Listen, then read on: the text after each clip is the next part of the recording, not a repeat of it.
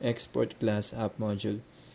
At the top are the import systems. The next section is where you configure the @ng module by stating what components and directives belong to it, declarations, as well as which other modules it uses, imports. For more information on the structure of an @ng module, be sure to read bootstrapping. Launching your app with the root module. Prerequisites: the declarations array, using directives with @ng module. Prerequisites: a basic understanding of the following: JavaScript modules versus ng module. An ng module describes how the application parts fit together. Every application has at least one Angular module, the root module, which must be present for bootstrapping the application on launch. By convention and by default, this ng module is named app module. When you use Angular CLI command ng-new to generate an app, the default app module looks like the following: JavaScript imports, import browser module from @angular/platform browser. After the import, and the same thing as earlier, after the import statement is a class with the @ng module decorator. The @ng module decorator identifies app module as an ng module class. ng module takes a metadata object that tells Angular how to compile and launch the application. Metadata object, details. Metadata object, declarations, details, this application's loan component. Imports, import browser module to have browser-specific services such as DOM rendering, sanitation, and location. Providers, the service providers. Bootstrap, the root component that Angular creates and insert into the index.html host web page. The default application created by the Angular CLI only has one component, app component, so it's in both the declaration and the bootstrap arrays. The declaration array, the module's declarations array tells Angular which components belong to that module. As you create more components, add them to declarations. You must declare every component in exactly one ng module class. If you use a component without declaring it, Angular returns an error message. The declarations array only takes declarables. Declarables are components, directives, and pipes. All of a module's declarables must be in the declarations array. Declarables must belong to exactly one module. The compiler emits an error if you try to declare the same class in more than one module.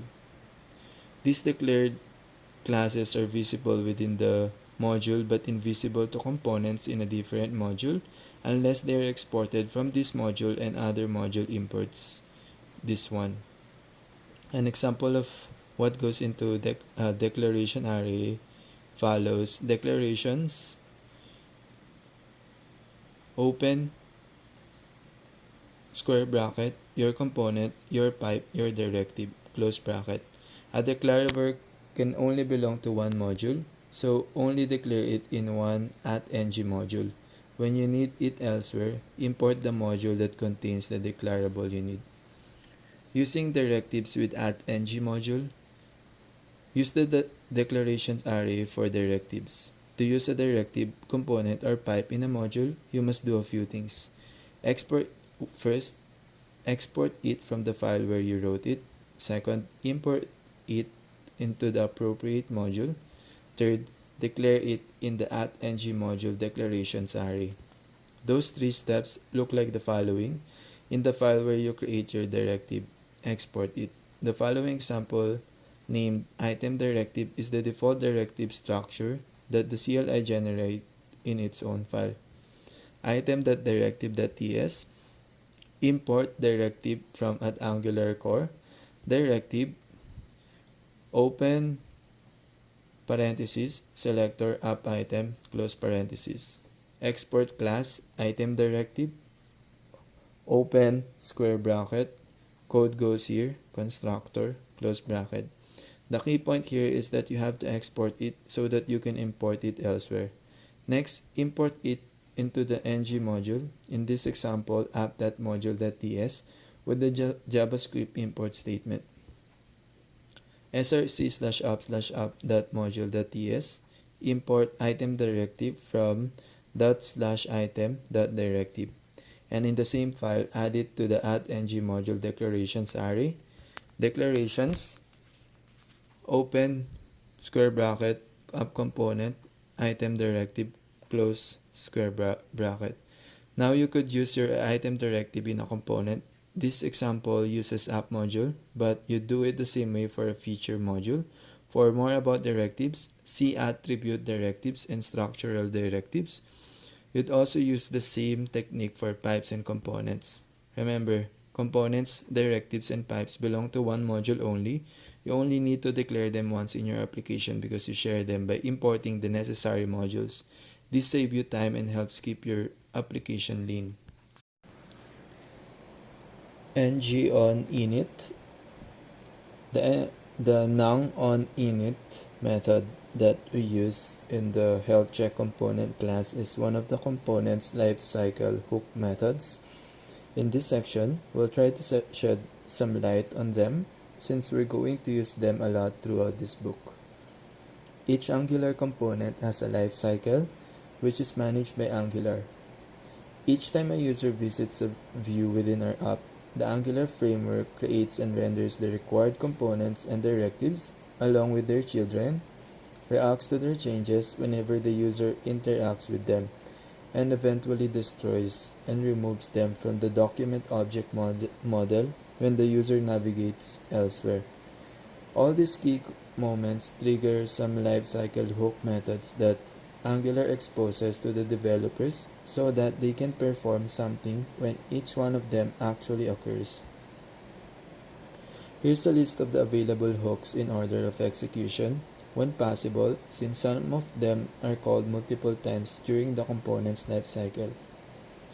Nang on changes responds when Angular resets databound input properties. The method receives a simple change object of current and previous property values called before nang on init and whenever one or more databound input properties changes. Nang on init initializes the directive or component after Angular first displays the databound properties and sets the directive/component's input properties. Called once after the first nang on changes method, nang do check detects and cuts upon changes that Angular can't or won't detect on its own, called during every change detection run immediately after nang on changes and nang on init.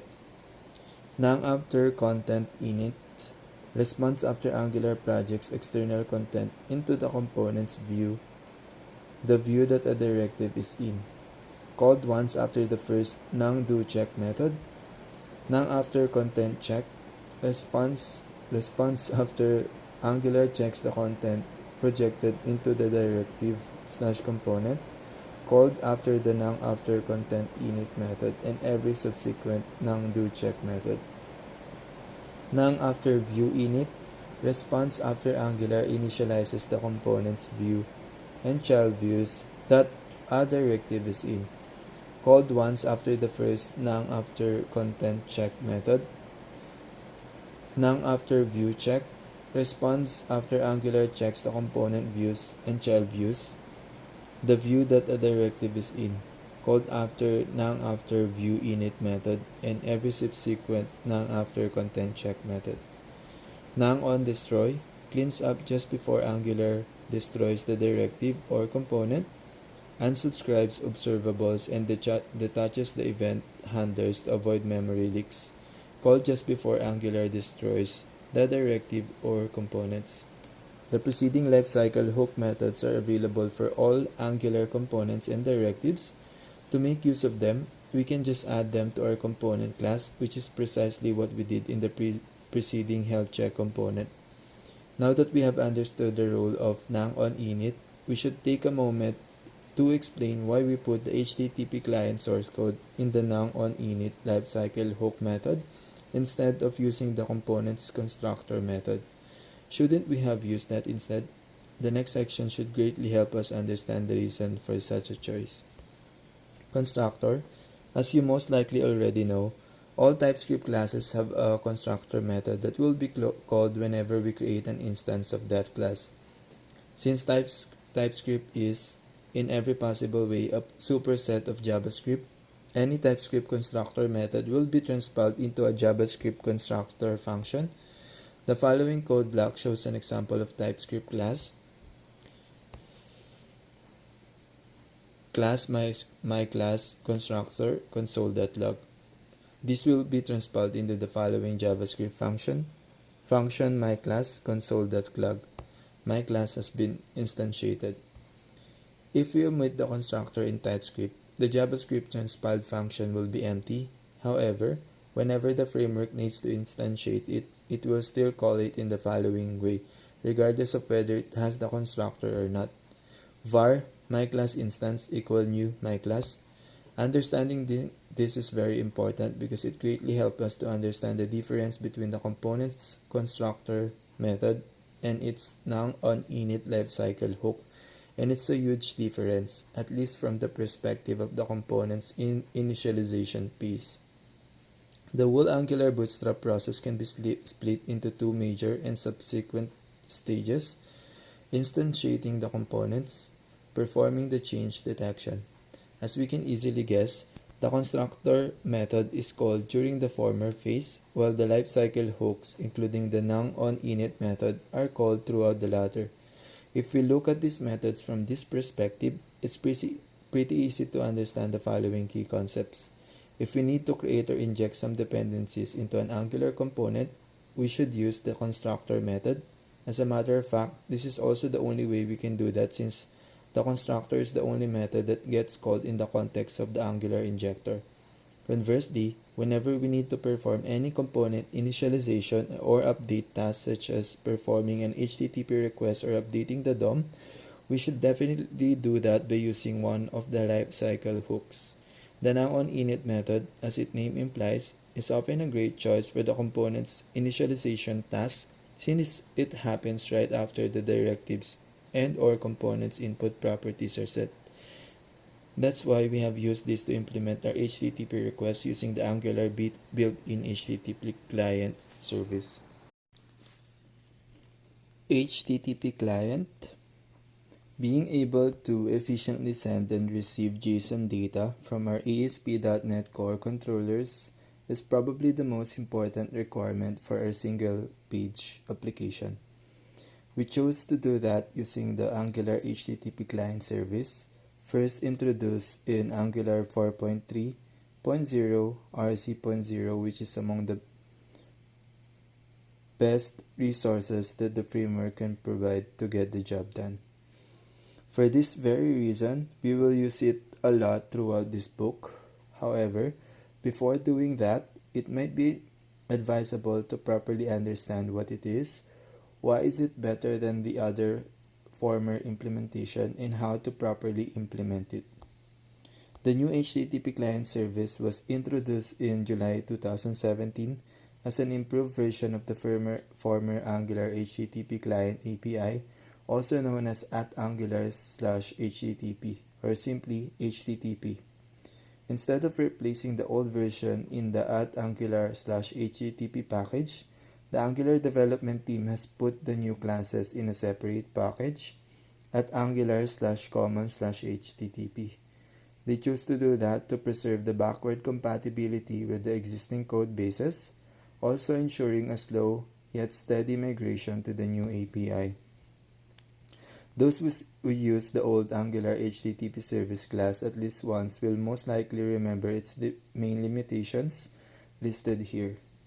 JSON was not enabled by default, forcing the developers to explicitly set it within the request headers, and JSON.parse/JSON.stringify the data when working with RESTful APIs. There was no easy way to access the HTTP request or response pipeline.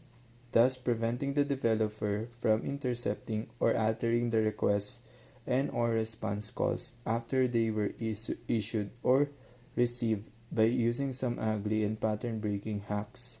As a matter of fact, extensions and wrappers classes were basically the only way to customize the service, at least on a global scale.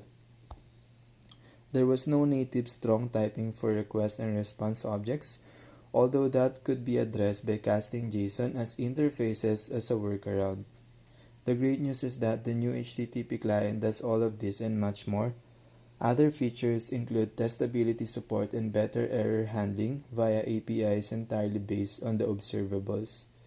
It's worth noting that putting the HTTP client service within the component itself is not good practice because it will often lead to unnecessary code repetition among the various components that need to perform HTTP calls and handle their results.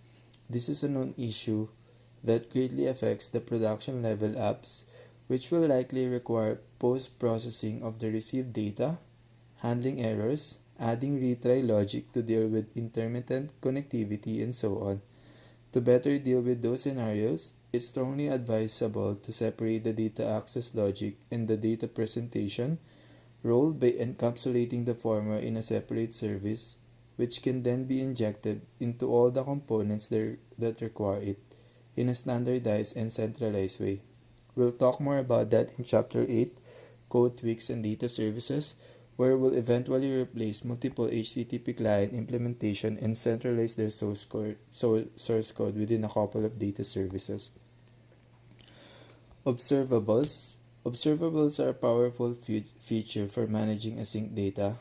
They are the backbone of the ReactiveX JavaScript RxJS library, which is one of Angular's required dependencies.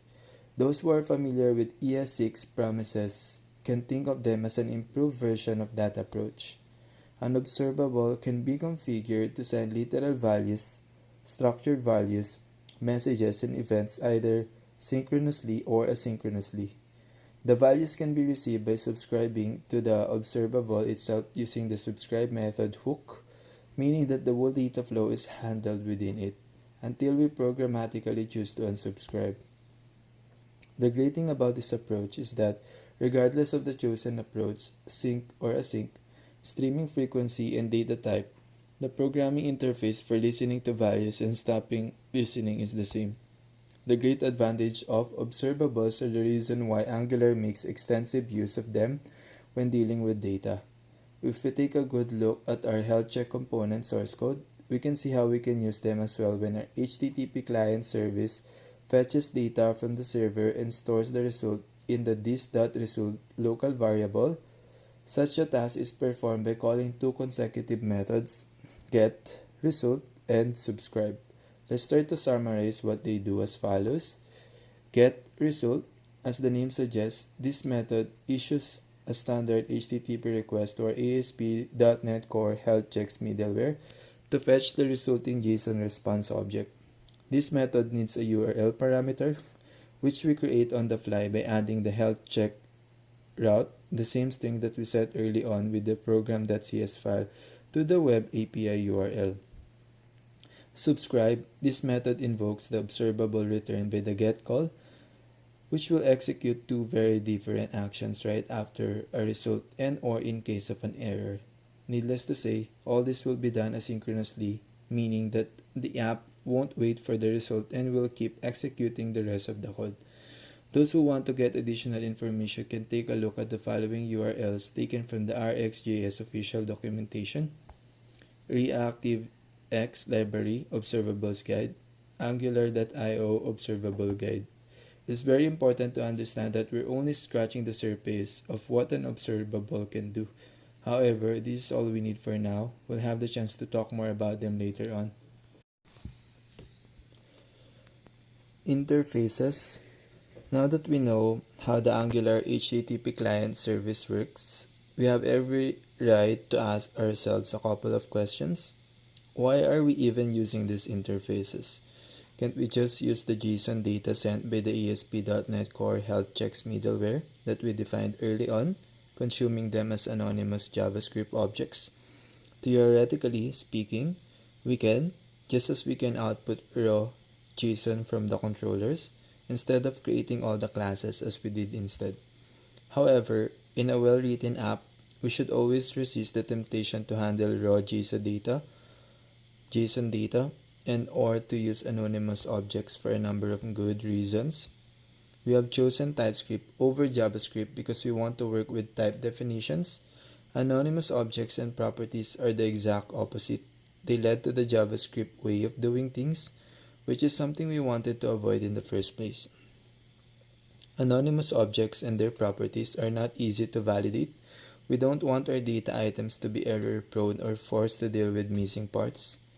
Anonymous objects are hardly reusable. In other words, they won't benefit from many handy Angular features such as object mapping that require objects to be actual instances of an interface or type. The first two arguments are very important, especially if we're aiming for a production-ready application, no matter how easy our development task might seem at first. We should never think that we can afford to lose that level of control over our application source code. The third reason is also crucial. As long as we want to use Angular to its full extent, if that's the case, using an undefined array of properties such as raw JSON data is basically out of the question. Conversely, using a structured TypeScript interface is arguably the most lightweight way to work with structured JSON data in a strongly typed fashion. It's worth noting that we've not added the export statement to our interface. We did that on purpose, since we're only going to use this within the health check component class. Should we need to change this behavior in the future, for example, to create an external data service, we'll have to add this statement and arguably move each one of them into a separate file to enable us to import these interfaces into other classes. Here's the /src/app/health-check/health-check.component.html source code. As we already know from chapter 3, looking around, the template part of our Angular component is basically an HTML page containing a table with some Angular directive. Before moving on, let's have a closer look as follows. ngIf. This is a structural directive that conditionally includes the container HTML element based on the Boolean expression values specified after the equal sign. When such an expression evaluates to true, Angular renders the element. Otherwise, it doesn't. It can be chained with an else block that, if present, will be shown when the expression evaluates to false or null. In the preceding code block, we use the if directive within the table element so that it only appears when the result internal variable, which we defined in the component class early on, stops being undefined, which will happen after the data has been fetched from the server. nang4, another structural directive that renders a template for each item contained in a given collection.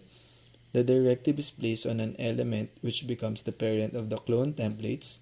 In the preceding block, we use it inside the main table element to create and show a tr element, a row for each check item within the result.checks array. Check name, check response time, and so on.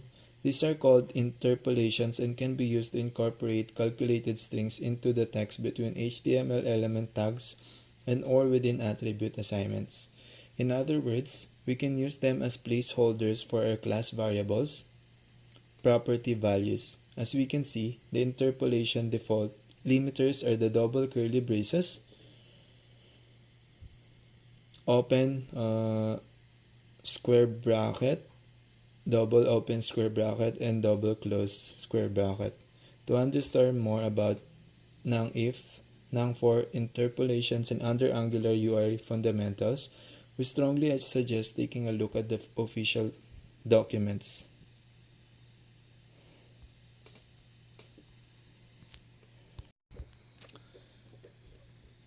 Nang modules. Nang modules configure the injector and the compiler and help organize related things together. An ng module is a class marked by the @ngModule decorator.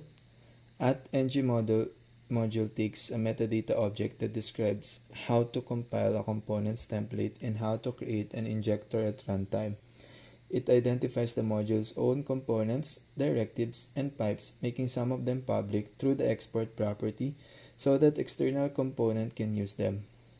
Now module can also add service providers to the application dependency injectors. For an example application showcasing all the techniques that Nang module's related pages cover, see the live example/download example. For explanations on the individual techniques, visit the relevant Nang module pages under the Nang module section. Angular modularity. Modules are a great way to organize an application and extend it with capabilities from external libraries. Angular libraries are Nang modules such as Forms module, HTTP client module, and Router module. Many third-party libraries are available as Nang modules such as Material Design, Ionic, and Angular Fire 2. Nang modules consolidate components, directives, and pipes into cohesive blocks of functionality, each focused on a feature area, application business domain, workflow, or common collection of utilities. Modules can also add services to the application. Such services might be internally developed, like something you've developed yourself, or come from outside sources, such as the Angular router and HTTP client. Modules can be loaded eagerly when the application starts or lazy loaded asynchronously by the router. Now module metadata does the following. Declare which components, directives, and pipes belong to the module. Make some of those components, directives, and pipes public so that other modules' templates can use them. Import other modules with the components, directives, and pipes that components in the current module need. Provide services that other application components can use. Every Angular application has at least one module, the root module. You bootstrap that module to launch the application. The root module is all you need in an application with few components. As the application grows, you refactor the root module into feature modules that represent collections of related functionality. You then import these modules into the root module. Structural directives. This guide is about structural directives and provides conceptual information on how such directive works, how Angular interprets their shorthand syntax, and how to add template guard properties to catch template type errors. Structural directives are directives which change the DOM layout by adding and removing DOM elements. Angular provides a set of built-in structural directives such as nangif, nang4, nangswitch, and others, which are commonly used in all Angular projects. For more information, see built-in directives.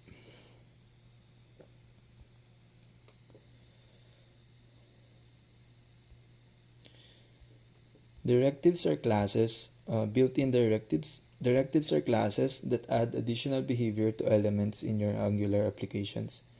Use Angular's built-in directives to manage forms, lists, styles, and what users see. The different types of Angular directives are as follows.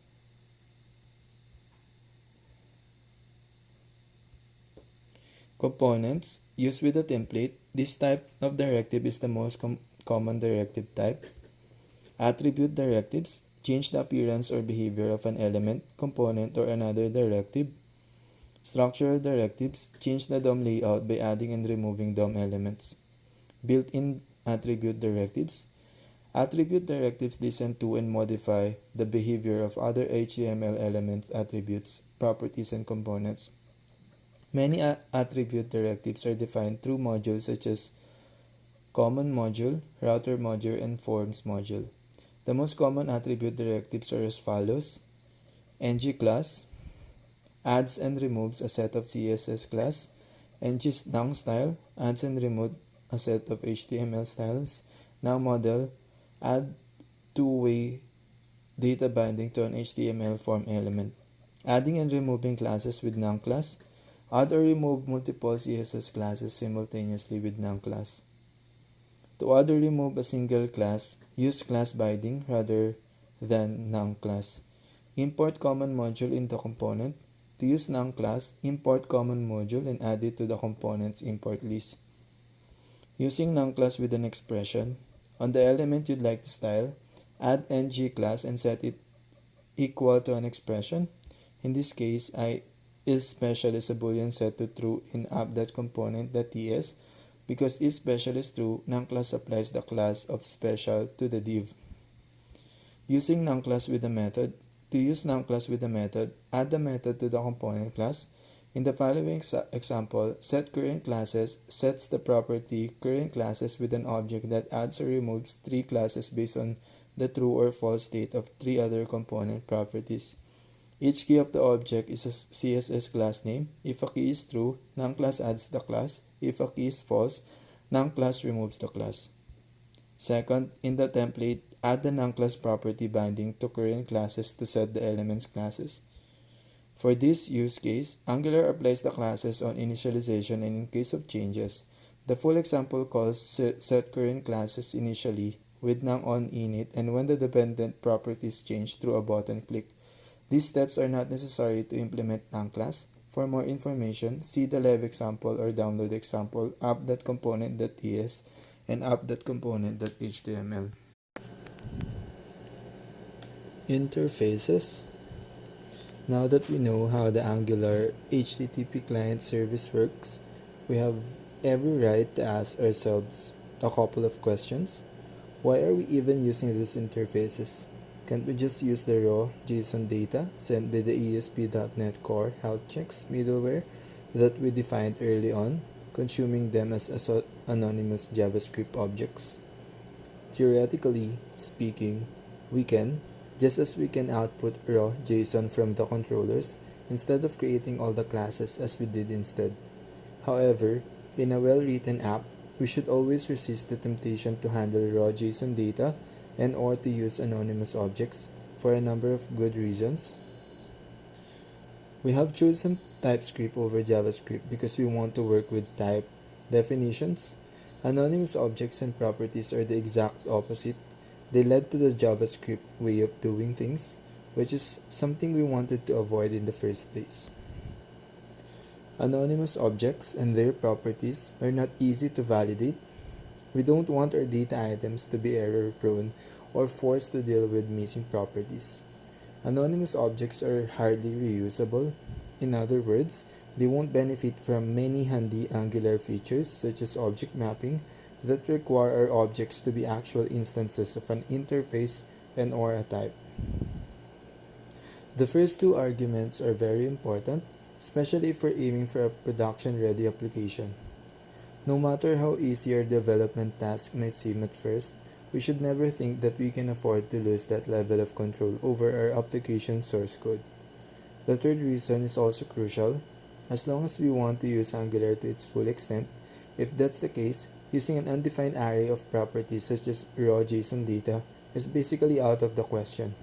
Conversely, using a structured TypeScript interface is arguably the most lightweight way to work with structured JSON data in a strongly typed fashion. It's worth noting that we've not added the export statement to our interface. We did that on purpose since we're only going to use this within the health check component class. Should we need to change this behavior in the future, for example, to create an external data service, we'll have to add a statement and arguably move each one of them into a separate file to enable us to import these interfaces to other classes. health-check.component.html. Here's the /src/app/health-check/health-check.component.html source code. As we already know from chapter 3, looking around, the template part of our Angular component is basically an HTML page containing a table with some Angular directive.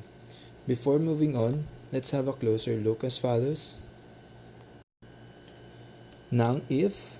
This is a structural directive that conditionally includes the container HTML element based on the Boolean expression value specified after the equal sign. When such an expression evaluates to true, Angular renders the element, otherwise it doesn't. It can be chained with an else block that if present will be shown when the expression evaluates to false or null.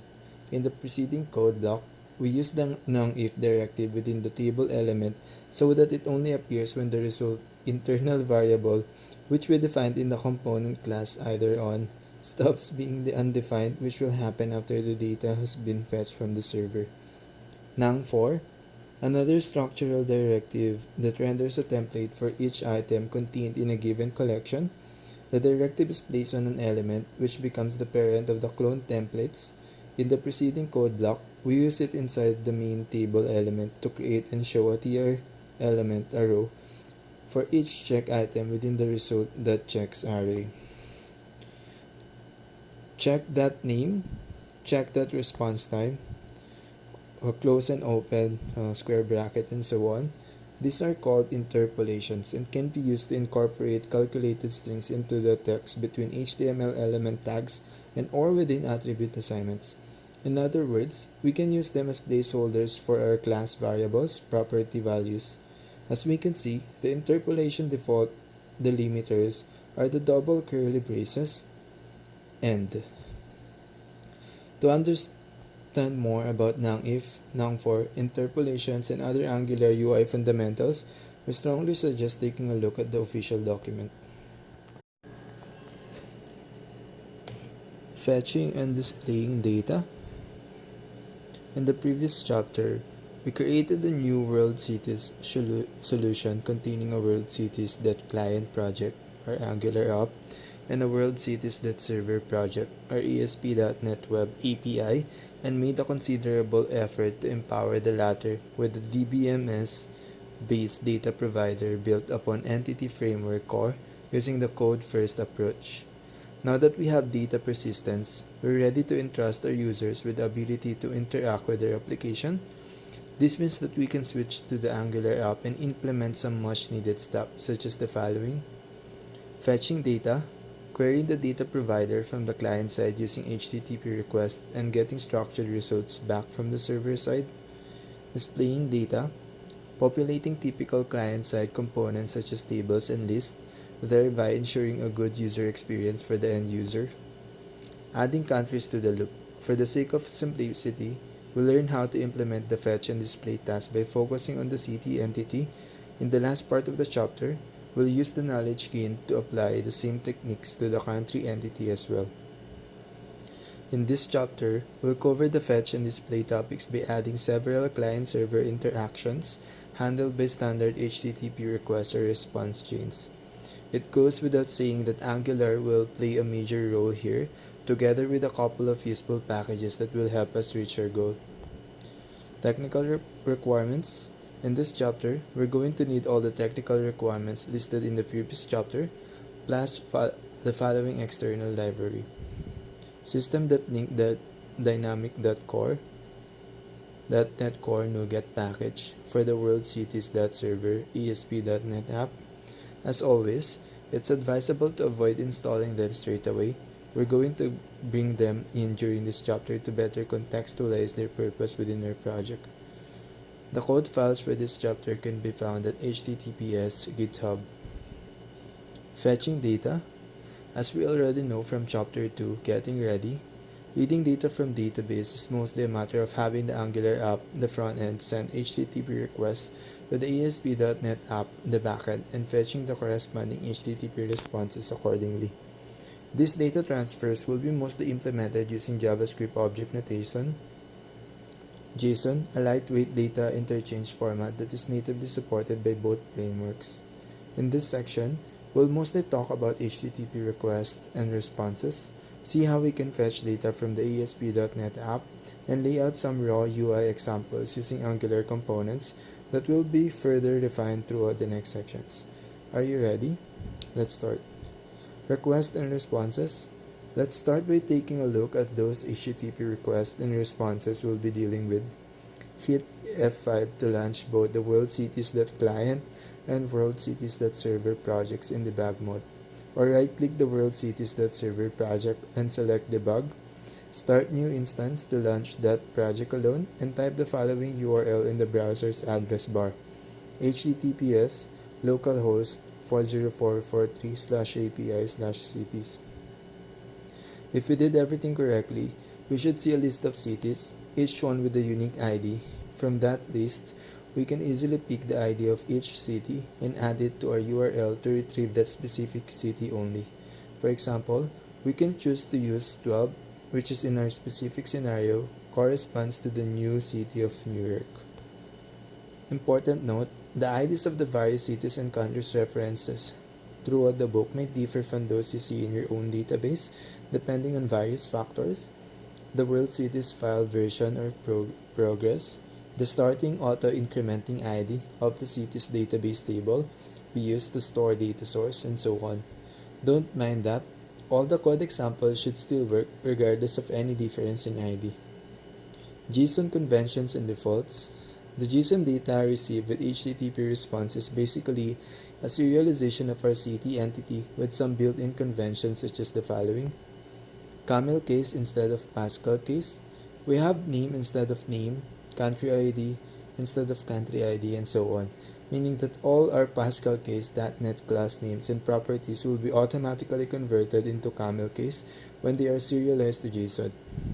No indentation and no line feed or carriage return, LF or CR. Don't get fooled by the fact that MS Edge, which is the browser we are using for this book screenshot, is showing it with proper indentation, formatting, and even syntax highlighting. That's a UI or UX rendering feature of the browser. The JSON data we receive from the server is stocked within a single line of text. To quickly verify the no indentation default convention of the source JSON data, right-click on a white spot within the browser's page and select View Page Source. Doing this will allow us to see the actual JSON output received by the server, which features no indentation at all. These conventions are the default options set by ESP.NET Core when dealing with JSON output. Most of them can be changed by adding some customization options to the MVC middleware. However, we don't need to do that as they are perfectly supported by Angular, which is what we're going to use to deal with those things. We just have to ensure that the Angular interfaces that we'll create to mirror the entity classes have their names and properties set to camel case. Anyone who wants to know why they chose camel case instead of Pascal case as the default serialization option should check out the following GitHub thread. That said, if you want to increase the readability of our JSON output in browsers that don't support automatic JSON formatting, such as Google Chrome or Mozilla Firefox, we can add some indentation so that we'll be able to understand more of those outputs. To do that, open the program.cs file and add the following options to the builder.services.controllers method. After saving the file, hit F5 to start the project in debug mode, then type the previous URL once more. Once the page is loaded, right-click on it and select View Page Source to see indentation changes. Here we go. As we can see, by enabling this option, the JSON becomes much more readable with Angular still being able to properly access it. However, such a change will also have a minor impact on performance since all those line feeds and space characters will slightly increase the overall size of all the HTTP responses returned by the server-side API. If we want to switch from camel case default to Pascal case, we could also add the following option. Options that JSON serializer options that property naming policy equal null.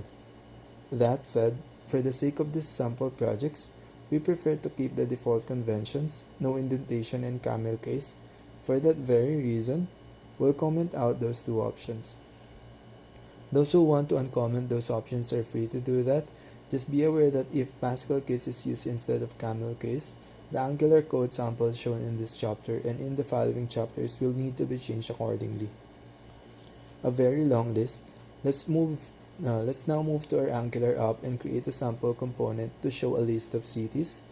We already created a component in chapter 4 frontend and backend interactions, so we know what to do. First, open command prompt. Second, navigate to the /src/app folder of the World Cities.client Angular project. Type nang generate component cities --module equal app --skip -test to create the following new files using the Angular CLI: /src/app/cities/cities.component.ts, .html.scss. From Solution Explorer, create an additional ct.ts file inside the /src/app/cities/folder of the worldcities.client Angular project. Once this is done, fill the new files with the following content: ct.ts. Open the ct.ts file and add the following: export interface ct, id, number, name, string, lat, number, lon, number. This small file contains our ct interface, which we'll be using in our cities component class file. Since we're eventually going to use it in other components as well, it's better to create it within a separate file and decorate it within the export statement so that we'll be able to use it there as well when the time comes. cities.component.ts. Open the /src/app cities.component.ts file and replace its content with the following. As we can see, we added an import reference to the ct interface we created a short while ago. We also used the nownOnInit lifecycle hook method to perform the HTTP request that will retrieve the cities, just like we did in Chapter 4, front-end and back-end interactions for our previous health check app. Then, go to cities.component.html. As we can see, the preceding HTML structure has nothing special. It's just a header, a paragraph, and a table with some standard loading logic to let the user know that we'll asynchronously load the data in hopefully short while. However, there are at least two attributes that deserve a couple of words. The hidden attribute. If we take a look at the cities.component.html file's HTML code, we can see that the table element features a strange hidden attribute. Why is it there and why is it being square brackets? As a matter of fact, the hidden attribute is an HTML5 valid content attribute that can be legitimately set on any HTML element. The role it's supposed to play is very similar to the CSS display none setting. It indicates to the browser that the element and all of its descendants should not be visible or perceivable to any user. In other words, it's just another way to hidden content from the user. For additional information regarding the hidden attribute, check out the following URL.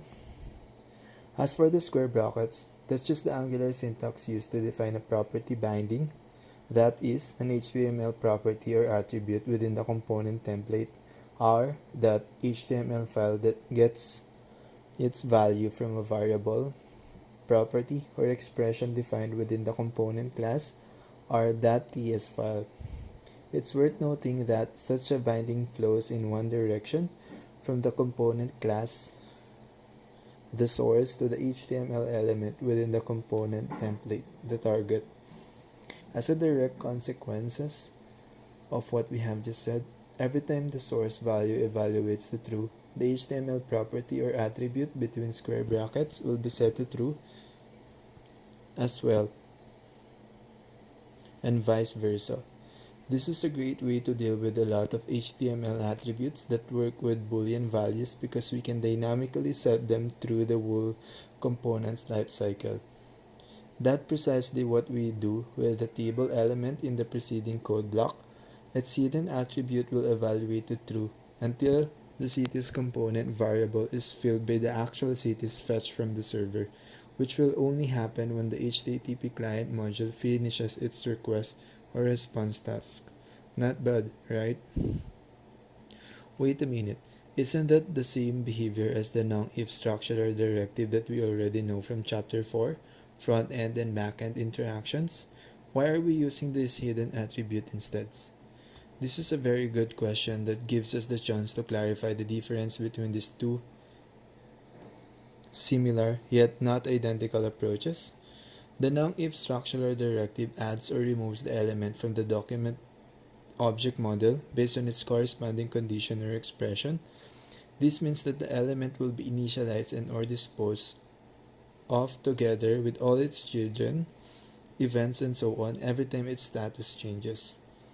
The hidden attribute, much like the display None CSS setting will only instruct the browser to show the element to or hide the element from the user. This means that the element will still be there, thus being fully available and reachable, for example, by JavaScript or other DOM manipulating actions. As we can see by looking at the preceding HTML code, we're using both of them. The nonIF structural directive adds or removes the loading p element, while the hidden attribute binding shows or hides the main table. We have chosen to do this for a reason. The p element won't have children or events depending on it, while the table attribute will soon become a complex object with a lot of features to initialize and preserve within the DOM. Using the hidden attribute for that will also grant better performance than nonIF when we need to show or hide lots of DOM elements. Cities.component.css. Before testing our new component, let's take the chance to apply some styling to our table element using our SCSS file. That's it. At least for now, our cities component is good enough to be shipped. We just need to integrate it within our Angular app. app-routing.module.ts. As we already know, this component can only be loaded and can only be reached by Angular client-side routing if we add it to the app-routing.module.ts file in the following way. New lines are highlighted. Import cities component from ./cities/cities.component. Path cities, component, cities component. Here we go. Now we need to deal with the UI, nav-component.html. More specifically, we need to add reference to the new component route within the app navigator component. Otherwise, the user won't be able to see and thus reach it using the UI. Adding sorting with matsort module. In order to implement sorting, we're going to use matsort module, which can be implemented just like the paginator module. This time, we won't make client-side sorting experiments as we did with paging early on. We're going for the server-side pattern right from the start. In general terms, whenever we deal with paging and sorting, we should always take the server-side implementation into account, since it will likely improve the overall performance of our apps, while often preventing the need to handle that kind of stuff using additional client-side code. Extending API result. Let's start with the ESP.NET backend part, in other words, the world-cities.server project. Do you remember the API result class we created earlier? It's time to improve its source code to add sorting support. From Solution Explorer, open the /data/API result.cs file and update its content accordingly. New or updated lines are highlighted. What we did was add two new sort column and sort order attributes to the main class static method and implement them through the code. While we were there, we also took the opportunity to define two new properties with the same name in uppercase so that the sorting details will be part of the JSON response, just like the paging ones.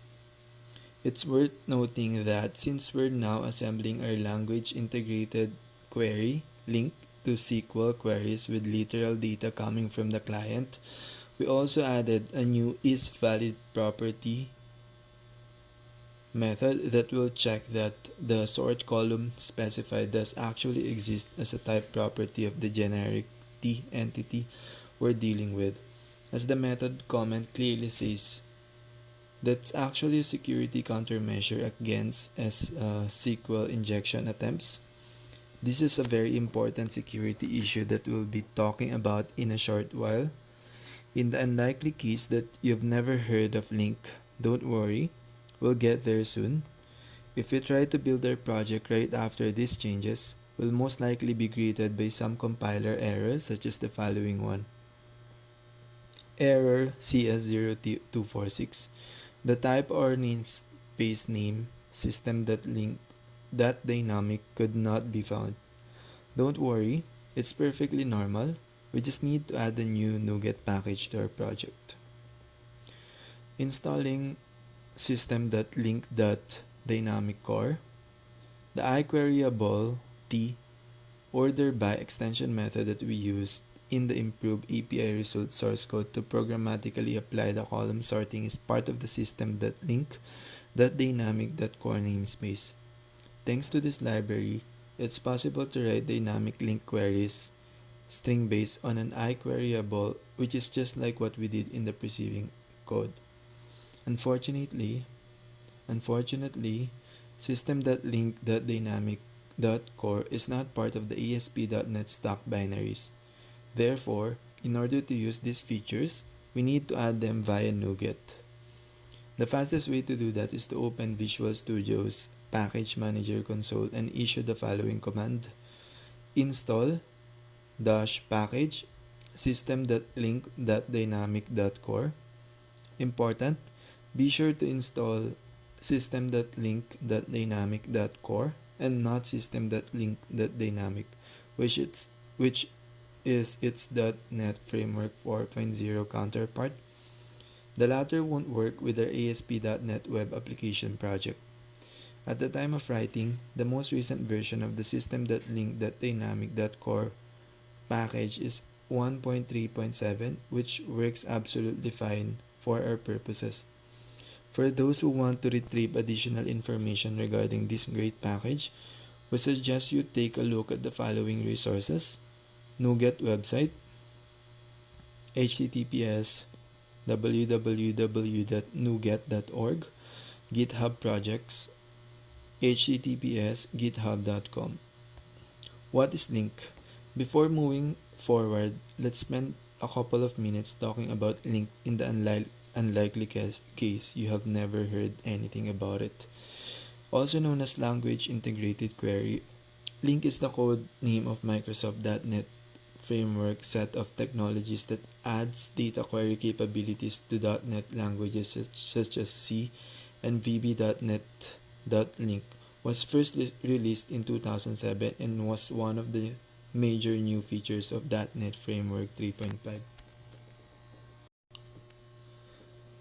The main purpose of link is to make the developer able to express structured queries against data using a first-class language construct without having to learn different query languages for each type of data source. Collection types: SQL, XML, CSV, and so on. For each of these major data source types, there's a link implementation that provides the same query experience for objects, link to objects, entity framework entities, link to entities, relational databases, link to SQL, XML, link to XML, and so on. Link structured queries can be expressed using two alternative, yet also complementary approaches: lambda expressions, such as the following: var city equal underscore context dot cities dot where parenthesis c equal right greater than c dot name equal quote New York close parenthesis dot first open and close parenthesis semicolon. Query expressions. Both yield the same result with the same performance since query expressions are translated into their lambda expressions equivalents before they're compiled. For additional information about link, lambda expressions, and query expressions, check out the following links: system.link.dynamic.core pros and cons. Now, since Link has been incorporated with .NET Framework since version 3.5 and it's shipped with each subsequent ASP.NET version ever since, what does the system.link.dynamic.core package actually do and why are we using it? As we can see from the two preceding examples, both lambda expressions and query expressions work with a strongly typed approach.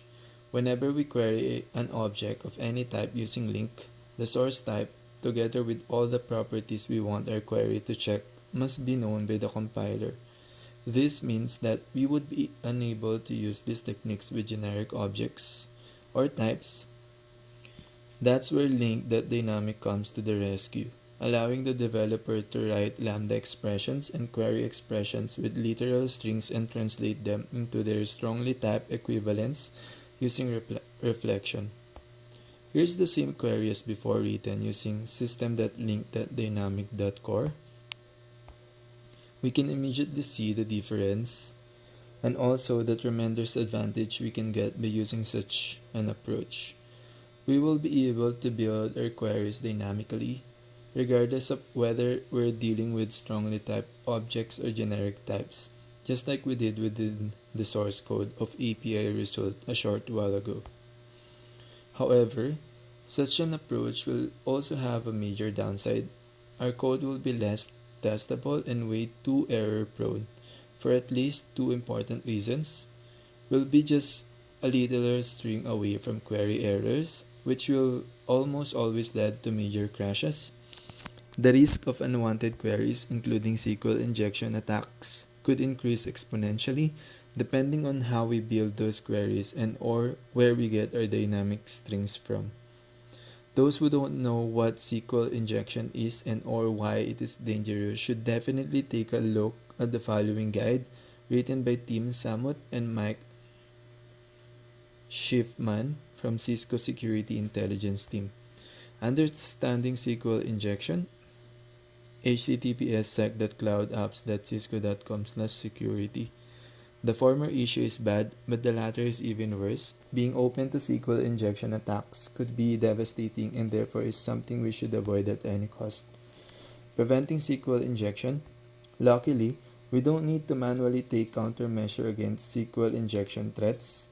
Although we're getting two potentially harmful variable strings coming from the client, sort column and sort order, we have already put in place effective countermeasures for both of them and preceding source code of API result. Here's what we did for the sort order. As we can see, we'll convert it into either ESC or DESC before using it anywhere, thus leaving no openings for SQL injection. As we can see, we'll convert it into either the sort column parameter is way more complex to handle because it can theoretically contain any possible column name mapped to any of our entities: ID, name, LAT, LON, ISO2, ISO3. If we were to check them all, we would need a very long conditional block, not to mention the fact that it would also be very hard to maintain whenever we add new entities and or properties to our project. For that very reason, we choose a completely different and arguably better approach which relies upon the following isValidProperty method. As we can see, this method checks that the given property name corresponds to an existing type property within our tGeneric entity class. If it does, it returns true. Otherwise, it throws a not supported exception or returns false depending on how we call it. This is a great way to shield our code against SQL injection because there's absolutely no way that a harmful string would match one of our entity's properties. The property name check has been implemented through system.reflection, a technique that's used to inspect and or retrieve metadata on types at runtime. To work with reflection, we need to include the system.reflection namespace in our class, which is precisely what we did at the beginning of the source code of our improved API result. For additional information about system.reflection, check out the following guide. As we can see, by looking back at the API result source code, such a method is being called in the following way: if not equals and then other codes. Those curly brackets define our SQL injection safety zone as long as we deal with sort column within them. We have nothing to worry about. Truth be told, even after implementing this defensive approach, there's still a minor threat we could be exposed to. If we have some reserved columns or properties that we don't want the client to interact with, system columns, for example, the preceding countermeasure won't block it from doing that. Although being unable to acknowledge their existence or to read their data, an experienced user could still be able to order the table results by them, provided that the user knows their precise name somehow. If we want to prevent this remote, yet theoretically possible, leak, we can set these properties to private or internal, since we told our isValid property method to only check for public properties and or rethink the whole method logic so that it better suits our security needs. Updating CITES controller. Now that we have improved our API result class, we can implement it within our CITES controller. Open the /controller/CITES controller.cs file and change its content accordingly. Updated lines are highlighted. Thanks to these two new parameters, our getCITES method will be able to sort the CITES the way we want. We're done with the back-end part. Let's now move on to the front end. Updating the Angular app. As always, we need to change the three files. The Angular material.module.ts file, where we need to add the new @angular/material module. The cities.component.ts file to implement the sorting business logic. The cities.component.html file to bind the new variables, methods, and references defined in the .ts file within the UI template. Let's do that. Angular-material.module.ts. Open the src/op/angular-material.module.ts file and add reference to mathsort module. Import mathsort module from @angular/material/sort. Don't forget to update the imports and exports arrays of @nang module as well. From now on, we'll be able to import the mathsort module related classes into any Angular component. cities.component.ts. Once done, open the cities.component.ts file and make following modifications. Updated lines are highlighted. Here is the breakdown of the most relevant changes. We imported the mathsource reference from the @angular/material package. We added 4 new class variables to set the paging and sorting default values: default page index, default page size, default sort column, and default sort order. 2 of them have been defined as public because we need to use them from the HTML template via two-way data binding. We moved the initial getData call from the class constructor to a new centralized data function so that we can bind it to the table, as we'll see in a short while. We added the sort column and sort order HTTP GET parameters to our HTTP params object so that we can send in the sorting information to the server side. Now we can move to the HTML template file. cities.component.html. Open the cities.component.html file and make the following modifications. Updated lines are highlighted. Here's what we did in a nutshell. We added the following attributes to the table, math table element. Math sort, a directive we added to the cities.component.ts file early on. Math sort change, an event binding that will execute the sort data method, also defined in the .ts file earlier, upon each sorting attempt by the user. Mathsort active and mathsort direction, 2 data bindings to the default sort column and default sort order variables that we defined in the .ts file earlier. We added the math-sort-header attribute to each th math-header cell element, 1 for each table column. Now we can see why we didn't use the sleek URL we defined early on in our ASP.NET CITES controller and opted for the standard get parameters instead.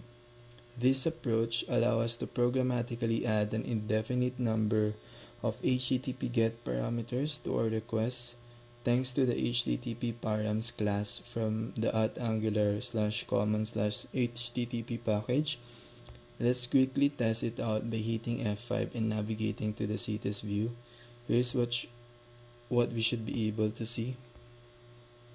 Figure 6.9, CITES table with pagination and sorting. The CITES are now sorted alphabetically in ascending order. If we click on the various column headers, we can change their order as we please. The first click will sort the content in ascending order, while the second will do the opposite.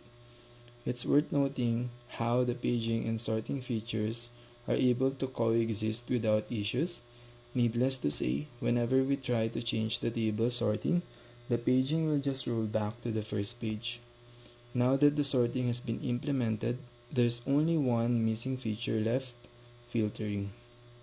Adding filtering.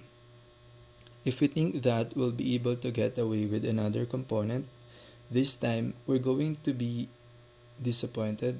Angular material does not provide a specific module to be used for filtering purposes. This means that we cannot rely on a standard approach to add filtering to our table.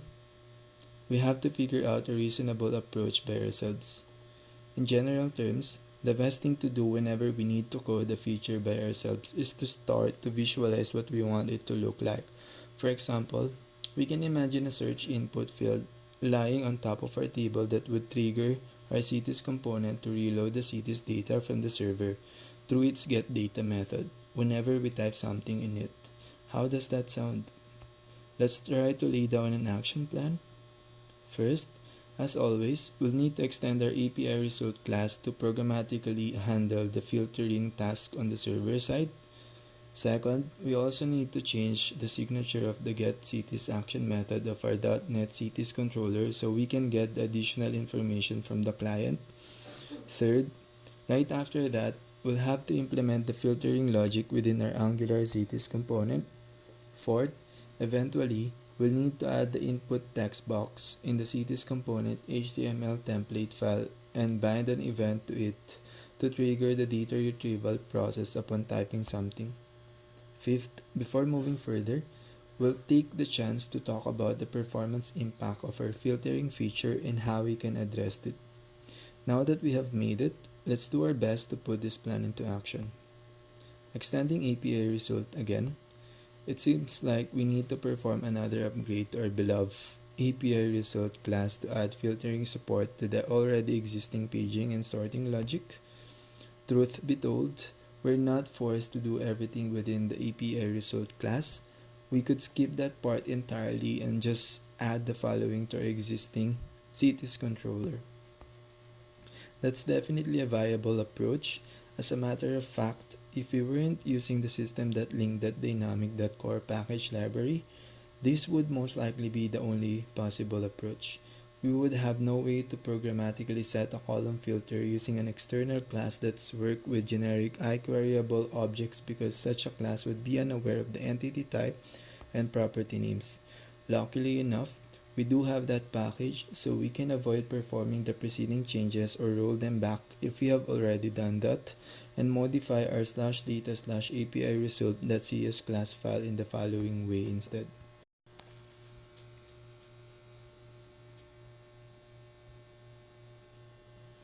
And that's it. As we can see, we were able to programmatically implement the iQueryable.where method, which actually performs the filtering task thanks to another useful extension method provided by the system.link.dynamic.core package. Needless to say, we took the chance to use our isValid property method again to shield our code against possible SQL injection attempts. The filtering related logic and dynamic link query will only be executed if it returns true, that is, if the filter column parameter value matches an existing entity's public property. While we were there, we also added two additional properties, filter column and filter query, so that we'll have them on the JSON response object and modify the constructor method signature accordingly. CITES controller. Now we can open our /controllers/CITES controller.cs file and make the following changes. The preceding code is very similar to the alternative implementation that we assumed in the previous section. As we mentioned earlier, both approaches are viable depending on our preferences. However, since we're going to use this same implementation for the countries in a short while, making good use of system.link.dynamic.core and centralizing all the iQueryable logic is arguably a better approach since it keeps our source code as dry as possible. The .NET part is done. Let's move on to Angular. CTIS component. Open the src/op/cts/cts.component.ts file and update its content in the following way. This time, the new code only consists of a few additional lines. We've just changed the signature of the load data method with a string question optional type so that we won't break anything, and conditionally added a couple of parameters to our HTTP request. That's it. CTIS component template HTML file. Let's see what we need to add to the /src/app/cts/cts.component.html template file. As we can see, we just added a mat-form field element with the usual hidden attribute binding to make it appear only after a CTIS have been loaded, and a keyUp event binding that will trigger the load data method upon each key press. This call will also contain the input value, which will be handled by our component class by the means we just implemented there. The only thing worth noting is that we've introduced a new Angular feature in the above code, a template reference variable #filter, which allows us to use data from a single element in another part of the template. We did that so that we could pass the updated value of the mat input element to our load data method. Theoretically speaking, we could have used $sign event that target that value instead of relying on a template reference variable. However, we'll make further use of that #filter in the following chapters, so we took the chance to introduce it now. For additional info on Angular's template reference variables, check out the following URL: CTIS component style SCSS file. Before testing it out, we need to make a minor change to this /src/app/cts/cts.component.scss file as well. This is required to make our new mat input module span through the entire available space. Angular material module. Wait a minute. Did we just say mat input module? That's correct. As a matter of fact, it seems like we have actually used an Angular material module in our filtering implementation after all, and for good reason, since it looks much better than a vanilla HTML input text box. However, since we did that, we need to reference it within our Angular material module container or we'll get a compiler error. To do that, open the /src/app/angularmaterial.module.ts file and add the required import statement. Import mat input module from @angular/material/input and the two references in the imports and exports arrays of @ng-module. That's it. Now, we can hit F5 and navigate to the CTIS view to test the new filtering feature. If we did everything properly, we should be able to see something similar to the following screenshot. Figure 6.10 CTIS table with pagination, sorting, and filtering. Looks pretty good, right? If we try to type something into the filter text box, we should see the table and the paginator update accordingly in real time. Look at what happens if we type New York in the filter text box. Figure 6.11 CTIS table filtered for New York. That's definitely a good real-time filtering feature. Code tweaks and data services. Our World CTIS web application is now a full-fledged project providing a number of interesting features. We can retrieve a list of all the cities and countries available in our DBMS and browse them through page tables that we can order and filter. Thanks to our master or detail UI pattern, we can also access a detailed view of each city and country where we can read and or edit the most relevant fields per both of them. And last but not least, we can create new cities and countries thanks to the add new capabilities of the aforementioned detailed view. Now, before going further, it could be wise to spend some time consolidating what we've learned so far and improve the basic patterns we have followed. After all, refining our front end and back end and the overall logic they're currently relying upon will definitely make them more versatile and fail proof for what is yet to come. This chapter is entirely dedicated to those tasks. Here's what we're going to do in the various sections that we're about to face. Optimizations and tweaks, where we'll implement some high-level source code and UI refinements. Bug fixes and improvements, where we'll leverage the preceding tweaks to enhance our ops consistency and add some new features. Data services, where we'll learn how to migrate from our current simplified implementation where we use the raw HTTP client service directly inside the components to a more versatile approach that allows us to add features such as post-processing, error handling, retry logic, and more. All these changes will be worth their time because they'll strengthen our app source code and prepare it for the debugging and testing phase that will feature in the next chapter. Alright, then, let's get to work. Technical requirements. In this chapter, we're going to need all the technical requirements that were listed in all the previous chapters with no additional resources, libraries, or package. The code files for this chapter can be found at GitHub. Optimizations and tweaks. In computer programming, the term code bloat is commonly used to describe an unnecessarily long, slow, or wasteful amount of source code. Such code is hardly desirable because it inevitably makes our app more vulnerable to human error, regression bugs, logical inconsistencies, wasted resources, and so on. It also makes debugging and testing a lot more difficult and stressful. For all of the aforementioned reasons, we should try to prevent that from happening as much as we can. The most effective way to counter code bloat is to adopt and adhere to the don't repeat yourself principle, which is something that any developer should try to follow whenever they can. As already stated in Chapter 6, Fetching and Displaying Data, DRY is a widely achieved principle of software development. Whenever we violate it, we fall into a wet approach, which could mean write everything twice. We enjoy typing or waste everyone's time, depending on what we like the most.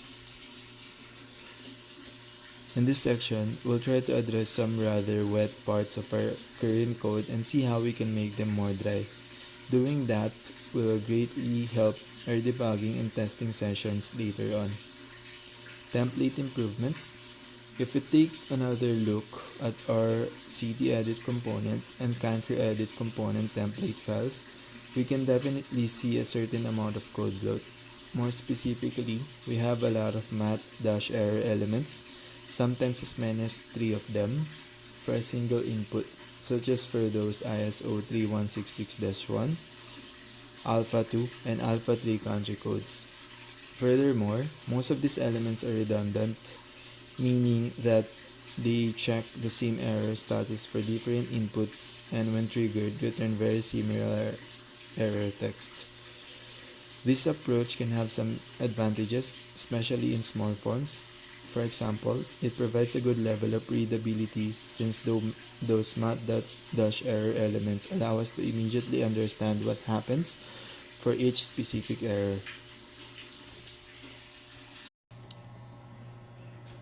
However, when dealing with big forms or an app with a lot of forms, this approach will eventually produce a considerable amount of source code, which could become hard to maintain.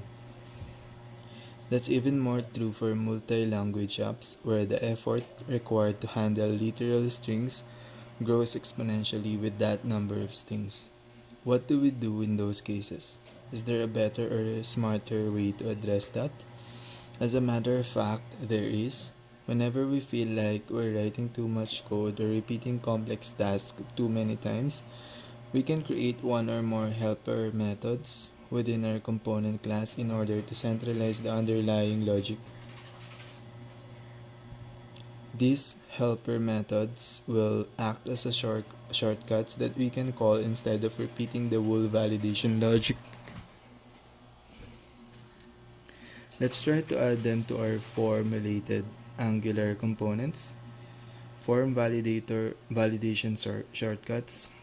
Let's see how to add form validation shortcuts in the country edit component class, which ended up with a lot of redundant math-error elements since we had to check a lot of possible error statuses for the two ISO 3166-1 country codes. Open the /src/ops/country/country-edit.component.ts file and add the following code right after the class declaration. New lines are highlighted. As we can see, we added a simple getErrors functions that returns an array of error messages corresponding to all the active errors for any given control, or an empty array if there are none. These errors will also be prepended with a display name parameter which can be set by the caller to ensure that each control will have its own personalized set of error messages.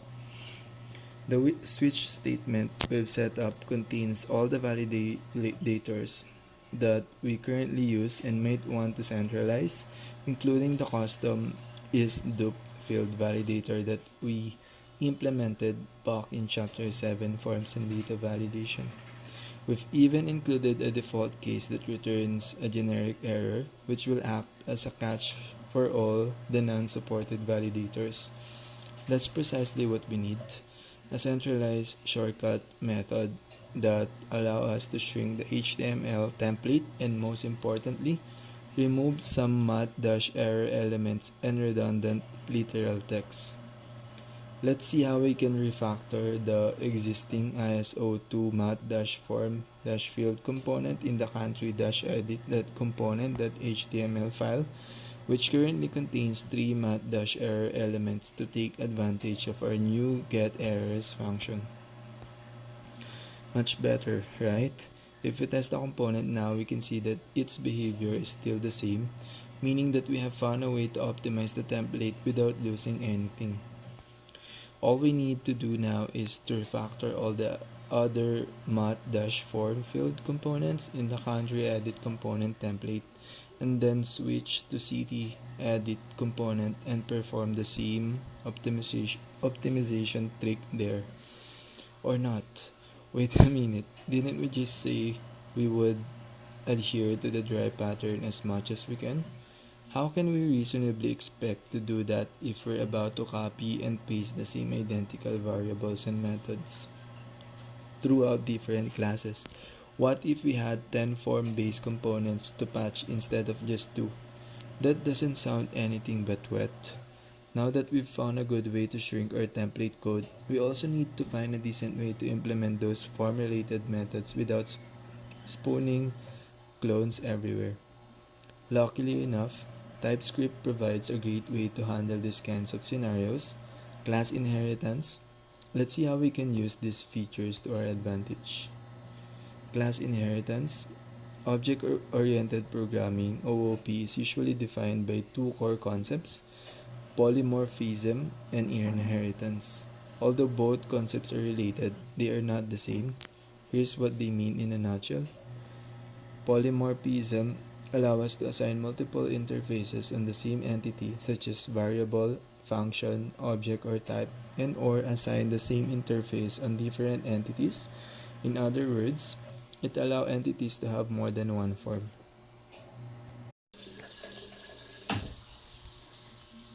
Inheritance allow us to extend an object or class by deriving it from another object. Prototype-based inheritance or class-based inheritance.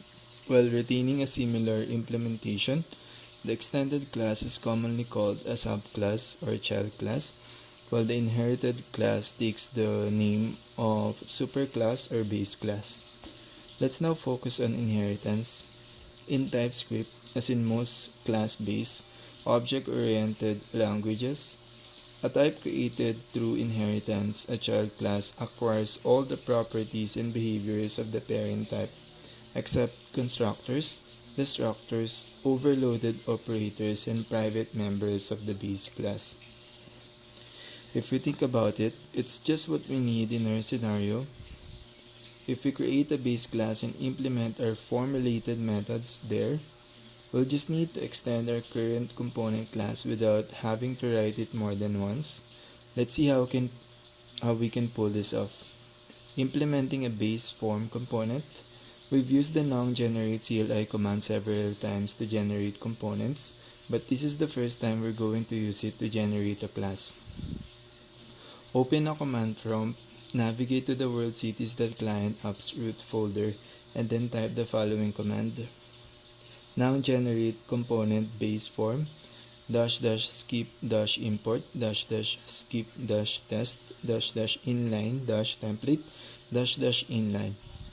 These settings will prevent the Angular CLI from creating anything other than the TypeScript file, since the component that we want to generate doesn't need HTML, test, and CSS files and doesn't need to be referenced in the app module. The preceding command will just create the /src/app/base-form.component.ts file and nothing else. This also means that we could even manually create that file instead of using the Angular CLI should we prepare to do that. Once the file has been created, open it and replace the existing content with the following code. As we can see, there's nothing much there, only the getError method that we saw a short while ago and the form variable itself. These two members can be moved and centralized here instead of declaring them in any component that needs to deal with the form. Also, we've purposely added the abstract modifier since we don't plan to ever instantiate this class. We only want other classes to derive from it. From now on, we'll assume that you understand the logic behind our code samples. Consequently, we're going to present them in a more succinct way to avoid wasting more pages by saying the obvious. Please bear with it. If you need to see the full file, you can always find it in the book's online source code repository on GitHub. Now, we have a base form component superclass that we can use to extend our subclasses. This means that we can update our current cd-edit component and country-edit component TypeScript files in order to extend their classes accordingly. Extending country-edit component, open the /src/app/country/country-edit.component.ts file and then add the base form component superclass at the end of the import list to the beginning of the file. That's it. Country-edit component has now officially become a child class of the base form component superclass. Last but not least, we need to invoke the superclass constructor by calling super inside the child class constructor's implementation. Before closing the TypeScript file, we should take the chance to remove the form variable as well as the getErrors method that we added earlier, since we have chosen to centralize them in the superclass. Now, we can finally refactor the remaining mat-form-field components included in the country-edit components HTML template, name and ISO3 using the getErrors method defined in the base class, since our child class will transparently inherit it from its superclass. For reasons of space, we won't show how to refactor them. Just keep what we did with the ISO2 field early on for reference, changing the form.get and display name parameters accordingly, or look at the GitHub code for this chapter for the fully updated source code. Let's now test what we did by hitting F5 and navigating through country edit component in both the edit and add new modes.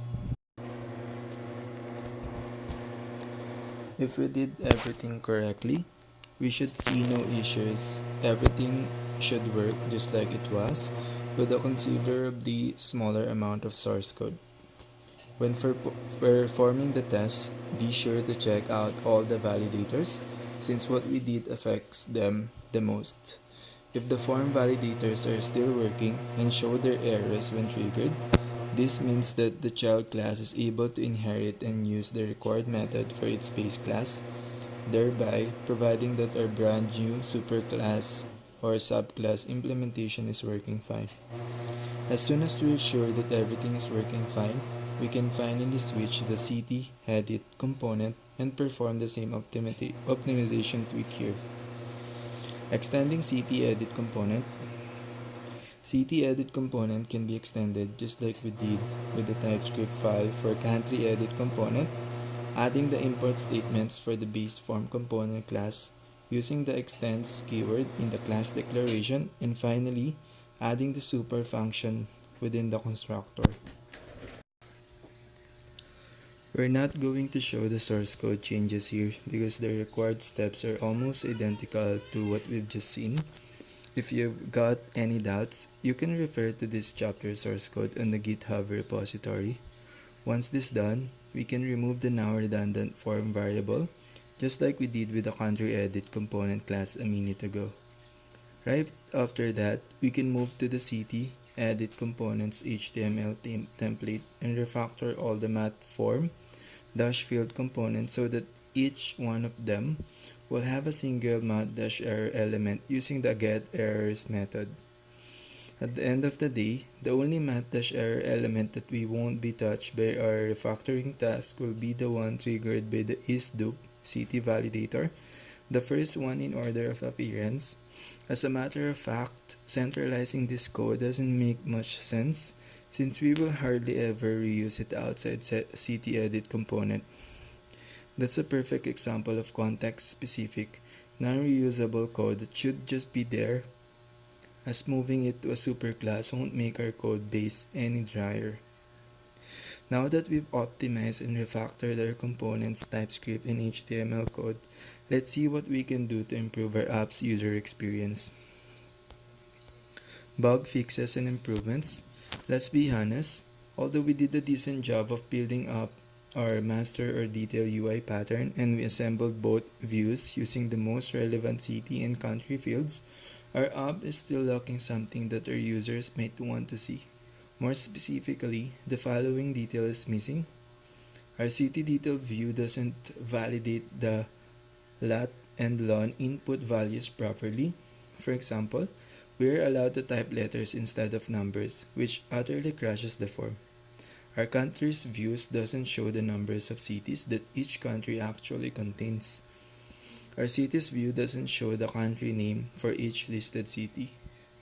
Let's do our best to fix all of these issues for good. Validating LAT and LON. Let's start with the only real bug. A form that can be broken from the front end is something that we should always avoid, even if those input types are implicitly checked in the backend by our ASP.NET Core API.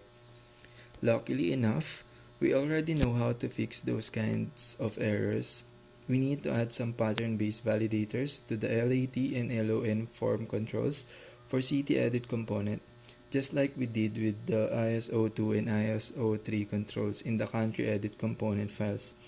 As we already know, we'll need to update the CT edit component class file to implement the validators and define a validation pattern based on a regex ct-edit.component.ts.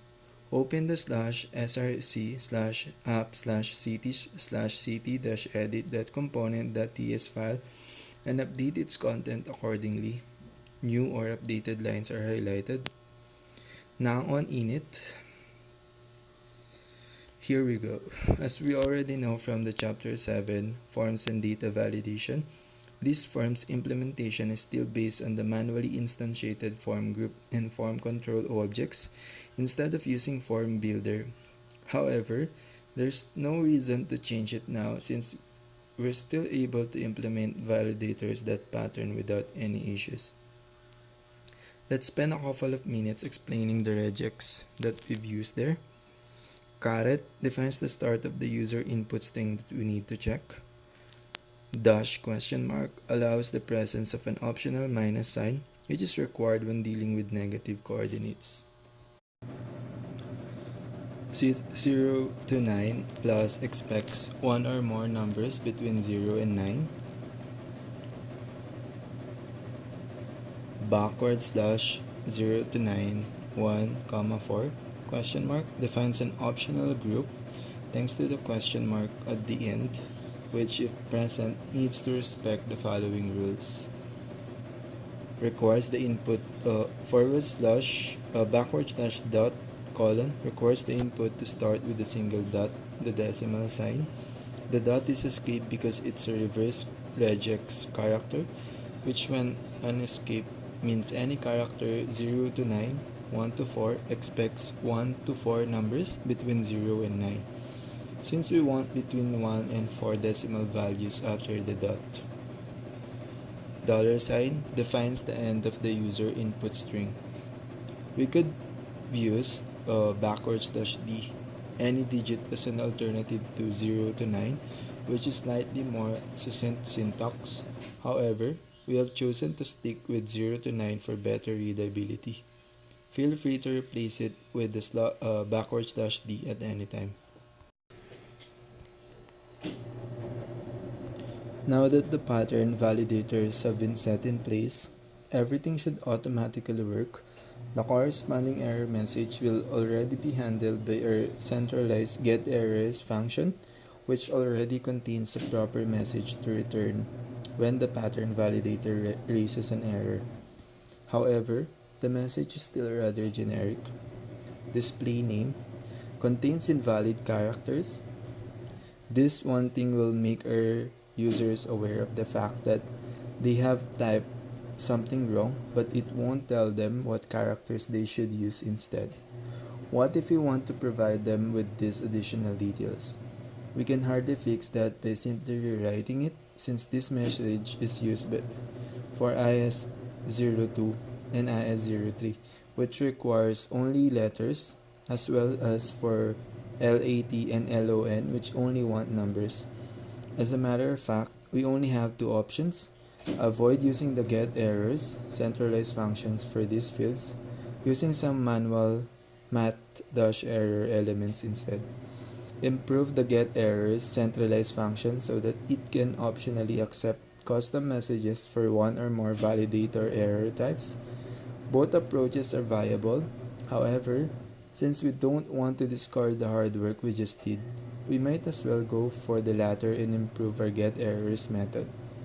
Luckily enough, that won't be hard. base-form.component.ts, open the /src/app/base-form.component.ts file and change the existing code of the getErrors function in the following way. Here we go.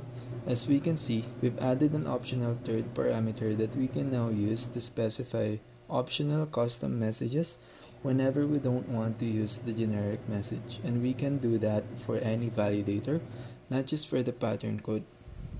It's worth noting that since the new custom messages parameter is optional, the getErrors refactoring that we just did is backward compatible, meaning that our existing code will still work even if we don't implement the new feature in any of our HTML templates. Let's see how we can implement the new feature, starting with HTML template file of ctEdit component, ct-edit.component.html, open the /src/apps/cT/ct-edit.component.html file and change the existing implementation for the LAT and LON fields in the following way. Once this is done, do the same in the IS02 and IS03 fields of the /src/app/country-edit.component.html file using a slightly different custom error message for IS02 and for IS03. Let's quickly test what we have done so far. First, hit F5 to start the app in debug mode. Second, navigate through the cities view. Third, filter the list to find Madrid. Fourth, type some invalid characters in the city latitude and city longitude input fields. If the new features has been implemented properly, we should see our error message appear in all their glory and save button disabled, just like in the following screenshot. Figure 8.1, error messages when inputting invalid latitude and longitude. That's it. Now we can repeat the same test for country edit controller to ensure that everything works there as well. Now that we have fixed our first UI bug, let's move on to the next task. Adding the number of cities. What we need to do now is find a way to show an additional column in the countries view that will allow our users to instantly see the number of cities for each listed country. In order to do that, we definitely need to improve our backend web API because we know that there's currently no way to retrieve such info from the server. Well, technically speaking, there's a way. We could use the getCities method of cities controller with a huge page size parameter, 99,999 or so, and a suitable filter to retrieve the whole set of cities for each country, and then count that collection and output the number. However, doing this would indeed have a huge performance impact. Not only would we have to retrieve all the cities for all the listed countries, but we would have to do that by issuing a separate HTTP request for each table row. That's definitely not what we want if we are aiming to fulfill our task smartly and efficiently. Here's what we're going to do instead. Find a smart and efficient way to count the number of cities for each listed country from the backend. Add a .cities property to our country Angular interface to store that same number on the client. Let's do this. Countries controller. Let's start with the backend part. Finding a smart and efficient way to count the number of cities for each country might be harder than it seems. If you want to retrieve this value in a single shot, that is, without making additional API requests with Angular, there's no doubt that we need to improve our current getCountries method of countries controller, which is what we're currently using to fetch the countries data. Let's open our /controller/countries controller.cs file and see how ASP.NET Core and Entity Framework Core EF Core can help us to do what we want. Here's the getCountries method that we need to update.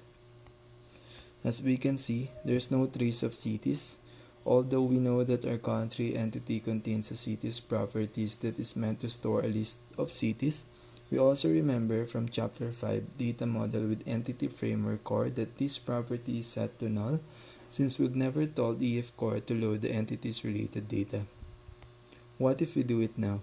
We could be tempted to solve our issue by activating the eager loading ORM pattern as discussed in chapter 5 data model with entity framework core and filling our cities property with actual values which to feed our Angular client. Here's how we could do that. However, it doesn't take a genius to understand that such a workaround is hardly smart and efficient. A country entity may have lots of cities, sometimes hundreds of them. Do we really think it would be acceptable for our backend to retrieve them all from the DBMS? Are we really going to flood our Angular front end with those huge JSON arrays? That's definitely a no-go. We can do better than that, especially considering that, after all, we don't need to retrieve all the city data for each country to fulfill our goal. We just need to know the number of cities. Here's how we can do that. As we can see, we went for a totally different approach. The include method is out of the way. Now, instead of eagerly loading the cities, we're using the select method to project our resulting countries into a brand new country DTO object that contains exactly the same properties as its source, plus a new TOT cities variable. That way, we never get the cities, we only fetch their number. It's also worth noting that since we switch out our country entity class for a new country DTO class, we had to change the API result generic type from API result to country to API result to country DTO in the method's return type. Although this method is a bit more complex to pull off, it's definitely a smart and efficient way to deal with our task. The only downside is that we need to create the country DTO class, which doesn't exist yet. Implementing authentication in Angular. In order to handle JWT-based token authentication, we need to set up our ASP.NET backend and our Angular frontend to handle all the required tasks. In the previous sections, we spent a good amount of time configuring the ASP.NET Core identity services and middlewares, meaning that we're halfway done. As a matter of fact, we're almost done with the server-side tasks. At the same time, we did nothing at the front-end level. The sample users that we created in the previous section, admin@email.com and user@email.com, have no way to log in, and there isn't a registration form to create new users.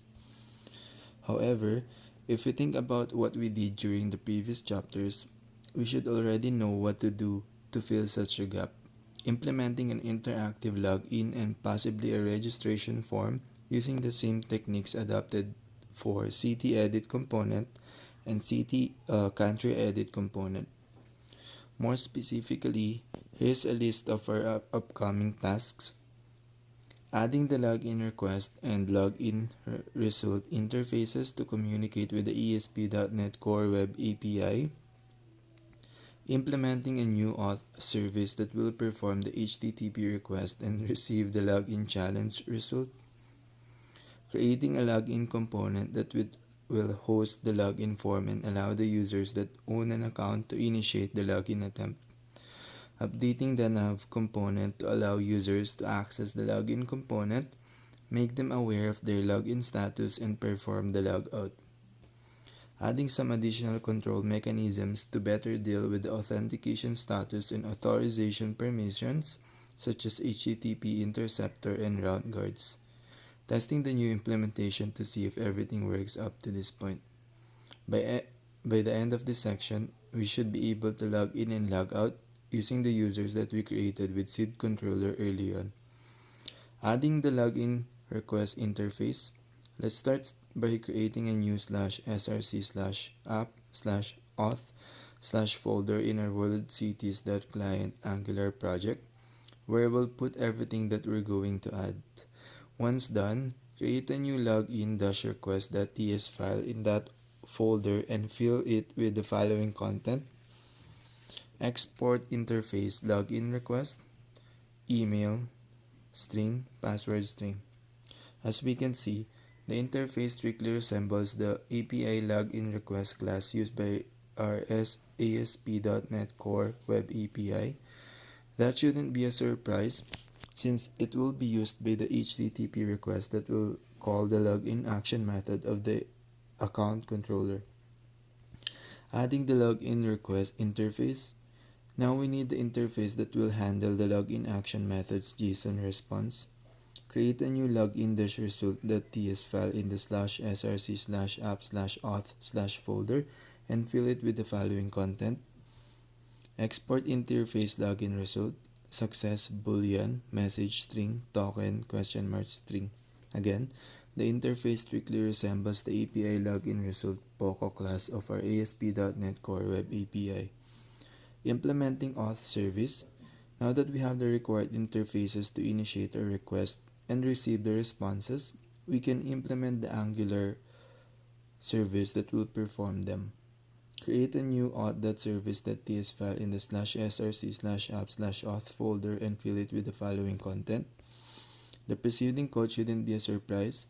We're just doing the same task we already did in the previous Angular services we implemented back in code tweaks and data services. The only new concept there is introduced by the following line: when the successful token is stored in the local storage.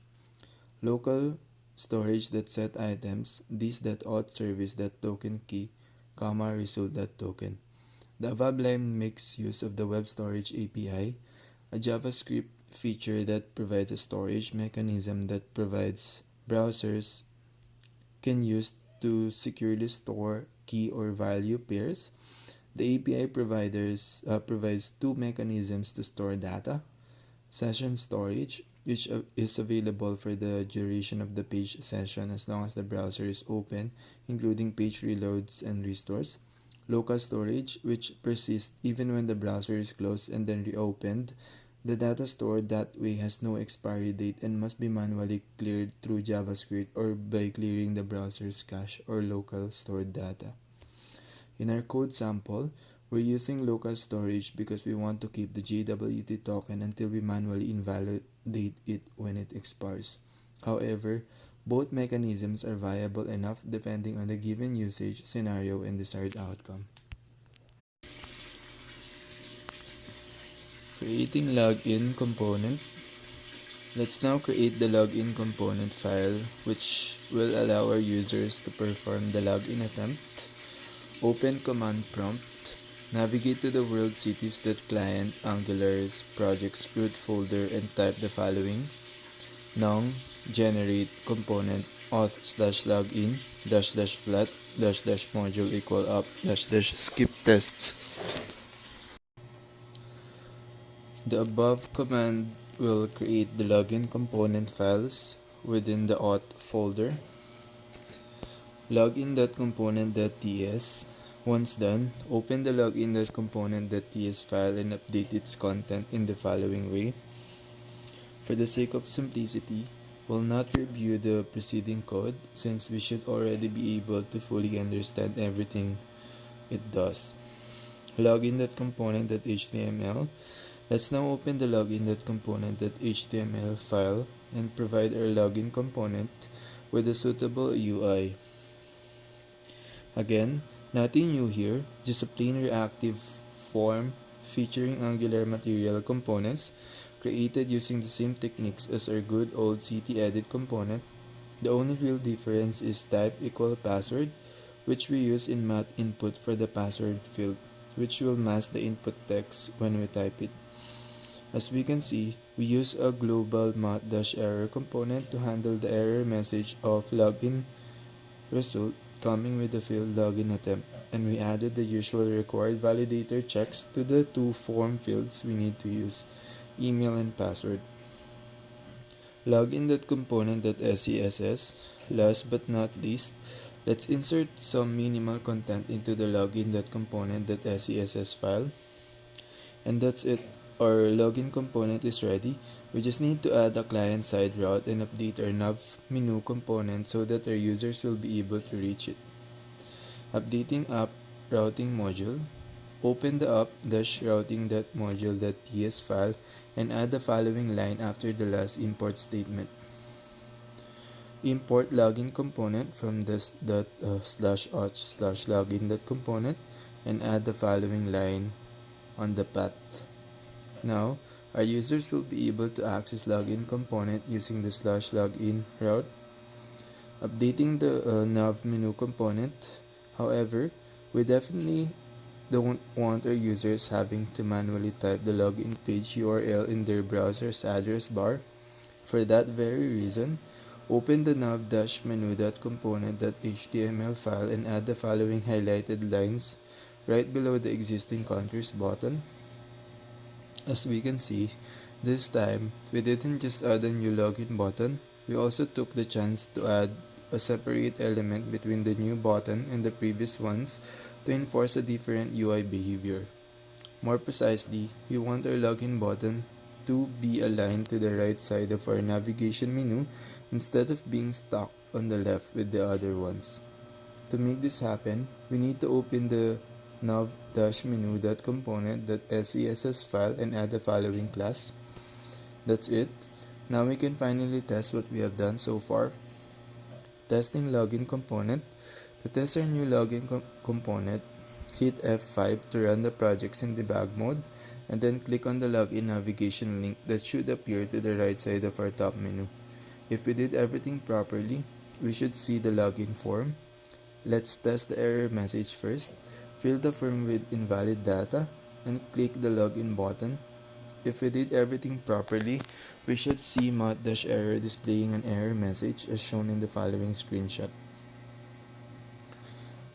Now, we can test the actual login using the user@email.com address that we created with our seed controller earlier on and its password. If everything works as it should be able to receive a valid token in the browser's console log as shown in the following screenshot. Not bad. Furthermore, if we check our browser's local storage application, local storage for Chromium-based browsers, we should also find our token stored there. While we are here, let's take the chance to call the router.navigate method to bring the authorized user back to the home view if the login attempt is successful, adding the following highlighted lines to the login method. This.authservice.login, login request, .subscribe, next, result, console.log result, this.login result equal result.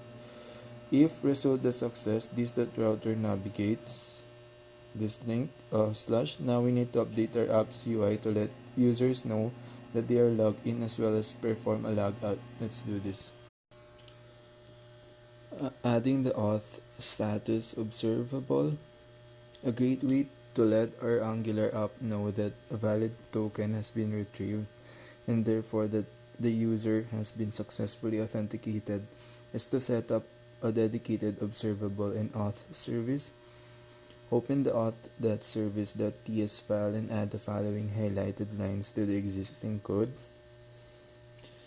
The auth status observable we've just added to the auth service class will notify all of the subscribed components regarding the authentication status, true or false, depending on the login challenge result. The status can be updated using the setAuthStatus method, which we'll have to call 3 times. When the user logs in, passing a true parameter. When the user logs out, passing a false parameter.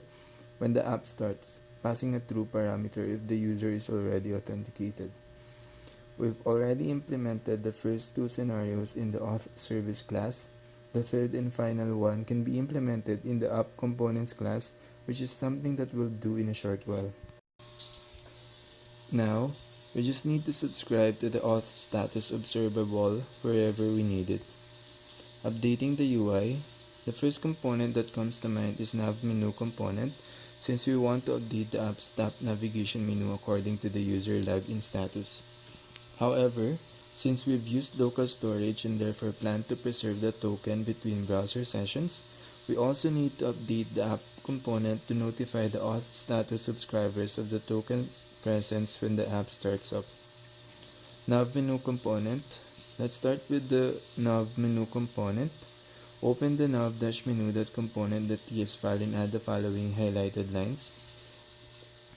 As we can see, we subscribe to the auth status observable to change the value of our isLogin variable, which we can use to update the UI. Technically speaking, manually updating the isLogin local variable during the now-on-init is not necessary, since we have subscribed to a behavior subject and initialize it with false. Since we call authService.init from the app component, it would automatically update the behavior subject and notify subscribers. And the cool thing about the behavior subject is that it also emits its current value to new subscribers, meaning that components that subscribe after authService.init was called will also be notified if the fact that auth status is also already true. We've also added a local onLogout method that we can use to handle a logout action when the user performs a logout. That method will call the logout method of authService, which will remove the token and notify the subscribers. Right after that, the onLogout method will bring the user back to the home view using the router service that we've injected into the constructor. Furthermore, we also took the opportunity to implement the take-until method that we saw in Chapter 9, back-end and front-end debugging, to unsubscribe it when the component is destroyed. This measure wasn't strictly necessary in this specific case, as nav menu component is typically meant to be instantiated once, but getting used to it won't hurt. Let's now make use of these new local members. Open the nav-menu.component.html file and update its content by adding the following highlighted lines. That's it. App component. Let's now move on to app component. Open the app.component.ts file and change the existing code accordingly with the following highlighted lines. Now, the auth status subscriber will be notified of the token presence when the app starts up and act accordingly. In our scenario, this will allow nav menu component to show a login or logout link according to the user status. Testing the observable. Now, we can run the same test we did a short while ago again and see the result of our work. If we did everything correctly, we should be able to see logout button in the navigation menu as shown in the following screenshot, which can be used to bring user back to the initial non-login status. That's great, right? However, our authentication puzzle still has two very important missing pieces.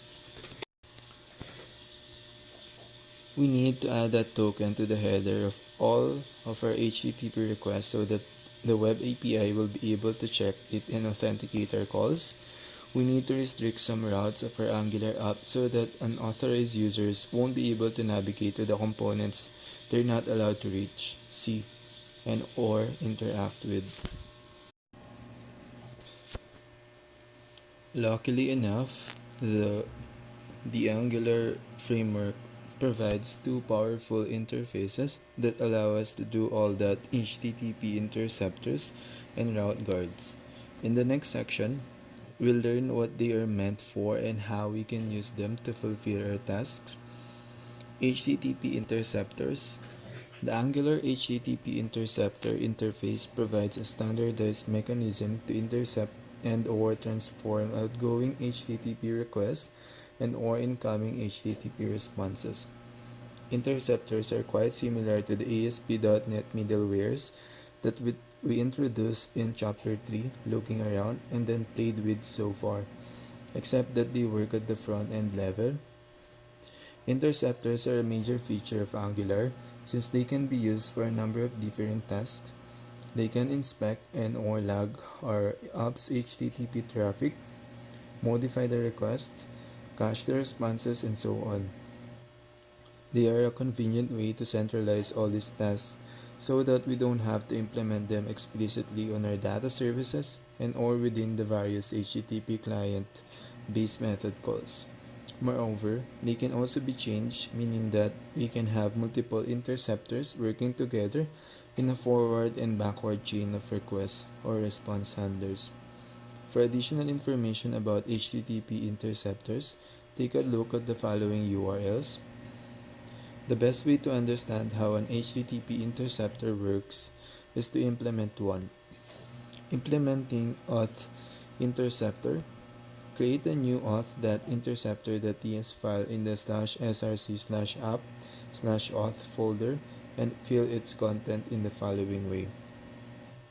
As we can see, auth interceptor implements the HTTP interceptor interface by defining an intercept method. This method carries out two main tasks: intercepting all the outgoing HTTP requests and adding the token to their HTTP headers if present, ensuring that the ASP.NET Core's JWT bearer middleware will be able to validate it and authenticate our calls. Intercepting all HTTP errors and, in case of a 401 unauthorized response status code, performing the logout method of auth service and bringing the user back to the login view. Calling the logout method after a 401 error will ensure that the token will be removed from the local storage whenever the backend discovers it is no longer valid, such as when it expires, thus allowing our users to log in again. Removing the token when it expires and consequently logging out our users is an implementation choice that we made to keep things simple. Most production apps provide a better alternative by adopting a refresh token mechanism, which can be rather complex to implement within the scope of this book. See the finishing touches section at the end of this chapter for further details on that. Now, we have an auth interceptor that can make good use of our token throughout the whole HTTP request or response cycle. We just need to tell our Angular app to use it. Updating app module. Just like any other Angular class, auth interceptor needs to be properly configured within the root level app module. This requires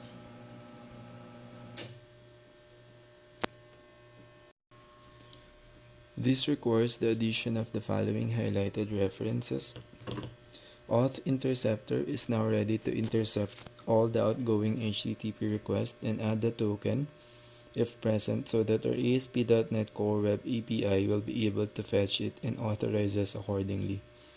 The multi-true property that we can see in the preceding code is a required setting because HTTP_interceptors is a multi-provider token that expects to inject an array of multiple values rather than just one. Before moving on to the next topic, let's spend a moment checking the auth interceptor works fine. Testing HTTP interceptor. Hit F5 to run our app in debug mode. Click the login link on the navigation menu and perform the login using one of our test users, just like we did for our previous tests. Once logged in, navigate to the countries view and then click on a country of your choice to access the edit country view. Once there, try to edit the country and save your work. If the HTTP interceptor works properly, we should be brought back to the countries view and see the updated countries data as the HTTP request was sent to the web API with a valid token. Right after that, click the logout link on the navigation menu and try to perform the same identical steps. If HTTP interceptor works properly, we should now see a 401 unauthorized HTTP error message in the browser's console log when trying to save our country. That's the expected behavior since the token was removed from local storage right after the logout, and therefore the HTTP request was sent without a valid authorization header, thus was blocked by the web API's authorized attribute. Let's now move on to the next feature, route guards. Route guards, as we learned in chapter 3, looking around, the Angular router is the service that allows our users to navigate through the various views of our app. Each view updates the front end and passively calls the back end to retrieve content. If we think about it, we can see how the Angular router is the front-end counterpart of the ASP.NET Core routing interface, which is responsible for mapping requests URIs to back-end endpoints and dispatching incoming requests to those endpoints. Since both of these modules share the same behavior, they also have similar requirements that we have to take care of when we implement an authentication and authorization mechanism in our app. Throughout the previous chapters, we've defined a lot of routes on the back end as well as on the front end, granting our users access to the various ASP.NET Core action methods and Angular views that we've implemented. If we think about it, we can see how all of these routes share a common feature. Anyone can access them. To put it in other words, any user is free to go anywhere within our web app. They can edit cities and countries, for example, or at least they will think they can, until the authorized attribute that we implemented on our backend controllers early on prevents them from doing that. The fact that the web API will actively block their attempt is great for protecting our data, and we should never get rid of such a feature, but it's not great in terms of user experience since it will still leave our users in the dark. Why does the app tell me I can edit such an item if I am not allowed to? It goes without saying that such behavior, although acceptable in development, is highly undesirable in any production scenario. When the app goes live, you would definitely want to protect some of these routes by restricting them to authorized users only. In other words, to guard them. Route guards are a mechanism to properly enforce such a requirement. They can be added to a route configuration to return values that can control the router's behavior in the following way. If a route guard returns true, the navigation process continues. If it returns false, the navigation process stops. If it returns URL 3, the navigation process is cancelled and replaced by a new navigation to the given URL 3. When implemented properly, route guards will prevent our users from seeing odd client-side behaviors and asking questions like the one above. Available guards. The following route guards are currently available in Angular. Can activate, mediates navigation to a given route. Can activate child, mediates navigation to a given child route. Can deactivate, mediates navigation away from the current route. Resolve, perform some arbitrary operations such as custom data retrieval tasks before activating the route. Can match, mediates navigation to a given asynchronous module. Until Angular 14, each route guard was available through a superclass that acted as a common interface. Whenever we wanted to create our own guard, we'd have to extend the corresponding superclass and implement the relevant methods. However, starting from Angular 15, class-based route guards have been deprecated in favor of functional guards, which is the approach we're going to use in this book. The decision to deprecate class-based guards and Resolve has sparked a lot of discussions among Angular developers. Most of them have seen the dismissal of these interfaces as a regression that leads to potential misuse and bad practices. For additional information regarding this topic, take a look at the following GitHub issue on the official Angular repository, which offers some deep insights into the matter. Any route can be configured with multiple guards, can deactivate, and can activate child guards will be checked first from the deepest child route to the top. Right after that, the router will check can activate guards from the top down to the deepest child route. Once done, can match routes will be checked for asynchronous modules. If any of these guards return false, the navigation will be stopped and all pending guards will be cancelled. For further information about routing guards and their role in the Angular routing workflow, check out the following link. Enough with the theory, let's add our own auth guard.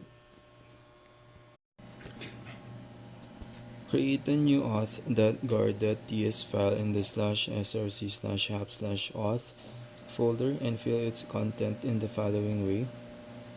As we can see, our guard, which extends the can activate FN signature, enforces a different behavior depending on the return value of the isAuthenticated method of our auth service, which is injected within the function body,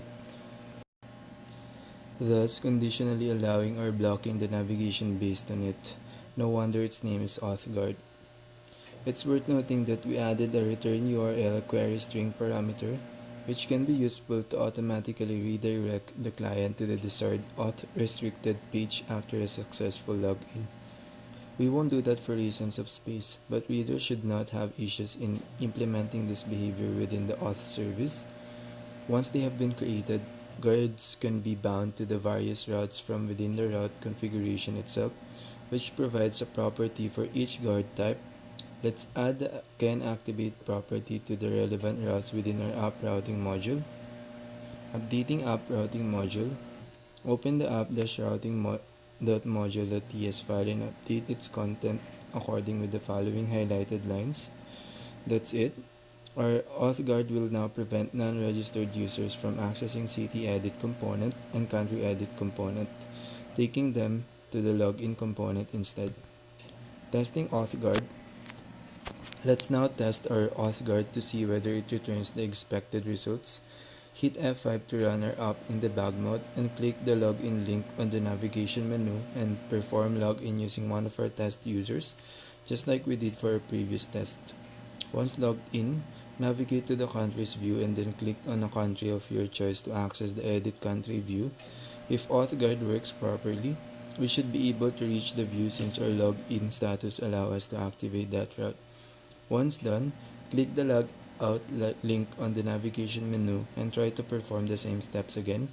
If authguard works properly, clicking on the country name or the add new country button should bring us to the login view since our not logged in status prevents unregistered users from activating those routes. That's it. Now, our Angular app's behavior will be consistent with the auth policies that we set up in our web API. Finishing touches. Our hard work has finally come to an end. However, our app still lacks some additional finishing touches that would further improve what we have done so far. More specifically, here's the list of minor and major UI, UX, and functional issues we should address if we aim to release our app in production.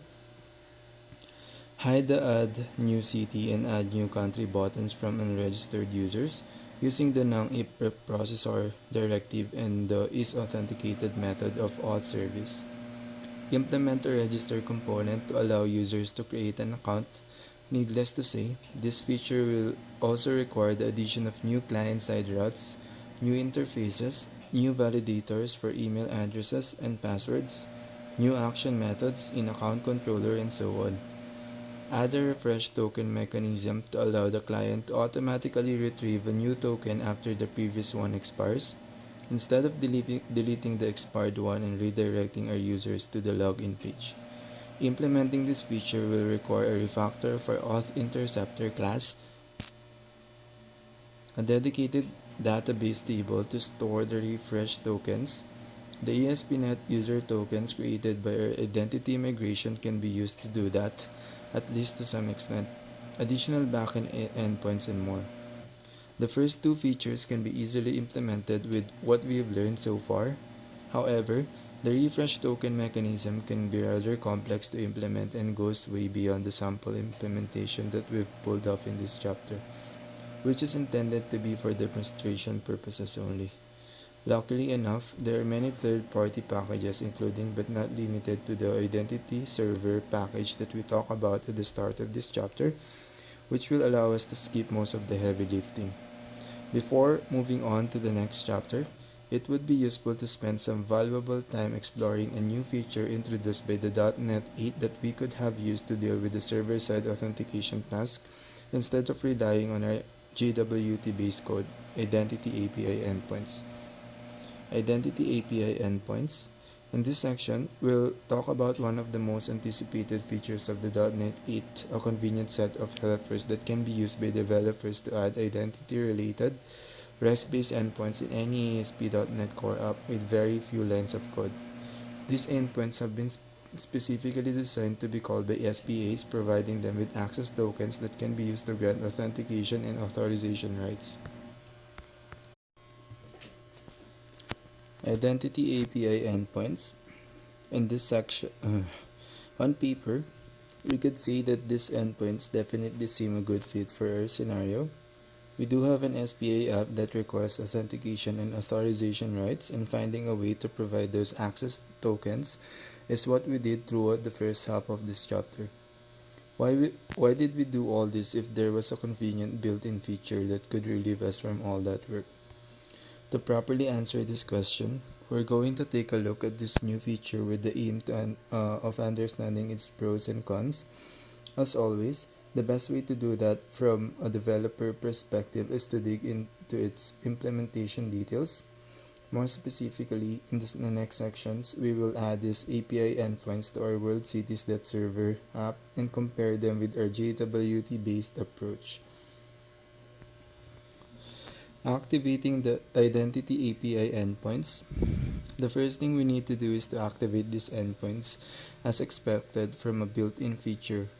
This can be seamlessly done by adding a convenient helper method to our existing ASP.NET Core identity implementation. To do that, open the program.cs file of our World Cities Server app, scroll down to the identity-related block, and add the following highlighted line. The Add API Endpoints helper method adds the services required for the new feature, but it doesn't add the necessary authentication scheme. To do that, we must not manually add the following line to the authentication builder, also located in the program.cs file in the following way.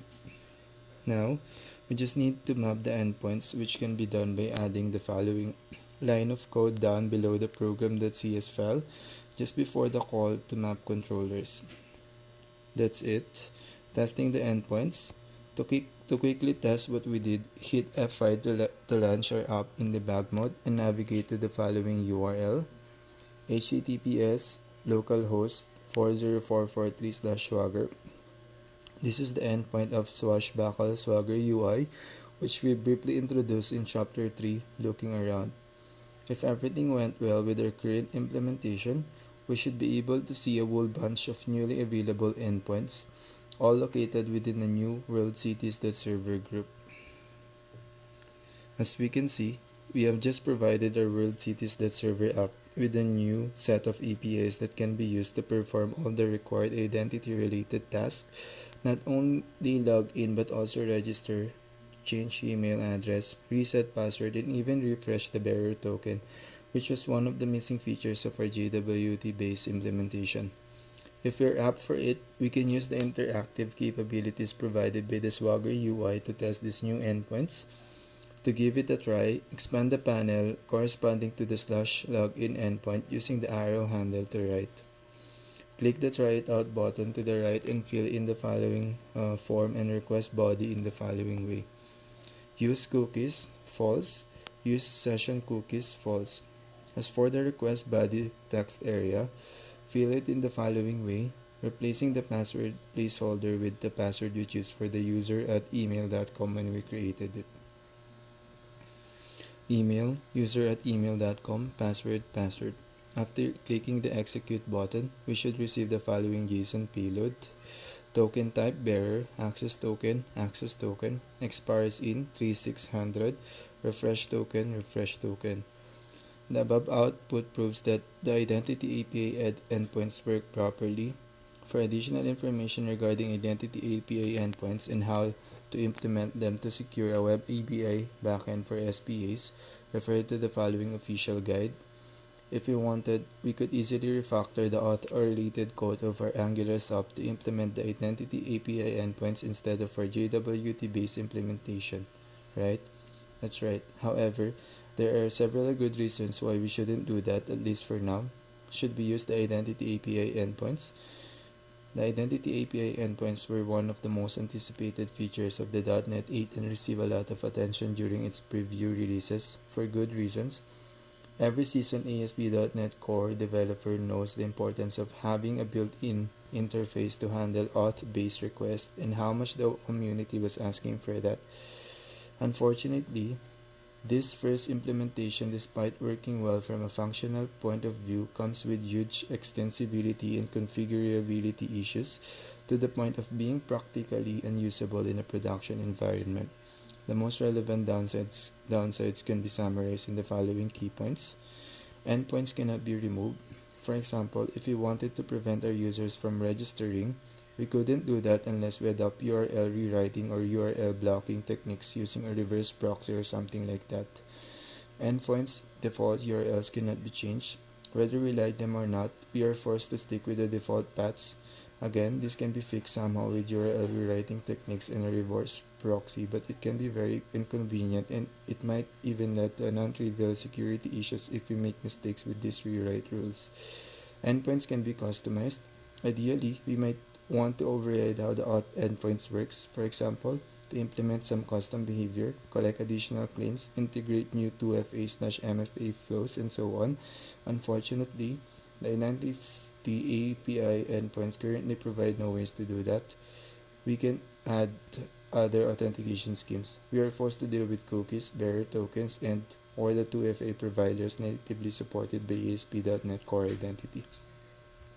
As we can see, we're mostly talking about configurability and or extensibility shortcomings, most likely due to the fact that this is a first release. We are pretty sure that many, if not all of these issues, will likely be addressed in the next release of the framework, possibly even in one of the upcoming .NET 8 updates.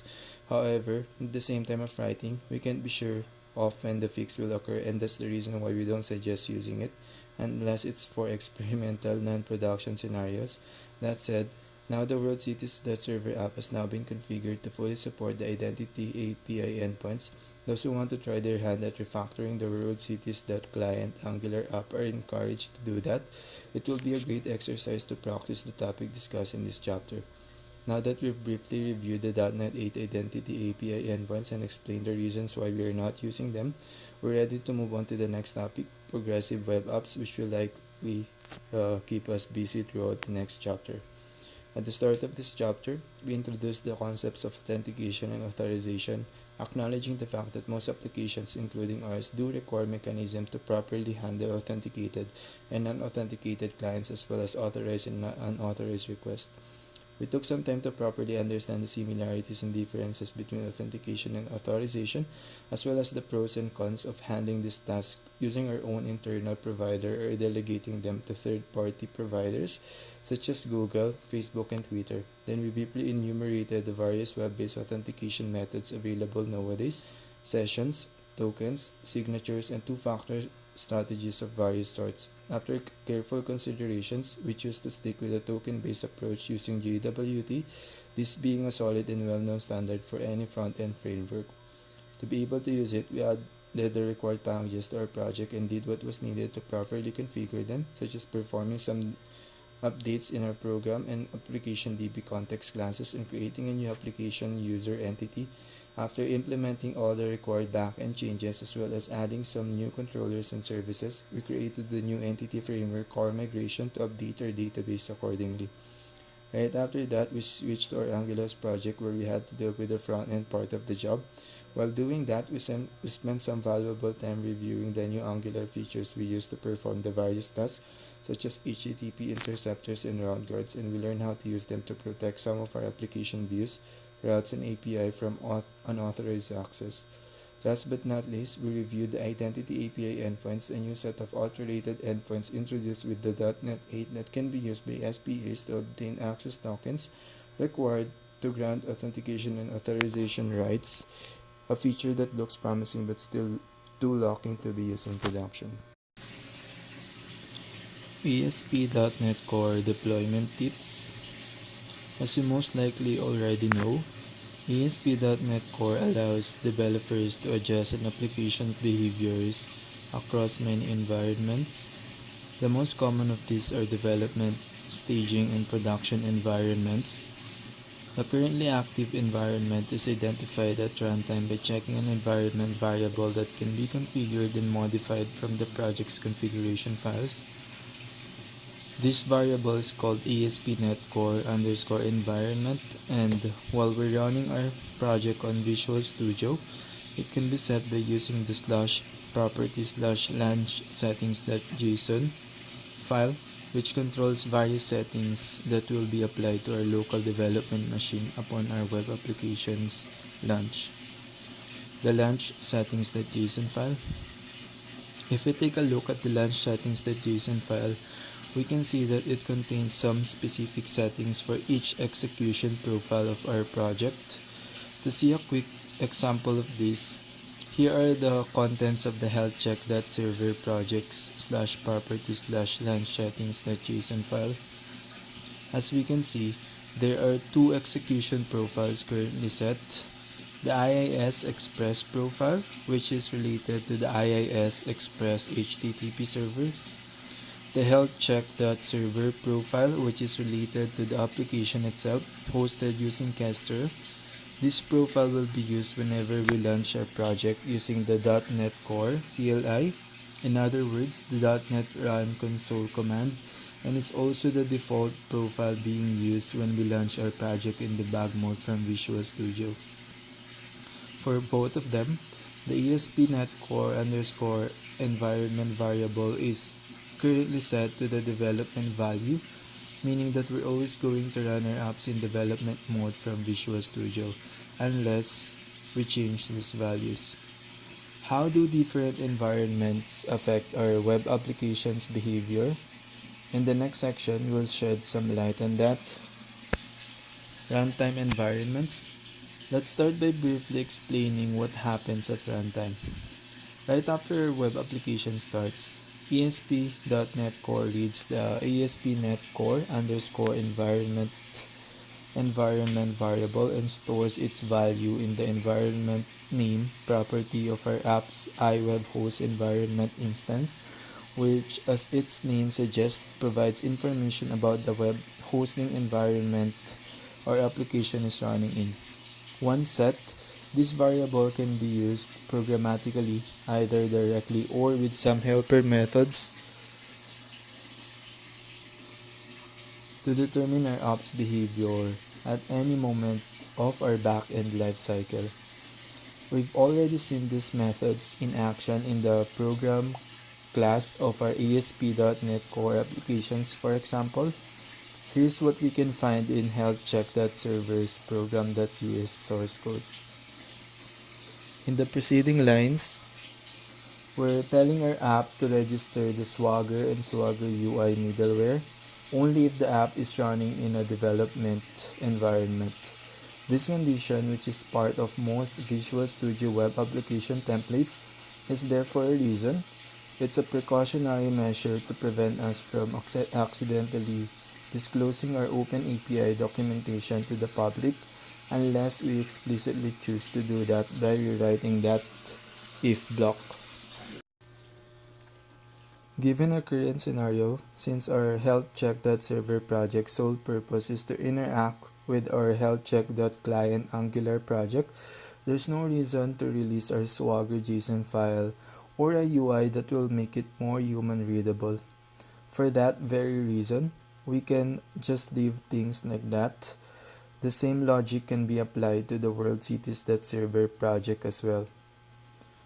The story would have been different if we were dealing with a web API meant to be consumed from some third-party services or arbitrary clients.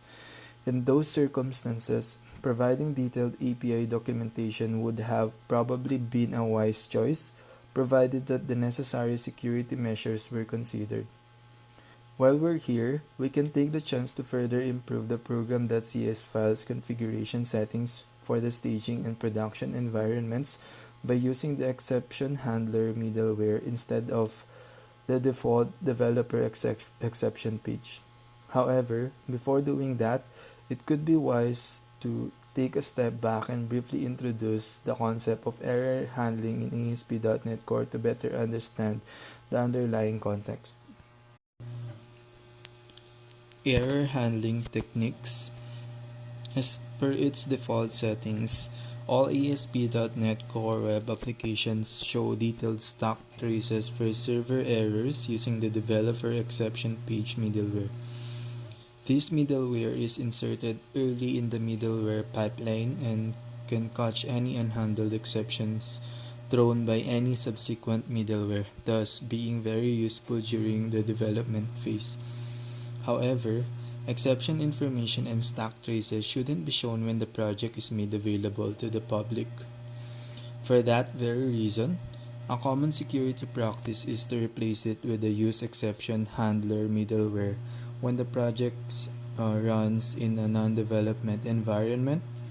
Such middleware will still be able to catch and potentially log exceptions, but instead of printing all the relevant info within a dedicated error page, it can be configured to redirect the request to a customizable error route which can be handled using a controller's action method, a minimal API method, or anything else. Now that we know all that, we can set up the use exception handler middleware by slightly updating that conditional part of the program.cs file in the following way. New lines are highlighted. As we can see by looking at the above code, we've configured the exception handler middleware to redirect errors to the /error route, and we've also added a simple minimal API method to handle it. The results of the problem were returning produces a problem details response, a JSON formatted machine readable response message for specifying errors in HTTP APIs based on https tools.ietf.org/html. With such modifications applied, whenever ASP.NET Core app crashes, its error page will conditionally show the following messages: development environment, a low-level or detailed error message such as the exception info and the stack trace for developers only, staging or production environment, a high-level or generic unavailability message for all end users. The developer exception page includes a detailed series of useful information about the exception and the request, such as exceptions and inner exceptions, stack traces, query string parameters, cookies, and HTTP headers. For additional information about this and error handling in ASP.NET Core in general, visit the following URL: https://docs.microsoft.com/ASP.NET/core/fundamentals. While we're here, we can add the other middleware to further increase the security posture of our non-development environments. HSTS middleware, which adds the HTTP strict transport security HSTS max age header value to all our responses. Here's how we can do that. New code highlighted. The HSTS header complies with some good HTTP security practices and is therefore highly desirable for any app that is publicly facing the web. However, it is basically useless and can be a hindrance during debugging, which is the reason why we are only setting it for non-development environments, just like the custom error page.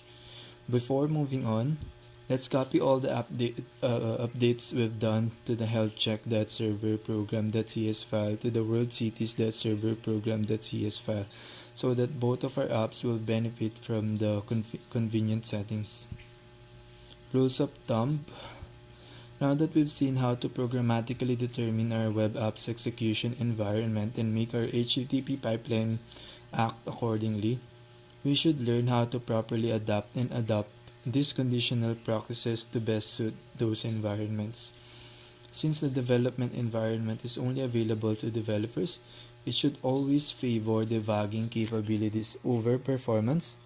Therefore, it should avoid caching, use in-memory loading strategies to quickly respond to changes, and emit as much diagnostic information as possible, logs, exceptions, and so on, to help developers promptly understand what's happening.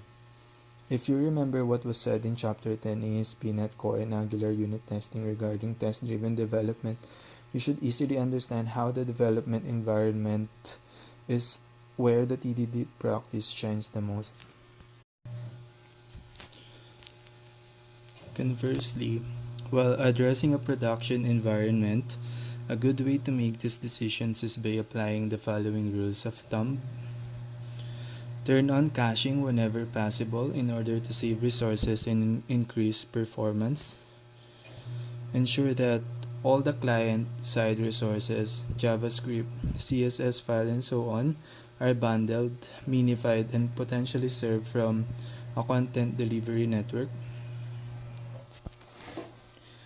Turn on diagnostic error pages and or replace them with friendly, human-readable error pages instead. Enable production logging and monitoring using application performance management tools or other real-time monitoring, auditing, and watchdog strategies. Implement the best security practices made available by the frameworks. Implement Open Web Application Security Project methodologies for software development as well as network, firewall, and server configurations.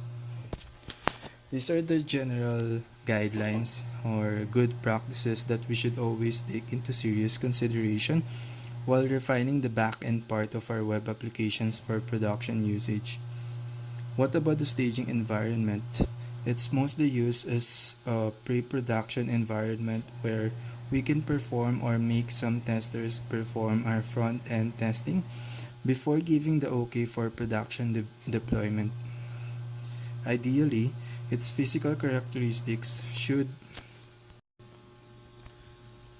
mirror that of production so that any issues that may arise in production occur first in the staging environment where they can be addressed without impacting users.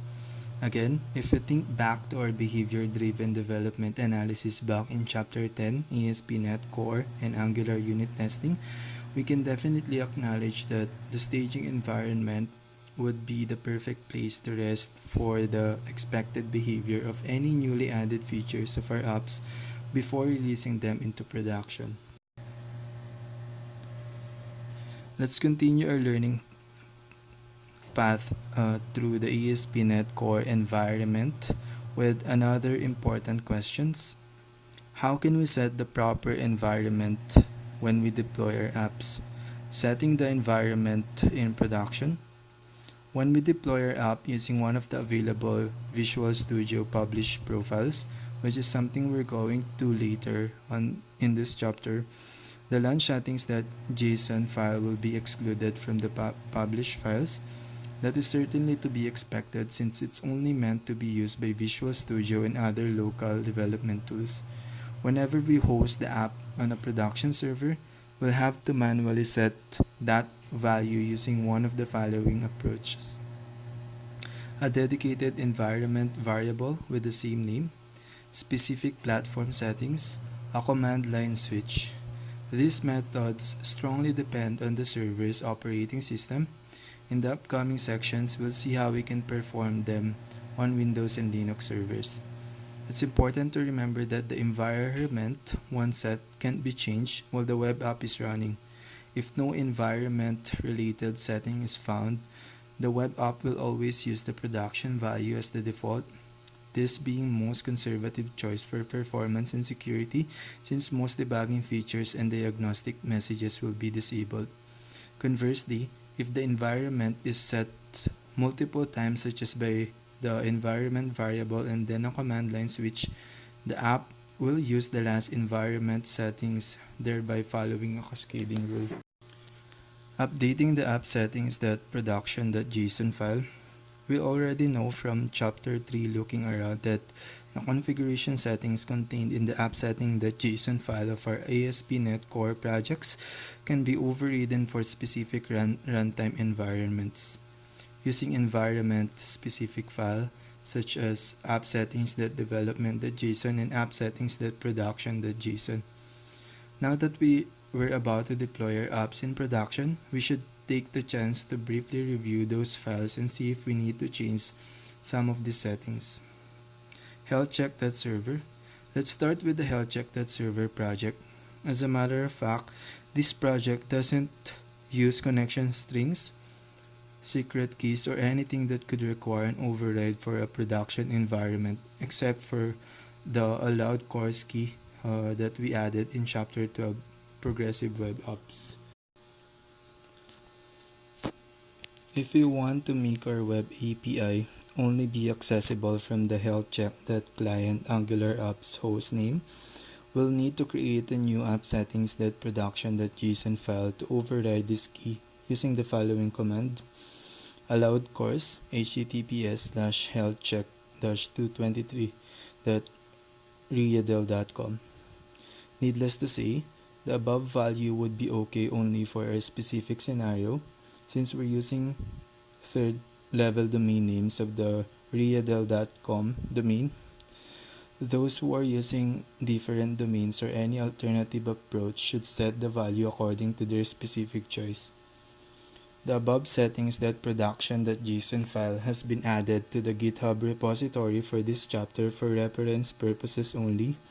However, putting that file under the same source control of the app is widely considered bad practice, even if it does not contain personal or sensitive info, since it could be inadvertently deployed in production and therefore override the file already present on the server, which could be subject to the code-independent changes over time. To minimize this risk, it's better to have it stored in a separate location and manually copy it on the server whenever we need to. If we don't want to restrict the course policy for our production app, we can avoid creating the app settings.production.json file for the healthcheck.server project. Let's move on to the worldcities.server project. Worldcities.server. The situation for our worldcities.server is slightly more complex since we have several keys we might want to override in production. The connection string to access our SQL database and whole JWT setting block. Here's what a suitable app settings.production.json file would look like. Relevant settings are highlighted. Be sure to replace the connection string's default connection value with your actual connection string. Moreover, set the JWT settings, audience, and allowed course values to match the Angular app's production endpoint that you plan to use. Again, a sample app settings.production.json file for the worldcities.server project with the above values has been added to the GitHub repository for this chapter. For references purposes only, what we should actually do is create and or update it on the production server or the service after we've deployed our app. We're now ready to proceed to the next steps, deploying our app in a production environment on Windows, Linux, and Azure. However, before doing that, let's take a moment to discuss the deployment modes available to us. .NET deployment modes. The .NET deployment mode is a very important configuration feature that we definitely need to understand in order to make the right choice whenever we have to deploy our application for production usage. Let's now try to shed some light on the three different types of deployments available from Visual Studio for .NET applications. Framework-dependent deployment, FDD. As the name implies, such a deployment mode requires the presence of the .NET runtime, which must be installed and available on the target system. In other words, will build a portable .NET application as long as the hosting server supports it. Self-contained deployment, SCD. This deployment mode doesn't rely on the presence of .NET components on the target systems. All components, including the .NET libraries and runtime, will be included in the production build. If the hosting server supports .NET, the app will run in isolated mode, separating itself from other .NET applications. SCD builds will include app executable file, .exe file on Windows platforms, as well as .dll file containing the application's runtime. Framework-dependent executable, FDE. This deployment mode will produce an executable file that will run on the hosting server, which must have the .NET and ASP.NET Core runtime installed. Therefore, such a mode is rather similar to FDD since both of them are framework-dependent. Let's now try to understand the pros and cons of each deployment mode. Framework-dependent deployment. Using the FDD mode grants the developer a number of advantages, including the following. Platform independence. There's no need to define the target operating system since the .NET runtime installed on the hosting server will seamlessly handle the app's execution regardless of its platform. Small package size. The deployment bundle will be small since it will only contain the app's runtime and the third-party dependencies. .NET itself won't be there since we expect it to already be present on the target machine by design. Latest version. As per its default settings, FDD will always use the latest service runtime installed on the target system with all the latest security patches. Better performance in multi-hosting scenarios. If the hosting server has multiple .NET apps installed, the shared resources will enable us to save some storage space and most importantly obtain reduced memory usage. However, this deployment mode also has a number of weaknesses, including the following. Reduced compatibility. Our app will require a .NET runtime with a version compatible with the one used by our app or later. If the hosting server is stuck to a previous version, our app won't be able to run. Stability issues. If the .NET runtime and or libraries were to change their behavior, in other words, if they had breaking changes or reduced compatibility for security or licensing reasons, our app would potentially be impacted by these changes as well. Self-contained deployment. Using the SCD mode has two big advantages that could easily outweigh the disadvantages regarding some specific scenarios. Full control over the published .NET version, regardless of what is installed on the hosting server or what will happen to it in the future. No compatibility issues since all the requisite libraries are provided within the bundle. Unfortunately, there are also some relevant disadvantages. Platform dependency. Providing the runtime with the production package requires the developer to select the target building platforms in advance. Increased bundle size. The additional presence of the runtime resources will definitely take its toll in terms of disk space requirements. This can be a heavy hit if we plan to deploy multiple SCD.NET Core apps to a single hosting server, as each of them will require a significant amount of disk space. The self-contained deployment bundle size issue was addressed in .NET Core 3.0 with the introduction of the app trimming feature, also called assembly linker, which basically trims the unused assemblies. This approach has been further improved in the subsequent .NET versions, where assemblies get cracked open and purged of the types and members not used by the applications, further reducing the size. For further info about the .NET app trimming feature, check out the following post by Sam Spencer, Program Manager, .NET Core Team, https://devlogs.microsoft.com. Framework Dependent Executable. The FDE deployment mode was introduced in .NET Core 2.2, and starting from version 3.0 is the default mode for the basic .NET publish command if no options are specified. This new approach has the following advantages: small package size, latest version, and better performance in multi-hosting scenarios just like FDD mode. Easy to run. The deployed executable can be directly launched and executed without having to invoke the .NET CLI. This approach also has some disadvantages. Reduced compatibility. Just like FDD, the app requires an ASP.NET Core runtime with a version compatible with the one used by our app or later. Stability issues. Again, if the ASP.NET Core runtime and or libraries were to change their behavior, those changes could break the app or alter its behavior. Platform dependency. As the app is an executable file, it must be published for each different target platform. As we can easily guess, all of these three deployment modes can either be good or bad depending on a number of factors, such as how much control we have over the deployment server, how many ASP.NET Core apps we plan to publish, and the target system's hardware and software capabilities. As a general rule, as long as we have the rights to install and update system packages on the deployment server, the FDD modes should work well. Conversely, if we host our apps on a cloud hosting provider that doesn't have our desired .NET runtime, SCD would arguably be the most logical choice. The available disk space and memory size will also play a major role, especially if you plan to publish multiple apps.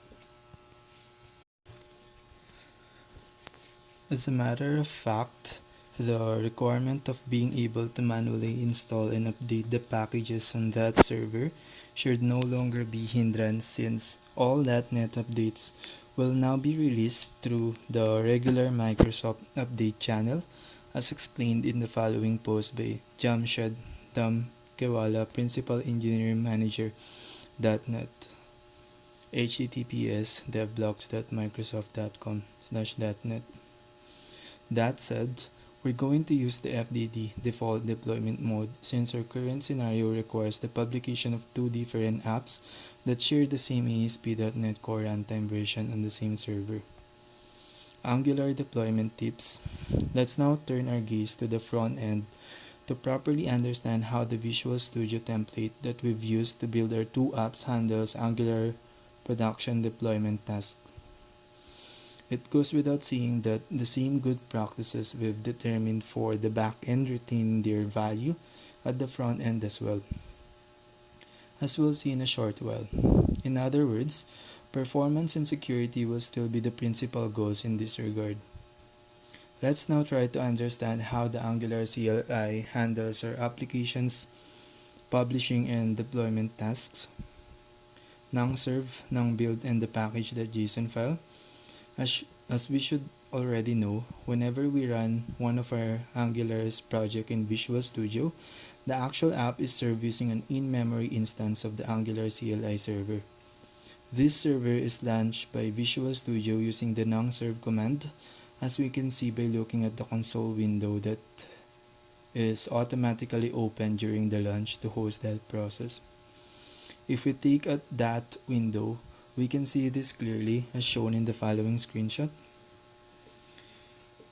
Conversely, whenever we want to compile our app for production, as we've learned in Chapter 12 Progressive Web Apps, we need to use the nangbuild CLI command instead. Nangbuild. The above command creates the Angular bundle with several optimization features meant for production deployment, including the following: ahead of time compilation. This converts the HTML and TypeScript code into efficient JavaScript code in order to provide faster rendering in the browser. The default mode used for the nangserve, called just-in-time compilation, compiles the app in the browser at runtime and is therefore a much slower and less optimized alternative. Production mode. This makes the app run faster by disabling some development-specific checks, such as the dual change detection cycles. Bundling. This concatenates the various app and third-party files, npm packages into a few bundles. Minification. This removes white spaces, comments, optional tokens, and any unnecessary characters and artifacts to HTML, JavaScript, and CSS files. Uglification. This internally rewrites the JavaScript code to shorten the variable and function names. This will also make our published code less readable, which is often a good thing since it will shield our app against malicious reverse engineering attempts. Dead code purging. This removes any unreferenced modules or unused code files, snippets, or sections. As we can see, all of the preceding features aim to increase the performance and security capabilities of our production build. Differential loading. Another nice feature worth mentioning is differential loading, which was introduced in Angular 8 and enabled by default when using the nangbuild command. Differential loading is Angular's way of overcoming the compatibility issues between various browsers, especially the older ones. In other words, those that are still based on older versions of JavaScript.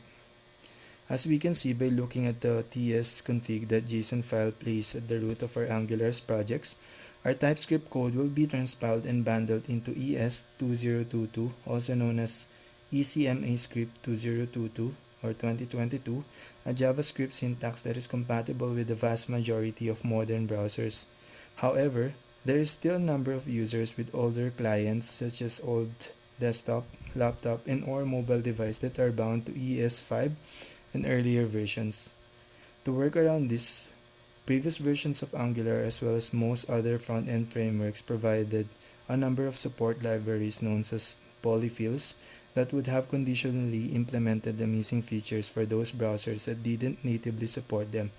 Unfortunately, such a workaround massively increased the production bundle, thereby resulting in a performance hit for all users, including those using modern browsers that didn't need those polyfills to begin with. Differential loading solves this issue by generating two separate bundle sets during the build phase. The first bundle contains the app's code, which has been transpiled, minified, and uglified using a modern ECMAScript syntax. This bundle ships fewer polyfills and therefore results in a much smaller size. The second bundle contains the same code transpiled in the old ES5 syntax along with all the necessary polyfills. Needless to say, this bundle is much bigger than the first one in terms of the file size, but properly supports older browsers. The differential loading features can be configured by altering two files: the .browser list RC file, which lists the minimum browser supported by our application, the tsconfig.json file, which determines the ECMAScript target version that the code is compiled to. By taking both of these settings into consideration, the Angular CLI will automatically determine whether or not to enable the differential loading functionality. This strategy is very effective since it will allow our Angular apps to support multiple browsers without forcing our modern users to retrieve all the unnecessary bundlers. The Angular.json configuration files. The most important difference between nongserve and nongbuild is that the latter is the only command that actually writes the build-generated artifacts to the output folder. Those files are built using the Webpack build tool, which can be configured using the angular.json configuration file.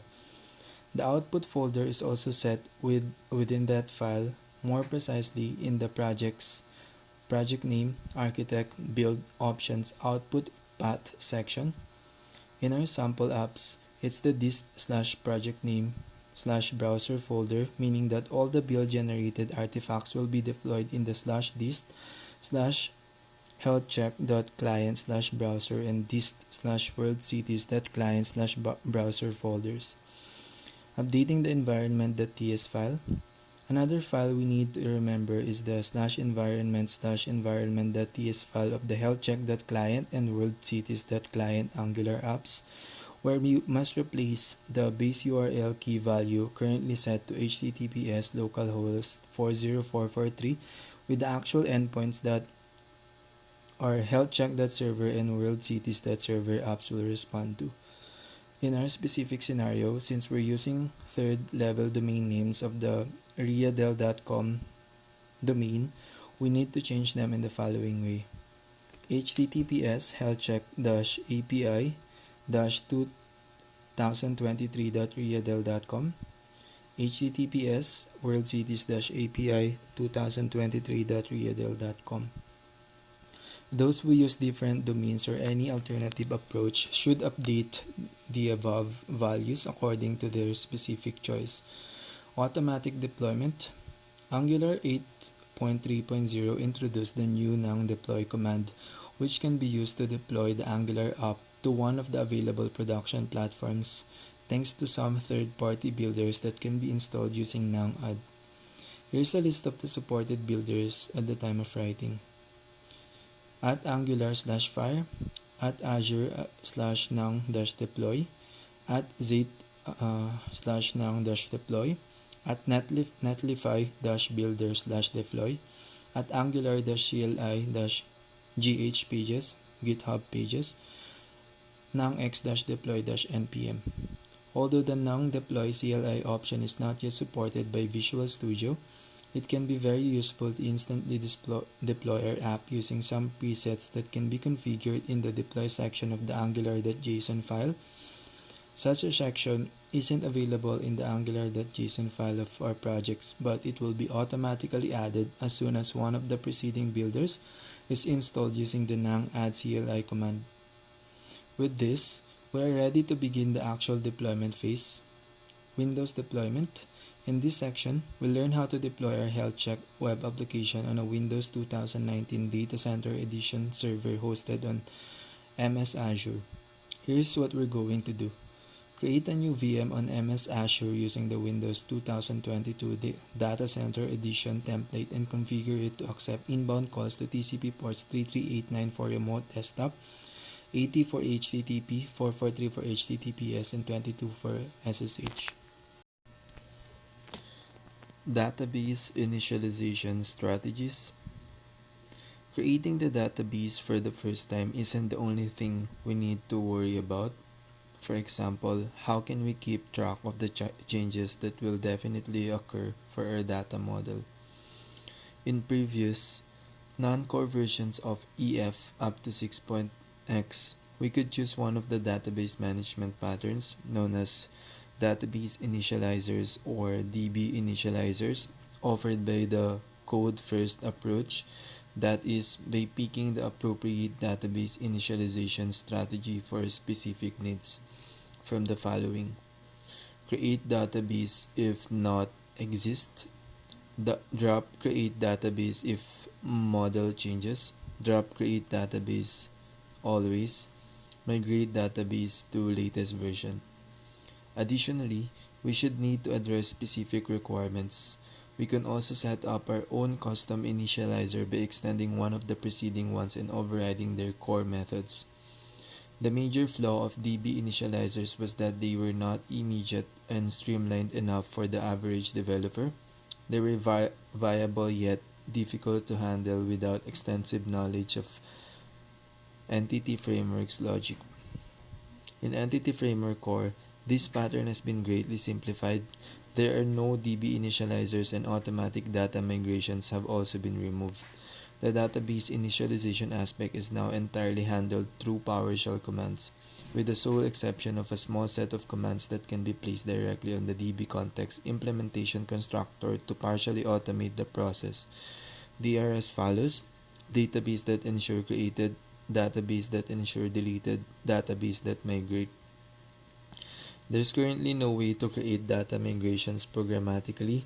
They must be added via PowerShell, as we'll see shortly. Updating the app settings.json file. From the Solution Explorer, open the app settings.json file and add a new connection strings JSON key sections right below the login section with the following value. New lines are highlighted. Unfortunately, JSON doesn't support line breaks inside the value, so we'll need to put the default connection value on a single line. If you copy and paste the preceding text, ensure that Visual Studio doesn't automatically add additional double quotes and or escape characters to this line. Otherwise, your connection string won't work. This is the connection string we'll be referencing in our project's program.cs file later on. Important, as we can see, now our app settings.json file contains our database user ID and password in clear text, thus posting a non-trivial security issue. While this file currently resides solely on our development machine, it is possible that sooner or later it will be accidentally shared or published elsewhere, for example in GitHub repository.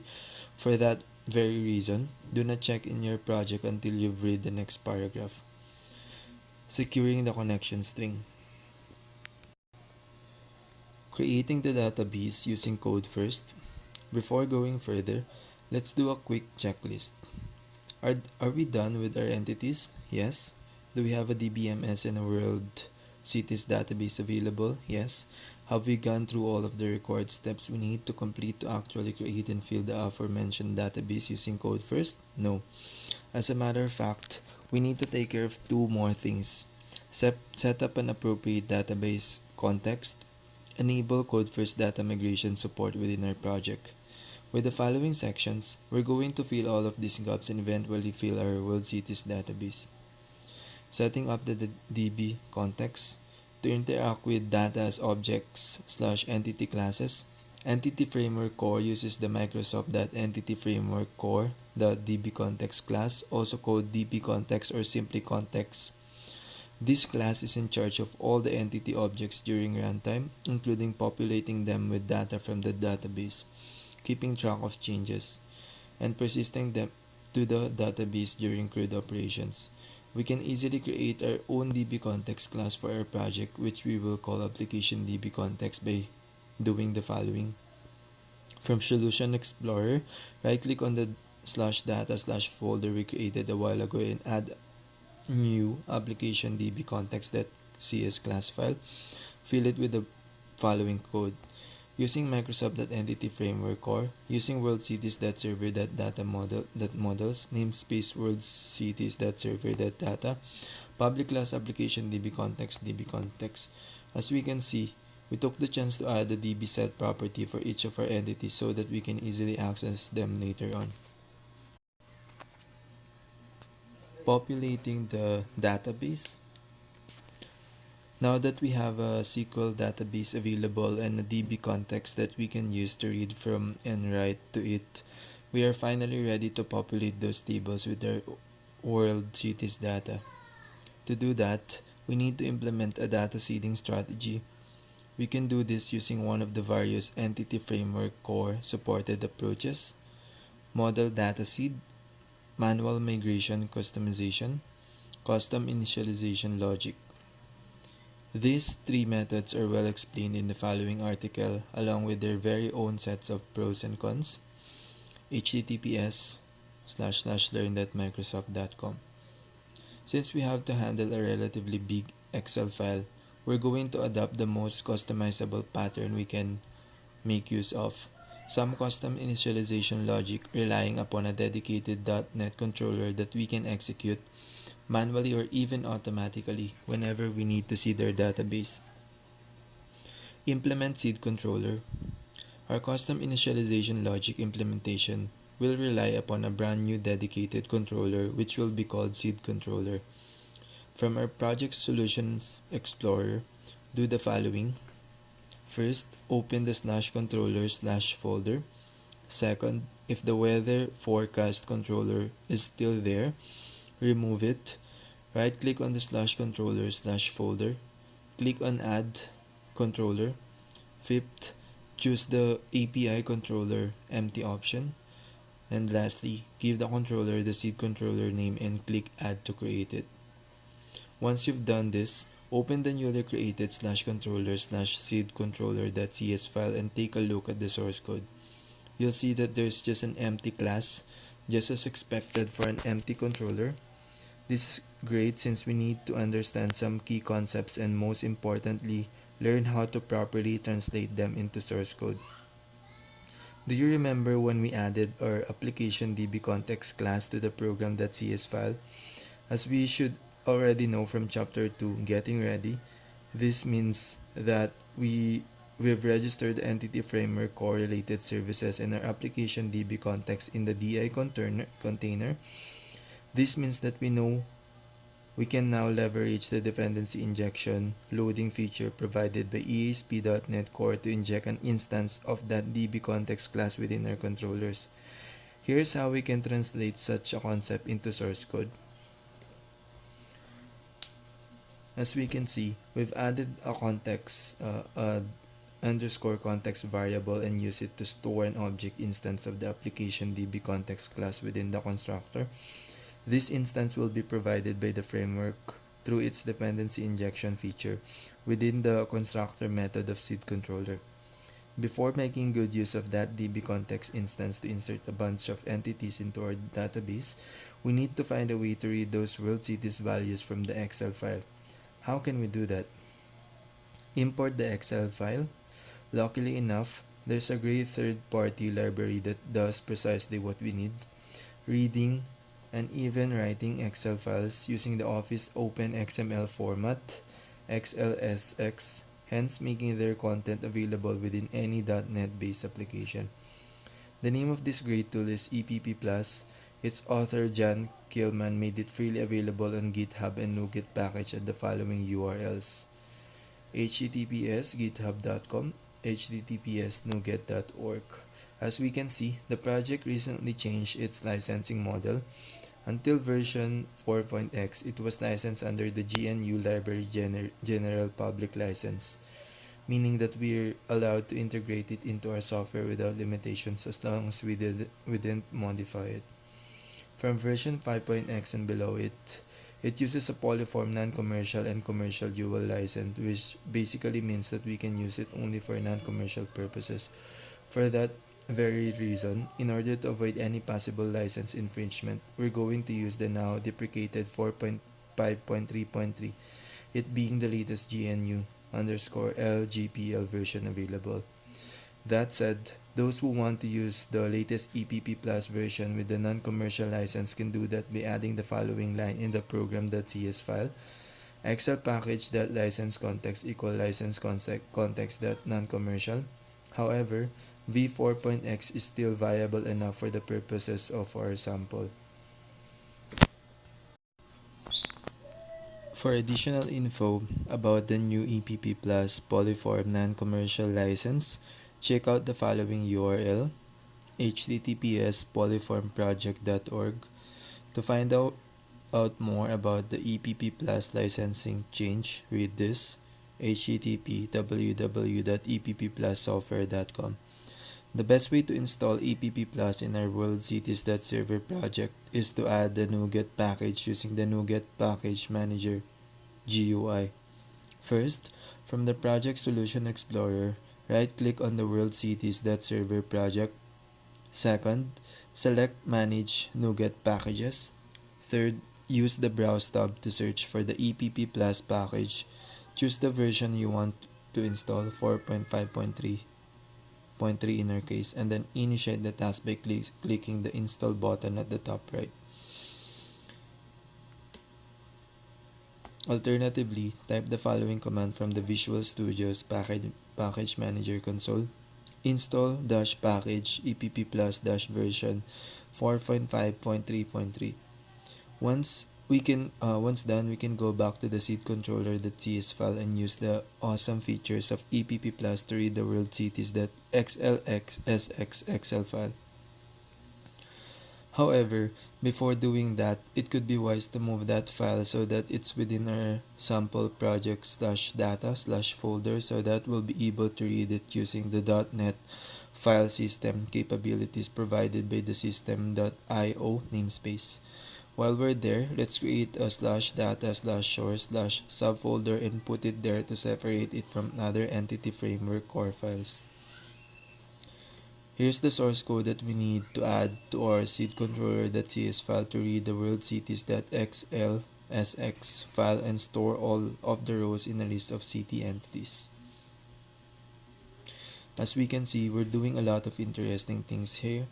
The preceding code features a lot of comments and should be very readable.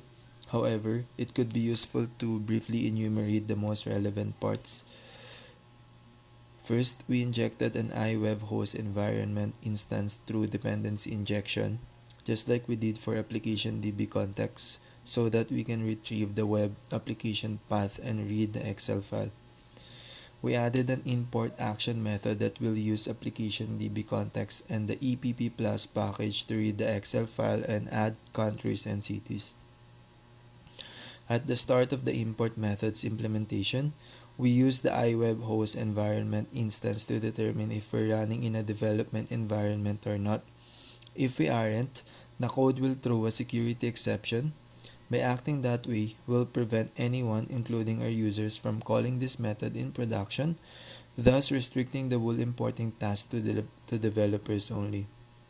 Countries are imported first because the city entities require the country ID foreign key value, which will be returned when the corresponding country is created in the database as new record. We define the dictionary container object to store all existing countries plus each new country right after we create it, so that we can directly access each one of them using its country ID instead of performing a lot of select queries. This logic will also prevent the method from inserting the same country multiple times should we happen to execute it more than once. We defined another dictionary container object to prevent the insertion of duplicate cities as well. Last but not least, we created a JSON object to show the overall results on the screen. It's worth noting that we've issued our queries using EFCore's AskNoTracking extension method, which returns a new query where the entities returned will not be cached in the DB context or object context if they are modified within the code. This basically means that less data will be cached and tracked, with obvious benefits in terms of memory usage and performance. For additional info on the AskNoTracking extension method, check out the following URL. If you want to get a closer look at how the whole importing procedure works, we can put some breakpoints inside the if loops to check it out while it's running. To execute the action method, hit 5 to launch the web application in debug mode and then type the following URL into the browser's address bar: https localhost 40443/api/seed/import. Be aware that the import method is designed to import 230 plus countries and 12,000 cities, so this task will likely require some time, between about 10 and 30 seconds on an average development machine, depending on the amount of available RAM, CPU performance, and database connection speed. It's definitely a major dataset. We're kind of starting out the framework here. If you don't want to wait, we can always give the NN row internal variable a fixed value such as 1000 to limit the total number of cities and countries that will be read and therefore loaded into the database. Eventually, we should be able to see the following response in our browser window.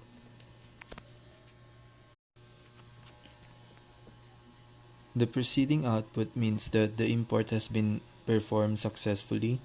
We did it. Our database is now filled with 44691 cities and 240 countries for us to play with. Those numbers might slightly change depending on the World Cities database version. At the time of writing, we're using V1.76, which was updated in March 2023, but any subsequent version should work as well, as long as the Excel file structure doesn't change. If you want to use the same exact Excel file that was used to write this book, you can find it in the GitHub project/data/source folder. In the next section, we're going to learn how we can read this data as well so that we'll be able to bring Angular into the loop. Entity controllers. Now that we have thousands of cities and hundreds of countries in our database, we need to find a way to bring this data to Angular and vice versa. As we already know from Chapter 2, Getting Ready, this role is played by the ESP.NET controllers, so we're going to create two of them. Cities controller, to serve and receive the cities data. Countries controller, to do the same with the countries. Let's get started. Cities controller. Let's start with the cities. Remember that we did what we did when we created seed controller?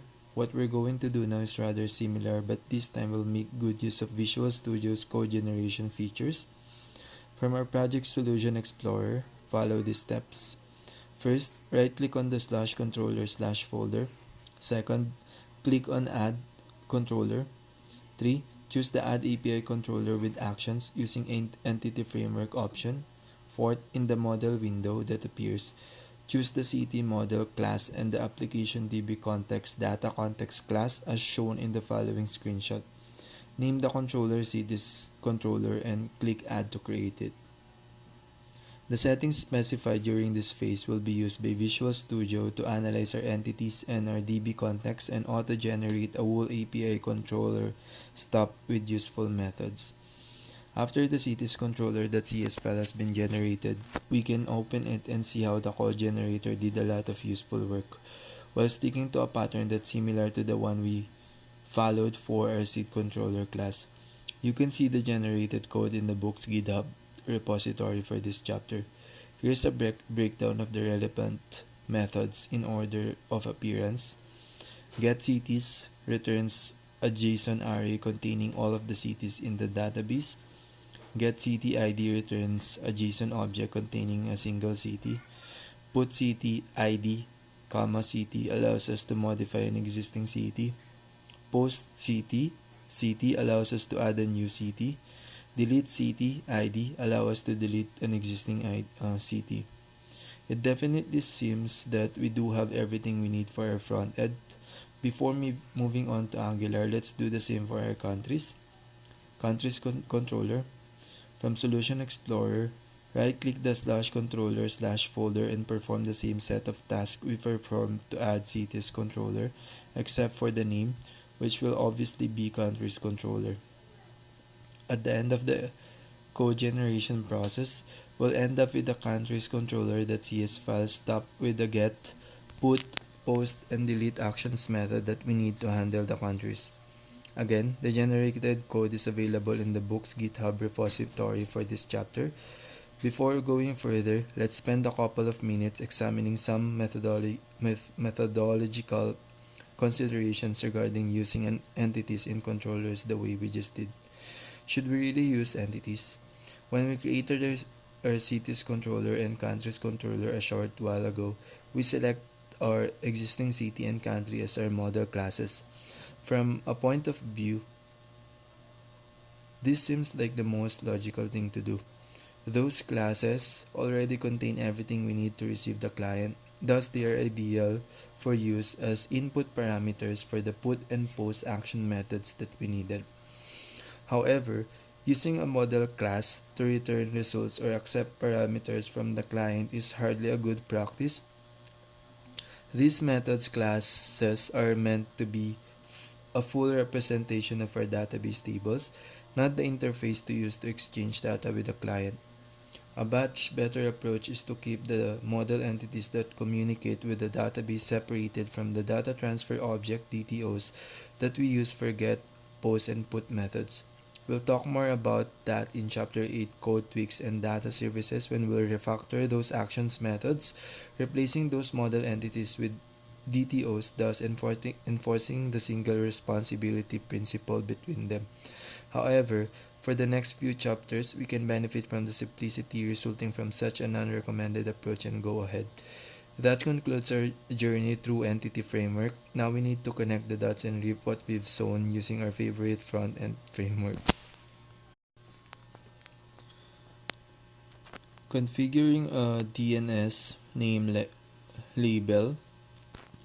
Now we have the chance to add a DNS name label to our VM, which will be used to generate a unique 5th level domain name in addition to its unique numeric IP address. To do this, locate the DNS name label in the Virtual Machines Overview panel and click on the Not Configure link next to it, as shown in the following screenshot. Once generated, the DNS name will look like this: your chosen name.westerneurope.cloudapp.azure.com. The DNS name label is basically a record that will grant a human-readable public endpoint in your VM server. It goes without saying that the DNS name must be unique within the chosen Azure region. In our example, we're going to use the following DNS name: healthcheck-2023.westeurope.cloudapp.azure.com. Configuring the DNS name label and getting the DNS name can be useful if you want to access our web application from the web without having to configure anything on our end, such as a host mapping to the VM's IP address or something like that. We could easily even use it to replace one of the fake host names that we plan to put within our local machine's host file for our healthcheck.client and healthcheck.server apps. healthcheck.io or healthcheck-api.io if you want to. Before leaving the Overview tab, be sure to take note of the virtual machine's IP address and DNS name, since we're going to need them in a short while. Setting the inbound security rules. Go to the Settings Networking tab and ensure that the Inbound Port Rules tab contains the routes for the public inbound ports we specified when we created the VM. HTTP 80, HTTPS 443, SSH 22, and RDP 3389. In the unlikely case that they are not here, we need to manually set them. While we're here, we can also take the chance to restrict access to some of these rules instead of leaving them open to the public, depending on our specific needs. For example, it's strongly advisable to restrict access to the SSH and RDP inbound rules to a secure source IP address or address range, which can be set to either our static IP address or our ISP's IP mask. Such a setting will ensure that no third parties will be able to attempt remote desktop access or visit our web application. Important, for reasons of space, we will not go into any more detail on the security aspects related to connections with MS Azure and the virtual machines hosted therein. Opening port 3389 and or 22 to a single IP address is a simple solution that works well for our testing purposes. But for a production environment, we should definitely switch to safer and stronger access protocols such as JIT Access, Azure Bastion, and or Secure SSH tunnels. For additional info on the security best practices, read the following guidelines: https://docs.microsoft.com. Regardless of how we will eventually set these inbound rules, we assume that we leave the RDP port 3389 open for our local machine so that we can connect to our VM using remote desktop connection. Configuring the Windows VM. With TCP port 3389 open, we can launch the remote desktop connection built-in tool from our local Windows-based development machine. Type in the public IP address or the DNS name of the Azure VM and click Connect to initiate an RDC session with our remote host. If the inbound security rule has been properly configured, we should be able to connect to our new VM's desktop and set our VM for serving our ASP.NET Core and Angular Health Check web application. Doing this requires a series of configuration tasks that we will be described in the next sections. The first step, which we'll be dealing with in the following section, will be installing IIS, a flexible, secure, and manageable HTTP server that we'll use to host our ASP.NET Core and Angular application over the web. For reasons of space, we're not going to talk about IIS or explore its functionalities. We'll just use the minimum amount of settings required to host our apps. For additional information regarding IIS, check out the following URL. Adding the IIS web server. Once connected via remote desktop, we can access control panel, program and features, turn Windows features on and off, or the add roles and features wizard from the server manager dashboard to install IIS on the VM, as shown in the following screenshot. From the various roles available, select Web Server IIS as shown in the following screenshot. Be sure that the Include Management Tools checkbox is checked, and then click Add Features to start installing it. Select Next on the screen. Select Next on the next two windows to reach the Role Services panel. Once there, expand the Application Development node and select WebSocket Protocol to ensure it will be installed. As we learned in Chapter 14 Real-Time Updates with SignalR, this will allow SignalR to connect using the best supported protocol. Once done, click Next again and then Install to launch the installation process. Installing the ASP.NET Core Windows Hosting Bundle.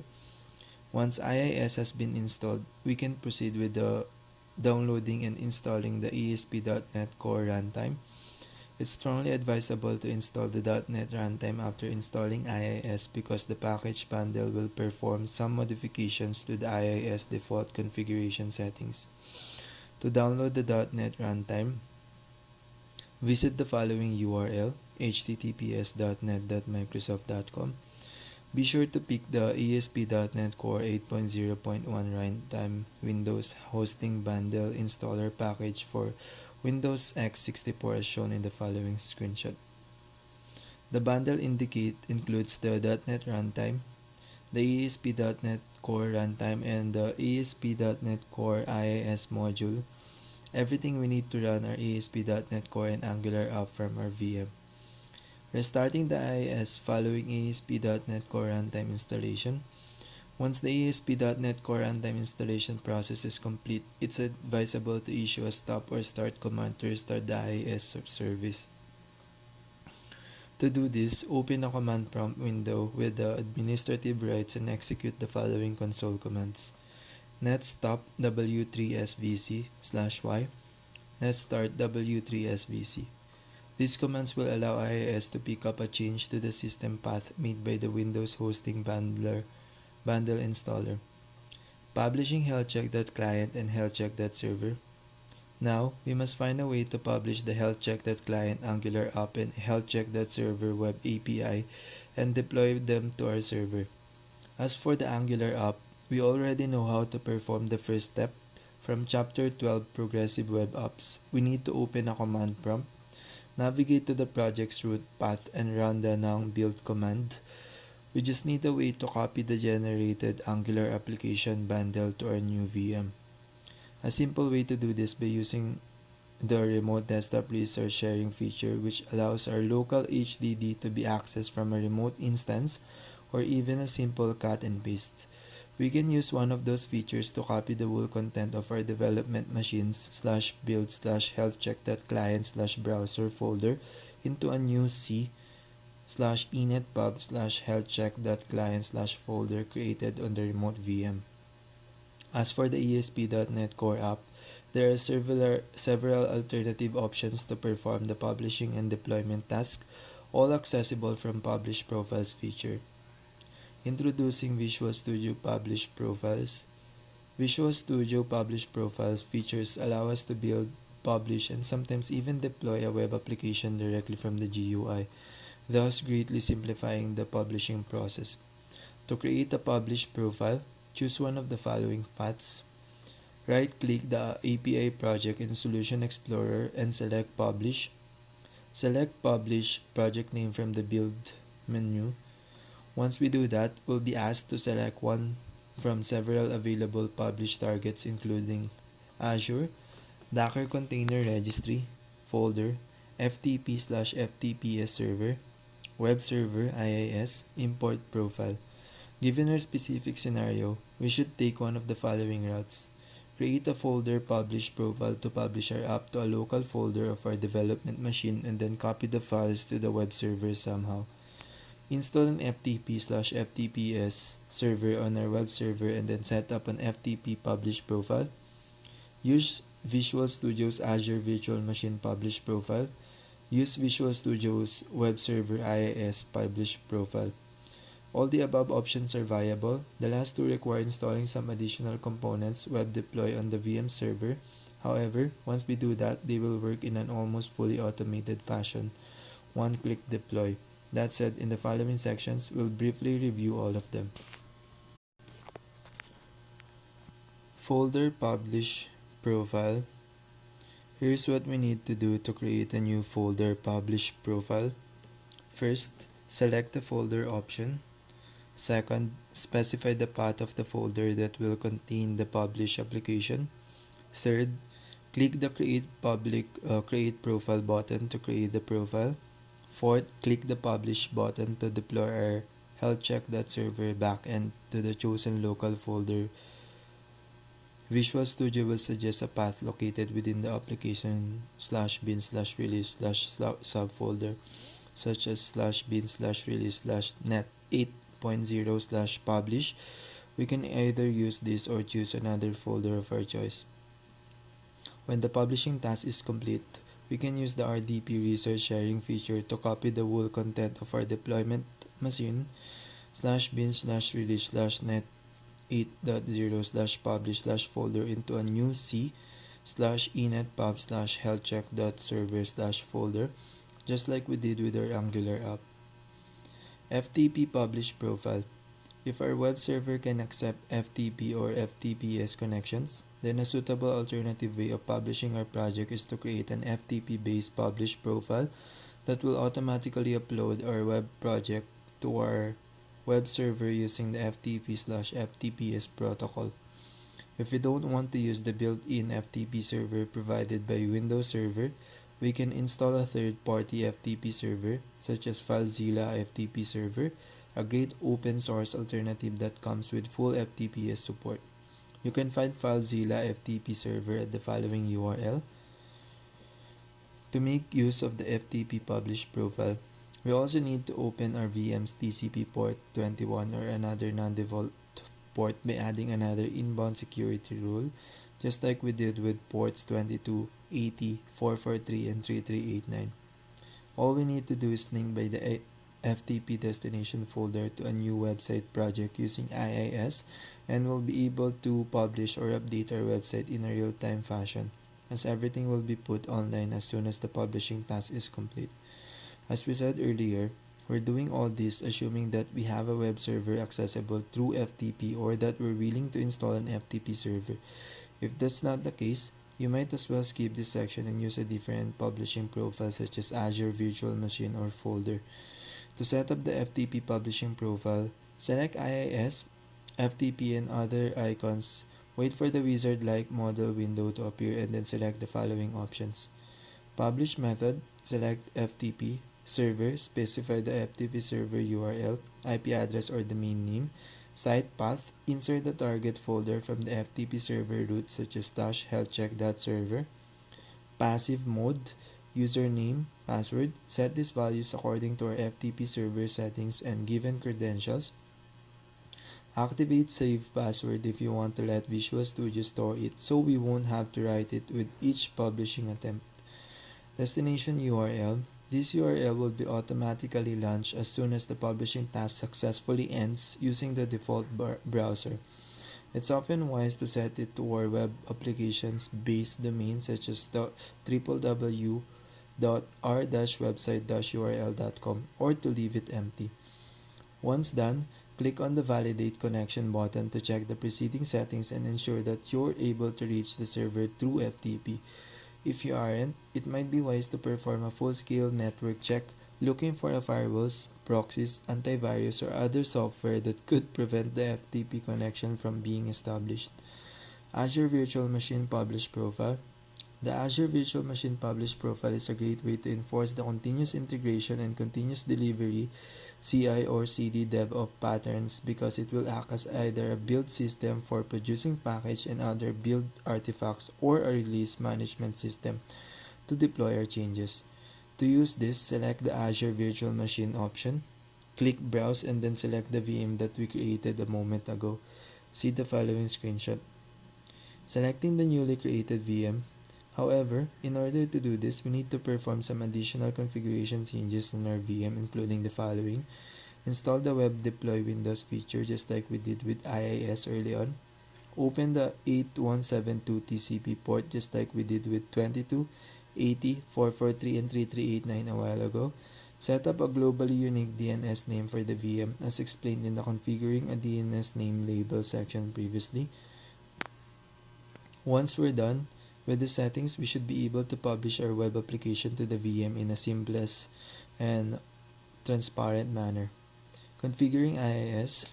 Regardless of the publishing technique we've used, by now our remote VM server should have the following folders: c/init pub/healthcheck.client with our Angular app bundle files, c/init pub/healthcheck.server with our ASP.NET Core Web API publish files. Now is a good chance to create or edit our healthcheck.server app production.json file following the guidance we explained early on. As for the app settings.development.json file, we can just delete it since we likely won't ever need to execute our app in a development environment on this VM server. If you want to never have to worry about deleting the development file and minimize the risk of overwriting the production file, we can even configure a Visual Studio Publish profile to exclude them both using the following guide. After doing that, we need to configure IIS to make these two apps available on the World Wide Web. To do that, we need to add IIS website entries, healthcheck.client for the Angular app, healthcheck.server for the ASP.NET Core app. Let's start with the Angular app. Adding the healthcheck.client website entry from the IIS Manager main page. Expand the root node to show the sites folder, then right-click it and select the Add Website option to create a new website. Fill out the website modal window as shown in the following screenshot. Here's a summary of the most relevant settings and how we recommend they are set for a specific purpose. Site name, the name you want to give to your website. In our example, we are seeing healthcheck.client. Physical path, c/init pub/healthcheck.client, the path where we've copied the Angular apps bundle files. Binding, type HTTPS, IP address, all unassigned, port 443. Hostname, this is the endpoint the Angular app will respond to, in other words, the main entry point of our end users. In the above screenshot, we've used the healthcheck-2023.readl.com, but you obviously need to use your actual hostname instead. Require server name indication, yes. SSL certificate. In our given scenario, we're using our TEL/SSL wildcard certificate. If you don't have one, you can select the tenant encryption cert provided by Azure or use a self-sent TTL's SSL certificate, see below. Start website immediately, yes. Once done, click OK to add a new website. A new entry will appear in the tree view on the right within the sites folder. Adding the healthcheck.server website entry. Right-click again on the sites folder and then right-click it and select the Add Website option to create another website. Repeat the same steps as before with the following differences. Site name, in our example, we're using healthcheck.server. Physical path, c/init pub/healthcheck.server, the path where we've copied the published files of our ASP.NET Core app. Hostname, this is the endpoint of the ASP.NET Core Web API will respond to. In other words, the endpoint we need to put in the Angular apps environment.ts file. Put your chosen hostname there. Once done, click OK to add a new website. Now we should have two website entries within the sites folder, healthcheck.client and healthcheck.server, each one configured to handle a different domain name. Before going further, it might be wise to spend a couple of words on SSL certificates. A note on TL/SSL certificates. Since our apps are meant to be served using HTTPS, when we created the IIS website entries, we had to specify a TLS or SSL certificate per both of them. For the sake of simplicity, We assume that we already have a valid TLS or SSL certificate compatible with the host names we've used.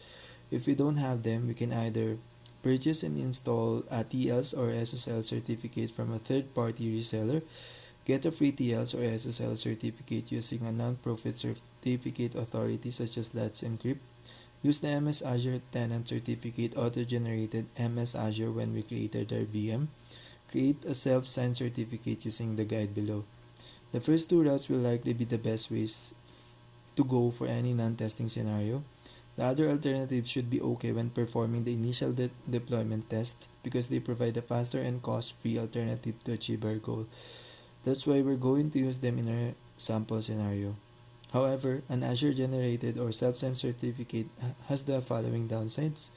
All browsers and antiviruses with web protection filters will raise the typical SSL warnings and unsecure website messages, which we'll have to manually confirm or accept/skip.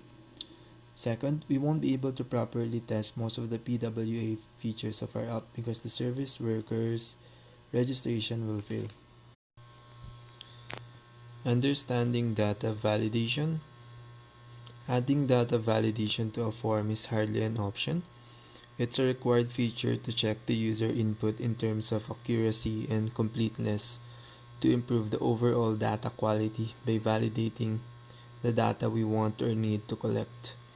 It's also very useful in terms of user experience because the error handling capabilities it comes with will enable our users to understand why the form doesn't work and what they can do to fix the issues preventing them from submitting their data. To understand such a concept, let's take our current CTEdit component reactive form. It works fine if our users fill out all the required fields. However, there's no way for them to understand what the required values actually are or what happens if they forget to fill all of them out, except for a console error message, which is what our source code currently displays whenever our put and post requests end up with a back-end error of any sort. In this section, we'll learn how we can validate user input from the front-end UI and display useful validation messages using our current reactive form. While we're there, we'll also take the chance to create an edit country or add a new country form and learn something new in the process. Template-driven validation. For the sake of simplicity, we've chosen to not mess around with template-driven forms and bring our focus to model-driven or reactive forms instead. However, it might be wise to spend a couple of minutes understanding how we can add validation to a template-driven form as well. The good news about this is that we can use the same standard validation attributes that we would normally use to validate a native HTML form. The Angular framework uses directives to match them with validator functions internally and in fully transparent way. More specifically, every time the value of a form control changes, Angular will run these functionals and generate either a list of validation errors, thus resulting in an invalid status or null, meaning that the form is valid. The form state, as well as each form's control state, can be checked or inspected by exporting Nang model to a local template variable. Here's an example that can help clarify this. The data validation directives are highlighted in bold. As we can see, the preceding form will raise an error and show a div element with an alert style to the user whenever the city's name is not present or its character count is smaller than 4, since it's the minimum allowed length for the name input. It's worth noting that we're checking two properties but that might sound rather odd: name.dirty and name.touch. Here's a brief explanation of what they mean and why it's wise to check for their status. The dirty property starts as being false and becomes true whenever the user changes its starting values. The touch property starts as being false and becomes true whenever the user blurs the form control element, that is, clicks or taps away from it after having it in focus. Now that we know how these properties work, we should be able to understand why we are checking them. We want our data validator error to only be seen if or when the user goes away from the control, leaving it with an invalid value or no value at all. That's it for template-driven validation, at least for the purposes of this book. Those who need additional information should check out the following guide at https. Model-driven validation. When dealing with reactive forms, the whole validation approach is rather different. In a nutshell, we could say that most of this job has to be done within the component class instead of adding validators using HTML attributes in the template. We'll have to add validator functions directly to the form control model in the component class so that Angular will be able to call them whenever the value of the control changes. Since we'll mostly be dealing with functions, we'll also get the option to make them sync or async, thus getting the chance to add synchronous and or asynchronous validators. Sync validators immediately return either a set of validation errors or null. They can be set to up using the second argument when we instantiate the form control they need to check, the first one being the default value.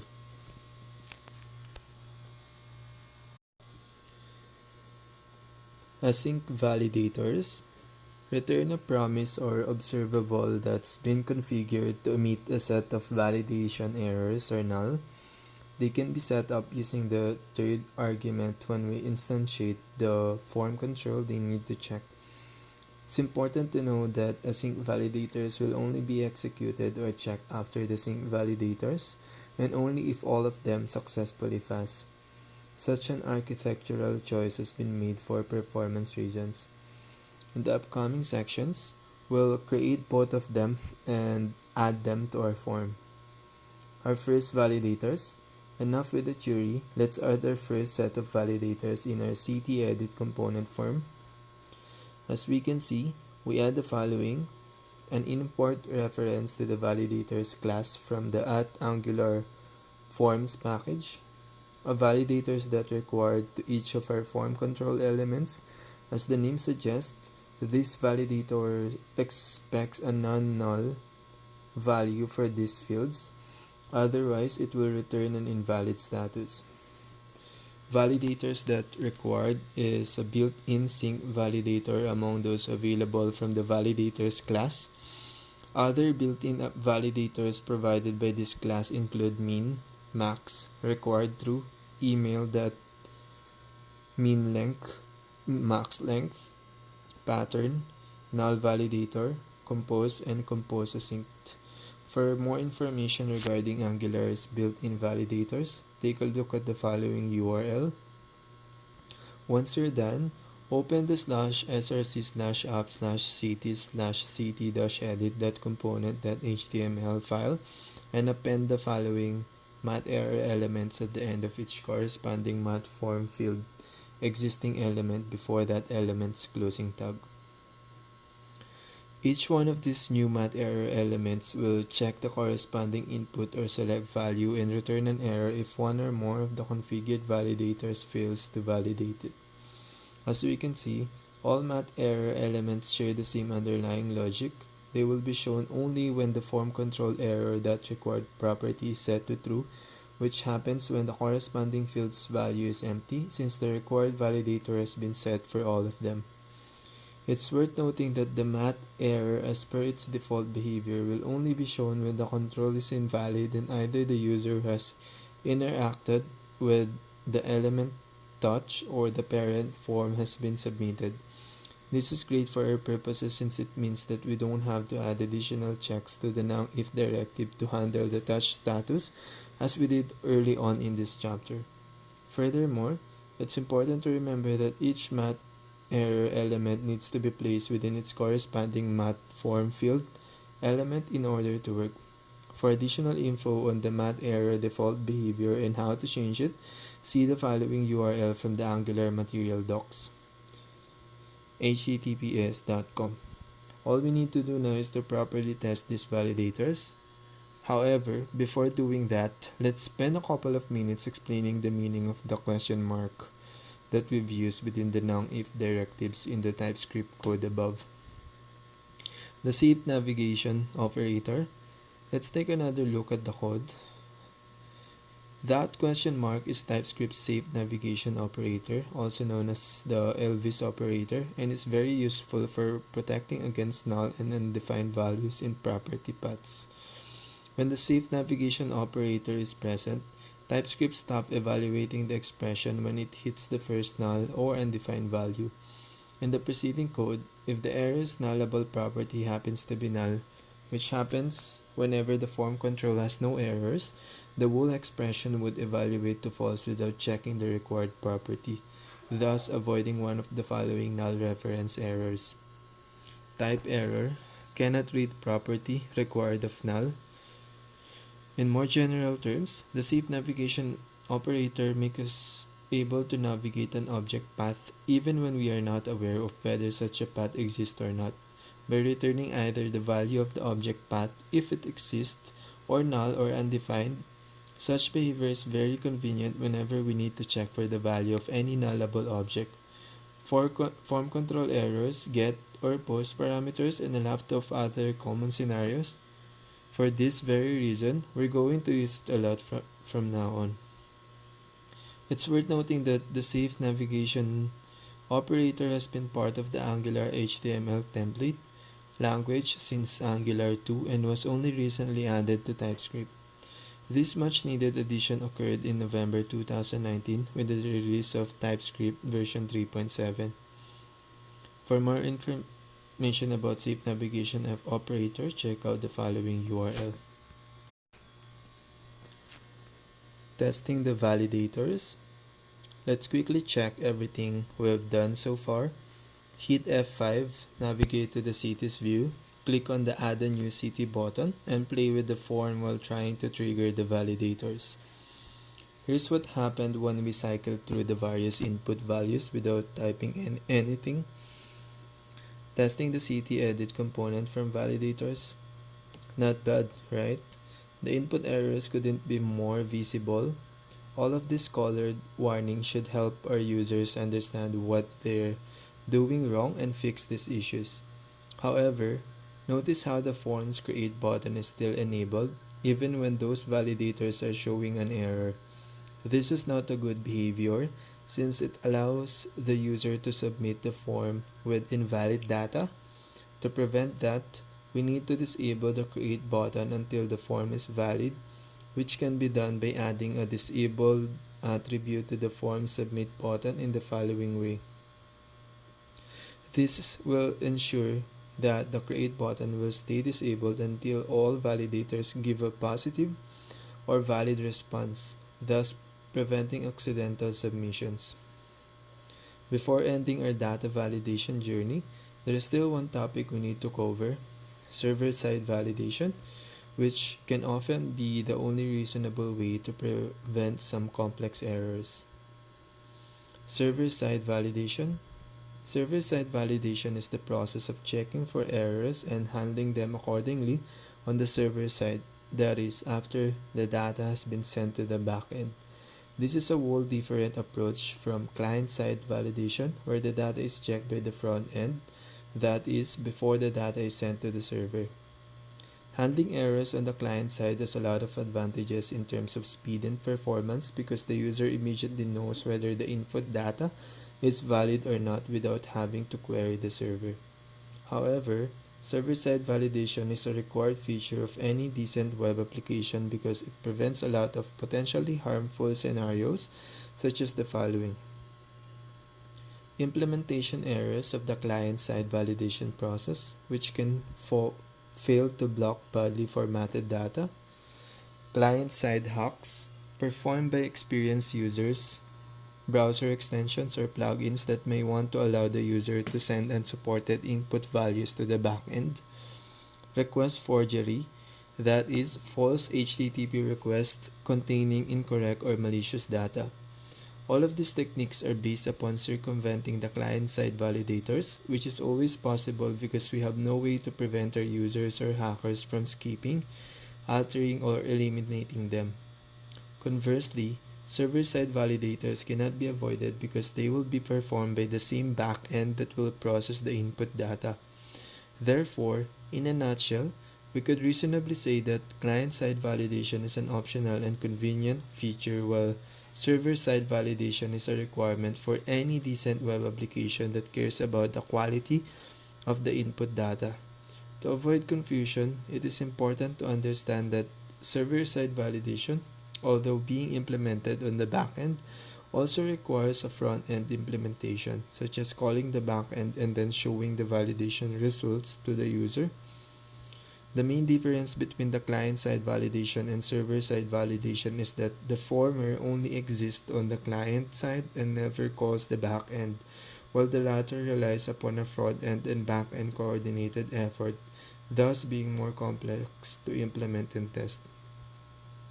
Moreover, there are some scenarios where server-side validation is the only possible way to check for certain conditions or requirements that cannot be verified by client-side validation alone. To explain this concept, let's look at a quick example. Launch our World Cities app in debug mode by hitting F5. Go to our cities view and type Paris into the filter text box. You should see the following output. The preceding screenshot tells us the following things. There are no less than 5 cities called Paris in our archive. Multiple cities can have the same name.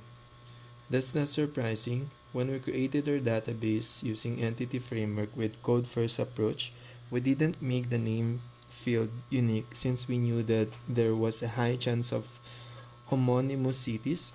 Luckily enough, this isn't an issue since we can still distinguish between them by looking at the IAT, ION, and country values.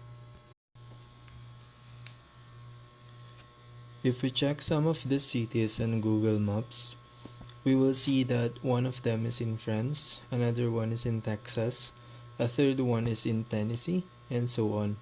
Same name, different cities. Now, what about adding a validator that could check if the city we are trying to add has the same name, IAT, and ION values as city already present in our database? Such a feature would block our users from inserting the same city multiple times, thus avoiding real duplicates, without blocking the homonyms that have different coordinates. Unfortunately, there's no way to do that on the client side only. To fulfill this task, we would need to create an Angular custom validator that could asynchronously check these values against the server and then return an OK, valid, or KO, invalid result. In other words, a server-side validation task. Let's try to do that now. Dup CT validator. In this section, we'll create a custom validator that will perform an asynchronous call to our .NET Core backend to ensure that the city we're trying to add doesn't have the same name, LAT, LON, and country as an existing one. ct-edit.component.ts. The first thing we have to do is create the validator itself and bind it to our reactive form. To do that, open the /src/apps/ct/ct-edit.component.ts file and change its contents accordingly. The new or updated lines are highlighted. As we can see, we've made some important changes in the preceding code. We added some import references, abstract control, async validator fn, observer vol, and map that we use to implement our new async custom validator. If you don't get what we need them for, don't worry, we'll be talking about this topic later on. We created a new isDupCT method which contains the whole implementation of our async custom validator. We configured the new validator to be used by the main form group, the one related to the wool form. As for our custom validator, it seems way more complex than it actually is. Let's try to summarize what it does. The first thing worth mentioning is that the isDupCT method returns an async validator fn that in turn returns an observable. This means that we're not returning a value but a subscriber function instance that will eventually return a value which will be either a key, value, object, or null. This value will only be emitted when the observable is executed. The inner function creates a temporary CT object, fills it with the real-time form data, calls an isDopeCT backend URL that we don't know yet, but we will soon enough, and eventually returns either true or null, depending on the result. It's worth noting that we're not subscribing to the HTTP client this time, as we often did in the past. We're manipulating it using the pipe and map RxJS operators, which we'll be talking about in a short while. Since our custom validator relies on an HTTP request being sent to our .NET Core backend, we need to implement that method as well. CTS controller. Switch to the World CT API project, then open the /controller/ctscontroller.cs file and add the following method at the bottom of the file. The net method is very straightforward. It checks the data model for a CT that has the same name, LAT, LON, and country ID as the one provided by the front end, as well as different ID, and returns true or false as the result. The ID check has been added to conditionally disable the dupe check when the user is editing an existing CT. If that's the case, using the same name, LAT, LON, and country ID would be allowed since we're basically overwriting the same CT and not creating a new one. When a user adds a new CT, the ID value will always be set to 0, preventing the dupe check from being disabled. ct-edit.component.html. Now that the backend code is ready, we need to create a suitable error message from the UI. Open the /src/app/ct-ct-edit.component.html file and update its content in the following way. As shown in the preceding code, the alert div we added will only be shown if the following 3 conditions are met. The form is invalid, there are errors that are strictly related to the form itself, the isDopeCT error is returning true. It's very important to check all of them, otherwise we risk showing such an alert even when it doesn't have to be shown. Testing it out. Now that the component HTML template has been set up, we can test the result of our hard work. Press F5, navigate to the CT's views, click the Add New CT button, and insert the following values. Name, New Tokyo, latitude 35,000, longitude 139,000, country, Japan. If we did everything properly, we should be greeted by the following error message. That's great. Our custom async validator is working fine and triggers both the front end and the back end validation logic. Observables and RxJS operators. The async logic that's used to perform the call makes use of the observable/RxJS pattern. This time, though, instead of relying on the subscribe method we've already used a number of times, we opted for a pipe and map approach. These are 2 important RxJS operators that allow us to perform our data manipulation task while retaining the observable status of the returned value, while subscriptions will execute the observable and return actual data instead. This concept might be quite difficult to understand. Let's try to put it in other words. We should use the subscribe method when we want to execute the observable and get its actual result. For example, a JSON structured response. Such a method returns a subscription that can be cancelled but can't be subscribed to anymore. We should use the map operator when we want to transform or manipulate the data events of the observable without executing it, so that it can be passed to other async actors that will also manipulate and even eventually execute it. Such a method returns an observable that can be subscribed to. As for the pipe, it's just a method that composes or chains other RxJS operators such as map, filter, and so on. The most important difference between observable methods and RxJS operators is that the latter always returns observables, while the former returns a different and mostly final object type. Does this ring a bell? If we think about what we learned about in Chapter 6, Fetching and Displaying Data, when dealing with .NET Entity Framework. It should definitely sound familiar. Remember when we were playing around with the iQueryable D interface? The various where, order by, and count async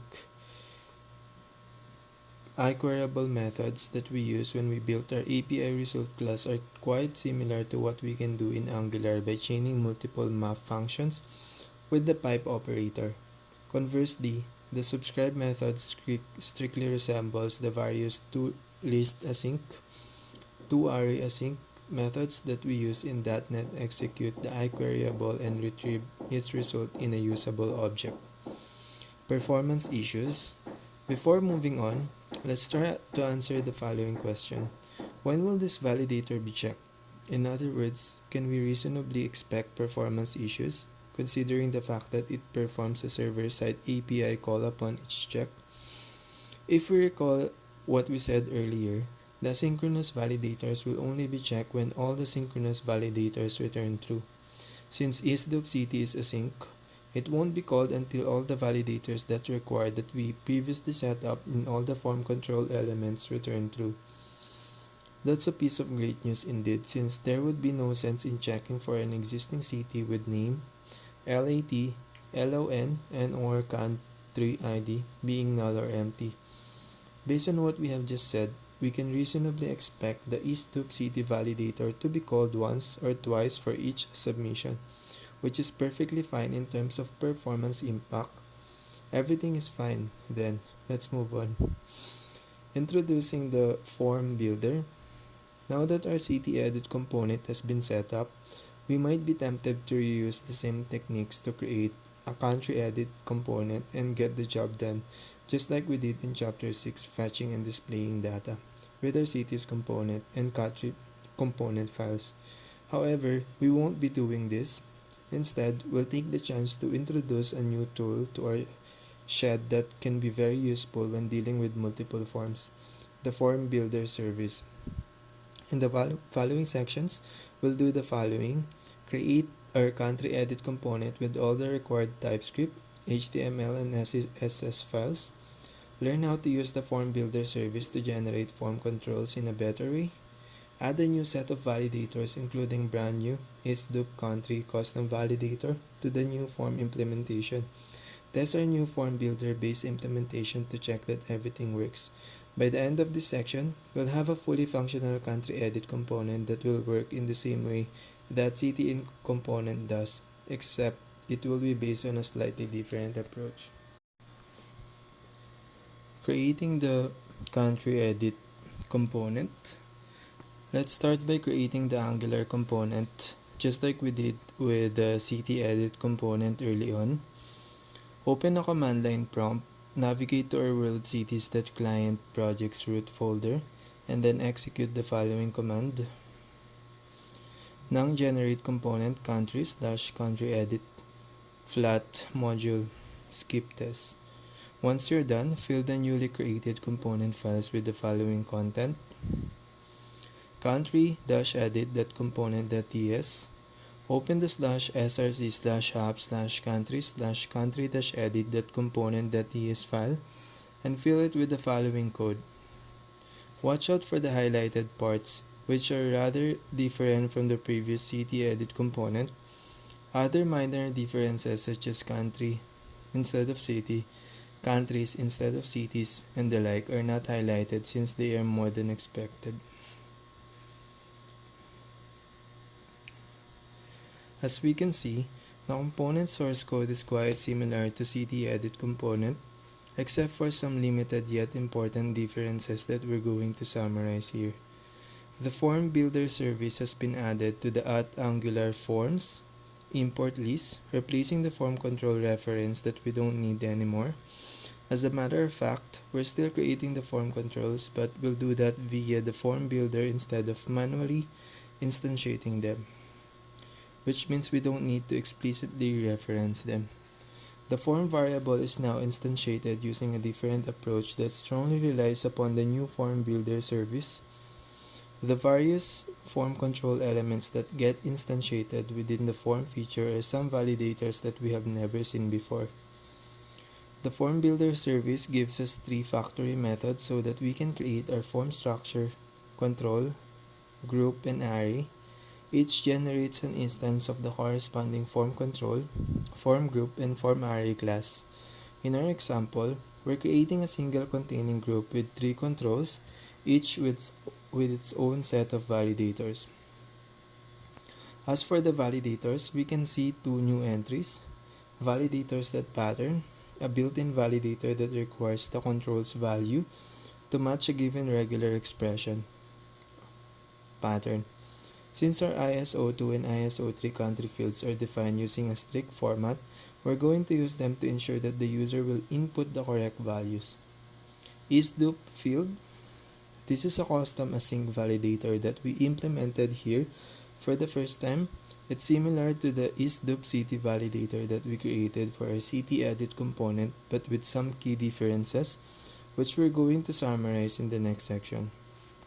Those who don't know much about regular expressions or regex for short and want to use the validators that pattern to its full extent should definitely visit the following websites: https regexr.com, https. Both of them contain a good number of resources regarding regex and great online builder and tester with full JavaScript and PHP/PCRE regex support.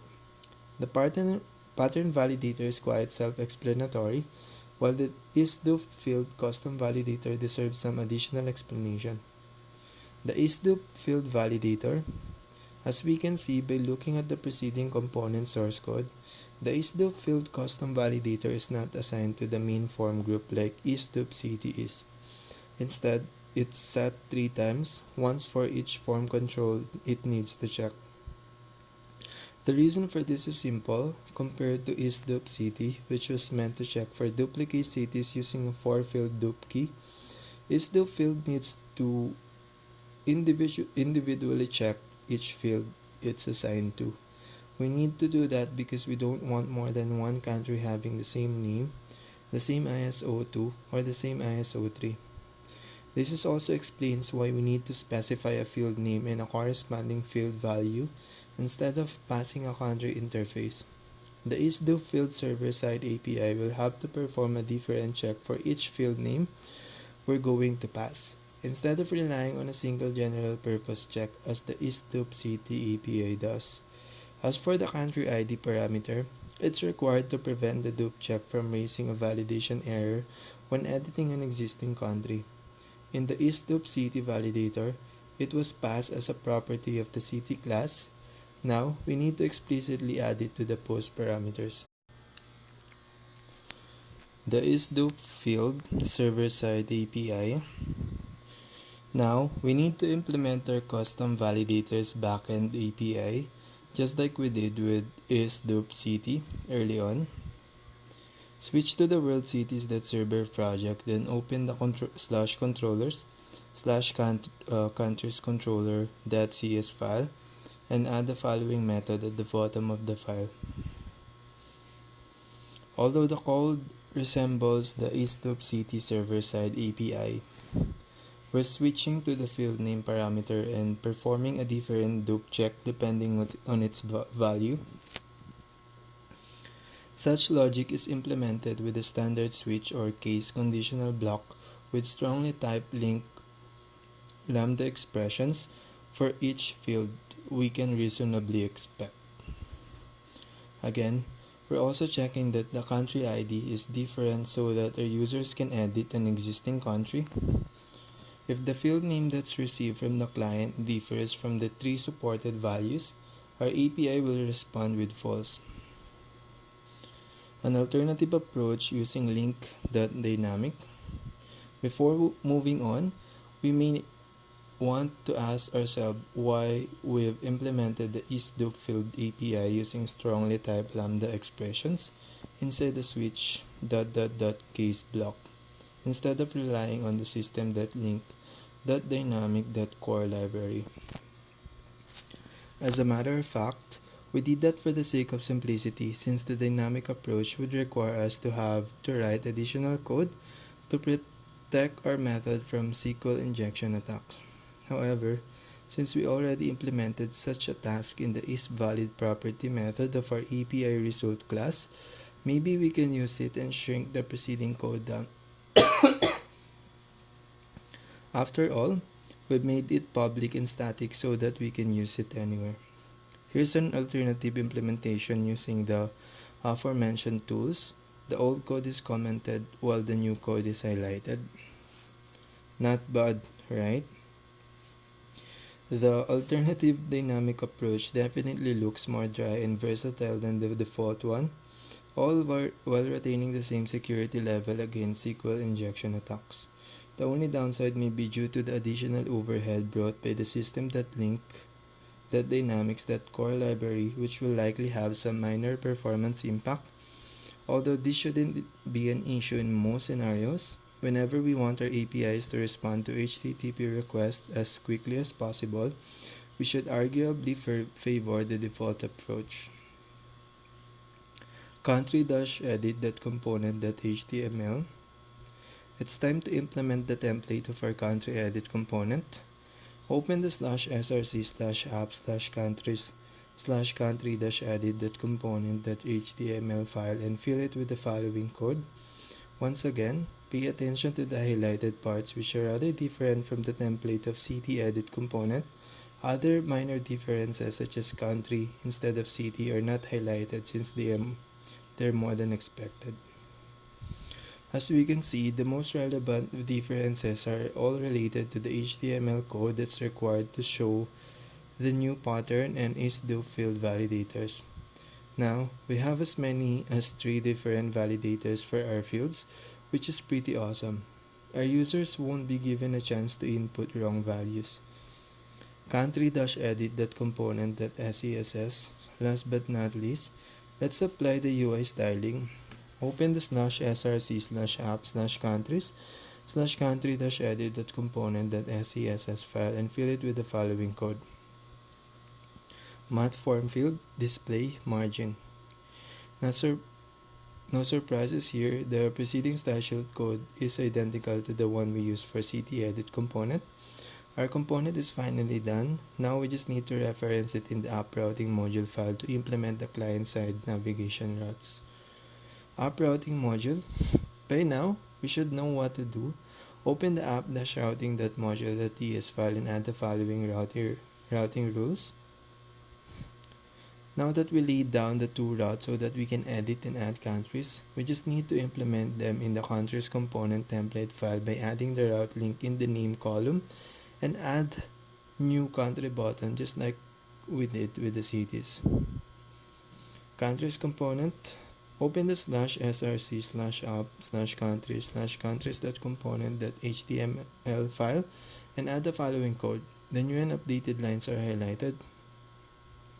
We're almost done. We just need to add the .add-btn CSS class to the countries.component.scss file so that the add new country button will be aligned to the right. And that's it. Now we're ready to test everything out. Testing the country edit component. Now it's time to press F5 and admire the result of our hard work.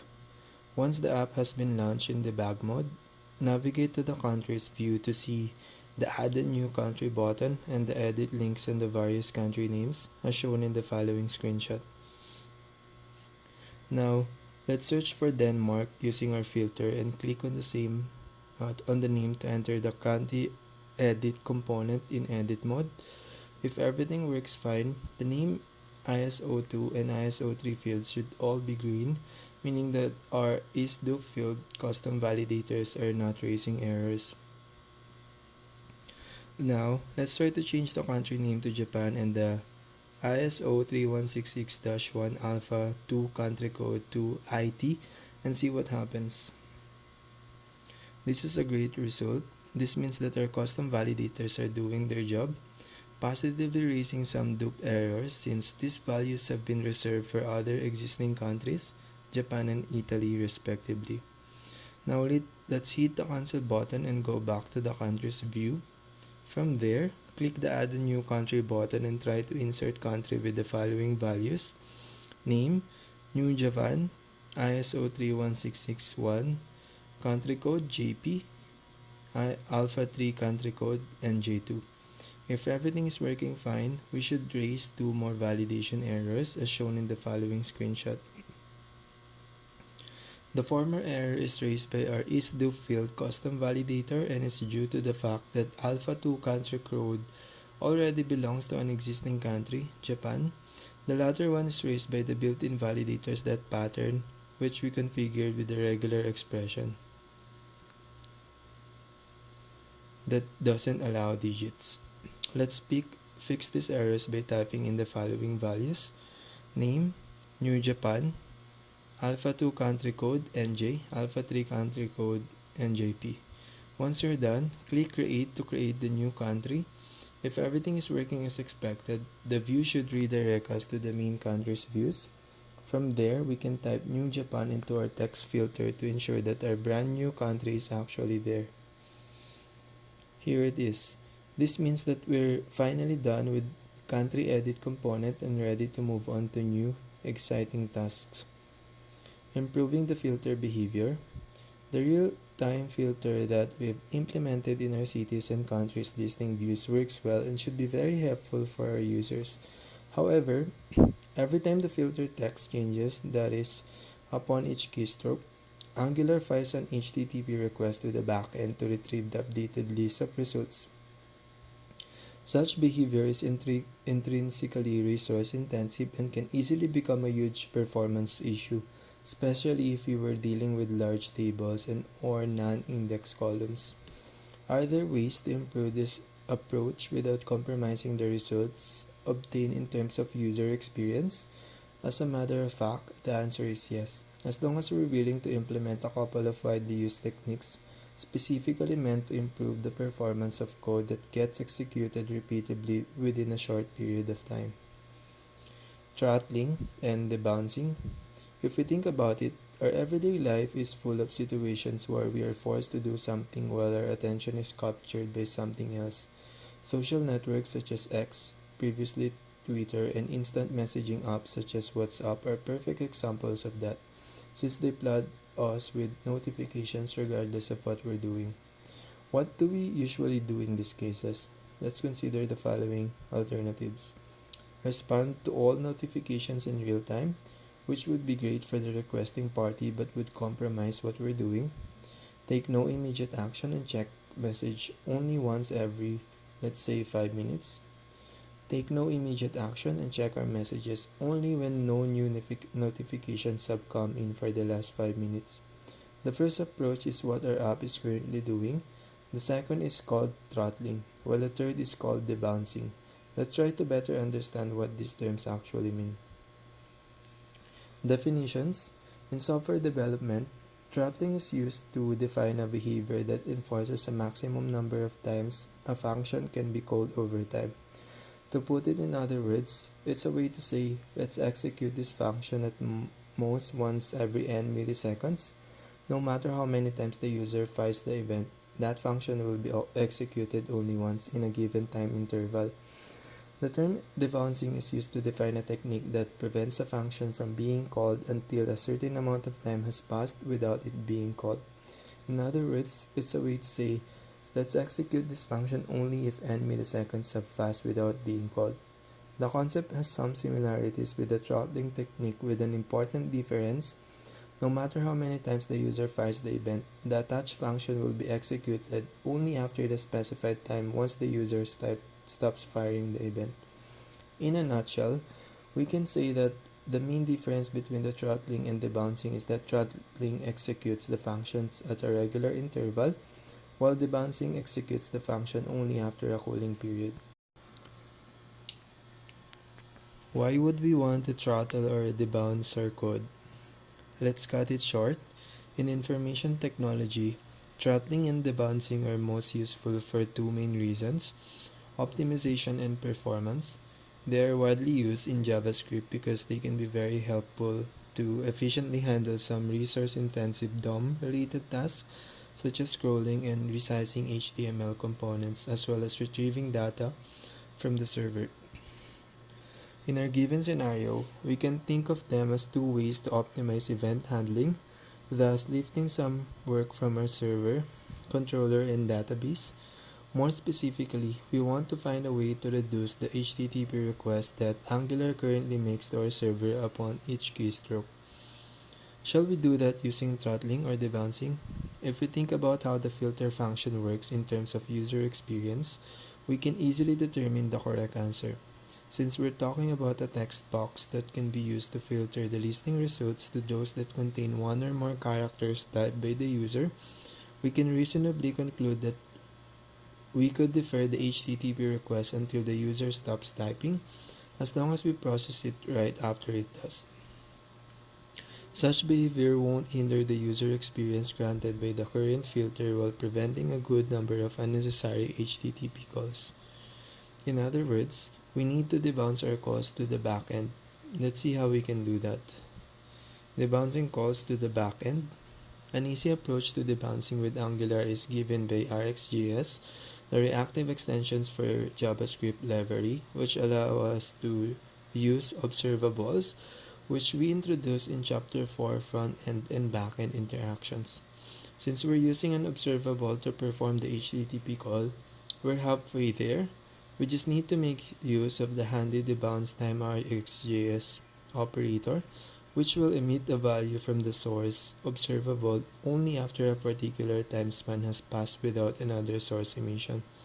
While we are there, we can also take the chance to add distinct until change operator as well, which emits a value only if it's different from the last one inserted by the user. This will prevent any HTTP call identical to the previous one, which could happen, for example, if the user writes a sentence, then adds a letter and immediately deletes it.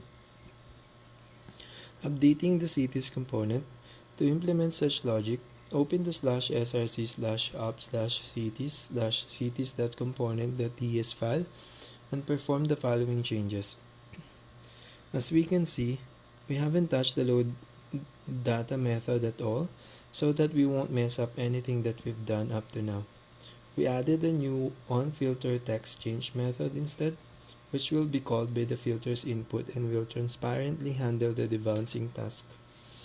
If we take a closer look at the onFilterTextChange method, we can see that it works with the new filterTextChange variable that we've also added to our component class. This variable hosts a subject, a special type of observable that allows values to be multicasted to many observers. In a nutshell, here's what this new method does every time it gets called by the filter's input method. Checks the filter text change subjects to see if there are observers listening. If there are no observers yet, it pipes the debounce time and distinct until change operators and adds a new subscription for the load data method. Feeds a new value to the subject, which will be multicasted to the observers registered to listen to it. For space reasons, we won't say any more about subjects here, but the topic can be further studied by taking a look at the following page from the RxJS official guide, https.com. Although we've already explained what these operators do, let's quickly recap their role. The bounce time will emit the value after 1000 milliseconds of no source input coming from the user. Distinct until change will emit the value only if it's different from the last inserted one. Now that we've implemented the debouncing logic in the Angular's class, we just need to update the components template file to make the filter's input call the new onFilterTextChange method instead of load data. Open the /src/ops/cities/cities.component.html file and apply the following changes. That's it. Updating the counters component. Before going further, let's update the counters component in the exact same way. This can be done by opening the following files: src/ops/countries/countries.component.ts, src/ops/countries/countries.component.html, and applying the same changes that we did on the cities component files. For space reasons, we won't demonstrate how to perform these changes here. However, the updated contours component source code can be found in the GitHub repository.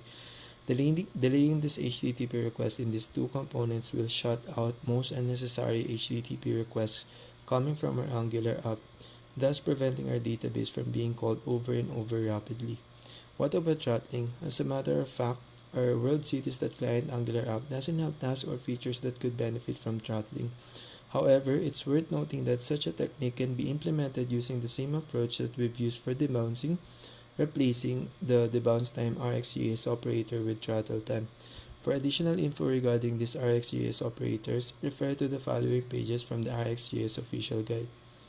Summary: this chapter was entirely dedicated to Angular forms. We started by clarifying what a form actually is and enumerated the features it needs to have in order to fulfill its duties, grouping them into two main requirements: providing a good user experience and properly handling the submitted data.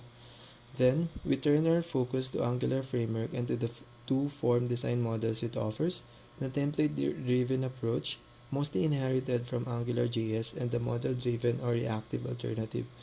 We took some valuable time to analyze the pros and cons provided by each of them, and then we performed a detailed comparison of the underlying logic and workflow. At the end of the day, we choose to embrace the reactive way of doing things, as it gives the developer more control and enforces a more consistent separation of duties between the data model and the form model.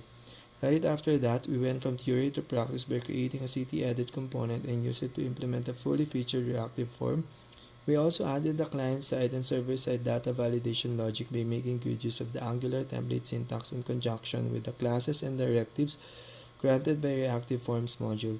Once done, we did the same with country edit component, where we took the chance to try and use a form builder instead of the form group form control instances we used previously.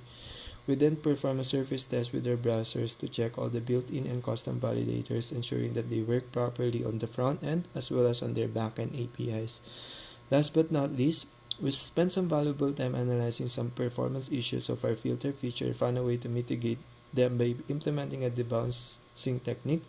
This allowed us to learn how to use some very useful features from the RxJS library: subject, the bounce time, and distinct until change. In the next chapter, we're going to refine what we've done so far by refactoring some wrap aspects of our Angular components in a better way. By doing so, we'll learn how to post-process the data, add decent error handling, implement some retry logic to deal with connection issues, debug our form using the Visual Studio client-side debugger, and most importantly, perform some unit tests. Forms and data validation. In this chapter, we'll mostly deal with forms, data input, and validation techniques. As we already know, HTML forms are one of the most important and delicate aspects of any business application. Nowadays, forms are used to fulfill almost any task involving user-submitted data, such as registering on or logging in to a website, issuing a payment, reserving a hotel room, ordering a product, performing and retrieving search results, and more. If you were asked to define a form from a developer's perspective, we would come out with the statement that a form is a UI-based interface that allows authorized users to enter data that will be sent to a server for processing. The moment we accept this definition, two additional considerations should come to mind. Each form should provide a data entry experience good enough to the efficiency guide our users through the expected workflow. Otherwise, they won't be able to use it properly. Each form, as long as it brings potentially insecure data to the server, could have a major security impact in terms of data integrity, data security, and system security, unless the developer possesses the required know-how to adopt and implement appropriate countermeasures.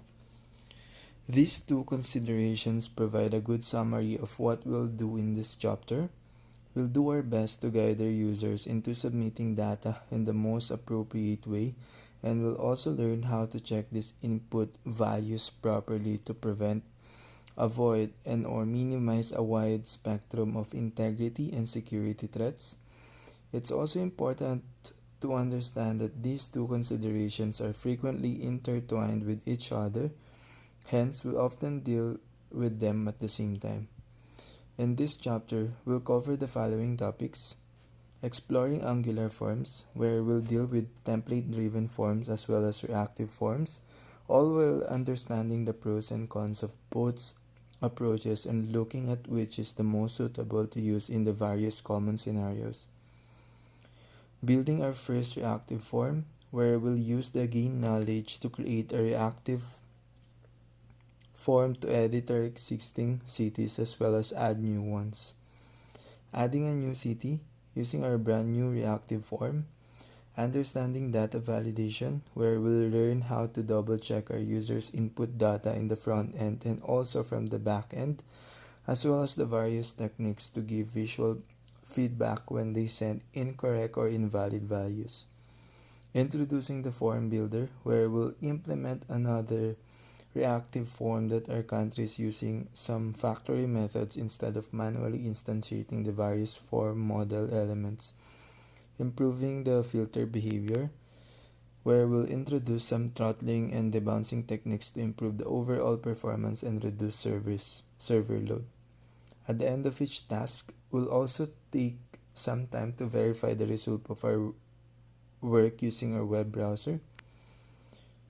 Technical requirements. In this chapter, we're going to need all the technical requirements that we mentioned in the previous chapters with no additional resources, libraries, or packages. Exploring Angular forms. If we take a look at our current .NET Core with Angular projects, we'll see how none of them allow our users to interact with the data. For the health checkup, this is expected since there's simply no data to deal with. This is a monitoring app that doesn't store anything and requires no input from the user. The World Cities app, however, tells a whole different story. We do have that database that we use to return results to our users who could at least theoretically be allowed to make changes. It goes without saying that the World Cities app would be our best candidate for implementing our forms. In the following sections, we'll do just that, starting with the Angular project in the front end and then moving to the ASP.NET Core Web API project, the backend. Forms in Angular. Let's take a minute to briefly review our World Cities app in the state we left it in the end of chapter 6, fetching and displaying data. If we take a look at the cities component and countries component templates, we will see that we actually already have data input element of some sort. We're clearly talking about mat form field, which is the selector of Angular material mat input module, which we added to the loop during chapter 6 to let our user filter the cities and countries by their names. Here's the relevant code snippet. This means that we already accepting some kind of user action consisting of a single input string and reacting to it accordingly. Such an action and reaction chain is the basis of an interaction between the user and the app, which is basically what the vast majority of forms are all about. However, if we look at the generated HTML code, we can clearly see that we do not have any actual form element. We can test it by right-clicking that views input element from our browser's window and selecting inspect element as shown in the following screenshot. As we can see, there is no main form, only a single input field that perfectly handles the task we've assigned to it. The absence of the form is not missed because we're not submitting anything using form data. We're performing our data fetching using the Angular HTTP client module, which technically does this using an asynchronous XML HTTP request XHR through JavaScript, in one word, AJAX. Such an approach does not require a form container element and is capable of handling the data encoding and transmission tasks using the following supported methods. application slash x dash www dash form dash URL encoded, multi-part slash form dash data, text slash plain. It only needs the actual input elements to get the required values from the user. For further details regarding the encoding method supported by the HTML form element, take a look at the following specifications: URL Leaving Standard, HTML Leaving Standard, section 4.10.21.8, HTML Leaving Standard, section 4.10.21.9, plain text form data. Although not required, a form element or any HTML container for an input element might be very useful for a number of important tasks that don't fall into the data encoding and transmission subjects. Let's see what they are and why we need them. Reasons to use forms. Let's try to summarize the most blatant shortcomings of our current formless approach. We cannot keep track of the global form state since there's no way we can tell whether the input text is valid or not. We have no easy way to display an error message to the users to let them know what they have to do to make the form valid. We don't verify the input data in any way, we just collect it and toss it to the server without thinking twice. That's absolutely fine in our specific scenario since we're only dealing with a single text string and we don't care too much about its length, the input text, and so on. However, if we have to deal with multiple input elements and several value types, such limitations could seriously hinder our work in terms of either data flow control, data validation, or user experience. Sure, we could easily work around most of the aforementioned issues by implementing some custom methods within our form-based components. We could throw some errors such as isValid, isNumber, and so on here and there, and then hook them up to our template syntax and show or hide the validation messages with the help of structural directives such as nang-if, nang-for, and the like. Client-side frameworks such as Angular to work that way. Luckily enough, we have no reasons to do that since Angular provides us with a couple of alternative strategies to deal with these common form-related scenarios. Template-driven forms, model-driven forms, also known as reactive forms. Both of them are highly coupled with the framework and thus extremely viable. They both belong to the @angular/forms library and also share a common set of form control classes. However, they also have their own specific sets of features, along with their pros and cons, which could ultimately lead to us choosing one of them. Let's try to quickly summarize these differences. Template-driven forms. If you've come from AngularJS, there's a high chance that the template-driven approach will ring a bell or two. As the name implies, template-driven forms host most of the logic in the template code.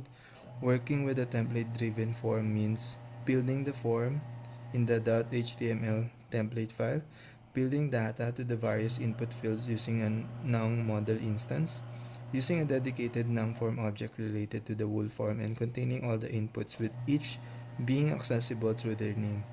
These things need to be done in order to perform the required validity checks. To understand this, here's what a template-driven form looks like.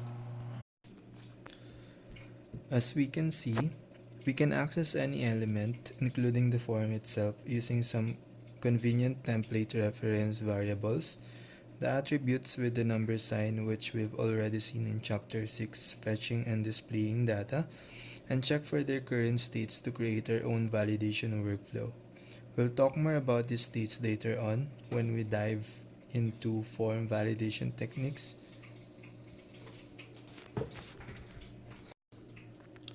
This, in a nutshell, is template-driven forms. Now that we've had an overall look at them, let's try to summarize the pros and cons of this approach. The pros: here are the main advantages of template-driven forms. Template-driven forms are very easy to write. We can recycle most of our HTML knowledge, assuming that we have any. On top of that, if we came from AngularJS, we already know how well we can make them work once we've mastered the technique.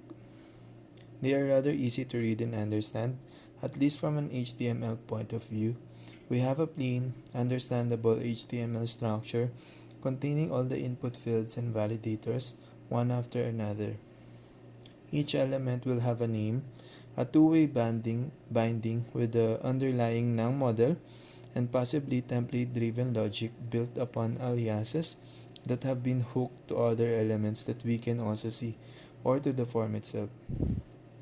The cons: here are their weaknesses. Template-driven forms require a lot of HTML code, which can be rather difficult to maintain and is generally more error-prone than pure TypeScript. For the same reasons, this form cannot be unit tested. We have no way to test their validation or to ensure that the logic we implemented will work other than running an end-to-end test with our browser, which is hardly ideal for complex forms. The readability will quickly drop as we add more and more validators and input tags. Keeping all their logic within the template might be fine for small forms, but it doesn't scale well when dealing with complex data items. Ultimately, we can say that template-driven forms might be the way to go when we need to build small forms with simple data validation rules where we can benefit more from their simplicity. On top of that, they are quite similar to the typical HTML code we'll already use to, assuming that we do have a plain HTML development background. We just need to learn how to decorate the standard form and input elements with aliases and throw in some validators handled by structural directives such as the ones we've already seen, and will be set in almost no time. For additional information on template-driven forms, we highly recommend that you read the official Angular documentation at https://angular. That being said, the lack of unit testing, the HTML code load that they will eventually produce, and the scaling difficulties will eventually lead us toward an alternative approach for any non-trivial form. Model-driven or reactive forms. The model-driven approach was specifically added in Angular 2 Plus to address the known limitations of template-driven forms. The forms that are implemented with this alternative method are known as model-driven forms or reactive forms, which are the exact same thing. The main difference here is that almost nothing happens in the template, which acts as a mere reference to a more complex TypeScript object that gets defined, instantiated, and configured programmatically within the component class, the form model. To understand the overall concept, let's try to rewrite the previous form in a model-driven or reactive way. The relevant parts are highlighted. The outcome of doing this is as follows. As we can see, the required amount of code is less and more readable. Here's the underlying form model that we will define in the component class file. The relevant parts are highlighted in the following code. Let's try to understand what's happening here. The form property is an instance of form group and represents the form itself. Form group, as the name suggests, is a container of form controls sharing the same purpose. As we can see, the form itself acts as a form group, which means that we can nest form group objects inside other form group objects. We didn't do that in our sample, though. Each data input element in the form template in the preceding code, name, is represented by an instance of form control. Each form group instance encapsulates the state of each shell control, meaning that it will only be valid if or when all its children are also valid. Also, note that we have no way of accessing the form control objects directly, like we were doing in template-driven forms. We have to retrieve them using the .get method of the main form group, which is the form itself. At first glance, the model-driven template doesn't seem too different from the template-driven one. We still have a form element an input element hooked to a span validator, and a submit button on top of that. Checking the state of the input elements takes a greater amount of source code since they have no aliases we can use. What's the real deal then? To help visualize the difference, let's look at the following diagrams. Here's a schema depicting how template-driven forms work. By looking at the arrows, we can easily see that in template-driven forms, everything happens in the template. The HTML form elements are directly bound to the data model component, represented by a property field with an asynchronous HTML request to the web server, much like we did with our cities and country table. That data model will be updated as soon as the user changes something, that is, unless a validator prevents them from doing that. If we think about it, we can easily understand how there isn't a single part of the whole workflow that happens to be under our control. Angular handles everything by itself using the information in the data bindings defined within our template. This is what template-driven actually means. The template is calling the shots.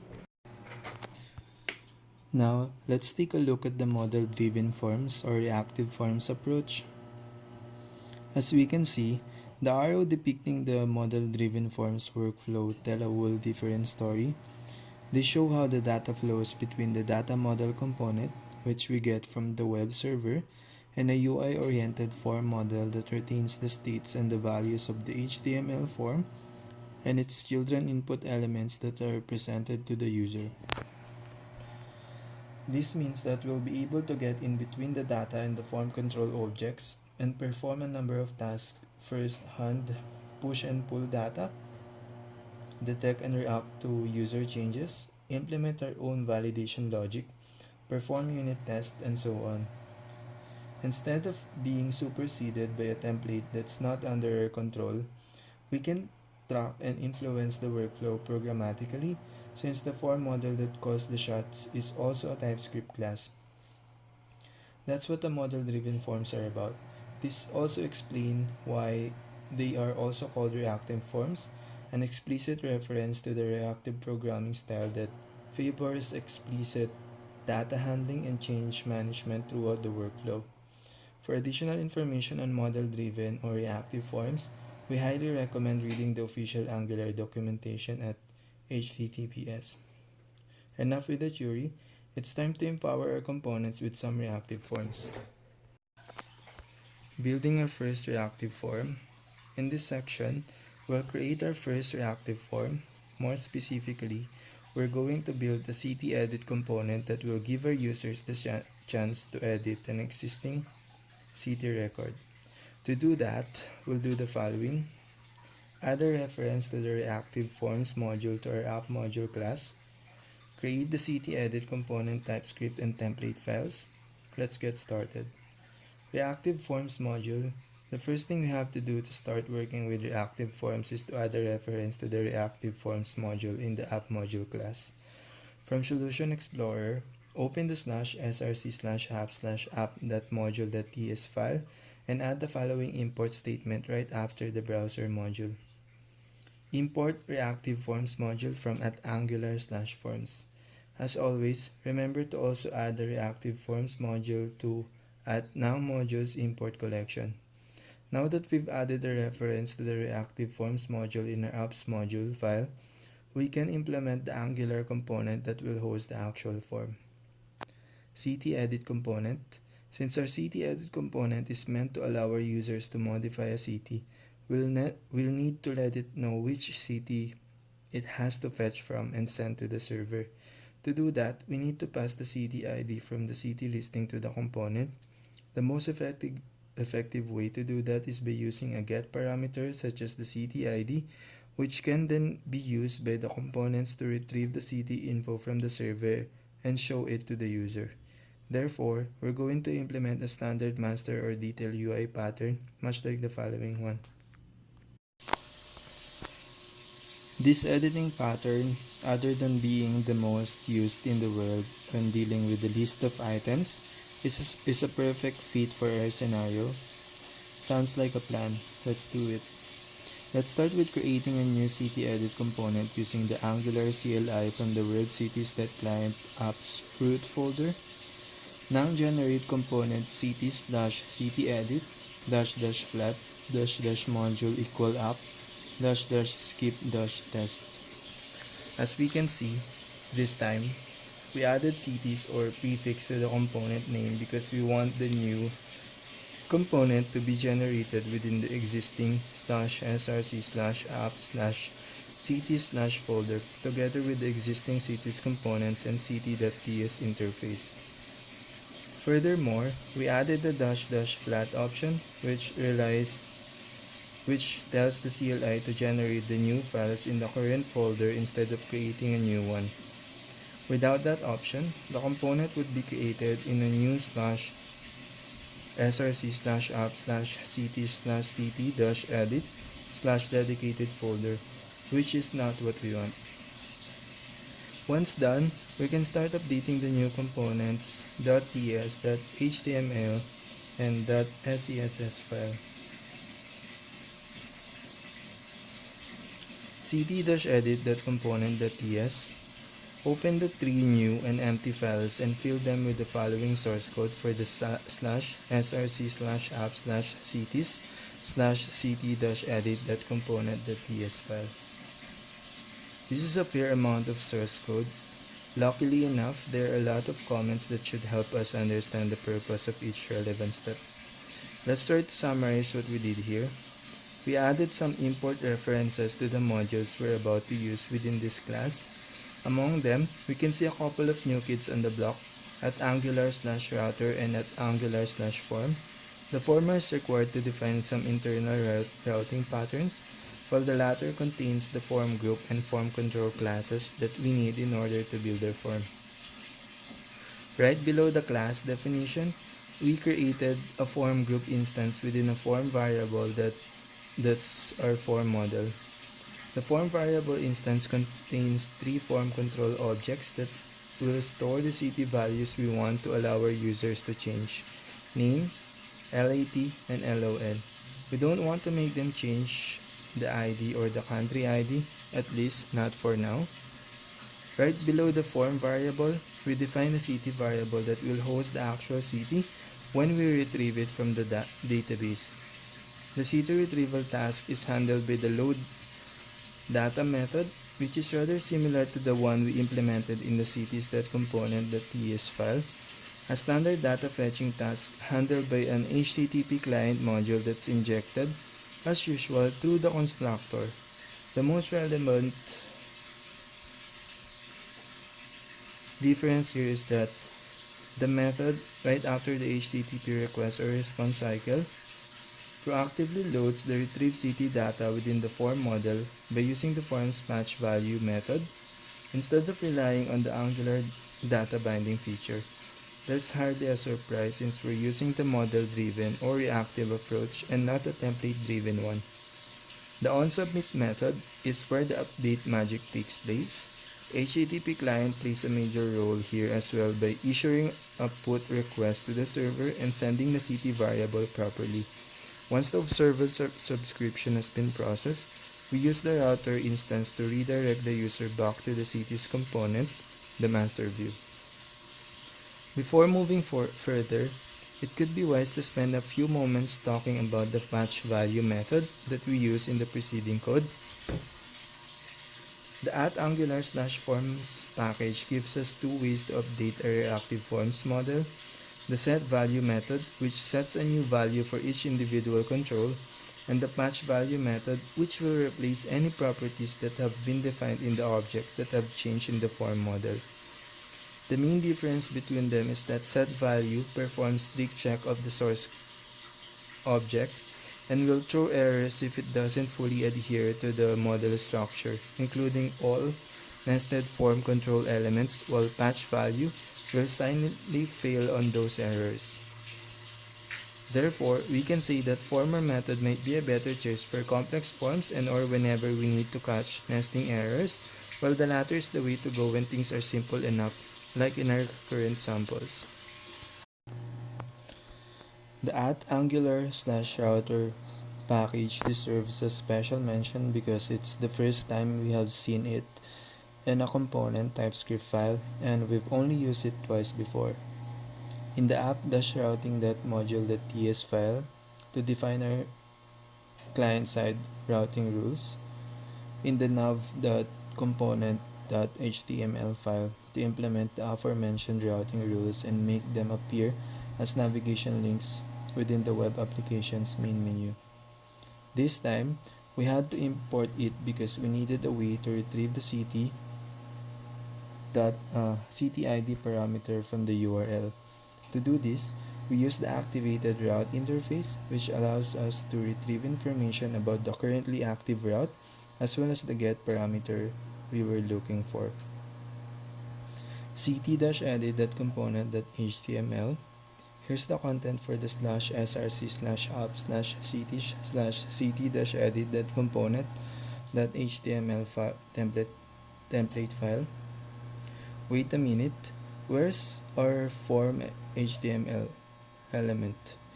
Didn't we say that we were working with form-based approach because they are way better than placing a bunch of separate input fields here and there? As a matter of fact, we do have a form. We just used a div rather than the classic form element. As you may have guessed at this point, forms in Angular don't necessarily have to be created using the form HTML element, since we won't be using these distinctive features. For that very reason, we are free to define them using div, p, or any HTML block level element that could reasonably contain input fields. However, using the form HTML elements has some advantages that we might want to consider, such as we won't need to explicitly bind the onSubmit handler to the submit button's click event, since the form will be automatically submitted when the users click on it. If our app includes the forms module, which is required for the template-driven forms approach, Angular will automatically apply the nang form directly to every form HTML template element. Using a form element to contain a sequence of input elements will make our HTML code compliant with the W3C standards and recommendations. For all these reasons, it might be wise to replace that div element with the form element in the following way. Right after that, we should also remove the now redundant manual bind to the onSubmit event handler that we have on the submit button. If we don't do that, the onSubmit method will be called twice, which is something that we should definitely avoid. ct-edit.component.sess. Last but not least, here's our /src/apps/ct/ct-edit.component.sess content. Again, nothing fancy here, just the minimum amount of styles to override Angular's material form fields default behavior. Inline block, which allows them to stack horizontally, and force a vertical layout instead, with a minimum amount of spacing between fields. Adding the navigation link. Now that our ct-edit component is ready, we need to enforce our master or detail pattern by adding a navigation link that will allow our users to navigate from our ct listing master to the ct-edit form detail. To do that, we need to perform the following tasks. First, create a new route within the app-routing.module.ts file. Second, implement the preceding route in the template code of CTS component. As always, we shouldn't need to add the references for the ct-edit.component.ts file in the app.module.ts file, since the Angular CLI should have automatically done that when we generate the component. Let's do this. app-routing.module.ts. The first thing to do is to add a new route to the app-routing.module.ts file with the following source code. As we can see, we imported the ct-edit component and defined a new ct ID corresponding to the route. The syntax we use will route any URL composed of ct and a parameter that will be registered with the ID name. cts.component.html. Now that we have the navigation route, we need to implement it within the master view so that the detailed view can be reached. Open the /src/app/cities/cities.component.html file and change the HTML template code for the city's name column in the following way. Once you're done, test it out by hitting F5 and navigating to the city's view, as shown in the following screenshot. The city names are now clickable links. From there, filter the table for Paris and click on the first result to access the city edit component, which will finally be able to see as shown in the following screenshot. As we can see, everything is much as we would expect it to be. We have 3 text boxes as well as a save button and a cancel button, both of which are ready to perform the task they have been assigned. The save button will send the modified text to the server for the update and then redirect the user to the master view, while the cancel button will redirect the user without performing any changes. That's definitely a good start. However, we're far from done. We still have to add validators, implement error handling, and write a couple of unit tests for the client side and the server side. Let's get started. Adding a new city. Before going any further, let's spend a couple of more minutes adding a very useful feature to our city edit component, the chance to add a brand new city. This is rather classic requirement of a detailed view with editing capabilities, which can be handled with the same component as long as we perform some small modifications to enable it to handle a new feature, adding a new city, as well as the existing one, editing an existing city in a seamless way. To do that, we'll have to perform the following steps. First, extend the functionalities of city edit component to make it able to add new cities as well as edit existing ones. Second, add a new add city button to our component's template file and bind it to the new client-side route. Third, implement the required functionalities to select a country for the newly added city, which will also be useful in edit mode. It will allow our users to change the country for existing cities. Let's get to work. Extending the city edit component. Open the /src/app/city-edit.component.ts file and add the following code. The new updated lines are highlighted. Thanks to these modifications, our code will now be able to distinguish between the two different user actions, adding a new city or editing an existing one, and properly deal with both of them. The HTML template file may also perform a minor update to notify the user of the new feature. Open the /src/app/cities/cities-edit.component.html file and modify it in the following way. The new updated lines are highlighted. Add the following highlighted code near the beginning of the file. With such an improvement, we'll ensure that the loading message won't appear when we're adding a new city since the city variable will be empty. Finally, change the save button fixed text with a dynamic value using Angular string interpolation feature, which we've already seen various times. This minor yet useful addition. Finally, change the save button's fixed text with a dynamic value using Angular string interpolation feature, which we've already seen various times. This minor yet useful addition will let us know if the form is working as expected.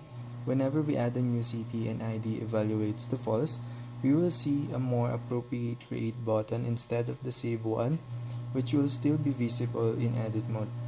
Now, we need to do two things. First, find a nice way to let our users know that they can add new cities as well as modify the existing ones. Second, make them able to access this new feature. A simple add a new city button will fix both these issues at once. Let's add it to our cities component. Adding the add new city button. Open the /src/app/cities/cities.component.html file and add the following code right after the loading paragraph. There's nothing new here. We've added the usual route-based button within a container and an non-if structural directive to make it appear after the city's array becomes available. Since we've given that button a new .btn-add css class, we can take the chance to decorate it with some minimal UI styling by opening the /src/app/cities/cities.component.scss file and adding something like this. This way, the button will be aligned to the right of the screen. Adding a new route. Now, we need to define the new route that we've referenced for the add new city button. To do that, open the /src/app/app-routing.module.ts file and update the code as follows. As we can see, the new route to add a new city and the existing route to edit an existing city are very similar since they both redirect the user to the same component. The only difference is that the latter doesn't have the ID parameter, which is the technique we use to make our component aware of which task it has been called for. If the ID is present, the user is editing an existing city, otherwise they're adding a new one. We are doing well, but we're not quite there yet. If we were to test what we've done so far by hitting F5 and trying to add a new city, our HTTP client module would be greeted by an HTTP 500 internal server error from the server, similar to the one shown in the following screenshot. Here's the full error text with the relevant parts highlighted. Microsoft.data.SQL client.SQL exception. The insert statement. The statement has been terminated.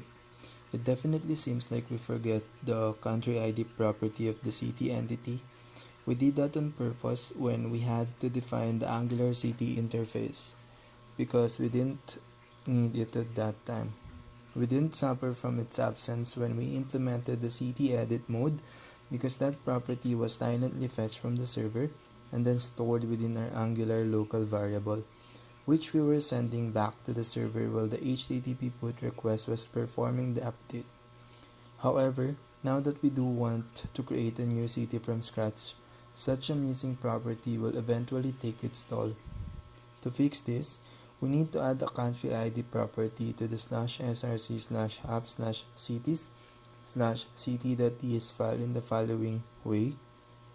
Export interface city, ID, number, name, string, lit, number, lon, number, country ID, number. However, this won't be enough. We also need to give our users the chance to assign a specific country to the new city. Otherwise, the country ID property will never see an actual value unless we define it programmatically with a fixed value, which would be a rather ugly workaround to say the least. Let's fix this in a decent way by adding a list of countries to city edit component so that the user will be able to select one before hitting the create button.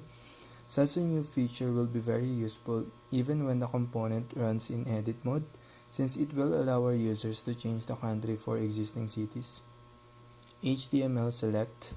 The easiest way to allow our users to pick a country from a list of countries would be to use select element and populate it by fetching our data from the .NET backend via the countries controller get countries method. Let's do that now. Open the /src/app/cities/ct-edit.component.ts file and add the following code. The new and updated lines are highlighted. What did we do here? We added the HTTP params module to the import list of @angular/common/http. We added the reference to our country interface since we need to handle countries as well. We added a countries variable to store our countries. We added country ID form control with a required validator since it's a required value to our form. We added a load countries method to fetch the countries from the server. We added a call to the load countries method from the load data method so that we'll asynchronously fetch the countries while we do the rest of the load data stuff, such as loading the city and or setting up the form. We updated the city's country ID so that it matches the one selected in the form in the onSubmit method. This means that it will be sent to the server for the insert or update task. It's worth noting how in the load countries method, we had to set up some get parameters for the /API/countries URL to comply with the strict default values that we set in chapter 6, fetching and displaying data. We don't need paging here since we need to fetch the entire countries list to populate our select list. More specifically, we set a page size of quadruple 9 to ensure that we get all our countries as well as an appropriate sort column to have them ordered by their name. Now, we can use our brand new countries variable in our HTML template. Opens the /src/app/ct/ct-edit.component.html file and add the following code right below the longitude mat-form-field. If we press F5 to test our code and navigate to the Create a New City or Edit City view, we will see the following output. Now, by clicking the Select a Country drop-down list, our users will be able to pick a country from the ones that are available. That's not bad, right? However, the layout is not that great. The default unstyled Select HTML element does not feel well with Angular Materials UI. Luckily enough, we can definitely improve this aspect by replacing our standard HTML select with a more powerful component from the Angular Material Package Library, MatSelect module. Angular Material Select MatSelect module. Since we've never used MatSelect module before, we need to add it to the /src/hub/angular-material.module.ts file. Here's the using reference to add. Import matselect module from @angular/material/select. As always, remember to also add the module in @nang modules imports and exports collections. Right after that, we can replace the select HTML element we added to /src/app/ct/ct-edit.component.html file a short while ago in the following way. The mat select module is definitely prettier than the stock select HTML element, all while retaining the same features. We don't even need to change the underlying component class file since it uses the same binding interface. Now, we can add our brand new city to our database. Let's do this using the following data. Name, New Tokyo, latitude 35,000, longitude 139,000, country in Japan. Fill in our create a new city from with these values and click the create button. If everything goes well, we should be brought back to the cities views where we'll be able to find our new Tokyo city using the filter. See the following screenshot. Here we go. We successfully added our first city.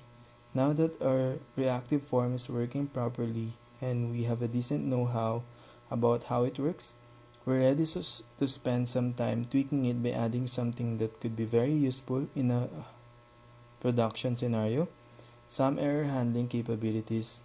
We'll obtain these capabilities by adding some data validators.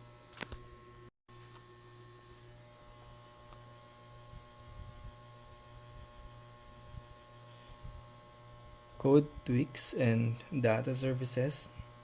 Our World Cities web application is now a full-fledged project providing a number of interesting features. We can retrieve a list of all the cities and countries available in our DBMS and browse them through page tables that we can order and filter. Thanks to our master detail UI pattern, we can also access a detailed view of each city and country where we can read or edit the most relevant fields for both of them. And last but not least, we can create a new cities and countries thanks to the add new capabilities of the aforementioned detail view. Now, before going further, it could be wise to spend some time consolidating what we've learned so far and improve the basic patterns we have followed. After all, refining our front end and back end and the overall logic they're currently relying upon will definitely make them more versatile and feel proof for what is yet to come. This chapter is entirely dedicated to those tasks. Here's what we're going to do in the various sections that we're about to face: optimizations and tweaks, where we'll implement some high level source code and UI refinements; bug fixes and improvements, where we'll leverage the preceding tweaks to enhance our app's consistency and add some new features; data services, we'll learn how to migrate from our current simplified implementation, where we use the raw HTTP client service directly inside the components, to a more versatile approach that allows us to add features such as post-processing, error handling, retry logic, and more. All this change will be worth their time because they're strengthening our app's source code and prepare it for the debugging and testing phase that we'll feature in the next chapter. Alright then, let's go to work. Technical requirements. In this chapter, we're going to need all the technical requirements that were listed in all the previous chapters with no additional resources, libraries, or packages. Optimizations and tweaks. In computer programming, the term code bloat is commonly used to describe an unnecessarily long, slow, or wasteful amount of source code. Such code is highly desirable because it inevitably makes our app more vulnerable to human error, regression bugs, logical inconsistencies, wasted resources, and so on. It also makes debugging and testing a lot more difficult and stressful. For all of the aforementioned reasons, we should try to prevent that from happening as much as we can. The most effective way to counter code bloat is to adapt and adhere to the don't repeat yourself dry principle, which is something that any developer should try to follow whenever they can. As already stated in Chapter 6, Fetching and Displaying Data, dry is a widely achieved principle of software development. Whenever we violate it, we fall into a wet approach, which could mean write everything twice. We enjoy typing or waste everyone's time, depending on what we like the most. In this section, we'll try to address some rather wet parts of our current code and see how we can make them more dry. Doing that will greatly help our debugging and testing sessions later on. Behavior-driven development. BDD is an agile software development process that shares the same test-first approach as TDD, but emphasizes results from the end user's perspective instead of focusing on implementation. To, to better understand the key differences between TDD and BDD, we can ask ourselves the following questions. What are we testing for? That's a great question to ask when we're about to write some unit tests. If we want to test the actual implementation of our methods or units, TDD might be the appropriate way to go. However, if we aim to figure out the end user behavior of our application under specific circumstances, TDD might give us false positives, especially if the system evolves as agile-driven projects often do. More specifically, we could encounter a scenario where one or more units are passing their tests despite failing to deliver the expected end user outcome. In more general terms, we can say the following. TDD is meant to enforce developers' control over the source code they write. BDD aims to satisfy both the developer and the end user or customer. Therefore, we can easily see how BDD supersedes TDD instead of replacing it. Let's try to wrap up these concepts in a diagram. As we can see, BDD acts just like an extension of TDD. Instead of writing the test cases, we start by writing a behavior. As soon as we do that, we will develop the required code for our application to be able to perform it, arguably using TDD, and then move on to define additional behaviors or refactor existing ones. Since these behaviors are aimed at the end user, they must also be written using understandable terms. For that very reason, BDD tests are usually defined using semi-formal format that is borrowed from Agile's user stories with a strong narrative and explicit contextualization. These user stories are generally meant to comply with the following structure: title, an explicit title such as editing an existing city; narrative, descriptive section that uses the role, feature, benefit pattern from Agile user stories, such as a user, I want to edit an existing city so that I can change its values. Acceptance criteria, a description of the three test phases using the given, when, then model, which is basically a more understandable version of arrange, act, assert cycle used in TDD, such as given a world cities database containing one or more cities. When the user selects a city, then the app must retrieve it from the DB and display it on the front end. As we can see, we just tried to describe the unit test we created a while ago using a typical BDD approach.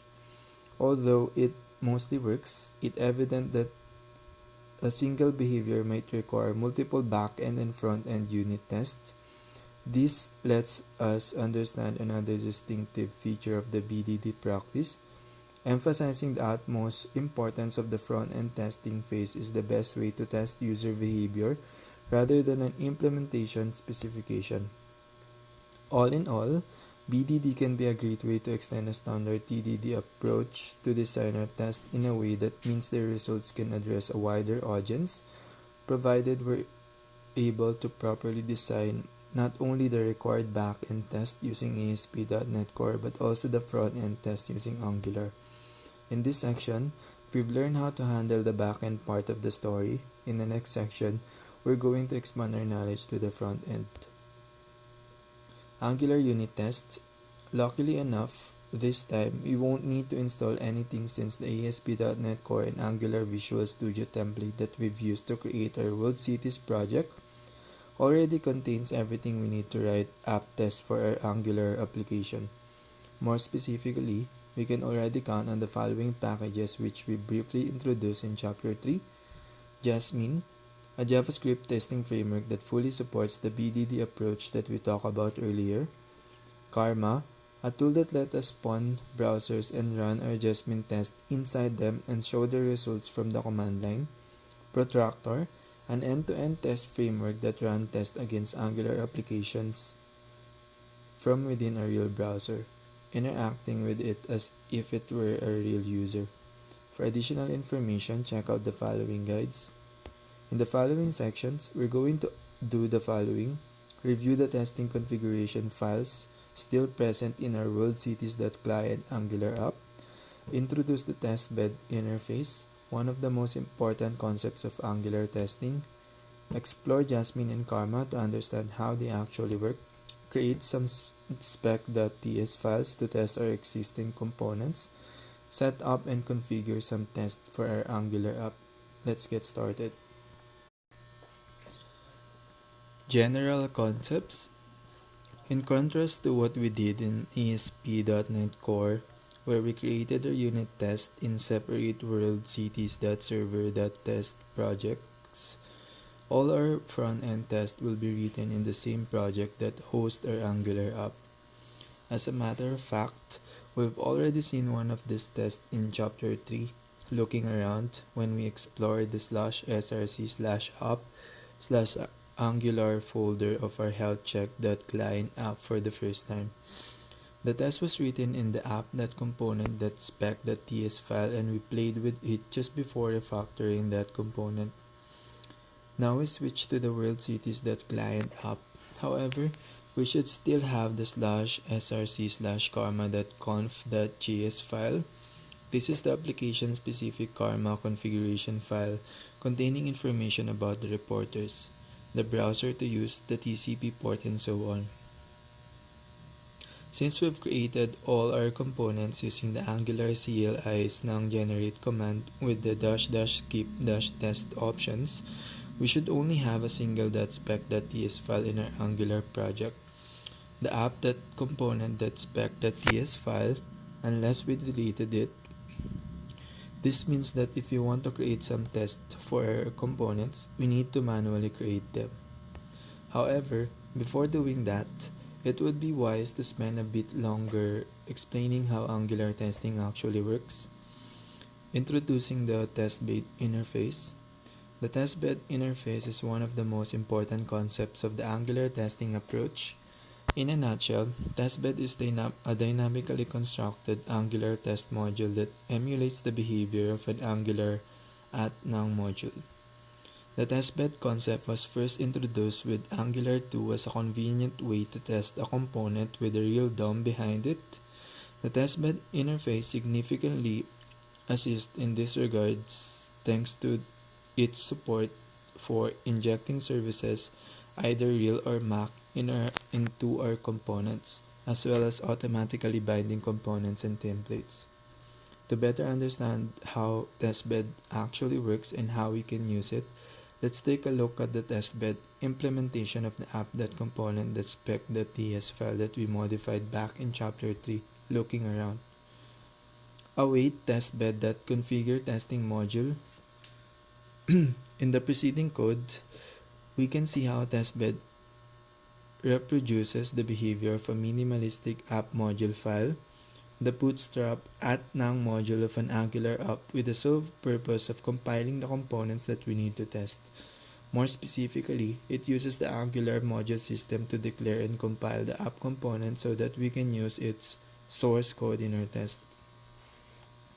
Testing with Jasmine.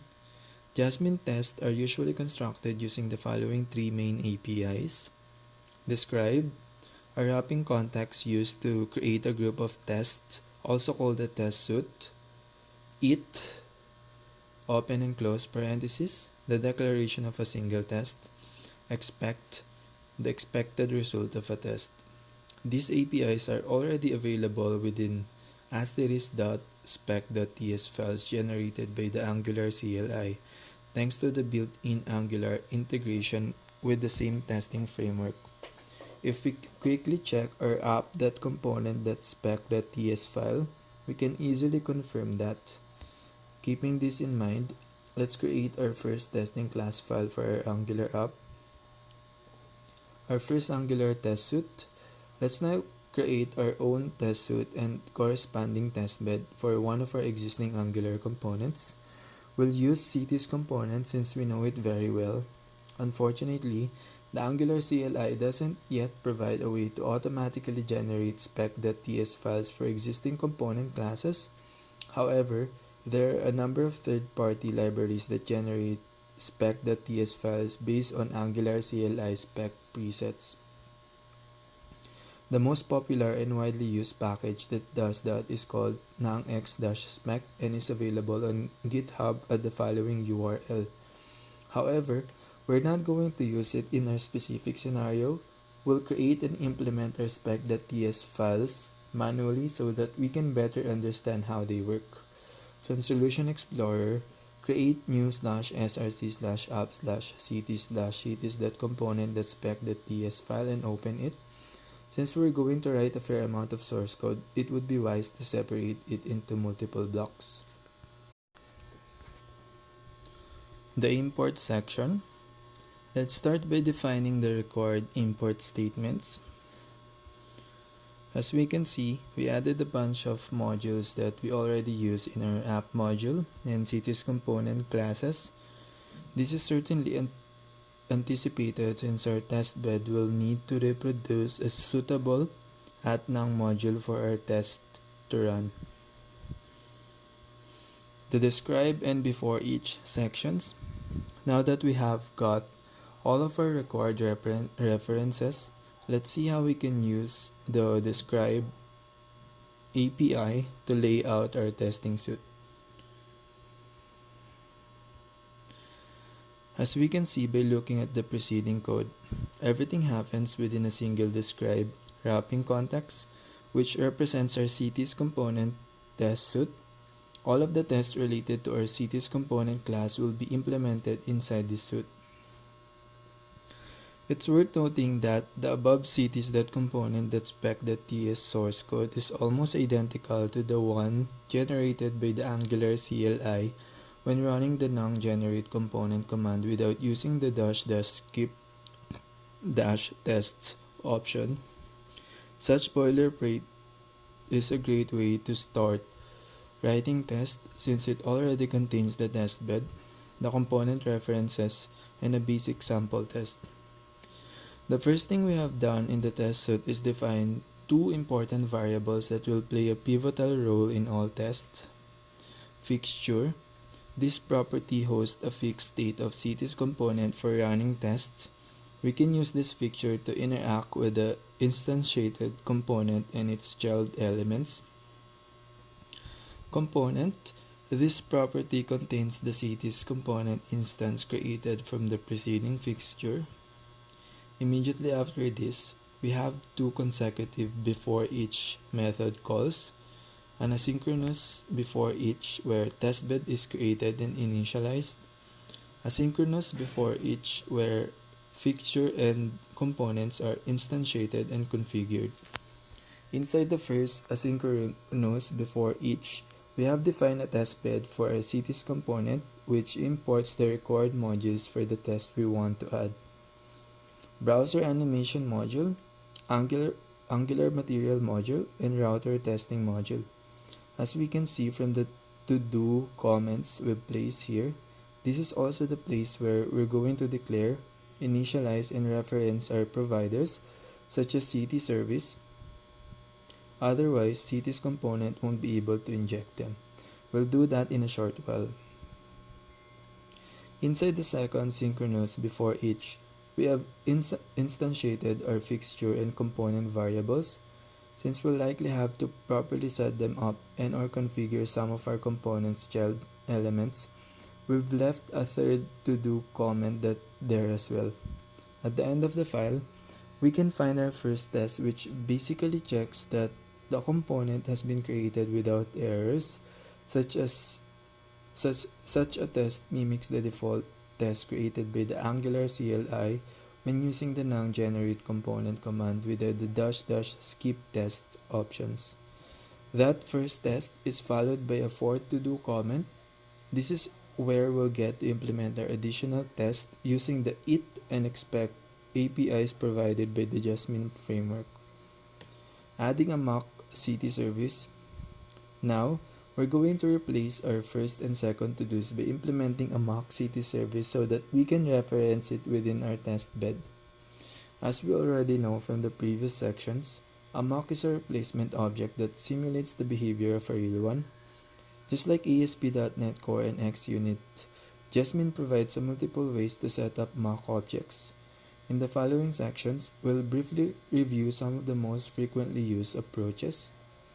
Fake service class. We can create a fake CT service which just returns whatever we want for our test. Once done, we can import it in the .spec.ts class and add it to testbed's providers list so that it will be called by our component just like the real one. Extending and overriding.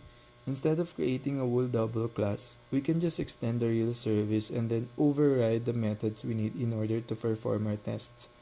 Once done, we can set up an instance of the extended class in our testbed using a nang-module useValue feature.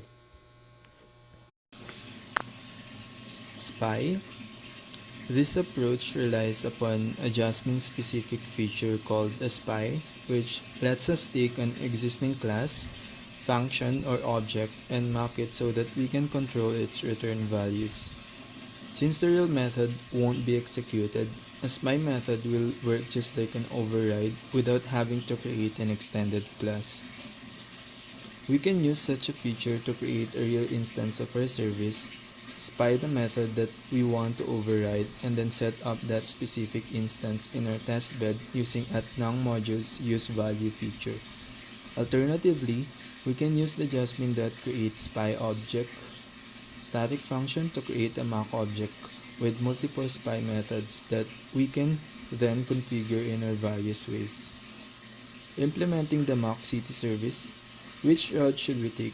Unfortunately, there's no one best answer for all scenarios, since the best approach often depends on the complexity of the features we want to test and or how we want to structure our test suite.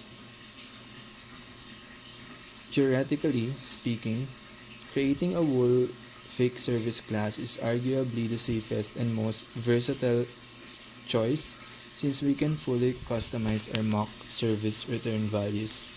However, It can also be time-consuming and often unnecessary when we're dealing with simple services and or small-scale tests. Conversely, the extend and override, interface, and spy approaches are often a great way to address the basic requirements of most tests, yet they might give unexpected results in complex testing scenarios unless we pay close attention to overriding or spying all of the required methods. Everything considered, since our city service is quite small and features a simple implementation with a small number of methods, we're going to use the spy approach, which seems to be the most approach for a given scenario. Let's go back to the /src/cities/cities.component.spec.ts file. Once there, the following line of code needs to be replaced. The preceding line of code has to be replaced with the following code. That's it. Now we can add our new Mac City service to the testbed configuration, replacing the second to 2. This is replaced with highlighted lines of the following code. That Mac City service will now be injected into Cities component, thereby making us able to control the data returned for each test. Alternative implementation using the interface approach. Here's how we could have implemented the mock city service using the interface approach. As we can see, implementing the interface would require a lot of additional code if we want to maintain the city service type assertion. That's why we've used the spy approach instead. Alternative implementation using the interface approach. Here's how we could have implemented the mock city service using the interface approach. As we can see, implementing the interface would require a lot of additional code if we want to maintain the city service type assertion. That's why we've used the spy approach instead. Configuring the fixture and the component. It's now time to remove the third to-do in our /src/cities/cities.components.spec.ts class. This needs to be replaced with the following highlighted lines. The preceding code will perform the following steps directly before each test. Create a mat paginator object instance. Trigger a change detection run on our component. As we might easily surmise, change detection isn't done automatically there. It must be triggered by calling the detect changes method on our fixture. Such a call will make our nowOnInit method fire and populate the table with the cities. Since we're testing the component behavior, that's definitely something to do before running our test. Now, we're finally ready to create our first test. The last remaining to-do line in our /src/cities/cities.components.spec.ts class needs to be replaced. The preceding line of code needs to be replaced as follows. As we can see, we're finally using the eat and expect JustBean methods. The former declares the meaning of our test while the latter evaluates the component's behaviors against the expected one and determines the test results. In this first test, we want to check that the component displays a city's title to the user. Since we know that our component's template holds the title inside an h1 HTML element, we can check it by performing a DOM query against fixture.native element, the root component element that contains all the rendered HTML content. Once we get the title element, we check its text content property to see whether it's what we expect. Cities. This is what will make the test pass or fail. Creating the cities test. Before running our test suite, let's add another test. Open the /src/cities/cities.component.spec.ts file again and add the following lines right below the previous test. This time, we're checking the table that contains the list of cities. More precisely, we're counting the table body rows to ensure that the resulting number is greater than 0, meaning that the table has been filled with at least one city. To perform such a count, we're using the CSS classes that Angular Material assigns to its math table component by default. To better understand this, take a look at the following screenshot. As we can see, the math-mdc-row CSS class is only applied to the table body rows, while the table header rows have the math-mdc-header-row class. Therefore, if the test passes, it definitely means that the component created at least one row within the table. It goes without saying that relying on CSS classes applied by a third-party package to define our test is not a good practice. We're doing this just to demonstrate what we can do with our current implementation. A safer approach for such DOM-based tests would arguably require defining custom CSS classes and checking for their presence instead. Running the test suite. It's now time to run our test suite and see what we've got. To do this, perform the following steps. First, open command prompt. Second, navigate to the root folder of the world-cities.client Angular project. Third, execute the following command. Nang test. This will launch the Karma test runner, which will open a dedicated browser in which to run the tests.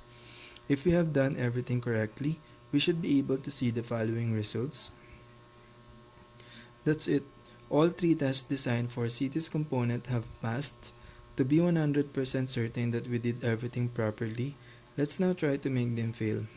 Open the /src/cities/cities.components.spec.ts file again and modify the test source code in the following way. The updated lines are highlighted. Now, our first test will expect an incorrect title value, and the second will look for more than 3 rows, which won't be the case since our Mac City service has been configured to serve 3 of them. As soon as we save the file, the Karma test runner should automatically reload the testing page and show the updated results. Refer to the following screenshot. There we go. Now, we are experiencing 2 failures, just as expected. The Jasmine framework is also telling us that's what's wrong so that we can address the issues promptly. Let's do this. Open the /src/cities/cities.component.spec.ts file and revert the test source code to how it was before.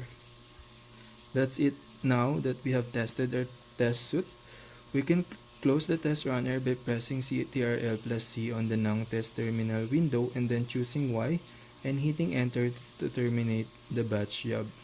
With this, we've concluded our learning journey through front-end testing. Summary: this chapter was entirely dedicated to the concepts of testing and unit testing. After a brief introduction where we explained the meaning of these concepts and various testing practices available, we spent some valuable time learning how to implement them properly. We started focusing on backend testing with the help of the xunit.net testing tool. Such an approach required us to create a new test project where we implemented our first backend unit test.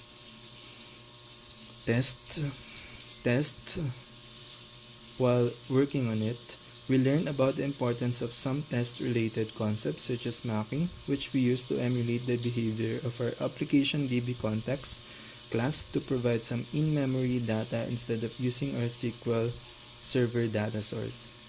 The backend testing approach greatly helped us to understand the meaning of TDD and its similarities and differences vis-a-vis the BDD approach, which is a distinctive front-end testing practice. Such a comparison guided us to Angular, where we used the Jasmine testing framework and the Karma test runner to develop some front-end tests. Here, we got the opportunity to learn about some good testing practices as well as other important concepts strictly related to the Jasmine framework, such as testbed, test suites, and the SPY method. Eventually, we successfully saw our test in action in our World Cities.client app. In the next chapter, we'll try to design some more tests when dealing with the authorization and authentication topics. The concepts that we learned here will definitely be very useful when implementing the registration and login workflows. ASP.NET Core and Angular Unit Testing. Unit testing is the name given to a method of software testing that helps to determine whether the isolated modules of a program units are working correctly. After the various units have been verified, they can be merged together and tested as a whole. Integration testing and system testing and or released in production. Given this definition, it's pretty easy to understand the importance of properly defining and isolating the various units. These are the smallest testable parts of our software, featuring a few inputs and a single output. In object-oriented programming, where the program source code is split into classes, a unit is often a method of a super, abstract, or derived class, yet it can also be a static function of a helper class. Although they've become a de facto standard for high-quality projects, unit tests are often underestimated by most developers and project managers who are eager to speed up the whole development process and therefore reduce its overall cost. As a matter of fact, creating several unit tests alongside development might become a hindrance for small-scale projects with low profit margins, since such an approach undeniably requires some additional work. However, it's very important to understand their huge benefits for medium to big projects and enterprise solutions, especially if they require the coordinated effort of a large number of developers. This chapter is entirely dedicated to unit tests. More precisely, we'll learn how to define, implement, and perform the following: back-end unit test in ASP.NET Core using the XUnit.NET testing tool, front-end unit test in Angular using the Jasmine testing framework, and the Karma test runner that we briefly saw in Chapter 3, looking around. We'll also get the opportunity to briefly introduce some widely used testing practices that can help us get the most out of our tests, such as test-driven development and behavior-driven development. By the end of this chapter, we'll have learned how to properly design and implement back-end and front-end unit tests following these practices. For the sake of simplicity, we're going to perform our unit test in our existing World Cities.client Angular app. However, to do this, we're going to add some new packages to our projects. Technical requirements. In this chapter, we're going to need all of the technical requirements listed in previous chapters with the following additional packages: Microsoft.NET.Test.SDK, XUnit, XUnit.Runner.Visual Studio, Mock, Microsoft.Entity Framework.InMemory. As always, it's advisable to avoid installing them straight away. We're going to bring them in during this chapter to better contextualize their purpose within our project. The code files for this chapter can be found here: https://github.com, ASP.NET Core Unit Tests. In this section, we'll learn how to build an ASP.NET Core Unit Test project using XUnit.NET, a free, open-source, community-focused unit testing tool for .NET created by Brad Wilson, who also developed NUnit v2. We've chosen this tool because it's arguably one of the most powerful and easy-to-use unit testing tools available today. It's part of the .NET Foundation, hence operating under their code of conduct, and is licensed under the APIC license version 2. Before moving on, we'll also take the opportunity to talk about TDD and BDD in the following sections. These are two widely used testing approaches that have a number of similarities and differences that are worth exploring. Creating the World Cities.Server.Tests project.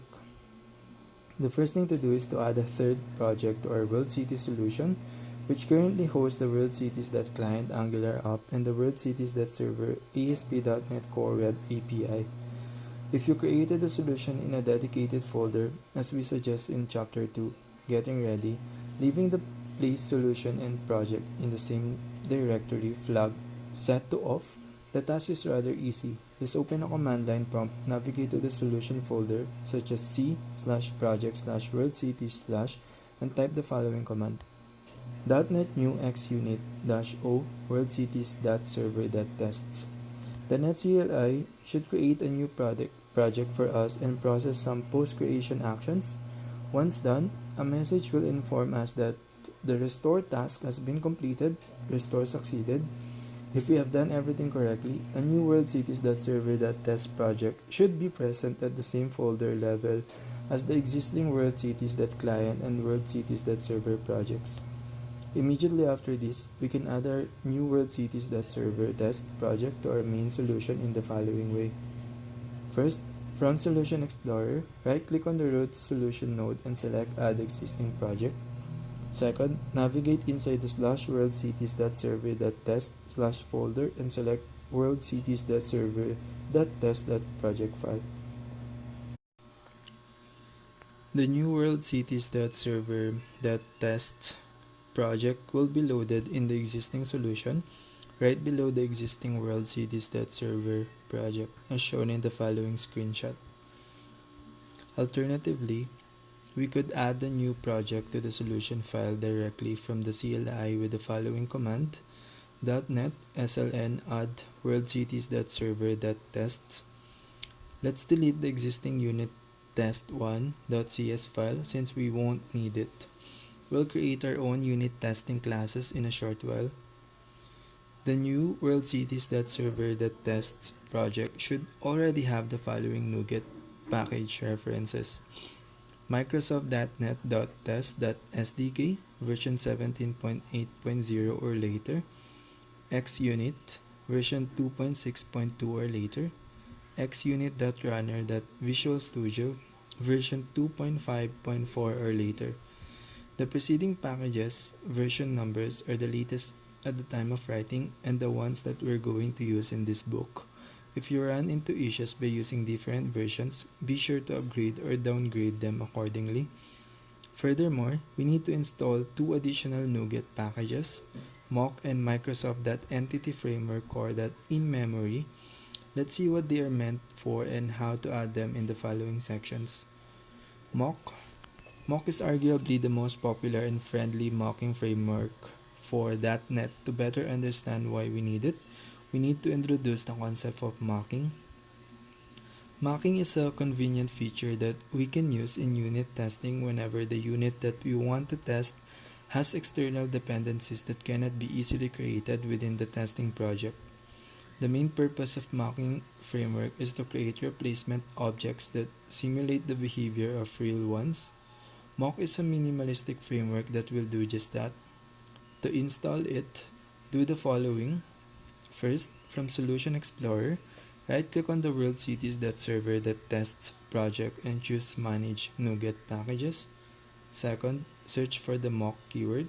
Third, find and install the mock NuGet package. Alternatively, just type the following command in Visual Studio's Package Manager console, setting worldcities.server.test as the default project. Install -package mock. At the time of writing, we're using mock 4.20.70, this being the latest stable version. To be sure that you're using this version as well, just add the version 4.20.70 to the preceding command. The latest mock NuGet package as well as all of the previous versions are available here. https www.nuget.org.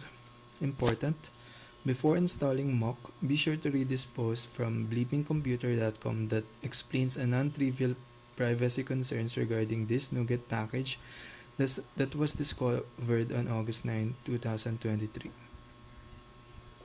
www.bleepingcomputer.com, and also the enlightened take of Thomas Herzog, .NET and Microsoft Technologies expert regarding that same matter. Those who don't want to install mock after reading the whole story can use and substitute NuGet package instead, which is a great alternative to mock and can be used to achieve the same results. That's it. We now need to install another NuGet package, Microsoft.Entity Framework Core.InMemory. Microsoft.Entity Framework Core.InMemory is an in-memory database provider for Entity Framework Core that can be used for testing purposes.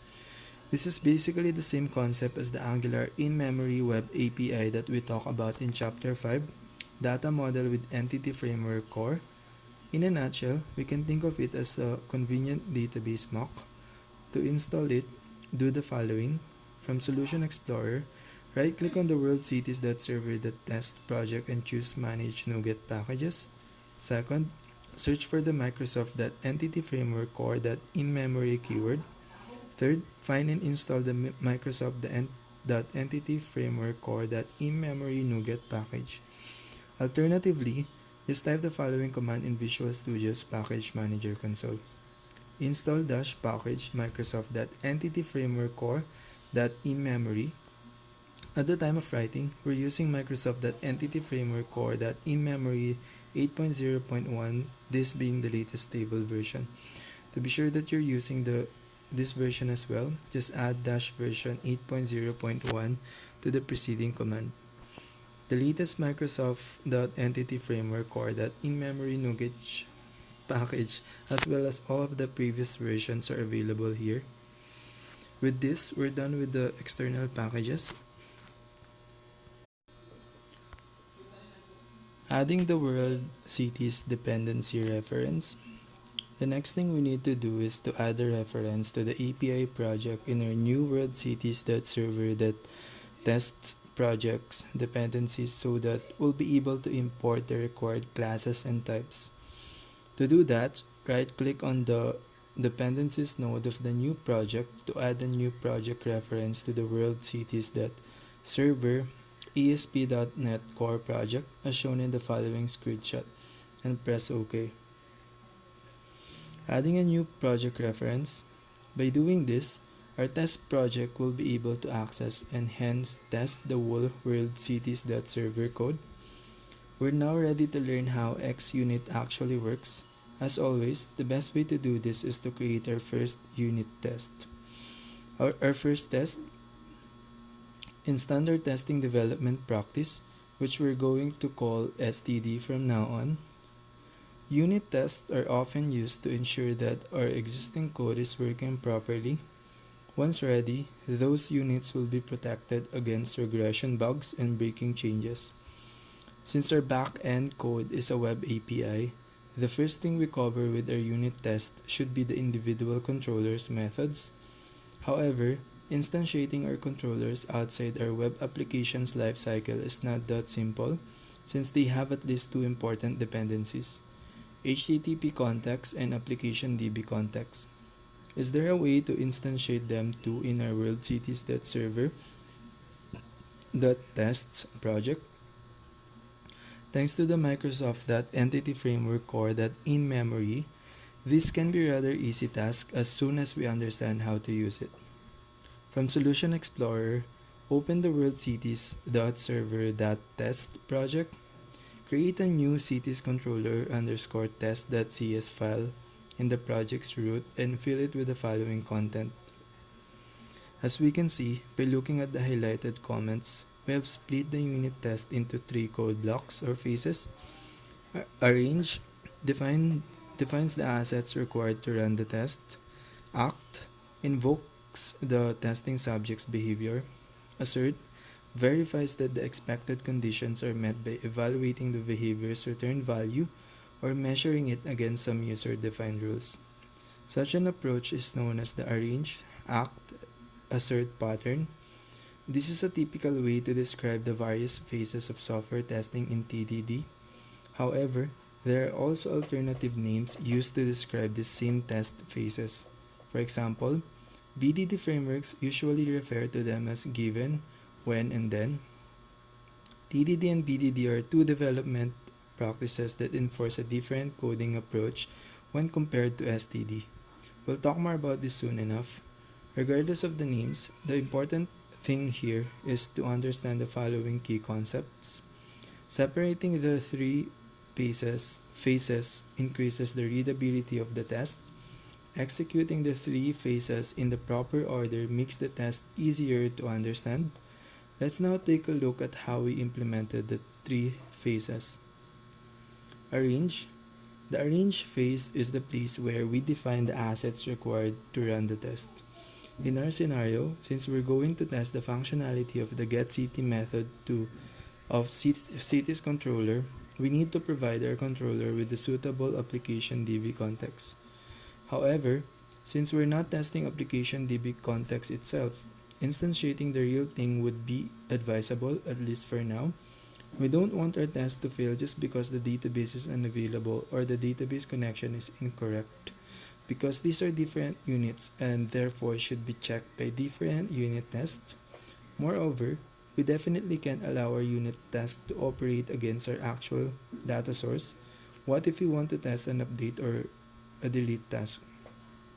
The best thing we can do to test our web API controllers is to find a way to provide them with a replacement object that can behave just like our real application DB context. In other words, a mock. This is where the Microsoft Entity Framework Core in-memory NuGet package that we installed earlier might come in handy. Here's how we can use it to properly implement the arrange phase. As we can see, we've used the use in-memory database extension methods provided by Microsoft Entity Framework Core in-memory package to create a suitable DB context options builder. Once we have it, we can use it to instantiate an application DB context session with an in-memory database. Instead of the SQL Server used by the WorldCities.server project, it's worth noting that we've instantiated it using a using statement so that the application DB context will be automatically disposed of at the end of the test method. Starting from C8, the using statement can be used without setting an explicit scope, thus allowing for a more convenient syntax as we did in the above code. For additional info about such a convenient feature, read the official docs at the following URL. Once created, that context can be populated by creating new cities, which is what we did in the preceding code. Creating test CT1 with some random data. This will allow our getCT method of CT's controller to actually retrieve something provided that we pass CT ID. Other than that, we have created a CT's controller instance using the in-memory context and defined two CT's objects that will contain the two specimens for this test. Act. The act phase is where the test takes place. It often consists of a single instruction that corresponds to the behavior of the unit that we want to check. Here's the act phase implementation. The above code is quite self-explanatory. We're using the previously created controller instance to execute the getCT method 2 times. The first occasion is to retrieve an existing CT using the same ID that we used to populate our in-memory database. The second occasion is to retrieve a non-existing CT using a different ID.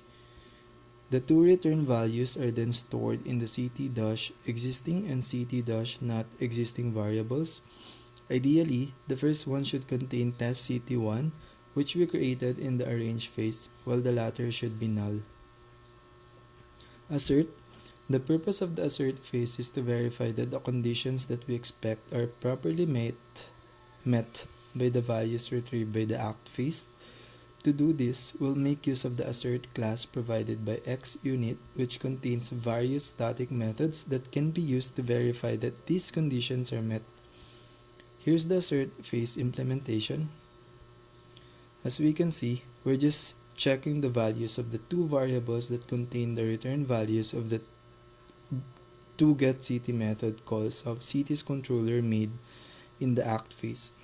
We reasonably expect CT underscore existing not to be null, while CT underscore not existing should definitely be null. Our test is now ready, so let's see how we can execute it. Executing the test. Each unit test can be executed in two ways. From the command line using the .NET CLI from the Visual Studio GUI using the Visual Studio's built-in Test Runner, Test Explorer. Let's quickly try both of these approaches. Using the CLI, to execute our test units by using the .NET CLI, perform the following tests. First, open command prompt. Second, navigate to the worldcities.server.test project root folder. Third, execute the following command. .NET test. If we have done everything correctly, we should see something like this. Figure 10.3, command prompt output after executing the test. That's it. Our test is working and it passes, meaning that the getCity method to Cities controller is behaving as expected. Using the Visual Studio Test Explorer, being able to run our test from the command line can be a great feature if we want to automate this kind of task. However, in most cases, we'll instead want to be able to run this test directly from within the Visual Studio GUI. Luckily enough, this is definitely possible thanks to the Test Explorer window, which can be activated by pressing CTRL plus E, T, or from menu, View, as shown in the following screenshot. Figure 10.4, navigating to the Test Explorer in Visual Studio. Once activated, the Test Explorer window should appear either undocked in the middle of the screen or in the rightmost part of the Visual Studio GUI, just below the Solution Explorer window. From there, we can either run all tests or just the current test by pressing the first two green play icons placed in the top left part of the panel, called Run All and Run, respectively. Refer to the following screenshot. Figure 10.5, Test Explorer window. Since we only have a single test for now, either command will do the same thing, run our unit test and show the results using either a green check success or a red cross failure. As we can see in the preceding screenshot, those green and or red icons will be used to determine the combined results of the testing class, the namespace, and the whole assembly. Before moving further, we should spend another couple of minutes learning how to debug these unit tests. Debugging tests. If we click on the arrow handle next to the second run icon in the top left part of the Test Explorer window, we can see that there are a number of other possible commands we can give to our test, including debug, debug all tests in view, and debug last run. Alternatively, we can use the debug test command that is shown when we right-click on the world.cities.server.test project node from Solution Explorer window. Both commands will execute our test in debug mode, meaning that we can set breakpoints or conditional breakpoints and evaluate the results. To quickly test it, set a breakpoint on the first line of the assert region, then execute the preceding debug test command and wait for the hit. There we go. Now we know how to debug our unit test. This can be very useful during the adoption phase when we still don't know how to properly use them and or we're still learning the various xunit.net commands. Those readers who want to know more about the xunit.net for .NET and the unique test classes and methods provided by this package are strongly encouraged to check out the following URL. Before switching to the front end, it's worth spending a couple of minutes familiarizing ourselves with the concepts of TDD and PDD, since this is something that could greatly help us to create useful and relevant tests.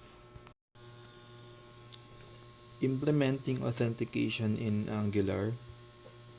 In order to handle JWT-based token authentication, we need to set up our ASP.NET backend and our Angular frontend to handle all the required tasks. In the previous sections, we spent a good amount of time configuring the ASP.NET Core, identity services and middlewares, meaning that we're halfway done. As a matter of fact, we're almost done with the server-side tasks. At the same time, we did nothing at the front-end level. The sample users that we created in the previous section, admin@email.com and user@email.com, have no way to log in, and there isn't a registration form to create new users. However, if you think about what we did during the previous chapters, we should already know what to do to fill such a gap. implementing an interactive login and possibly a registration form using the same techniques adopted for city edit component and country edit component. More specifically, here's a list of our upcoming tasks. Adding the login request and login result interfaces to communicate with ASP.NET Core Web API. Implementing a new auth service that will perform the HTTP requests and receive the login challenge result. Creating a login component that will host the login form and allow the users that own an account to initiate the login attempt. Updating the nav menu component to allow users to access the login component, make them aware of their login status, and perform the logout. Adding some additional control mechanisms to better deal with the authentication status and authorization permissions, such as HTTP interceptor and route guards. Testing the new implementation to see if everything works up to this point. By the end of the section, we should be able to log in and log out using the users that we created with SID controller earlier on. Adding the login request interface. Let's start by creating a new /src/app/auth folder in our World Cities.client Angular project, where we'll put everything that we're going to add. Once done, create a new login-request.ts file in that folder and fill it with the following content. As we can see, the interface strictly resembles the API login request class used by our ASP.NET Core Web API. That shouldn't be a surprise since it will be used by the HTTP request that will call the login action method of account controller. Adding the login request interface. Now, we need the interface that will handle the login action method's JSON response. Create a new login-result.ts file in the /src/app/auth/folder and fill it with the following content. Again, the interface strictly resembles the API login result POCO class of our ASP.NET Core Web API. Implementing auth service. Now that we have required interfaces to initiate our login, our request, and receive the responses, we can implement the Angular service that will perform them. Create a new auth.service.ts file in the /src/app/auth folder and fill it with the following content. The preceding code shouldn't be a surprise. We're just doing the same task we already did in the previous Angular services we implemented back in Chapter 8, Code Tweaks and Data Services. The only new concept there is introduced by the following line when the successful token is stored in local storage. Local storage .set item, this.auth service.token key, result.token. The above line makes use of the Web Storage API, a JavaScript feature that provides a storage mechanism that browsers can use to securely store key or value pairs. The API provides two mechanisms to store data: session storage, which is available for the duration of the page session as long as the browser is open, including page reloads and restores. Local storage, which persists even when the browser is closed and then reopened. The data stored that way has no expiration date and must be manually cleared through JavaScript or by clearing the browser's cache or locally stored data. In our code sample, we're using a local storage because we want to keep the JWT token until we manually invalidate it when it expires. However, both mechanisms are viable enough depending on the given usage scenario and desired outcome. Creating login component. Let's now create the login component file, which will allow our users to perform the login attempt. Open command prompt. Navigate to the World Cities.client Angular's projects root folder and type the following: nang-generate component auth/login --flat--module equal up --skip -test. The above command we'll create the login component files within the auth folder, login.component.ts. Once done, open the login.component.ts file and update its content in the following way. For the sake of simplicity, we'll not review the preceding code since we should already be able to fully understand everything it does. Login.component.html. Let's now open the login.component.html file and provide our login.component with a suitable UI. Again, nothing new here, just a plain reactive form featuring Angular material components created using the same techniques as our good old ctedit component. The only real difference is type equal password, which we use in math input for the password field, which will mask the input text when we type it. As we can see, we use a global math-error component to handle the error message of login result coming with the failed login attempt, and we added the usual required validator checks to the two form fields we need to use, email and password. Login.component.scss. Last but not least, let's insert some minimal content into the login.component.scss file. And that's it. Our login component is ready. We just need to add a client-side route and update our nav menu component so that our users will be able to reach it. Updating app routing module. Open the app-routing.module.ts file and add the following line after the last import statement. Import login component from auth/login.component and add the following line after the last route. Path login component.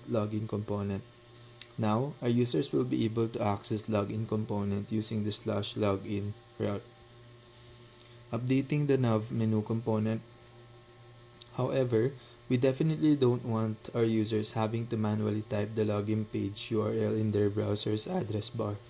For that very reason, open the nav-menu.component.html file and add the following highlighted lines right below the existing countries button. As we can see, this time we didn't just add a new login button, we also took the chance to add a separator element between the new button and the previous ones to enforce a different UI behavior. More precisely, we want our login button to be aligned to the right side of our navigation menu instead of being stuck on the left with the other ones. To make this happen, we need to open the nav-menu.component.scss file and add the following class. .separator flex 1 auto. That's it. Now we can finally test what we have done so far. Testing login component. To test our new login component, hit F5 to run the projects in debug mode and then click on the login navigation link that should appear to the right side of our top menu. If we did everything properly, we should see the login form.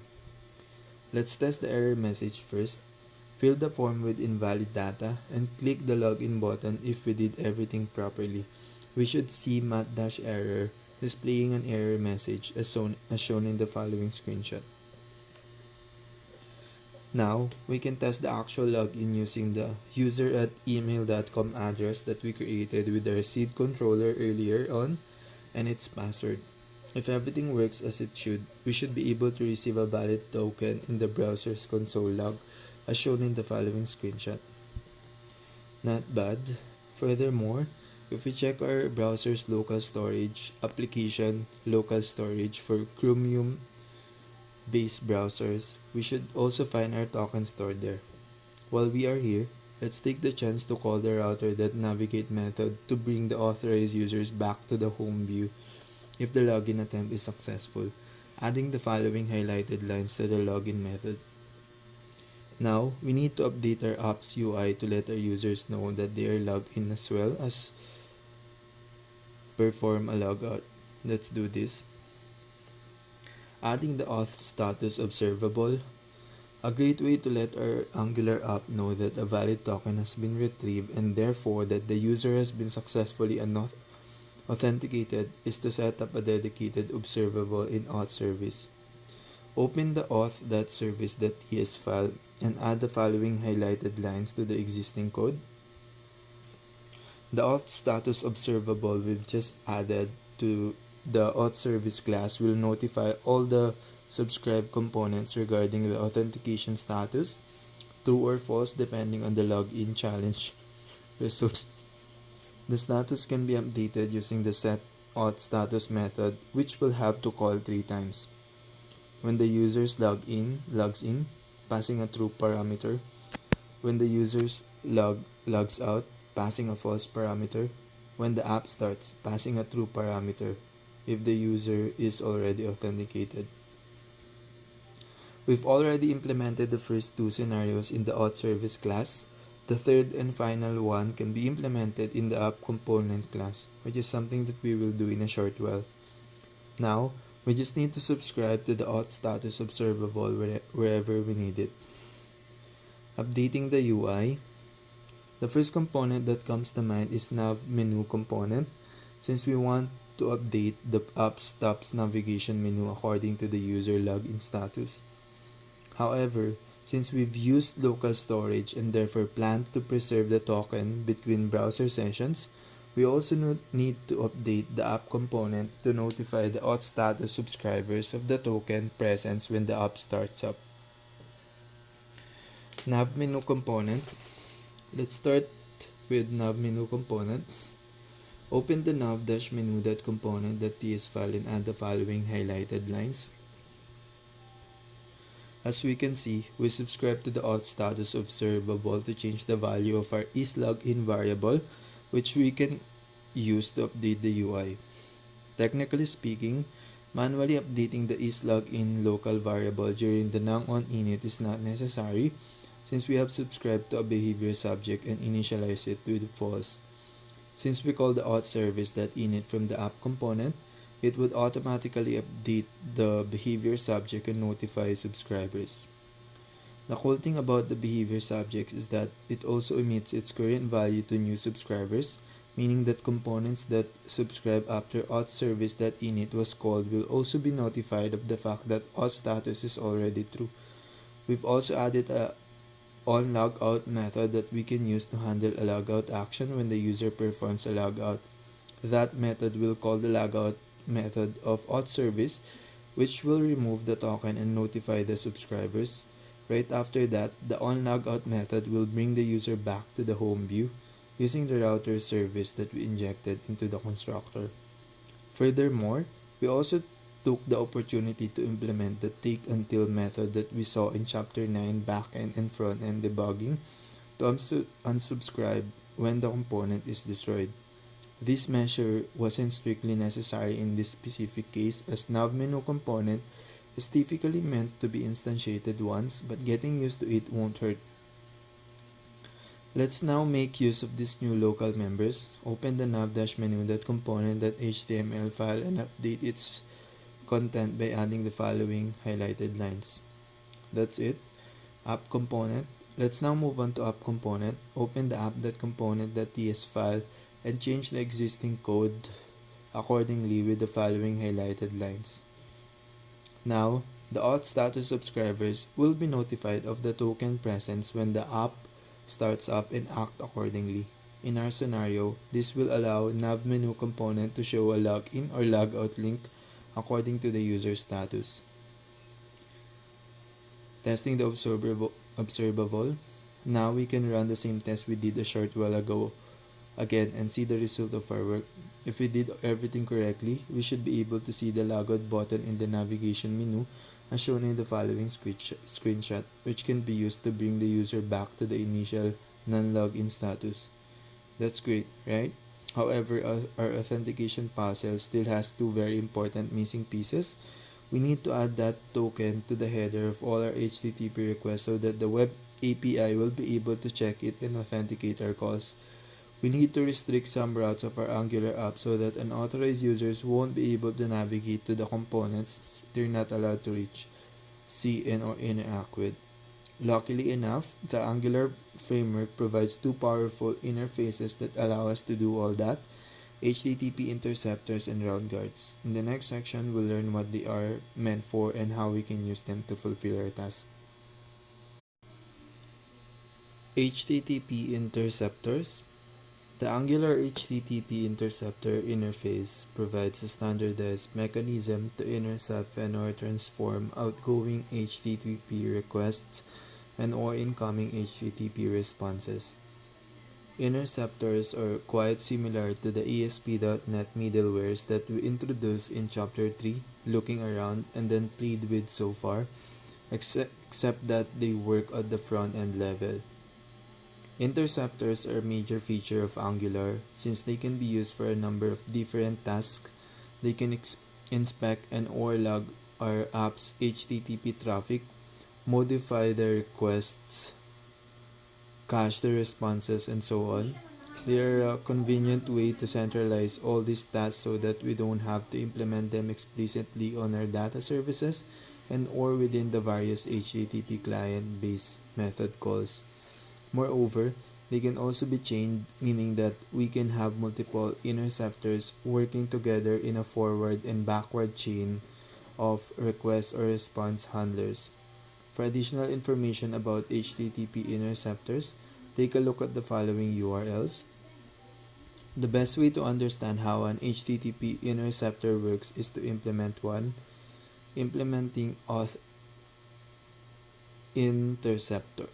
Create a new auth.interceptor.ts file in the /src/app/auth/folder and fill its content in the following way. As we can see, auth interceptor implements the HTTP interceptor interface by defining an intercept method. This method carries out two main tasks: intercepting all the outgoing HTTP requests and adding the token to their HTTP headers if present, ensuring that the ASP.NET Core JWT bearer middleware will be able to validate it and authenticate our calls. Intercepting all HTTP errors, and in case of a 401 unauthorized response status code, performing the logout method of auth service and bringing the user back to the login view. Calling the logout method after a 401 error will ensure that the token will be removed from local storage whenever the backend discovers it is no longer valid, such as when it expires, thus allowing our users to log in again. Removing the token when it expires and consequently logging out our users is an implementation choice that we made to keep things simple. Most production apps provides a better alternative by adopting a refresh token mechanism, which can be rather complex to implement within the scope of this book. See the finishing touches section at the end of this chapter for further details on that. Now, we have an auth interceptor that can make good use of our token throughout the whole HTTP request or response cycle. We just need to tell our Angular app to use it. Updating app module. Just like any other Angular class, auth interceptor needs to be properly configured within the root level app module. This requires the addition of the following highlighted references. Auth interceptor is now ready to intercept all the outgoing HTTP requests and add a token if present so that our ASP.NET Core Web API will be able to fetch it and authorize us accordingly. The multi-true property that we can see in the preceding code is a required setting because HTTP-interceptors is a multi-provider token that expects to inject an array of multiple values rather than just one. Before moving on to the next topic, let's spend a moment checking that auth interceptor works fine. Testing HTTP interceptor. Hit F5 to run our app in debug mode. Click the login link on the navigation menu and perform the login using one of our test users, just like we did for our previous test. Once logged in, navigate to the countries view and then click on a country of your choice to access the edit country view. Once there, try to edit the country and save your work. If the HTTP interceptor works properly, we should be brought back to the countries view and see updated countries data as the HTTP request was sent to the web API with a valid token. Right after that, Click the logout link on the navigation menu and try to perform the same identical steps. If HTTP interceptor works properly, we should now see a 401 unauthorized HTTP error message in the browser's console log when trying to save our country. That's the expected behavior since the token was removed from local storage right after the logout, and therefore the HTTP request was sent without a valid authorization header, thus was blocked by the Web API's authorized attribute. Let's now move on to the next feature, route guards. Route guards, as we learned in Chapter 3, Looking Around, the Angular router is the service that allows our users to navigate through the various views of our app. Each view updates the front end and possibly calls the back end to retrieve the content. If we think about it, we can see how the Angular router is the front end counterpart of the ASP.NET Core routing interface, which is responsible for mapping requests to URIs to backend endpoints and dispatching incoming requests to those endpoints. Since both of these modules share the same behavior, they also have similar requirements that we have to take care of when we implement an authentication and authorization mechanism in our app. Throughout the previous chapters, we've defined a lot of routes on the backend as well as on the front end, granting our user access to various ASP.NET Core action methods and Angular views that we've implemented. If you think about it, we can see how all of these routes share a common feature. Anyone can access them. To put it in other words, any user is free to go anywhere within our web app. They can edit cities and countries, for example, or at least they will think they can, until the authorized attribute that we implemented on our backend controllers earlier on prevents them from doing that. The fact that the Web API will actively block their attempt is great for protecting our data, and we should never get rid of such a feature, but it's not that great in terms of user experience since it will still leave our users in the dark. Why does the app tell me I can edit such an item if I am not allowed to? It goes without saying that such behavior, although acceptable in development, is highly undesirable in any production scenario. When the app goes live, we definitely want to protect some of these routes by restricting them to authorized users only, in other words, to guard them. Route guards are a mechanism to properly enforce such a requirement. They can be added to our route configuration to return values that can control the router's behavior in the following way. If a route guard returns true, the navigation process continues. If it returns false, the navigation process stops. If it returns URL 3, the navigation process is cancelled and replaced by a new navigation to the given URL 3. When implemented properly, route guards will prevent our users from seeing odd client-side behaviors and asking questions like the one above.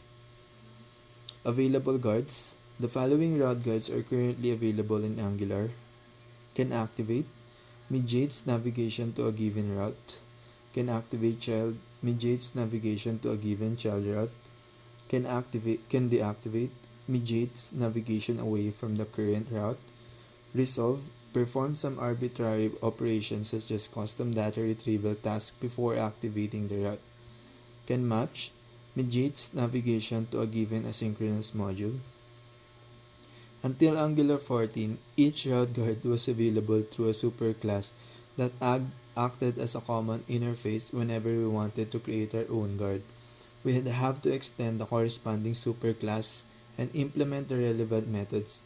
However, starting from Angular 15, class-based route guards have been deprecated in favor of functional guards, which is the approach we are going to use in this book. The decision to deprecate class-based guards and resolvers has sparked a lot of discussions among Angular developers. Most of them have seen the dismissal of these interfaces as a regression that leads to potential misuse and bad practices. For additional information regarding this topic, take a look at the following GitHub issue on the official Angular repository, which offers some deep insights into the matter. Any route can be configured with multiple guards. Can deactivate and can activate child guards will be checked first from the deepest child route to the top. Right after that, the router will check can activate guards from the top down to the deepest child route. Once done, can match routes will be checked for asynchronous modules. If any of these guards return false, the navigation will stop and all pending guards will be cancelled. For further information about route guards and their role in Angular routing workflow, check out the following link. And now for the theory, let's add our own auth guard. Implementing auth guard, create a new auth.guard.ts file in the /src/app/auth folder and fill its content in the following way. As we can see, our guard, which extends the can activate FN signature, enforces a different behavior depending on the return value of the isAuthenticated method of our auth service, which is injected within the function body, thus conditionally allowing or blocking the navigation based on it. No wonder its name is AuthGuard. It's worth noting that we added a return URL query string parameter, which can be useful to automatically redirect the client to the desired auth-restricted page after a successful login. We won't do that for reasons of space, but readers should not have issues in implementing this behavior within the auth service.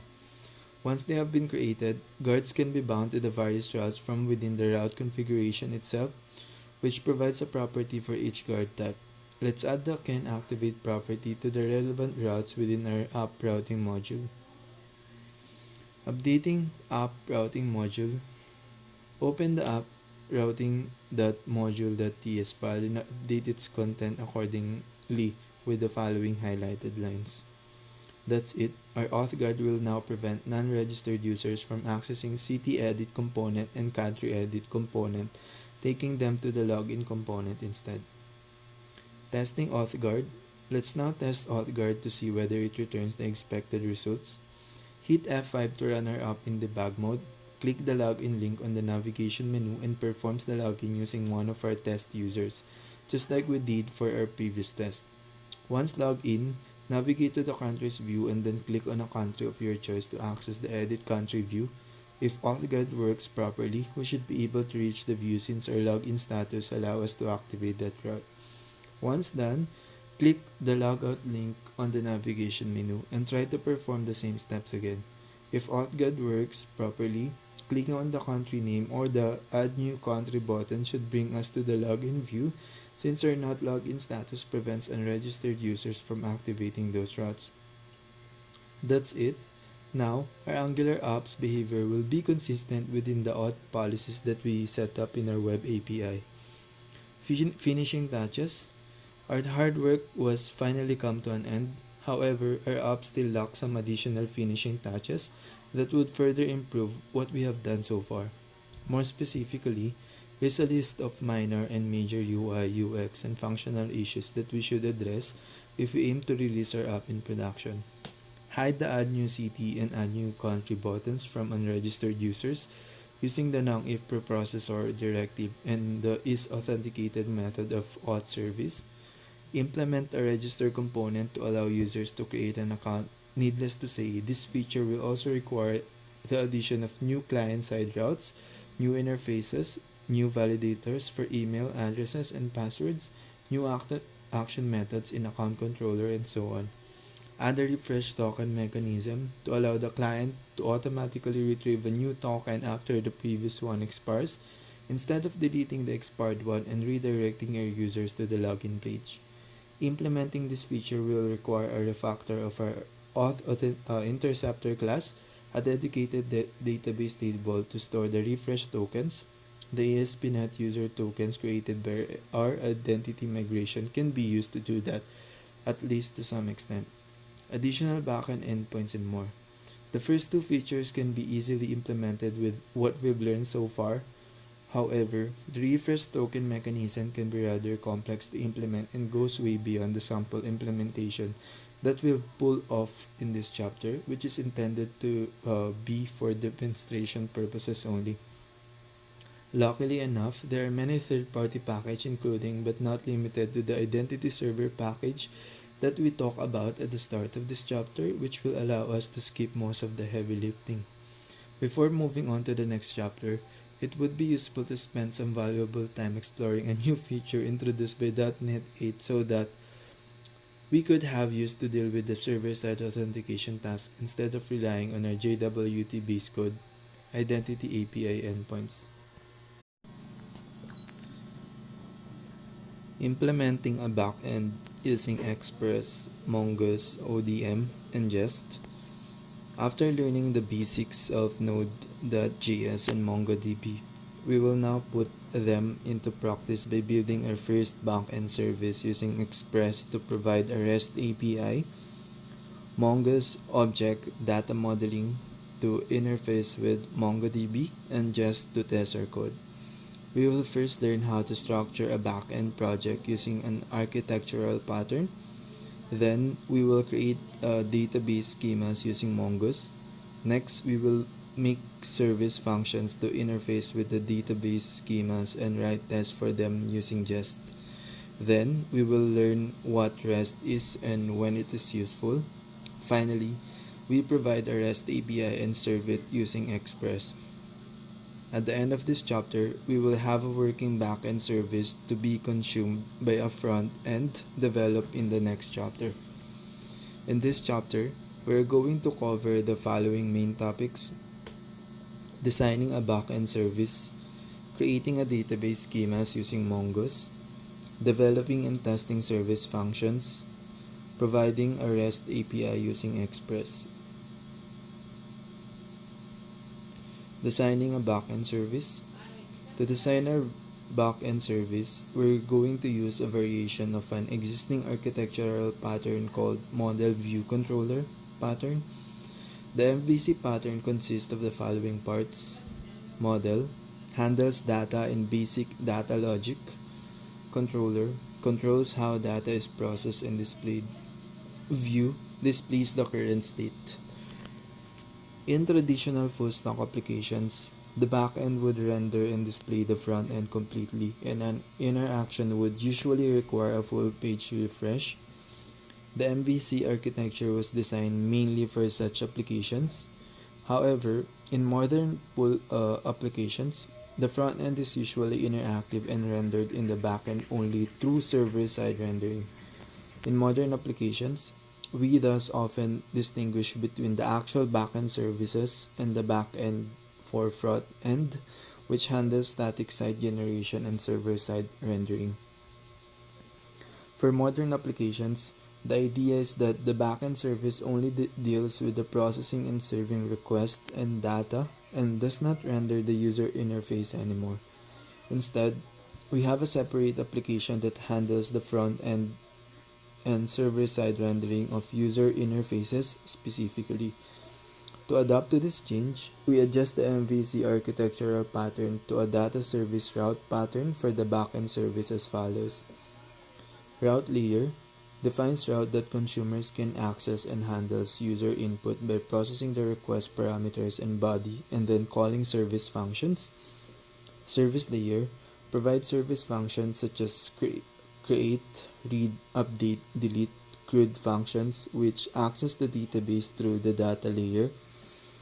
Data layer only deals with accessing the database and does basic validation to ensure the database is consistent. This separation of concerns works best for services that only expose routes and do not deal with rendering user interfaces. Each layer in this pattern only deals with one step in processing the request. After learning about the design of backend services, let's get started creating a folder structure reflecting what we have learned. Creating the folder structure for our backend service. We're now going to create a folder structure for our backend service based on this pattern. Follow the steps.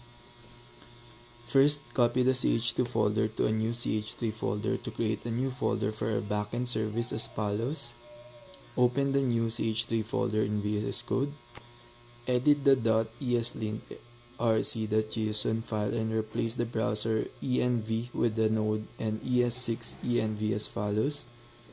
Also, remove the React and JSX-Ali plugins from the .eslint.rc.json file.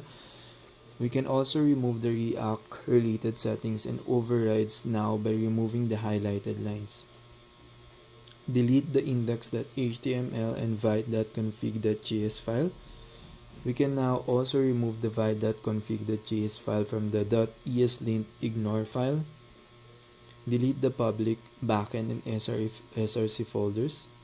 Open the ch3 folder in VS Code. Open a terminal and run the following commands to remove Vite in React. Edit the package.json file and remove the dev, build, and preview scripts from it.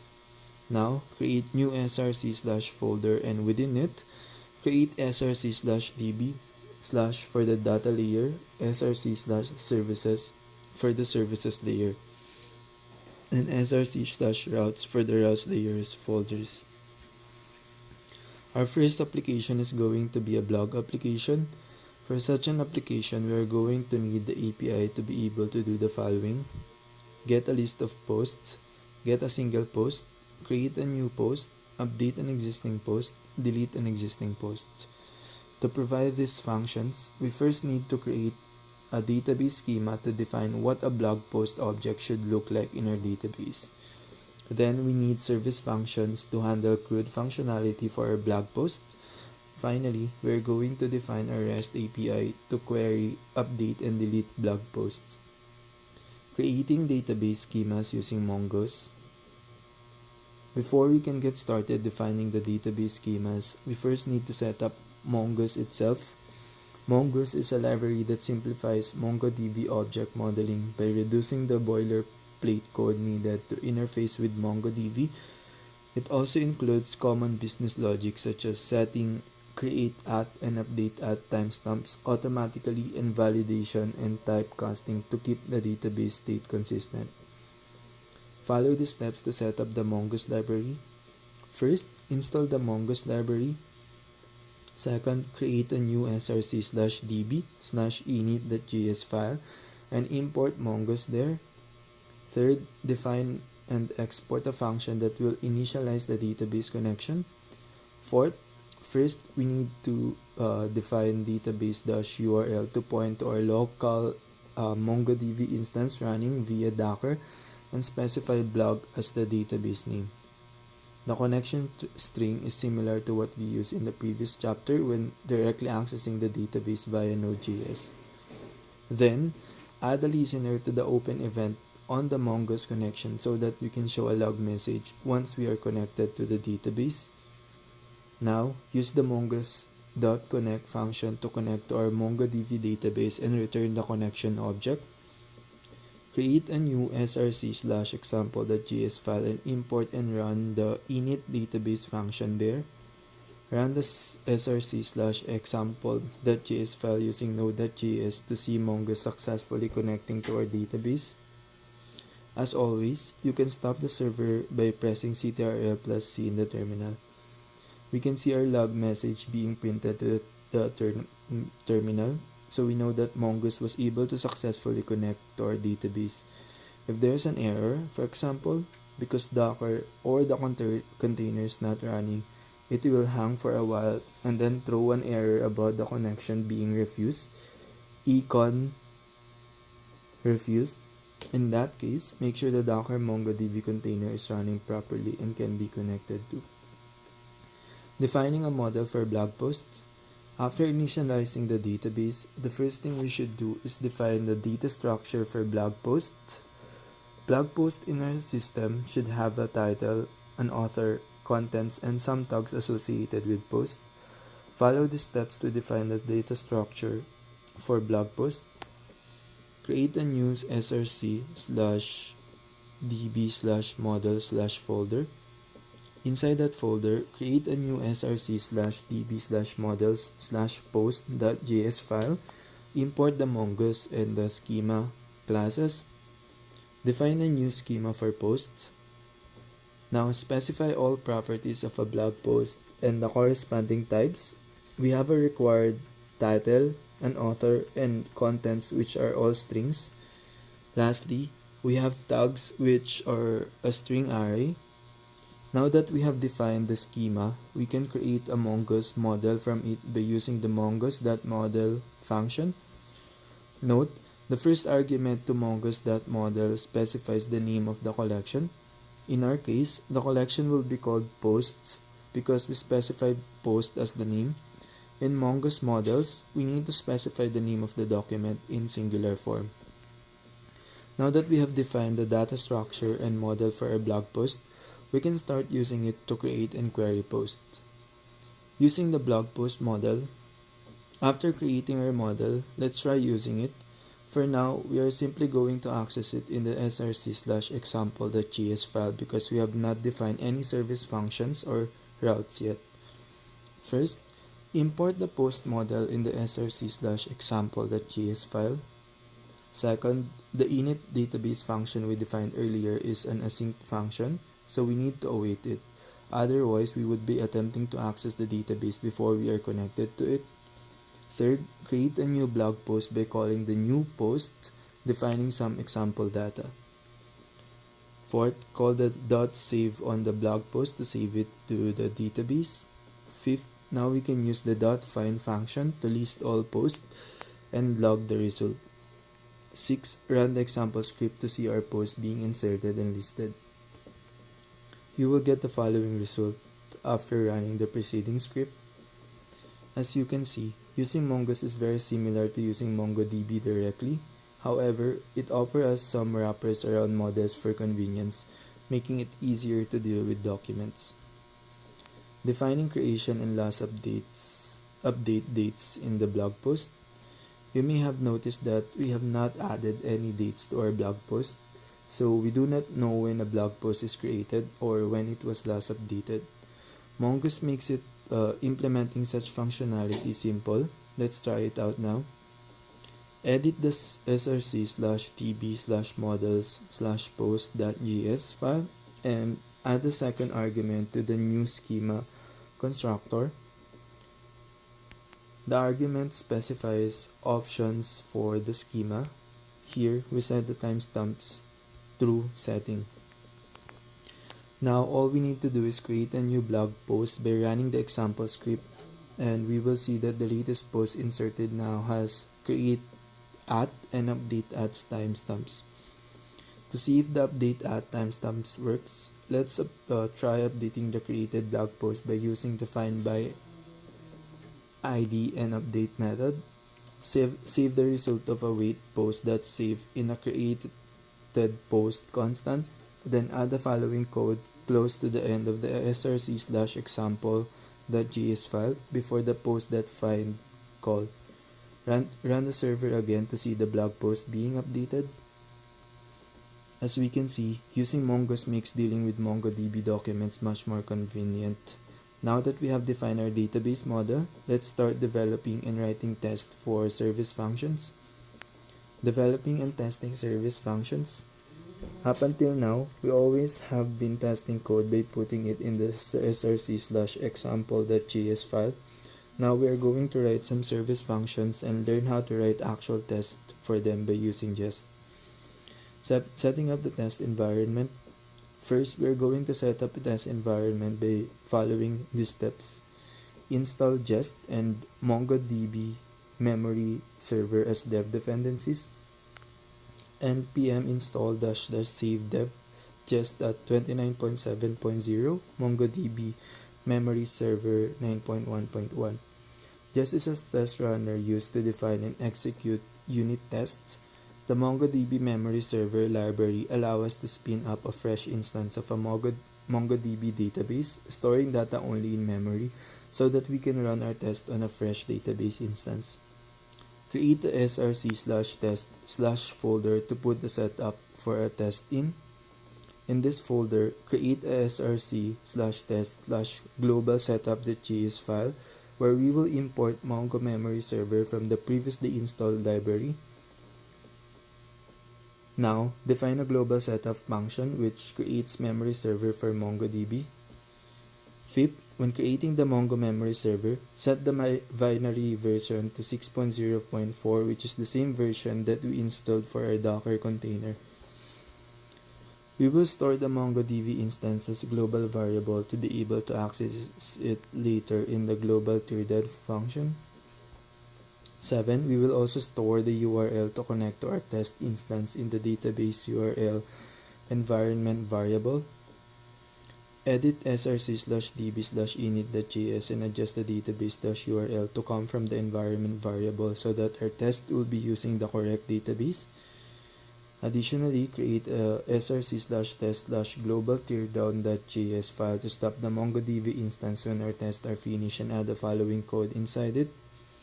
Now create a src/test/setup file after env.js file.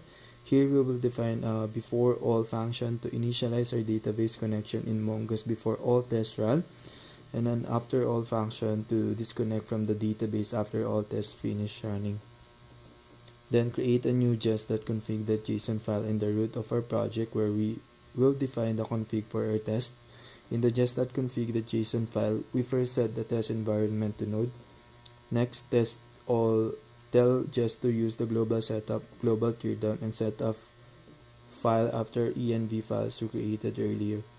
Note, in this case, root dir is a special string that automatically gets resolved to the root directory by Jest. You do not need to manually fill in a directory here. Finally, edit the package.json file and add test script which will run Jest. Note, at the time of writing, the JavaScript ecosystem is still in the process of moving to the ECMA module ESM standard. In this book, we already use this new standard. However, Jest does not support it by default, so we need to pass the --experimental-vm-modules option when running Jest. If we attempt running the script now, we will see that there are no tests found, but we can still see that Jest is set up and working properly. Now that our test environment is set up, we can start writing our service functions and unit tests.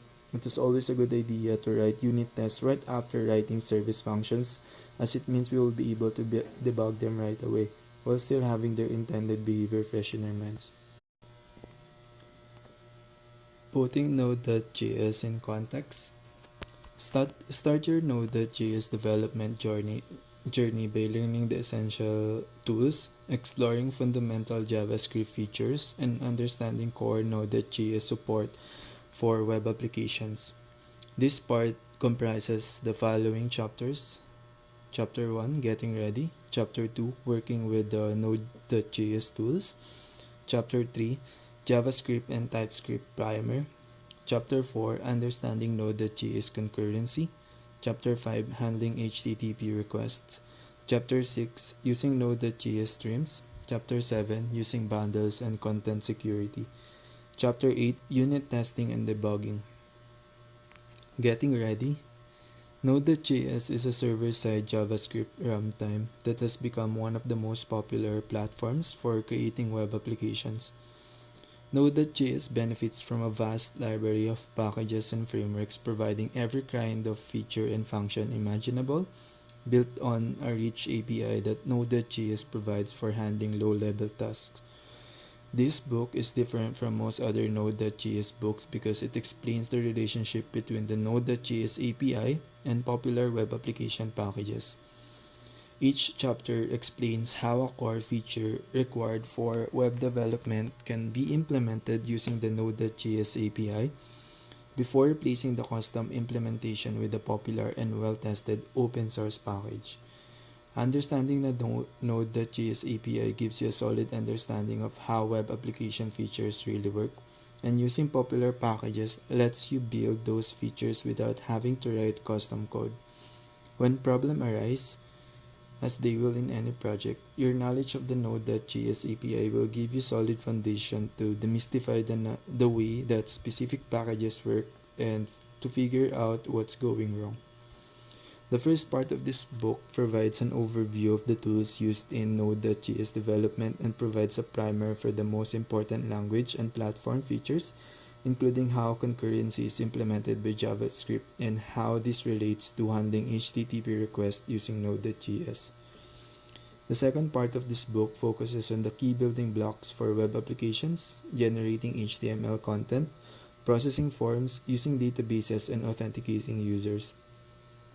The third and final part of this book demonstrates how the feature described in earlier chapters can be combined to create a simple but realistic web store application. This is the sports store example that I have used in many of my books and which includes common features such as product catalog, a shopping cart, a checkout process, and administration features. What do you need to know? To follow the examples in this book, you should be familiar with HTML and CSS and understand the basics of JavaScript development. I provide a primer for the JavaScript features that are useful for this book, but this isn't a complete language tutorial. How do you set up your development environment? The tools needed for Node.js development are set up in Chapter 2. Later chapters require additional tools and packages with full instructions provided for each. Are there lots of examples? There are loads of examples. The best way to learn is by example, and I have packed as many of them into this book as I can. To maximize the number of examples in this book, I have adopted a simple convention to avoid listing the same code or content repeatedly. When I create a file, I will show its full contents just as I have in listing 1.1. I include the name of the file and its folder in the listing header, and I show the changes that I have made in bold. This is a listing from Chapter 3 which shows the contents of a file called index.ts that can be found in the primer folder. Don't worry about the content of the listing or the purpose of the file. Just be aware that this type of listing contains the complete contents of a file and the changes you need to make to follow the example are shown in bold. Some code files become long, and the feature I will describe will require only a small change rather than list the complete file. I use an ellipsis 3 periods in succession to indicate partial listing, which shows just a portion of the file as shown in listing 1.2. This is a listing from Chapter 12, and it shows a set of changes applied to one part of a larger file. When you see a partial listing, you will know that the rest of the file does not have to change and that only the sections marked in bold are different. In some cases, changes are required in different parts of a file, which makes it difficult to show as a partial listing. In this situation, I omit part of the file's contents as shown in listing 1.3. In this listing, changes are still marked in bold, and the parts of the file that are omitted from the listing are not affected by this example. What if you have problems following the examples? The first thing to do is to go back to the start of the chapter and start over. Most problems are caused by skipping a step or not fully applying the changes shown in a listing. Pay close attention to bold emphasis in code listings, which highlights the change that are required. Then check the errata or corrections list, which is included in the book's GitHub repository. Technical books are complex and mistakes are inevitable, despite my best efforts and those of my editors. Check the errata list for the list of known errors and instructions to resolve them. If you still have problems, then download the project for the chapter you are reading from the book's GitHub repository and compare it to your project. I create the code for the GitHub repository by working through each chapter, so you should have the same files with the same contents in your project. If you still can't get the examples working, then you can contact me for help. Please make it clear in your email which book you are reading and which chapter or example is causing the problem. A page number or code listing is always helpful. Please remember that I get a lot of emails and that I may not respond immediately. What if you find an error in the book? Working with the Node.js tools. In this chapter, I explain the simple process of getting started with Node.js, beginning with the simple steps that are required to prepare for development. I explain how to execute JavaScript code using Node.js, and then I introduce the real power in Node.js development, the Node Package Manager. NPM is the tool that does most of the work during development, taking responsibility for everything from downloading and installing JavaScript packages, reporting on security vulnerabilities, and running development commands. Problem, solution. Problem, execute a JavaScript file, then use the node command. Initialize a project for use with JavaScript packages, then use the npm init command. Add a JavaScript package to a project, use the npm install command. Use the --save-dev argument for the development tool packages. List the packages in a project. Use the npm list command. List the reported security vulnerabilities in the package used by a project. Use the npm audit command. Execute the code in the package. Add the node/module/.bin folder to the path or use the npx command. Start the development tools used by a project. Define commands in the script section of the package.json file and use the npm start or npm run commands. Getting ready.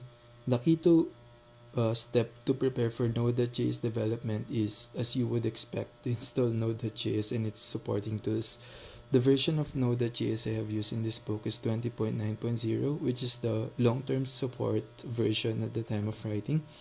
There may be later versions available by the time you read this, but you should stick to this release for the example in this book. A complete set of installers for Node.js version 20.10 is available. Download and run the installer for your platform and ensure npm package manager and the add to path options are checked. When installation is complete, open a new command prompt and run the command shown in listing 2.1 node-v. If the installation has been successful, you will see the following version number displayed. The installer should have set up the package manager, which plays a key role in Node.js development. Run the command shown in listing 2.2 to ensure the package manager is working. If the installation was successful, you will see the following version number. Installing Git. Some packages depend on Git, which is a popular version control system. Download the installer for your platform from git.com and follow the installation instructions. Once you have completed the installation, use a command prompt to run the command shown in listing 2.3 to check that Git is working. You may have to manually configure the executable paths. At the time of writing, the latest version for Git for Windows and Linux is 2.42.0. Selecting a code editor. An editor is required to write the code that will be executed by Node.js, and any editor that supports JavaScript and TypeScript can be used to follow the examples in this book. If you don't already have preferred editor, then Visual Studio Code has become the most popular editor because it is good and free, and it's the editor that I use while writing this book. If you are using Visual Studio Code, run the command code to start the editor or use the program icon created during installation and you will see the welcome screen shown in figure 2.2. You may need to add Visual Studio Code to your command prompt path before using the command code. Using Node.js, the entire purpose of Node.js is to execute JavaScript code. Open a command prompt, navigate to a convenient location, and create a folder named Tools. Add a file named hello.js to the Tools folder with the content shown in listing 2.4. The Node.js API has some features that are also provided by modern JavaScript browsers, including the console.log method, which writes a message to the console. Run the command shown in listing 2.5 in the Tools folder to execute the JavaScript code. The node command starts the node.js runtime and executes the specified JavaScript file, producing the following output. That's all there is to know about executing JavaScript code. The rest of the functionality that Node.js provides is delivered through an API, which is described in the rest of this book, starting with chapter 4. Understanding the npm tool. The node command isn't often used directly, and most development activities rely on the npm tool, which is installed alongside Node.js. The headline npm feature is that it provides access to the npm repository npmjs.com, which contains an incredible collection of open source JavaScript packages that can be added to your projects. npm has grown from its original purpose to add related features and has become an integral part of working with Node.js, as I described in the following sections. For quick reference, Table 2.2 lists the most useful commands supported by npm, which is the package manager command. npm init. This command creates a package.json file which is used to keep track of a project's package. npm install. This command adds a package to the project. The --save dev argument is used to install packages that are used during development but are not part of the application. npm install. npm list. This command lists of all the packages that have been added to the project. The dash dash all argument includes package dependencies in the output. npm audit. This command reports on security vulnerabilities that have been reported in the packages used in the project. npm start. This command executes the start script defined in package.json file. npm stop. This command executes the stop script defined in the package.json file. npm restart. This command executes the restart script defined in the package.json file. npm test. This command executes the test script defined in the package.json file. npm run. This command executes custom commands defined in the package.json file. npx. This command executes a package initializing a project. npm relies on a configuration file named package.json, which describes the development project, keeps track of the package on which it depends, and stores configuration settings related to packages. Run the command shown in listing 2.6 in the tools folder to create the package.json file for the example project. npm init-y. The init command prompts the user for the values to put in the package.json file, but the -y argument selects the default values, which are suitable for most projects, including the example for the chapter. The init command creates a package.json file with the following contents. Most of the initial contents of the package.json file describe the project so that it can be published to a package registry, which is why there are settings for version numbers and licenses. Additional settings will be added to the file in later sections, and you can see the complete list of the supported settings at https://docs.npmjs.com.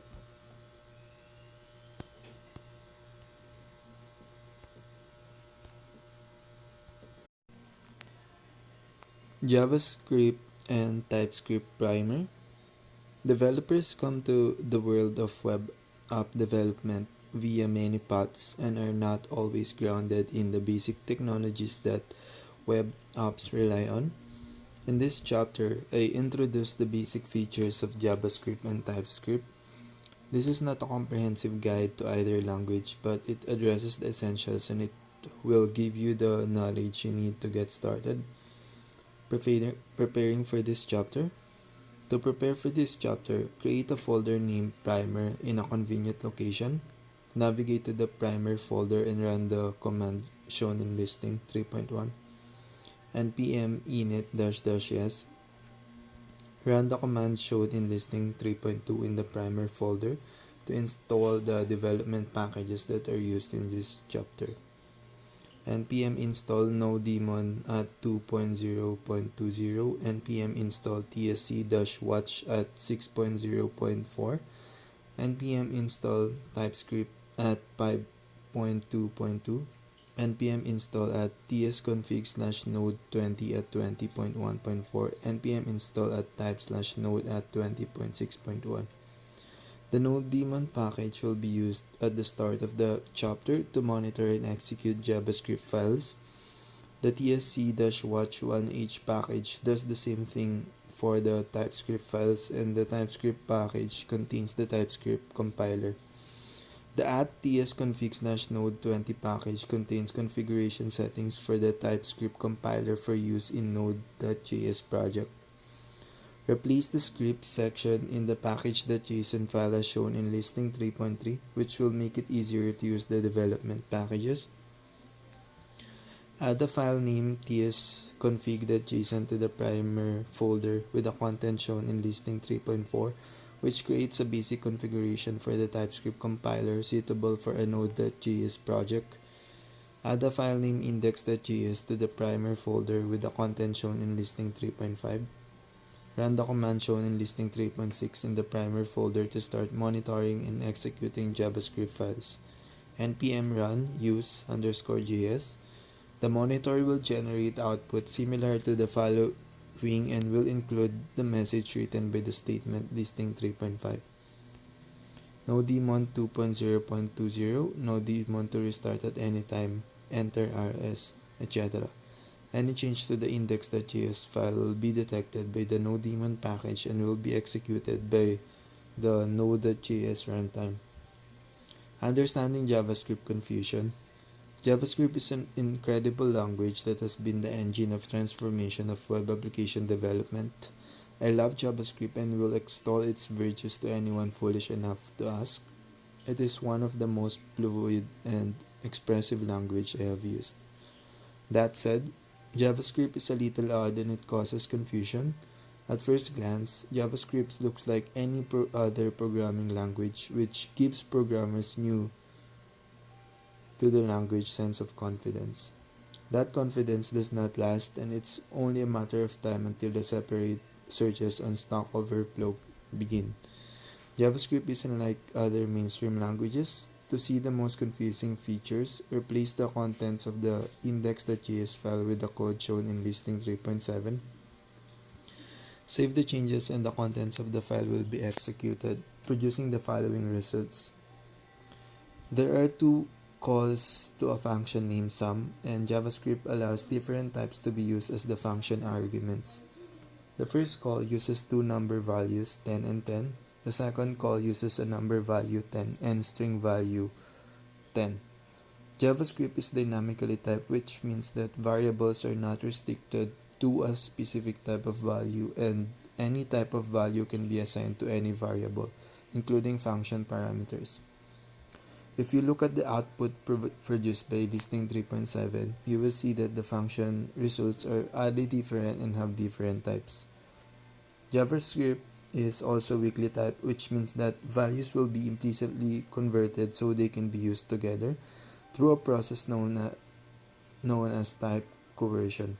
This can be a convenient feature, but it can lead to unexpected results because values are coerced in different ways based on the operation that is performed. When the plus operator is applied to a pair of number values, JavaScript adds the two values together to produce number value. If the plus operator is applied to a string and number value, then JavaScript converts the number value to string and concatenates the values to produce a string result. This is why 10 plus 10 produces the string result 1010 or 1010, but 10 plus 10 produces the number result 20. Using the JavaScript features to express type expectations. The way that JavaScript handles data types can be confusing, especially when first using the language, but the behavior is consistent and predictable once you understand what's happening. A bigger issue is that it can be difficult to communicate the assumptions and expectations used to write JavaScript code. The sum function is incredibly simple, but with more complex functions, it can be difficult to figure out which data types are expected and which data types will be returned. JavaScript provides features for checking types, which can be used to enforce type expectations as shown in listing 3.8. The type of keyword is used to check that both parameters are number values and uses the throw keyword to create an error if any other type is received. When the code is executed, the first call to the sum function works, but the second fails. These kinds of type checks are effective, but they are only applied when the JavaScript code is executed, and that means that thorough testing is required to ensure that some function isn't invoked with the wrong types. Using JavaScript to check type expectations. TypeScript doesn't change the way that the JavaScript type system works, but it does make it easier to express and enforce type expectations, so that type mismatches can be found and resolved more easily. Add a file named index.ts to the primer folder with the content shown in listing 3.9. Use Ctrl plus C to stop the npm command that executes JavaScript code, and run the command shown in listing 3.10 in the primer folder to start the command that runs TypeScript. npm run use_ts. The TypeScript compiler processes the contents of the index.ts file and generates the following error. The sum function parameters are decorated with type annotations, which tell the TypeScript compiler that the sum function expects to receive only number values. The compiler inspects the values used as arguments when the function is invoked and reports an error because one of the arguments is not number. Note, if you are using Visual Studio Code, you may see an error displayed in the editor window with the message "cannot redeclare block scope variable." This happens when the TypeScript and JavaScript files are both open for editing. If you close the JavaScript file, the error will disappear. Using a type union. Using a single type such as number in an annotation makes JavaScript behave more like other programming language, just but restricts some of the flexibility of the dynamic JavaScript type system. JavaScript code can be written to intentionally support multiple types as shown in Listing 3.11. The sum function checks to see whether the second parameter is string value, and if it is, uses the built-in number dot parsed int function to convert it to a number value. This has caused a mismatch between the capabilities of the function and the type annotations applied to the parameters, and so the compiler produces the same error as for Listing 3.10. The mismatch can be resolved using a type union as shown in Listing 3.12. A bar, the bar character is used to combine types so that number string tells the compiler that the second parameter can be a number value or a string value. The TypeScript checks all uses of the sum function and finds that all of the types used as arguments match the type annotations. The code produces the following output when it is executed. The TypeScript compiler is clever and uses JavaScript features like the typeof keyword to figure out how types are being used. Listing 3.13 changes the implementation of the sum function so that string values are no longer treated separately from the number values. The TypeScript compiler knows that JavaScript will do different things when it applies the addition operator to two number values or string and number, which means that this statement produces ambiguous result. TypeScript is designed to avoid ambiguity, and the compiler will generate the following error when compiling the code. The purpose of TypeScript is only to highlight potential problems, not to enforce any particular solution to a problem. The code in Listing 3.13 is legal JavaScript, but the TypeScript compiler has generated an error because there is a mismatch between the type annotations applied to the parameters and the way that the parameter values are used inside the sum function. One way to resolve this problem is to return to the code in Listing 3.12, which is sensible if the sum function wants to process number and string values without type coercion. An alternative is to tell the compiler that the ambiguity is intentional, as shown in Listing 3.14, which is sensible if type coercion is required. The as or as keyword tells the TypeScript compiler that its knowledge of the second value is incomplete and that it should treat it as type that I specify. In this case, I have specified the any type, which has the effect of telling the TypeScript that ambiguity is expected and prevents it from producing an error. This code produces the following output. The as keyword should be used with caution because the TypeScript compiler is sophisticated and usually has a good understanding of how data types are being used. Equally, using the any type can be dangerous because it essentially stops the TypeScript compiler from checking types. When you tell the TypeScript compiler that you know more about the code, then you need to make sure that you are right. Otherwise, you will return to the runtime error issue that led to the introduction of TypeScript in the first place. Understanding the basic TypeScript or JavaScript features. Now that you understand the relationship between TypeScript and JavaScript, it is time to describe the basic language features you will need to follow the examples in this book. This is not a comprehensive guide to either TypeScript or JavaScript, but it should be enough to get you started. Defining variables and constants. The let keyword is used to define variables and the const keyword is used to define a constant value that will not change as shown in Listing 3.15. The TypeScript compiler infers the type of each variable or constant from the value it is assigned and will generate an error if a value of a different type is assigned. Types can be specified explicitly as shown in Listing 3.16. Dealing with unassigned and null values.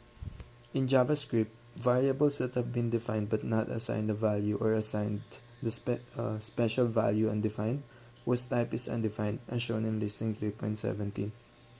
This code produces the following output. This behavior may seem nonsensical in isolation, but it is consistent with the rest of JavaScript, where values have types and any values can be assigned to a variable. JavaScript also defines a separate special value, null, which can be assigned to a variable to indicate no value or result as shown in listing 3.18. I can generally provide a robust defense of the way that JavaScript features work, but there is an oddity of the null value that makes little sense, which can be seen in the output this code produces. The oddity is that the type of the special null value is object. This JavaScript quirk dates back to the first version of JavaScript and hasn't been addressed because so much code has been written that depends on it. Leaving aside this inconsistency, when the TypeScript compiler processes the code, it determines that value of different types are assigned to the place variable and infers the variable's types as any. The any type allows any values of any type to be used, which effectively disables the TypeScript compiler's type checks. A type union can be used to restrict the values that can be used, while still allowing undefined and null to be used, as shown in listing 3.19. This type union allows the place variable to be assigned string values or undefined or null. Notice that null is specified by value in the type union. This listing produces the same output as listing 3.18.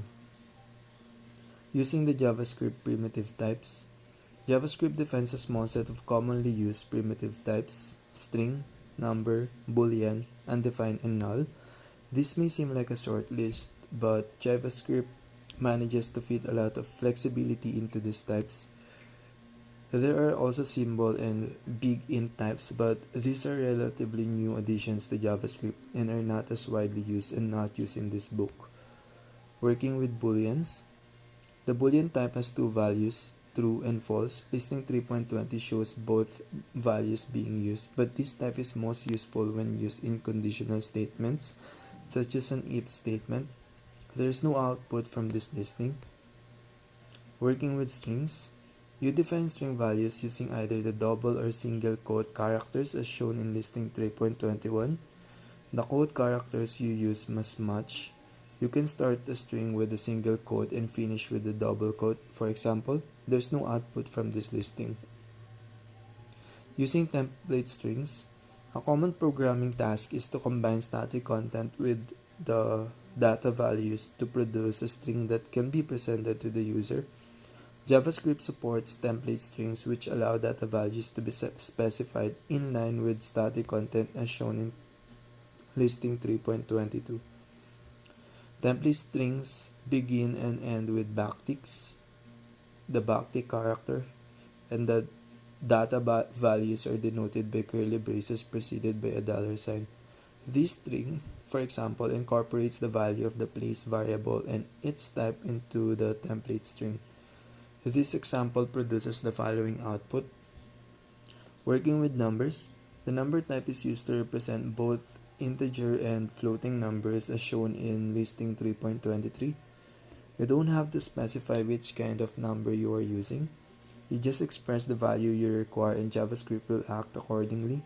In the listing, you have defined an integer value, defined a floating point value, and prefix a value with 0x to denote a hexadecimal value. Listing 3.23 doesn't produce any output. Working with null and undefined values, the null and undefined values have no features such as properties or methods, but the unusual approach taken by JavaScript means that you can only assign these values to variables whose type is a union that includes null or undefined as shown in listing 3.24. The TypeScript compiler will infer the type of the person1 variable as string because that is the type of the value assigned to it. This variable cannot be assigned the null or undefined value. The person2 variable is defined with a type annotation that specifies string or undefined values.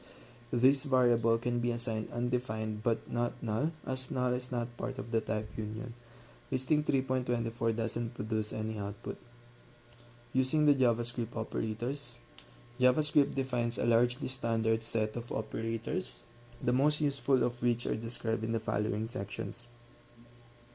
Using conditional statements, many of the JavaScript operators are used in conjunction with conditional statements.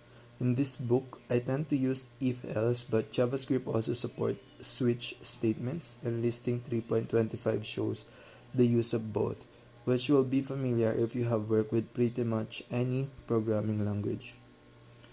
The results from the listing are as follows. The equality operator versus the identity operator. In JavaScript, the equality operator will attempt to convert operands to the same type to assess quality. This can be a useful feature, but it is widely misunderstood and often leads to unexpected results. Listing 3.26 shows the equality operator in action. The output from this code is as follows.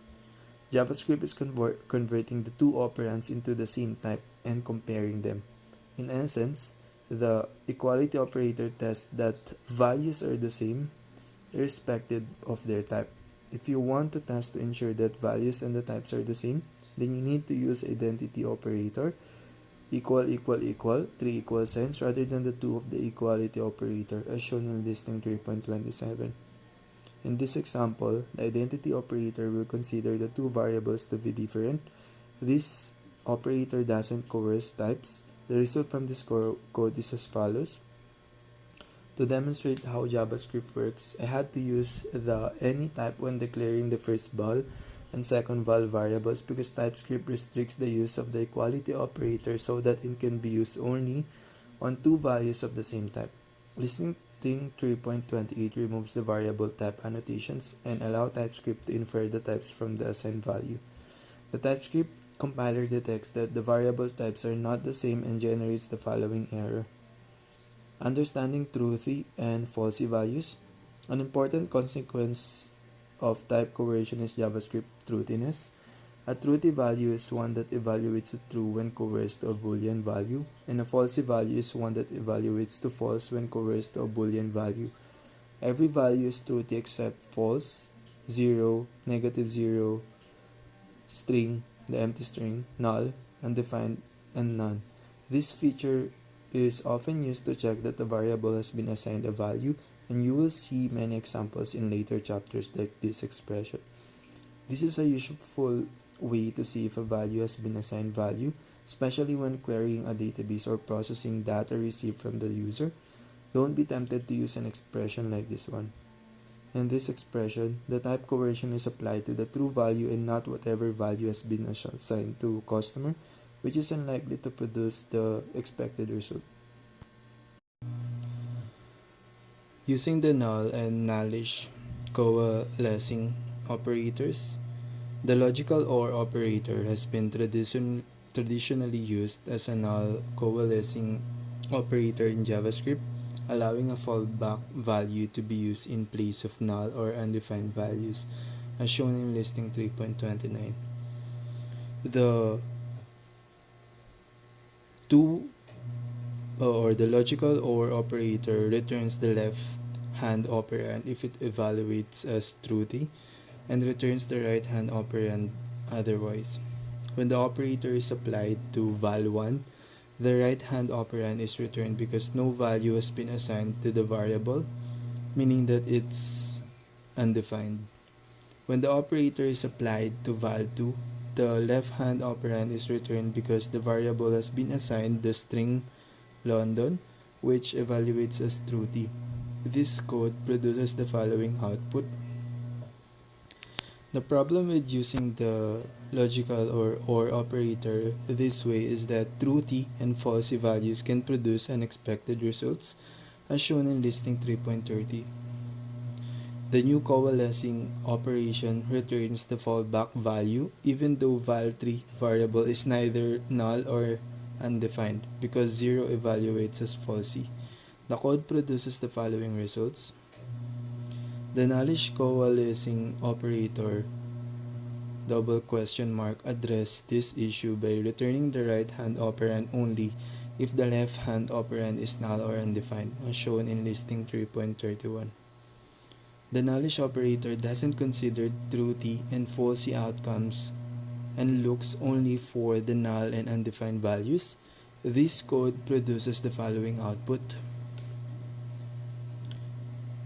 Using the optional chaining operator, as explained earlier, TypeScript won't allow null or undefined to be assigned to variables unless they have been defined with a suitable type union.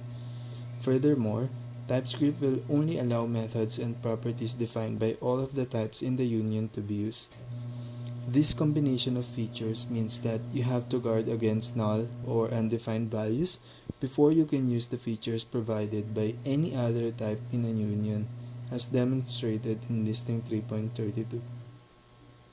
To invoke the toFixed method, I have to make sure that count variable hasn't been assigned null or undefined.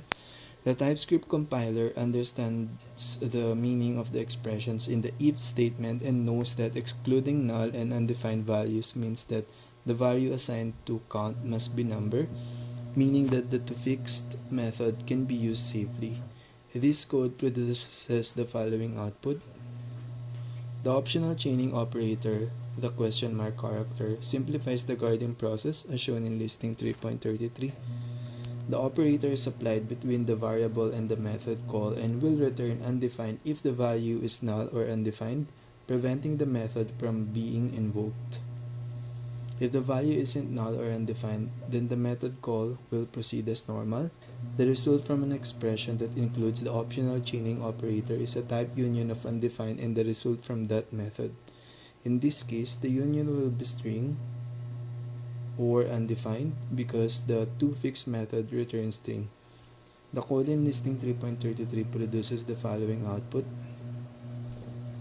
Defining and using functions. When Node.js processes a JavaScript file, it executes the statements in the order in which they have been defined.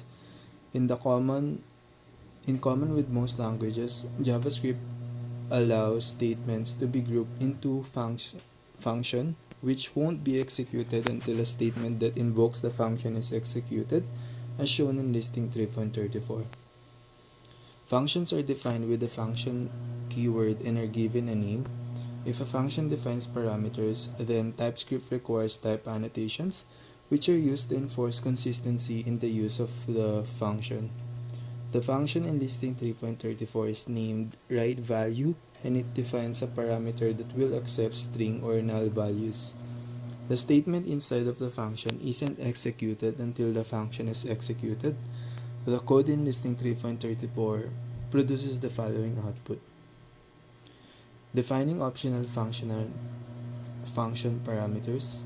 By default, TypeScript will allow functions to be invoked only when the number of arguments matches the number of parameters the function defines. This may seem obvious if you are used to other mainstream languages, but a function can be called with any number of arguments in JavaScript, regardless of how many parameters have been defined. The question character is used to denote an optional parameter, as shown in listing 3.35. The question mark operator has been applied to the val parameter, which means that the function can be invoked with 0 or 1 argument. Within the function, the parameter type is string or undefined because the value will be undefined if the function is invoked without an argument. Note, don't confuse val question mark string, which is an optional parameter, with val string or undefined, which is a type union of string and undefined. The type union requires the function to be invoked with an argument, which may be the value undefined, whereas the optional parameter allows the function to be invoked without an argument. Defining default parameter values. Parameters can be defined with a default value, which will be used when the function is invoked without a corresponding argument. This can be a useful way to avoid dealing with undefined values, as shown in listing 3.36. The default value will be used when the function is invoked without an argument. This means that the type of the parameter in the example will always be string, so I don't have to check for undefined values. Defining res parameters. Res parameters are used to capture any additional arguments when a function is invoked with additional arguments. as shown in listing 3.37. The rest parameter must be the last parameter defined by the function, and its name is prefixed with an ellipsis, 3 periods. The rest parameter is an array to which any extra arguments will be assigned. In the listing, the function prints out each extra argument to the console, producing the following results. Defining functions that return results. You can return results from functions by declaring the return data type and using the return keyword within the function body, as shown in listing 3.38. The new function defines one parameter, which is string, and returns a result, which is also a string. The type of the result is defined using a type annotation after the parameters. TypeScript will check the use of the return keyword to ensure that the function returns a result and that the result is of the expected type. This code produces the following output. Using functions as arguments to other functions. JavaScript functions are values, which means you can use one function as the argument to another, as demonstrated in listing 3.39. The writeCity function defines a parameter called f, which is a function that invokes to get the value to insert into the string that it writes out. TypeScript requires the function parameter to be described so that the types of its parameters and results are declared. This is the arrow syntax, also known as fat arrow syntax or lambda expression syntax. There are three parts to an arrow function. The input parameter is surrounded by parentheses, then an equal sign and a greater than sign, the arrow, and finally the function result. The parameter function doesn't define any parameters, so the parentheses are empty. This means that the type of parameter f is a function that accepts no parameters and returns a string result. The parameter function is invoked within a template string.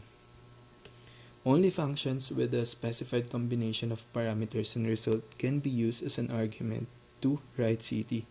The getUKCapital function has the correct characteristics. Notice that only the name of the function is used as the argument. If you follow the function name with parentheses, writeCity, getUKCapital, then you are telling JavaScript to invoke the getUKCapital function and pass the result to the writeCity function.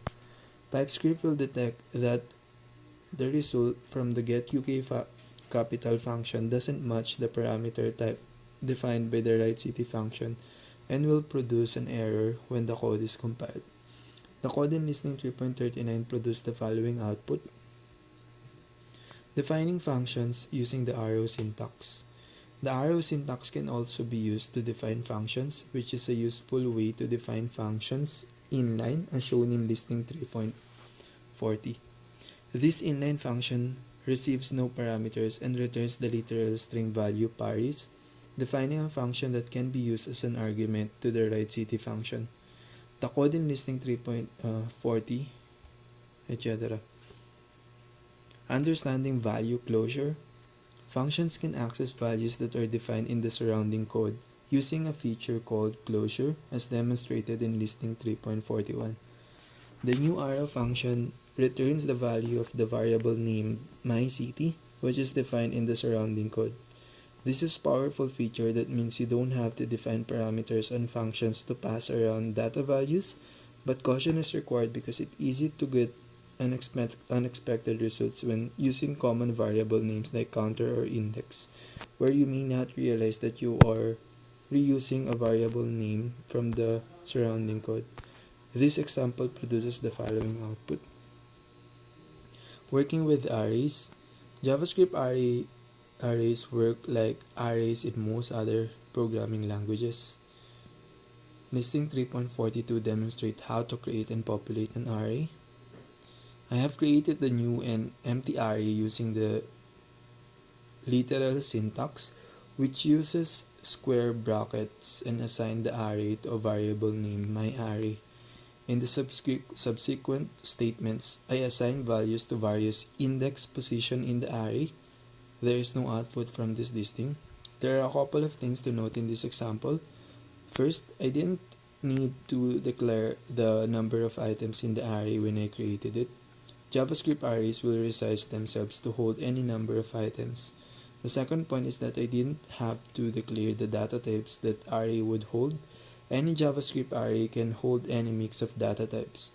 In the example, I have assigned 3 items to the array: number, string, and boolean.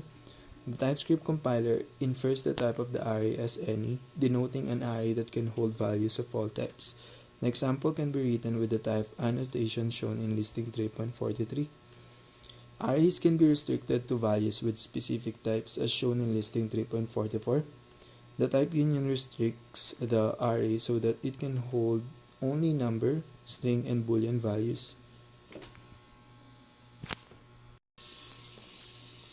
Notice that I have put the type union in parentheses because the union number or string or boolean denotes a value that can be assigned number, a string, or an array of boolean values, which is not what is intended. Arrays can be defined and populated in a single statement as shown in listing 3.45. If you omit the type annotation, TypeScript will infer the array type from the values used to populate the array. You should rely on this feature with caution for arrays that are intended to hold multiple types because it requires that the full range of types is used when creating the array. Reading and modifying the contents of an array. You read the value at a given index using square braces and placing the index you require between the braces as shown in listing 3.46. The TypeScript compiler infers the type of values in the array so that the type of the val variable in listing 3.46 is number or string or boolean. This code produces the following output. You can modify the data held in any position in a JavaScript array simply by assigning a new value to the index as shown in listing 3.47. The TypeScript compiler will check that the type of the value you assign matches the array element type. In this example, I have assigned a string to position 0 in the array, a position that was previously held by a number. This code produces the following output. Enumerating the contents of an array. To enumerate the content of an array using a for loop or the for each method, which receives a function that is called to process each element in the array. Listing 3.48 shows both approaches. The JavaScript for loop works just the same way as loop in many other languages. You determine how many elements there are in the array using its length property. The function passed to the for each method is given 2 arguments: the value of the current item to be processed and the position of that item in the array. In this listing, I have used an arrow function as the argument to the for each method, which is the kind of use for which they excel, and you will see used throughout this book. The output from the listing is as follows. Using the spread operator. The spread operator is used to expand an array so that its contents can be used as function arguments or combined with other arrays. In listing 3.49, I used the spread operator to expand an array so that its item can be combined in another array. The spread operator is an ellipsis, a sequence of 3 periods, and it causes the array to be unpacked. Using the spread operator, I can specify my array as an item when I define other array, with the results that the contents of the first array will be unpacked and added as items to the second array. This example produces the following results. Working with objects. JavaScript objects are a collection of properties, each of which has a name and value. The simplest way to create an object is to use the literal syntax as shown in listing 3.50. The literal syntax uses braces to contain a list of property names and values. Names are separated from their values with colons and from other properties with commas. 2 objects are defined in listing 3.50 and assigned to variables named hat and boots. The properties defined by the object can be accessed through the variable name as shown in this statement. The code in listing 3.50 produces the following output. Understanding literal object types. When the TypeScript compiler encounters a literal object, it infers its types using the combination of property names and the values to which they are assigned. This combination can be used in type annotations, allowing the shape of objects to be described as, for example, function parameters as shown in listing 3.51. The type annotation specifies that the product parameter can accept objects that define a string property called name and a number property named price. This example produces the same output as listing 3.50. A type annotation that describes a combination of property names and types just sets out a minimum threshold for objects, which can define additional properties and can still conform to the type as shown in listing 3.52. The listing adds a new property to the objects assigned to the boots variable, but since the object defines the properties described in the type annotation, this object can still be used as an argument to the print details function. This example produces the same output as listing 3.50. Defining optional properties in a type annotation. A question mark can be used to denote an optional property as shown in listing 3.53, allowing objects that don't define the property to still conform to the type. The type annotation adds an optional category property which is marked as an optional. This means that the type of the property is string or undefined, and the function can test to see if a category value has been provided. This code produces the following output. Defining classes. Classes are templates used to create objects, providing an alternative to the literal syntax.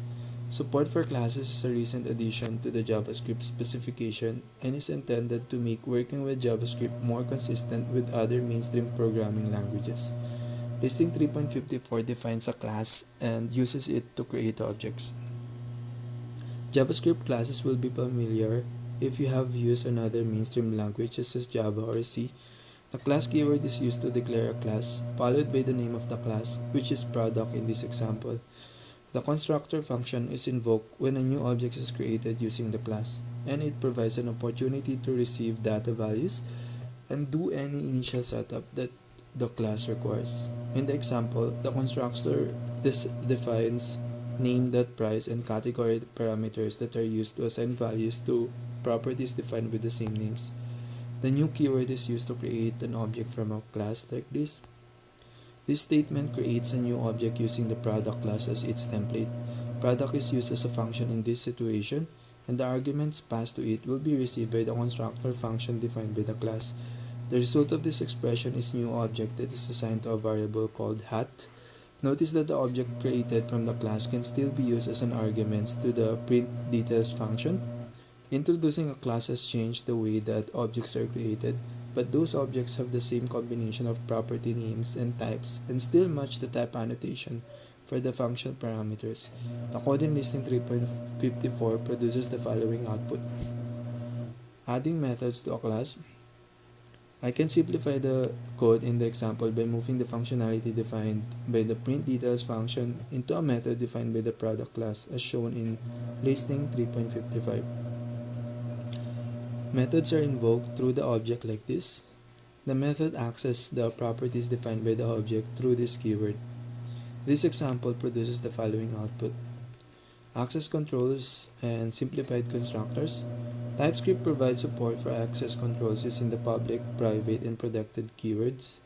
The public class gives unrestricted access to the properties and methods defined by a class, meaning they can be accessed by any other part of the application.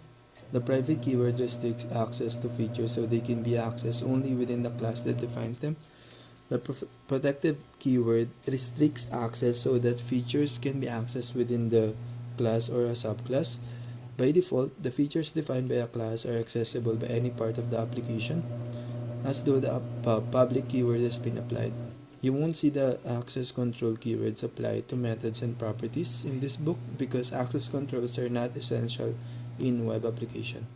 But there's a related feature that I use often, which allows classes to be simplified by applying the access control keyword to the constructor parameters, as shown in listing 3.56.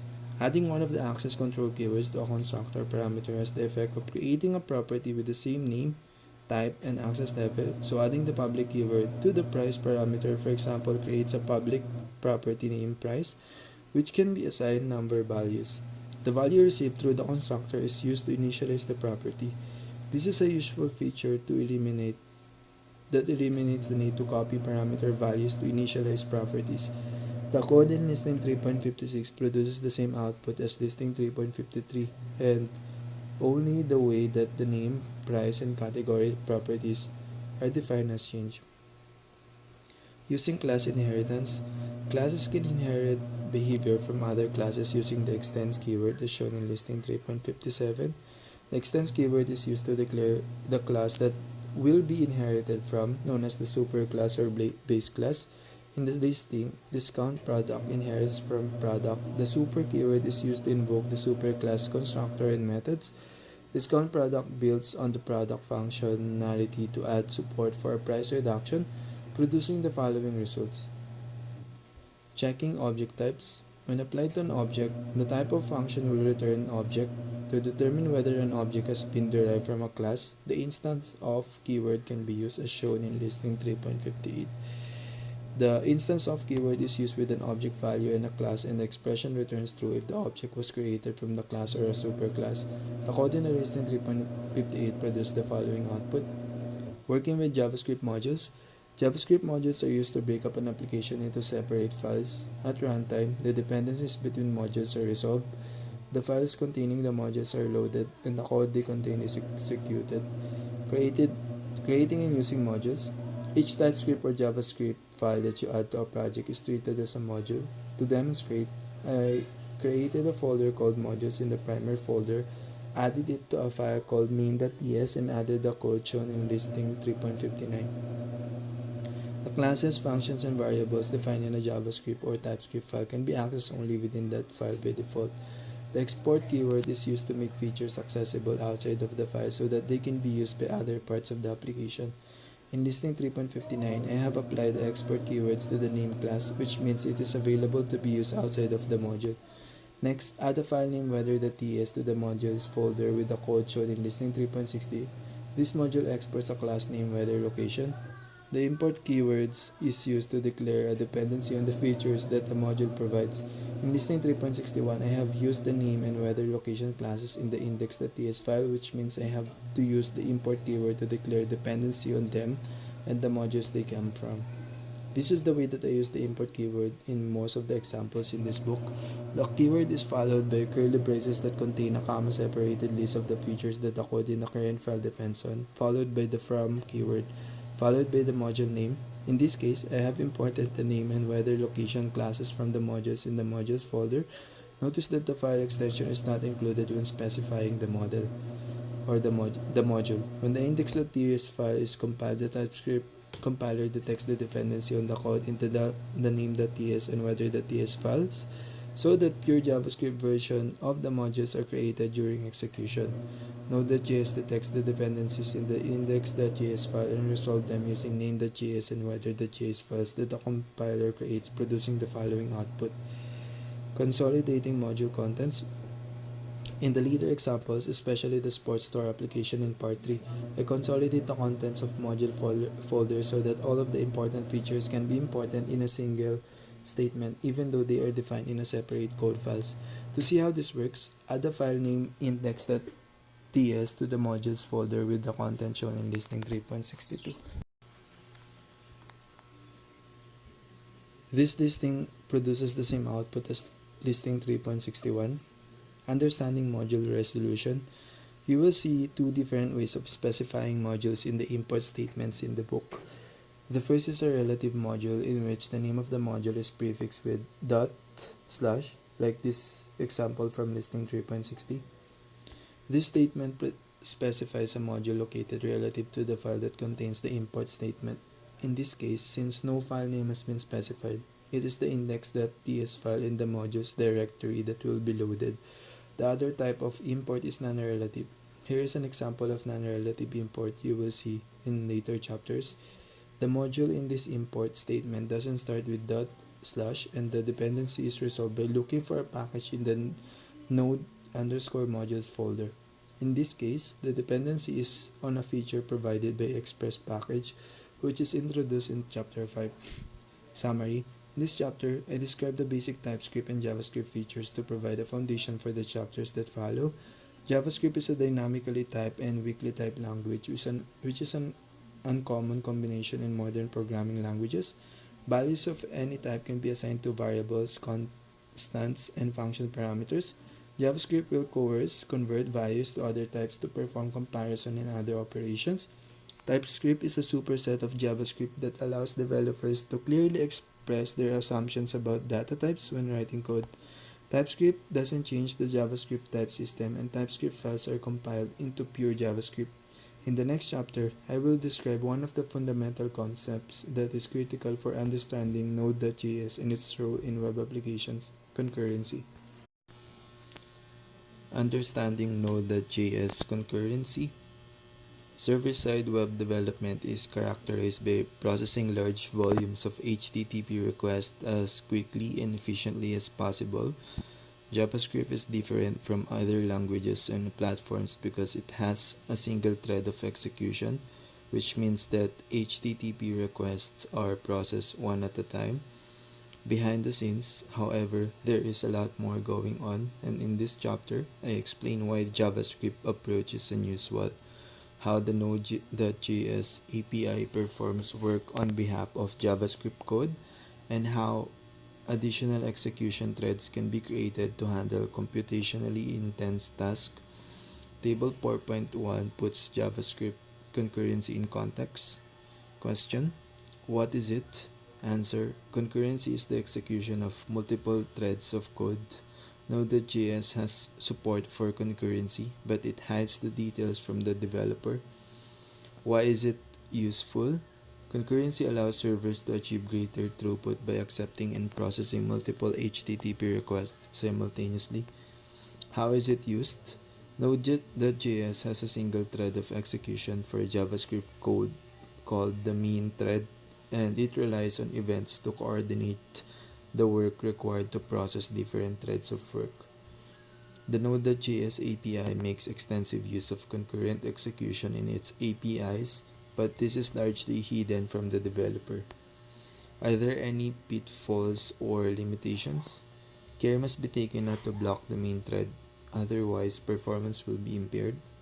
Are there any alternatives? No, the concurrency model is core to Node.js, and understanding it is essential to create web applications that scale economically. Table 4.2 summarizes the chapter. Problem: perform tasks concurrently. Solution: use the Node.js API and handle events with callback functions or promises. Wrap code problem: wrap code as promises or callbacks. Use the promisify and callbackify functions.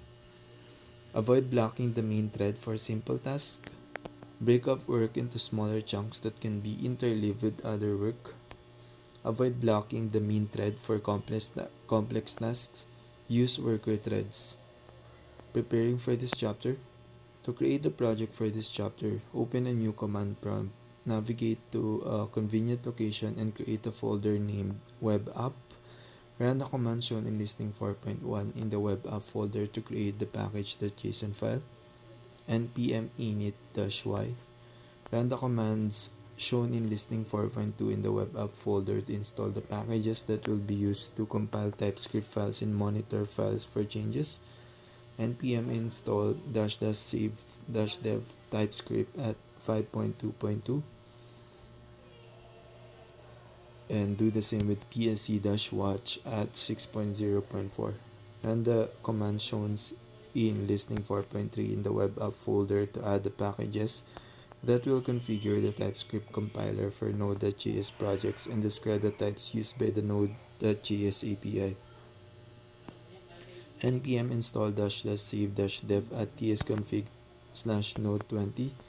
To configure the TypeScript compiler, create a file named tsconfig.json in the Web App folder with the content shown in listing 4.4. This configuration file extends the one provided by the TypeScript developers for working with Node.js. The TypeScript files will be created in the src folder, and the compiled JavaScript will be written to the dist folder. Open the package.json file and add the command shown in listing 4.5 to the script section to define the command that will start the build tools. Creating a simple web application. With the packages and build tools in place, it is time to create a simple web application. Create webapp/src folder and add to it a file named handler.ds with the content shown in listing 4.6. This file defines the code that will process HTTP requests. I describe the HTTP features that Node.js provides in Chapter 5, but for this chapter, it is enough to know that HTTP request is represented by an incoming message object, and the response is created using the server response object. The code in listing 4.6 responds to all requests with a simple hello world message. Next, add a file named server.ts to the src folder with the content shown in listing 4.7. This code creates a simple HTTP server that listens for HTTP requests on port 5000 and processes them using the function defined in the handler.ts file in listing 4.6. Add a file named data.json to the web app folder with the content shown in listing 4.8. This file will be used later in this chapter. Run the command shown in listing 4.9 in the web app folder to start the watcher that will monitor and compile TypeScript files and execute the JavaScript that is produced. npm start. The server.ts file in the src folder will be compiled to produce a pure JavaScript file named server.js in the dist folder, which will produce the following output when it is executed. Open server listening on port 5000. Open a web browser and navigate to http localhost 5000 to send a request to the HTTP server, which will produce response shown in figure 4.1. Hello world. Understanding simplified server code execution. A disclaimer is required. This chapter omits some details, is a little loose with some explanations, and blurs the lines between some fine details. The topics covered in this chapter are complex, with endless nuance and detail and terminology that means different things on different platforms. And so, with brevity in mind, I have focused on what's important for JavaScript web application development, even though that means glossing over some topics. Concurrency is genuinely fascinating subject, and it can be a rewarding area of research. But before digging into details, bear in mind that to be an effective JavaScript developer, you only need a basic overview of concurrency like the one in this chapter. Understanding multi-thread execution. Server-side web applications need to be able to process many HTTP requests simultaneously to scale up economically so that a small amount of server capacity can be used to support a large number of clients. The conventional approach is to take advantage of multi-threaded features of modern server hardware by creating a pool of handler threads. When a new HTTP request arrives, it is added to a queue where it waits until one thread is available to process it. The thread processes the request, sends the response back to the client, and then returns to the queue for the next request. The hardware can execute multiple threads simultaneously, as illustrated in figure 4.2, so that a large volume of requests can be received and processed concurrently. This approach makes full use of the server hardware, but it requires developers to consider how requests might interfere with each other. A common problem is that one handler thread modifies data as it is being read by another thread, producing an unexpected result. To avoid this kind of issue, most programming languages include keywords that are used to restrict interactions between threads. The details vary, but keywords like lock and synchronize are used to ensure that threads safely use shared resources and data by creating protected regions of code that can only be executed by one thread at a time. Writing code that uses threads is a balance of safety and performance. Protected regions of code are potential performance bottlenecks, and if protections are applied too widely, then performance suffers and the numbers of requests that can be processed concurrently falls. However, requests may interfere with one another, produce unexpected results if protections are applied too sparsely. Understanding blocking and non-blocking operations. In most server-side applications, the thread processing an HTTP request spends most of its time waiting. This can be waiting for a database to produce a result, waiting for the next chunk of data from a file, or waiting for access to a protected region of code. When a thread is waiting, it is said to be blocked.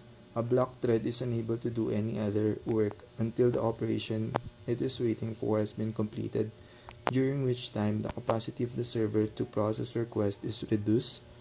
In busy applications, there is a constant flow of new requests arriving, and having threads tied up doing nothing leads to queues of requests waiting to be processed and reduce overall throughput. One solution is to use non-blocking operations, also known as asynchronous operations. These terms can be confusing. The best way to understand them is with a real-world example, a pizza restaurant. Imagine that after taking an order, an employee in the restaurant went into the kitchen, assembled your pizza, put in the oven, and stood there waiting for it to cook for 10 minutes, and then serve it to you. This is the blocking or synchronous approach to preparing pizza. Customers will be happy if they enter the restaurant when there is an employee available to take an order because they will get their pizza in the shortest amount of time. But no one else is happy. The other customers in the queue aren't happy because they have to wait in the queue while pizzas for all the customers ahead of them are assembled, cooked, and served, at which point an employee will be available to make their pizza. The restaurant owner isn't happy because the pizza throughput is equal to the number of employees who spend most of their time waiting for pizza to cook. There is a more sensible approach. One employee, let's name Bob, is given the job of monitoring the oven. The other employees takes orders, assemble the pizzas, and put them in the oven just as before. But rather than waiting for them to cook, they ask Bob to tell them when the pizza is cooked. While Bob watches the pizzas in the oven, the employees can carry on working, taking the order of the next customer in the queue, preparing the next pizza, and so on. Bob can watch lots of pizzas, so the limit to the number of pizzas that can be produced is the size of the oven and not the number of employees. Cooking a pizza has become a non-blocking operation for everyone except Bob. There is no way around waiting for the oven, but the performance of the restaurant is improved by making one person do all the waiting. Everyone is happy. Well, almost. The owner is happy because the restaurant produced more pizzas. The customers in the queue are happy because employees start working on their pizza while Bob is watching earlier orders. But individuals' orders may take longer. Bob may tell another employee that the pizza is ready, but they won't be able to serve it if they are busy with another customer. The overall restaurant performance improves, but individual orders may take longer to complete. The same approach can be taken with HTTP requests as shown in figure 4.3. Instead of waiting for an operation to complete, handler threads rely on a monitored thread while they continue to process requests from the queue. When the blocking operation has finished, the monitor thread puts the request back in the queue so that the handler thread can continue processing the request. The process of handing off an operation for monitoring is usually integrated into the API used to write web applications, so that performing a read from a file, for example, automatically releases the handler thread so it can do other work and can be trusted to put the request in the queue for processing when the file read operation is complete. It is important to understand that the terms non-blocking and asynchronous are from the perspective of the handler thread. The operations still take time to complete, but the handler thread can do other work during that period.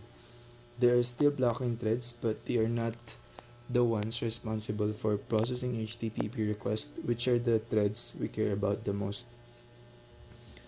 Understanding JavaScript code execution. JavaScript origins as a browser-based language have shaped the way that JavaScript code is written and executed. JavaScript was originally used to provide user interaction with HTML elements. Each type of element defines events that describe the different ways the user can interact with that element.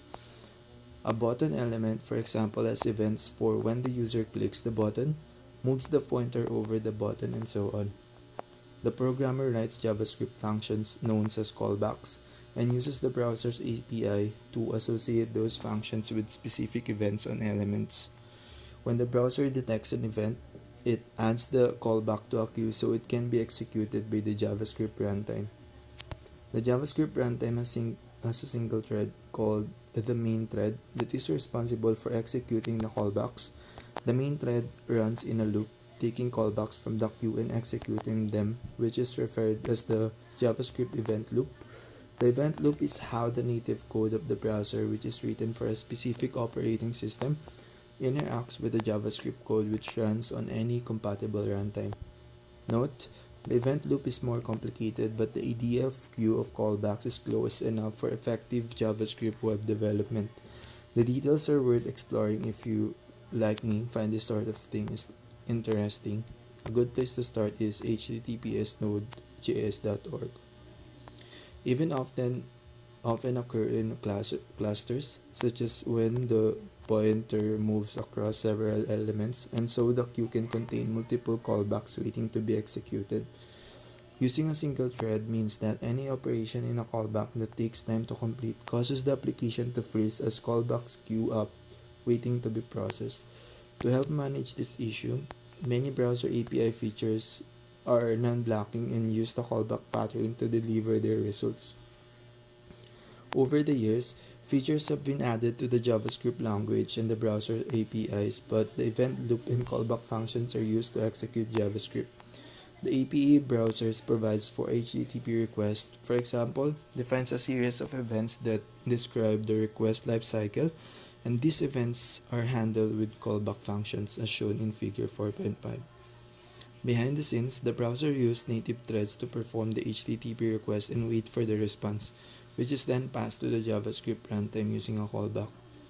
The JavaScript runtime only ever executes one callback, so that JavaScript language doesn't need keywords like clock and synchronize. JavaScript code interacts with the browser through an API that hides away the implementation details and receives results consistently. Understanding Node.js code execution. Node.js retains the main thread and the event loop, which means that server-side code is executed in the same way as a client-side JavaScript. For HTTP servers, the main thread is the only request handler and callbacks are used to handle incoming HTTP connections. The example application demonstrates the use of a callback to handle an HTTP request. The callback function fast to the create server function will be invoked when the Node.js receives an HTTP connection. The function defines parameters that represent the request that has been received and the response that will be returned to the client. I described the API Node.js provides for HTTP in chapter 5, but the callback function uses its parameters to prepare the response that will be sent to the client. The details of how Node.js receives HTTP requests and return HTTP responses are hidden away in native code as shown in figure 4.6. Node.js may only have a single handler thread, but the performance can be excellent because modern server hardware is incredibly fast. Even so, a single thread doesn't take full advantage of the multi-core and multi-processor hardware to which most applications are deployed. To scale up, multiple instances of Node.js are started. HTTP requests are received by a load balancer or ingress controller or primary code, depending on how the application is deployed as described in part 3, and distributed to the Node.js instances as shown in figure 4.7. The individual Node.js instances still have a single JavaScript thread, but collectively they can process a higher volume of requests.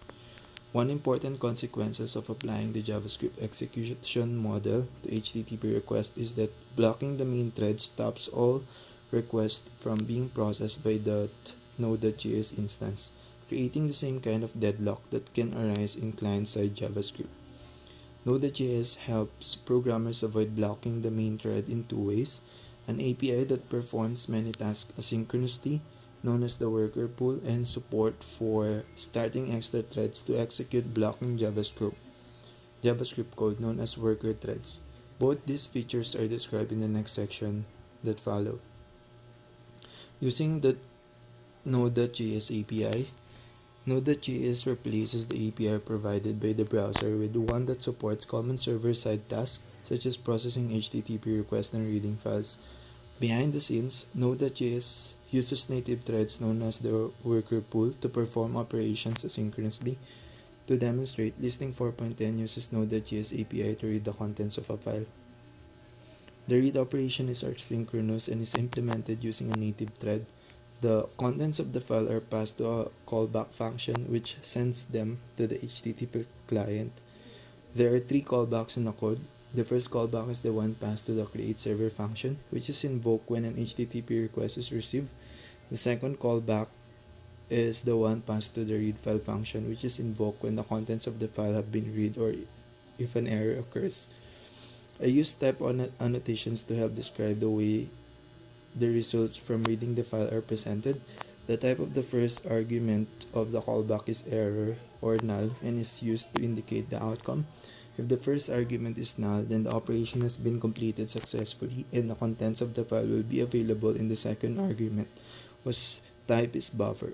Buffers are how Node.js represents arrays of bytes. If the first argument isn't null, then the error object will provide details of the problem that prevented the file from being read. Note, you may see two messages written to the command prompt when you send an HTTP request from a browser. Browsers often request the favicon.ico file to get an icon that can be displayed in the top header, and this is the reason why you will sometimes see the file sent appear twice in the output.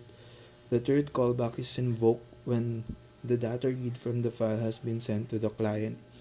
Breaking up the process of producing an HTTP response with callbacks means that the JavaScript main thread doesn't have to wait for the file system to read the contents of the file, and these allow requests from other clients to be processed as illustrated in figure 4.9. Breaking down requests, handling with multiple callbacks. Handling events. Events are used to provide notifications that the state of the application has changed and provide an opportunity to execute a callback function to handle that change. Events are used throughout the Node.js API, although they are often convenience features that hide away the details. Listing 4.11 revises the code that listens for HTTP requests to use events directly. Many of the objects created with the Node.js API extend the event emitter class, which denotes a source of events. The event emitter class defines the methods described in table 4.3 for receiving events. Name, on, event, callback parameters. Description. This method registers a callback to be invoked whenever the specified event is emitted. Of, event, callback parameters. This method stops invoking the callback when the specific event is emitted. Once, event, callback parameters. This method registers a callback to be invoked the next time the specified event is emitted but not thereafter.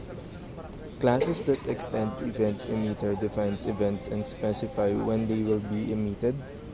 The server class returned by the createServer method extends event emitter and it defines two events that are used in listing 4.11, the request and listening events. The code in listing 4.7 and listing 4.11 has the same effect, and the only difference is that the createServer function registers its function's argument as a callback for the request event behind the scenes, while the listen method registers its function argument as a callback for the listening event. It is important to understand that events are an integral part of Node.js API and that they can be used directly with the methods described in table 0.3 or indirectly through other features. Working with promises. Promises are an alternative to callbacks, and some parts of the Node.js API provide features using both callbacks and promises.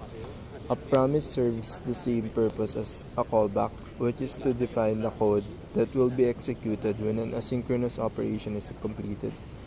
The difference is that code written with promises can often be simpler than the equivalent code using callbacks. One of the part of the API where Node.js provides promises and callbacks is for working with files as shown in listing 4.12. This isn't how promises are usually used, which is why the code looks more complex than earlier examples, but this code emphasizes the way that promises work. This is the statement that creates the promise. The read file function has the same name as the function used for callbacks, but it's defined in the fs/promises module. The result returned by the read file function is promise buffer, which is a promise that will produce a buffer object when its asynchronous operation is complete. Understanding when synchronous methods are useful. In addition to callbacks and promises, some parts of the Node.js API also offer synchronous features that block main thread until they are complete. One example is the read file function, which performs the same task as a read file but blocks execution until the file contents have been read. In most cases, you should use the non-blocking features that Node.js provides to maximize the number of requests that Node.js can handle. But there are two situations when blocking operations make more sense. The first situation arises when you know for certain that the operations will be completed so quickly that it's quicker than setting up a promise or a callback. There is a resource and time cost associated with performing an asynchronous operation, and this can sometimes be avoided. This situation doesn't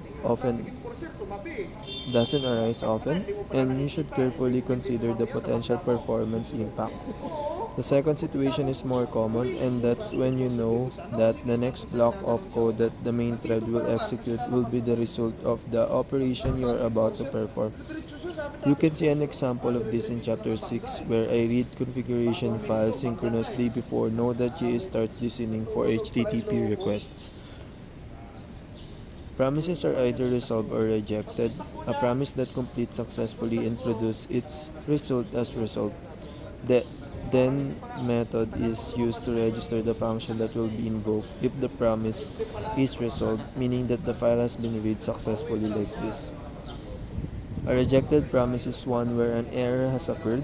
The catch method is used to register a function that handles the error produced by a rejected promise like this. Notice that using a promise doesn't change the data types used to describe the outcome. A buffer is used to describe the data read from the file, and an error is used to describe errors. The use of the then and catch methods separate successful results from errors, unlike the callbacks API, which presents both and requires the callback function to work out what happened. The then and catch methods can be chained together, which is one small improvement in simplifying the code as shown in listing 4.13 and is a more typical way to use promises. This is a little neater, but the real improvement comes with the use of the async and wait keywords, which allow asynchronous operations to be performed using syntax that doesn't require nested functions or chain methods, as shown in listing 4.14. Using the async and await keywords flattens the code by removing the need for the then method and its function. The async keyword is applied to the function used to handle requests. The await keyword is applied to statements that return promises like this. These keywords don't change the behavior of the read file function, which still reads a file asynchronously and still returns a promise buffer, but the JavaScript runtime takes the result asynchronously produced by the promise. A buffer object in this case assigns it to a constant named data and then executes the statements that follow. The result is the same, and the way that the result is obtained is also the same, but the syntax is simpler and easier to read. This isn't the final version of the code. To support error handling, the catch method used on the promise objects is replaced with a try or catch block, when using the await keyword as shown in listing 4.15. The type of the value provided to the catch exceptions is any, not error, because JavaScript doesn't restrict the types that can be used to represent errors. Tip: one advantage of callbacks over promises that callbacks can be invoked more than once for the same operation, allowing a series of updates to be provided while asynchronous work is being performed. Promises are intended to produce a single result without any interim updates. You can see an example of this difference at the end of the chapter. Wrapping callbacks and unwrapping promises. Not every part of the Node.js API supports both promises and callbacks, and that can lead to both approaches being mixed in the same code. You can see this problem in the example where the read file function returns a promise, but the end method, which sends data to the client and finishes the HTTP response, uses a callback. The promise and callback APIs can be mixed without problems, but the result can be awkward code. To help ensure consistency, the Node.js API includes two useful functions in the util module, which are described in table 4.4. Name promises. This function creates promise from a function that accepts a conventional callback. The convention is that the arguments passed to the callback are an error object and the result of the operation. There is support for other arrangements of arguments using a custom symbol. See https node.js.org. Callbackify. This function accepts a promise object and returns a function that will accept a conventional callback. The idea behind these functions is good, but they have limitations, especially when trying to create promises from callbacks so that a wait keyword can be used. The biggest restriction is that the promisify function doesn't work seamlessly on class methods unless care is taken to deal with the way that JavaScript handles the this keyword. There's also an issue specific to TypeScript where compiler doesn't correctly identify the types involved. Add the file name promises.ts to the src folder with the content shown in listing 4.16. The first step is to use promisify to create a function that returns a promise, which I do by passing the server response.prototype.end function to promisify. I use the es keyword to override the type inferred by the TypeScript compiler with a description of the method parameters and result. Listing 4.17 imports the function defined in listing 4.16 and uses the promise it produces. I have to use the bind method when using the await keyword on the function that promisify creates like this. The bind method associates the server response object for which the function is being invoked. The result is a new function which is invoked by passing the data that will be sent to the client. The result is that the await keyword can be used instead of the callback, even though it is a slightly awkward process. Executing custom code. All JavaScript code is executed by the main thread, which means that any operation that doesn't use the non-blocking API provided by the Node.js will block the thread. For the sake of consistency, add the statement shown in listing 4.18 to the promises.ts file to wrap the right method defined by the server response class in a promise. Listing 4.19 filters out the request for the favicon.ico file, which was fine in earlier examples but will add unwanted request in this section. Listing 4.20 demonstrates the problem of thread blocking by introducing a time-consuming operation that is implemented entirely in JavaScript. Two for loops repeatedly increment a number value, and since this operation is written entirely in JavaScript, the main thread is blocked until both the loops have completed. To see the effect of the blocked thread, open the two browser tabs and request HTTP localhost 5000 in both of them.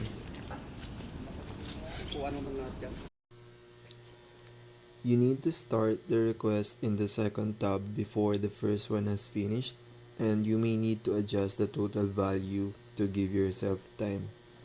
The total value in listening 4.20 takes 3 or 4 seconds to complete on my system, which is long enough to start requests in both browser tabs. Avoiding the browser cache problem. Some browsers, including Chrome, won't make simultaneous requests for the same URL. This means that the request from the second browser tab won't be started until the response from the first tab's request has been received, which can make it look like requests are always blocking. Browsers do this to see if the results from the first request can be added to their cache and used for subsequent requests. This is not usually an issue, but it can be confusing, especially for features like the ones discussed in this chapter. You can avoid this problem by disabling the browser cache. Chrome has a disable cache checkbox on the network tab in the F12 developer tools windows, for example, or requesting different URLs such as http localhost 5000 ID equal 1 and http localhost 5000 ID equal 2. You will see that both browser tabs get results as shown in figure 4.10. Each request is identified by incrementing the shared underscore counter value, which make it easy to correlate the output displayed in the browser with Node.js console messages. Examine the Node.js console output and you will see that all of the iterations from the first request were completed before the work for the second request was started. This is a typical, albeit exaggerated, example of blocking the JavaScript thread so that requests queue up waiting for their turn to be handled and the overall request throughput drops. Yielding control of the main thread. One way to address blocking is to break up work into smaller chunks that are interleaved with other requests. The work is still done entirely with the main thread, but the blocking occurs in a series of shorter periods, which means that access to the main thread is more equitable. Table 4.5 describes the functions that are available for telling Node.js to invoke a function in the future. As before, I am simplifying things here to avoid getting into the low-level details of the Node.js event loop. Name, set immediate. Description, this function tells Node.js to add a function to the callback queue. Name, set timeout. This function tells Node.js to add a function to the callback queue that should not be invoked for at least a specified number of milliseconds. These are global functions, which means they can be used without a module import. Listening 4.21 uses the setImmediate function so that the counting operation is broken up into smaller blocks of work. The iterate function performs one block of counting and then uses the setImmediate function to defer the next block. Use two browser tabs to request http localhost 5000 or http localhost 5000 ID equal 1 and another with 2 if you have not disabled the browser cache. And you will see the console messages generated by Node.js show that the work performed for the two requests has been interleaved. You may see a different sequence of iterations, but the important point is that the work for HTTP request is broken off and interleaved. Avoiding the pure JavaScript promise pitfall. A common mistake is to try and wrap blocking JavaScript code in a promise like this. There are two pitfalls for the unwary developer with this approach. The first is that the executor, which is the function that performs the work, is performed synchronously. This may seem odd, but remember that all JavaScript code is executed synchronously, and the expectation is that the executor will be used to invoke asynchronous API methods that will produce results in the future and be added to the callback queue for eventual processing. The second pitfall is that the follow-on function passed to the then method is executed as soon as the executor completes, before the main thread returns to the callback queue to get another function to execute, with the effect that there is no interleaving of work. Promises are a useful way of consuming an API that uses native threads to perform asynchronous work, but they don't help when executing pure JavaScript code. Using worker threads, the key limitation of the previous example is there is still only one main thread and it still has to do all the work, regardless of how equitably that work is done. Node.js supports worker threads, which are additional threads for executing JavaScript code, albeit with restrictions. JavaScript doesn't have the features for coordinating threads that are found in other languages such as C or Java, and trying to add them would be difficult. Instead, worker threads run in separate instances of the Node.js engine, executing code in isolation from the main thread. Communication between the main thread and worker threads is done using events, as shown in figure 4.11, which fits nicely into the JavaScript event loop so that results produced by worker threads are processed by callback functions, just like any other JavaScript code. Worker threads are not the solution to every problem because there is overhead in creating and managing them, but they provide an effective way to execute JavaScript code without blocking the main thread. Understanding worker threads versus the worker pool. There's a terminology overlap that can cause confusion because Node.js uses two similar terms, worker threads and worker pool. Worker threads are the topic of this part of the chapter and are started by the programmer to perform JavaScript code without blocking the main thread. The worker pool is the set of threads that Node.js uses to implement the asynchronous features of its API, such as the functions used in this chapter to read files and write HTTP responses. We don't interact directly with the worker pool, which is managed by Node.js automatically. Just to add to the confusion, worker threads are often grouped into a pool of for performance reasons, allowing individual workers' threads to be reused instead of used once and then discarded. I will explain how this is done in part 2. Writing the worker code. The code that worker threads execute is defined separately from the rest of the JavaScript application. Add the file name count_worker.ts to the src folder with the content shown in listing 4.22. Worker threads features are defined in the worker_threads module, and two of those features are used in listing 4.22. The first, worker data, is an object or value used to pass configuration data from the main thread to the worker. In this case, the worker receives three values through worker data, which specifies the request ID, the number of iterations, and the target value for each block of counting work. The other feature is parent port, which is used to emit events that will be received by the main thread like this. The post message method emits a message event and takes care of transferring the argument value from the worker thread's JavaScript runtime to the main thread. The parent port value may be null, which is why the question mark operator is required when calling the post message method. Creating a worker thread. The next step is to update the request handling code so that it creates a worker thread using the code defined in the previous section, as shown in listing 4.23. Worker threads are created by instantiating the worker class, which is defined in the worker_threads module. The constructor arguments are the JavaScript code file to execute and configuration object.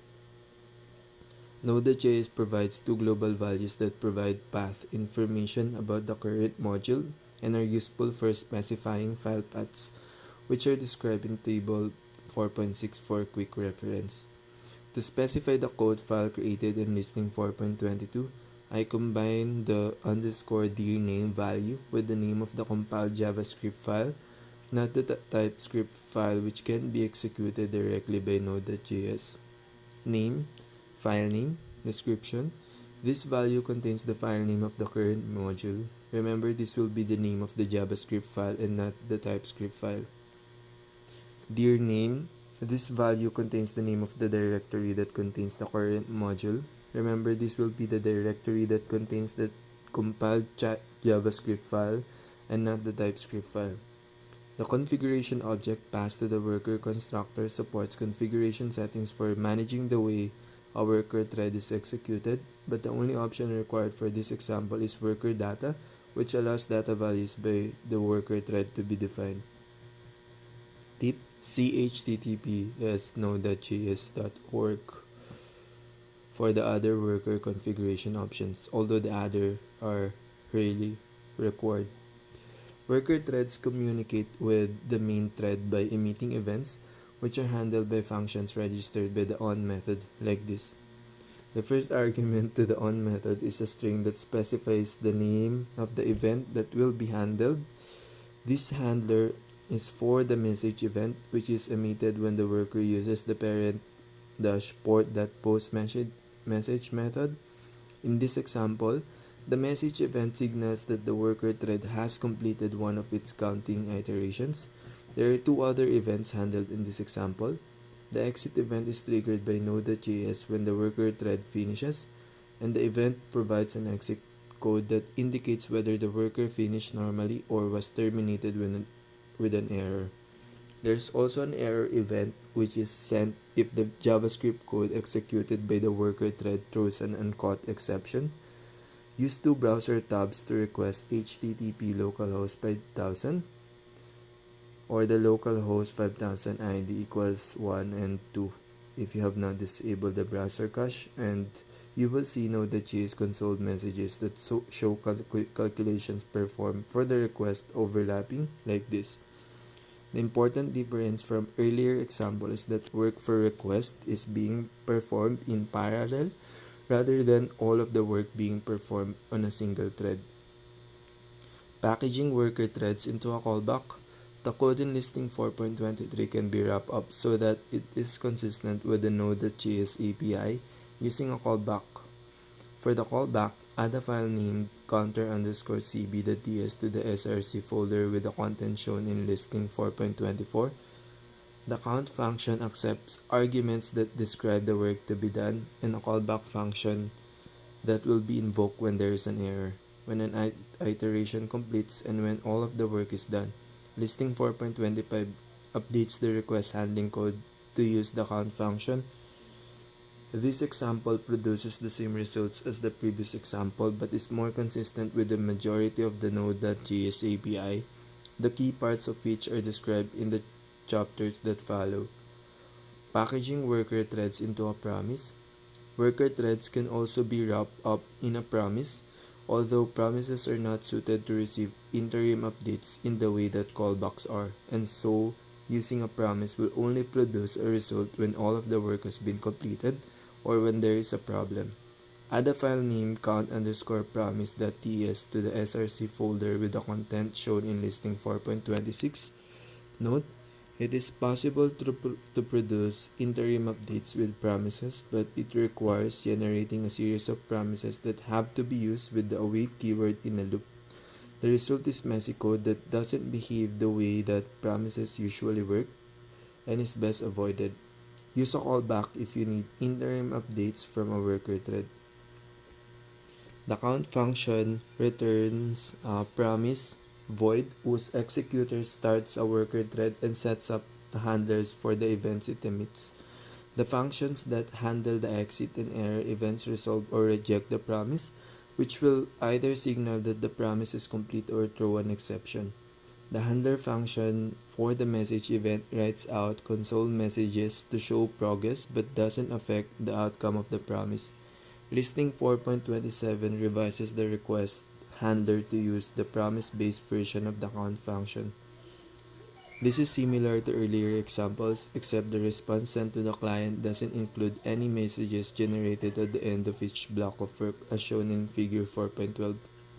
Summary: in this chapter, I described the way that JavaScript code is executed and explained the effect this has on HTTP request processing and why this approach is different from other platforms. I explained that JavaScript code is executed on a single main thread and demonstrated the features that Node.js provides for offloading work on other threads. JavaScript code is executed on a single thread known as the main thread. The Node.js API uses native threads to perform many operations to avoid blocking the main thread. The Node.js API largely uses callbacks, but there is also some support for promises. Node.js provides functions for converting callbacks and promises. Node.js supports worker threads for executing JavaScript code without blocking the main thread. In the next chapter, I will describe the features that Node.js provides for working with HTTP requests. Handling HTTP requests. The foundation of server-side web development is the ability to receive HTTP requests from clients and generate responses. In this chapter, I introduce the Node.js API for creating HTTP servers and explain how it can be used to receive and respond to requests. Table 5.1 puts the Node.js HTTP API in context. Question: what is it? Answer: the HTTP and HTTPS modules contain the functions and classes required to create HTTP and HTTPS servers, receive requests, and generate responses. Why is it useful? Receiving and responding to HTTP requests is the core feature of server-side web application development. How is it used? Servers are created with a create server function which emits events when requests are received. Callback functions are invoked to handle the request and generate a response. Are there any pitfalls or limitations? Handler functions can become complex and mix the statements that match requests with statements that generate responses. Third-party packages such as the Express package introduced in this chapter build on the Node.js API to streamline request handling. Are there any alternatives? No. The Node.js HTTP and HTTPS APIs are integral to server-side web application development. Third-party packages can make the API easier to use but are built on the same features. Table 5.2 Chapter Summary. Problem: listening for HTTP requests. Solution: use the create server function to create a server object and use the listen method to start listening for requests. Inspect an HTTP request. Use the features provided by the incoming request class. Parse a request URL. Use the URL class in the URL module. Create an HTTP response. Use the features provided by the server response class. Listen for HTTPS requests. Use the features provided by the HTTPS module. Detect HTTPS request. Check the value of the socket.encrypted property on the incoming request object. Redirect insecure request. Send a 302 header to the HTTPS port. Simplify request processing. Use a third-party router and enhance request and response classes. Preparing for this chapter. In this chapter, I continue to use the web app project created in chapter 4. To prepare for this chapter, replace the contents of the handler.ts file in the src folder with the code shown in listing 5.1. Run the command in listing 5.3 in the web app folder to start the watcher that compiles TypeScript files and executes the JavaScript that is produced. Listing 5.3, starting the project, npm start. The server.ts file in the src folder will be compiled to produce a pure JavaScript file named server.js in the dist folder.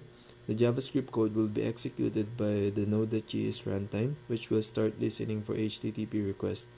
Open a web browser and request HTTP localhost 5000 and you will see the response shown in figure 5.1.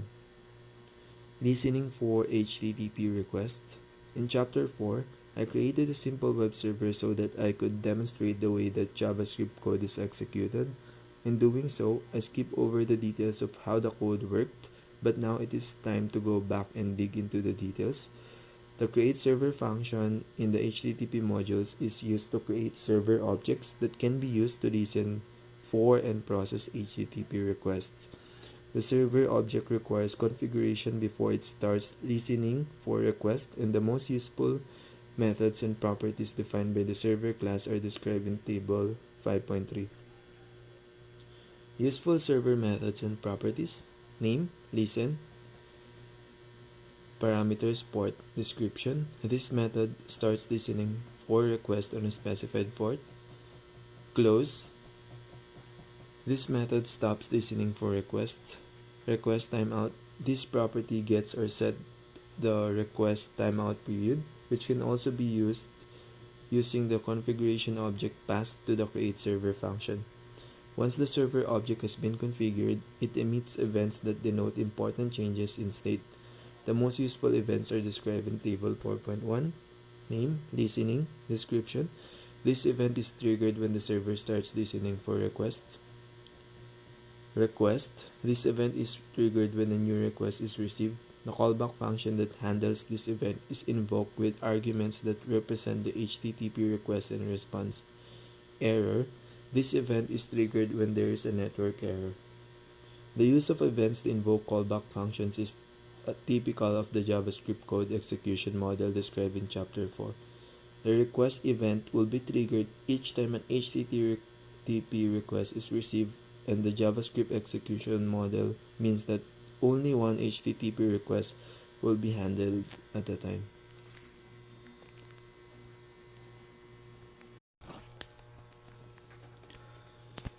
The Node.js API often allow event handlers to be specified through other methods. The create server function used to create a server object accepts an optional function argument that is registered as a handler for the request event, and the server.listen method accepts an optional functional argument that is used to handle listening event.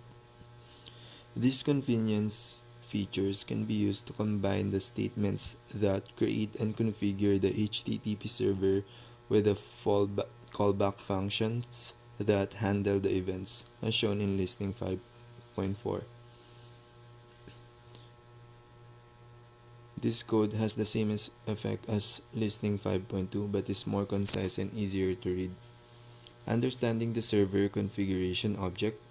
The arguments for the create server function are a configuration object and a request handling function.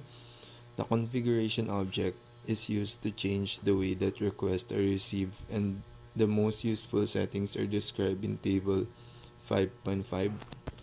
Name, incoming message. Description.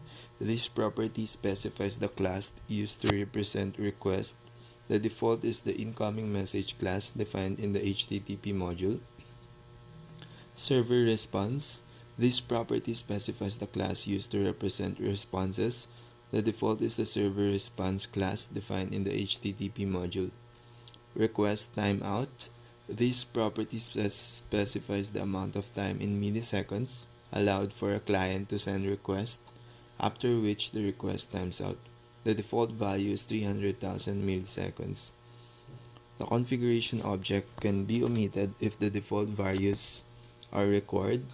The handler function is invoked when an HTTP request has been received and its parameters are objects whose types are those specified by the incoming message and server response properties, or the default types if the configuration hasn't been changed. The code in listing 5.4 omits the configuration object, which means that the default types will be used to represent HTTP request and response when the handler function for the request event is invoked, like this.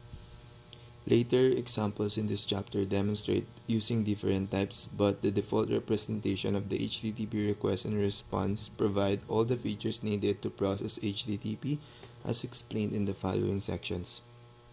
Understanding HTTP requests. Node.js represents HTTP request using the incoming message class, which is defined in the HTTP module. The four main building blocks of an HTTP request are the HTTP method, which describes the operation the client wants to perform. The URL, which identifies the resource the request should be applied to.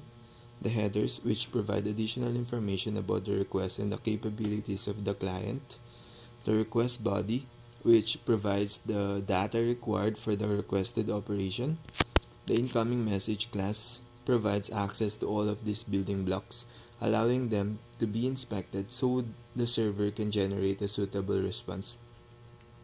Table 5.6 lists the properties provided for the first three building blocks, and I explain how to deal with the request body in chapter 6. Table 5.6 Useful incoming message properties. Name, headers, description. This property returns an incoming HTTP headers object which defines properties for common headers and can also be used as a key value object that maps the names of the headers in the request to the header values. The headers are normalized as described below. Headers distinct. This property returns a key or value object that maps the names of the headers in the request to the header values. The values are normalized as described below this table. HTTP version. This property returns a string value containing the version of HTTP used in the request. Method. This property returns a string value containing the HTTP method specified by the request. This value may be undefined. URL. This property returns a string value containing the request URL. This value may be undefined. Socket. This property returns an object that represents the network socket used to receive the connection, which is useful when detecting HTTPS request as demonstrated in detecting HTTPS request section. HTTPS headers can be difficult to work with, and the headers and headers distinct properties normalize headers so that they are easier to use. Some HTTP headers should only appear once in a request, so Node.js removes duplicate values. Other headers can have multiple values, and these are concatenated into a single string value by the headers property and into an array of strings by the headers distinct property. The exception is the set-cookie header, which is always presented as a string array. I describe how cookies are used in detail in part 2. Tip: the incoming request class also defines the raw headers property, which provides access to the headers as they were received, with no normalization. This property can be useful if you need to perform custom normalization, but the headers and headers distinct properties are more useful for mainstream development projects. As a rule of thumb, the headers property is more useful for displaying or logging headers, while the headers distinct property is more useful when using headers to decide what kind of response to produce. Listing 5.5 updates the example to log the details of the request to the Node.js console. This example writes out the HTTP method, the request URL, and three headers: the host header, which specifies the host name and port to which the request was sent; the accept header, which specifies the format the client is willing to accept in the response; and the user-agent header, which identifies the client. I use the headers property in Listening 5.5, which allows me to access headers using properties that corresponds to the header name like this. Not all HTTP header names can be used as a JavaScript property names, and there is no property for the user-agent header because JavaScript property names cannot contain hyphens. Instead, I have to access the user-agent header by specifying the property name as a string like this. Use a browser to request HTTP localhost 5000 and you will see outputs similar to the following, although you may see different values for headers, and I have elided the header values for brevity. This output shows two requests because browser will often request /favicon.ico, which is used as the icon for the tab. You may not see the favicon.io request if you recently used your browser for the examples in the previous chapter where a 404 not found response was produced. You can clear your browser cache if you want to see both requests, but it isn't important for the examples that follow. Parsing URLs. Node.js provides the URL class in the URL module to parse URLs into their parts, making it easier to inspect URLs to make decisions about what kind of response will be sent. URLs are parsed by creating a new URL object and reading properties described in table 5.7. Name, hostname, description. This property returns a string containing the URL hostname component. Path name. This property returns a string containing the URL path name component. Port. This property returns a string containing the URL port component. The value will be an empty string if the request has been made to the default port for the URL's protocol, such as port 80 for unsecured HTTP request. Protocol. This property returns a string containing the URL protocol component. Search. This property returns a string containing the entire query portion of the URL. Search params. This property returns a URL search params objects that provides key or value access to the query portion of the URL. Listing 5.6 create a new URL object to parse the request URL. Creating a URL object to parse a URL requires a little work. The incoming message URL property returns a relative URL which URL class constructor will accept as an but only if the base part of the URL, the protocol, hostname, and port is specified as a second argument. The hostname and port can be obtained from the host request header like this. The missing piece is the protocol. The example only accepts regular unsecured HTTP requests, so I can specify HTTP as the protocol, safe in the knowledge that it will be correct. I will demonstrate how to determine the protocol properly when I demonstrate the use of HTTPS later in the chapter. The properties described in Table 5.7 can be used to inspect the individual parts of the URL once the URL object has been created, and the example writes out the protocol, hostname, port, and path name values. The URL class parses the query section of the URL and presents it as a set of key value pairs, and these are also written out. Use a browser to request the following URL: http localhost 5000/myrequest first equal Bob and last equals Smith. This URL has a path and a query, and you will see output similar to the following when the URL is parsed. The output shows that the browser has sent a second request for favicon.ico in addition to the URL that was explicitly requested. Understanding HTTP responses. The purpose of inspecting an HTTP request is to determine what kind of response is required. Responses are produced using the features provided by the server response class, the most useful of which are described in Table 5.8. Name, send date, description. The Boolean property determines whether Node.js automatically generates the header and adds it to the response. The default is true. Set header, name, value.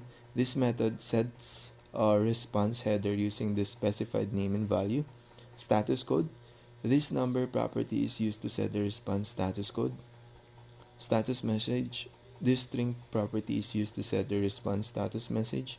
Write head, parameters code message, headers. This method is used to set status code and optionally the status message and response headers. Write, parameters data. This method writes data to the response body, which is expressed as a string or buffer.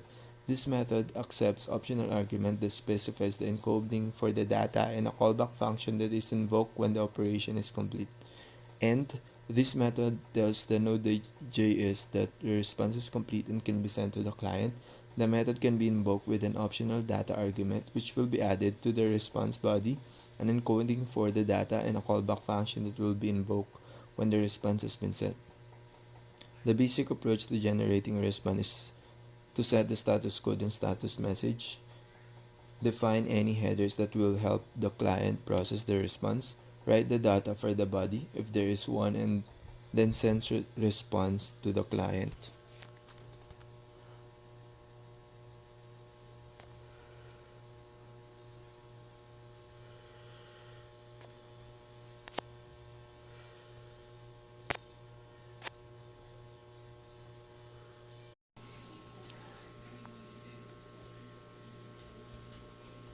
Listing 5.7 inspects the requests that are received to determine how the features provided by the server response class are used to create a response. This example generates three different responses. For requests that don't specify the HTTP GET method or request/favicon.ico, the status code is set to 404, which tells the browser the requested resource doesn't exist. The human readable status message is set to not found, and the end method is called to complete the request. For all other requests, the status code is set to 200, indicating a successful response, and the status message is set to OK. The query component of the request URL is checked to see if there is a keyword parameter, and if there is, the value is included in the response body. Notice that I use the return keyword after calling the end method. This is not a requirement, but it is an error to set headers or write data after the end method has been called, and explicitly returning from the function avoids this problem. Use a browser to request HTTP localhost 5000 favicon.ico, HTTP localhost 5000 question mark key dash word equal world, and HTTP localhost 5000, and you will see the responses as shown in figure 5.2. The browser usually requests the favicon.ico file behind the scenes, but requesting it explicitly makes it easier to see the HTTP 404 response. Supporting HTTPS requests. Most web applications use HTTPS, where HTTP requests are sent over an encrypted network connection using the TLS/SSL protocol. Using HTTPS ensures that the request and response cannot be inspected as they traverse public networks. Supporting SSL requires a certificate that establishes the identity of the server and is used as the basis for the encryption that secures HTTPS requests. For this chapter, I'm going to use a self-signed certificate, which is sufficient for development and testing but should not be used for deployment. Note, see https let'sencrypt.org if you want a certificate for deployment. The Let's Encrypt service is supported by a non-profit organization and offers free certificates suitable for use with HTTPS. Creating the self-signed certificate. The easiest way to create a self-signed certificate is to use the OpenSSL package, which is an open source toolkit for security-related tasks. The OpenSSL project can be found at https openssl.org, and OpenSSL is part of many popular Linux distributions. A list of binaries and installers, including installers for Windows, can be found at https://wiki.openssl.org. Alternatively, the Git client includes OpenSSL in the usr/bin folder.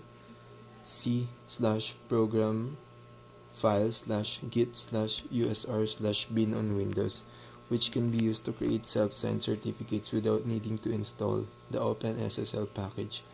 Ensure that the OpenSSL executable is in your command prompt path and run the command shown in listing 5.8 in the web app folder, entering the entire command on one line. This command prompts for the details that will be included in the certificate. Press the enter key to select the default value for each option. The details don't matter because the certificate will be used only for the development. When the command completes, there will be two new files in the web app folder: the cert.pem file, which contains the self-signed certificate, and the key.pem file, which contains the private key for the certificate. Handling HTTPS requests. The next step is to use the API provided by Node.js to receive HTTPS requests as shown in listing 5.9.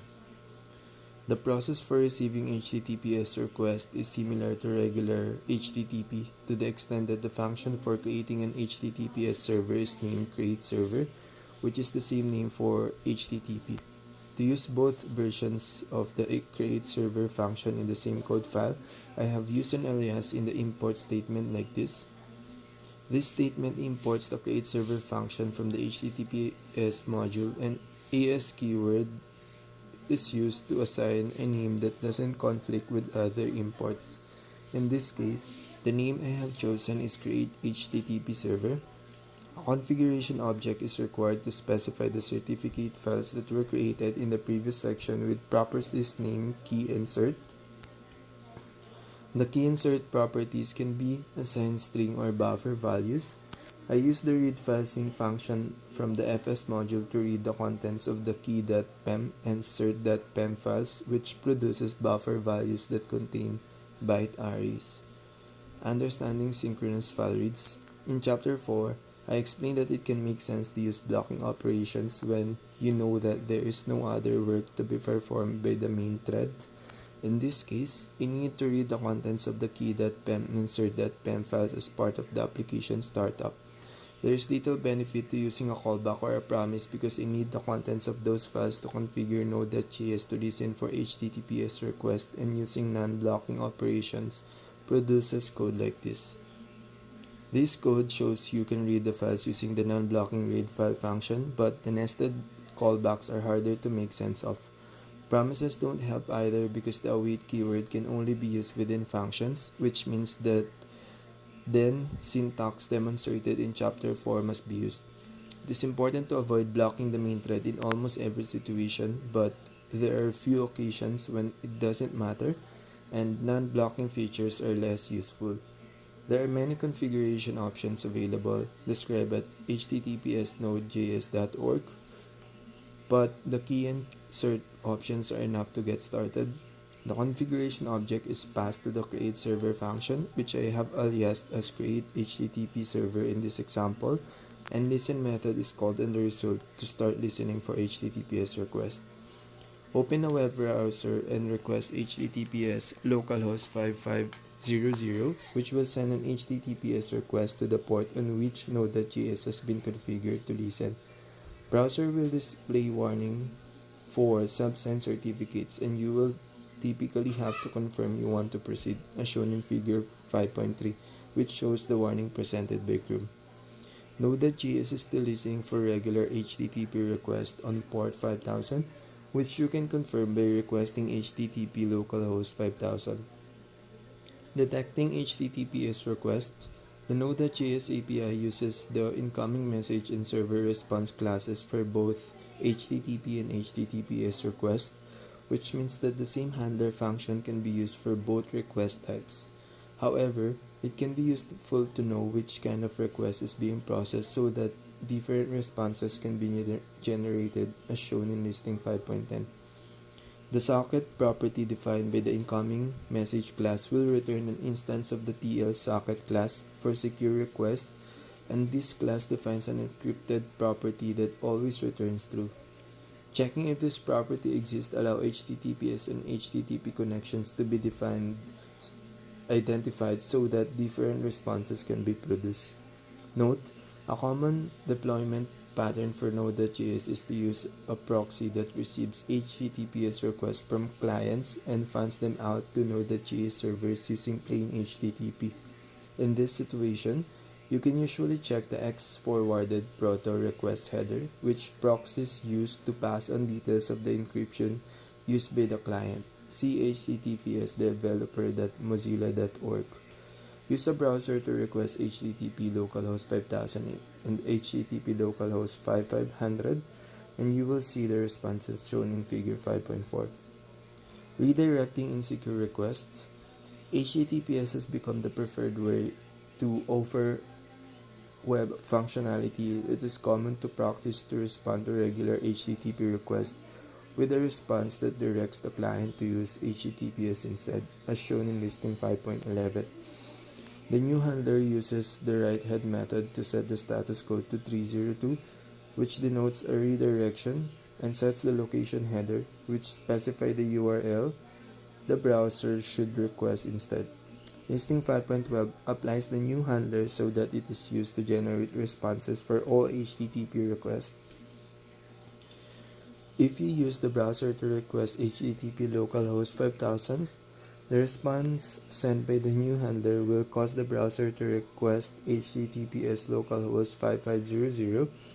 If you examine the network connections made by the browser in the F12 Developer Tools window, you will see the redirection response and the subsequent HTTP request as shown in figure 5.5.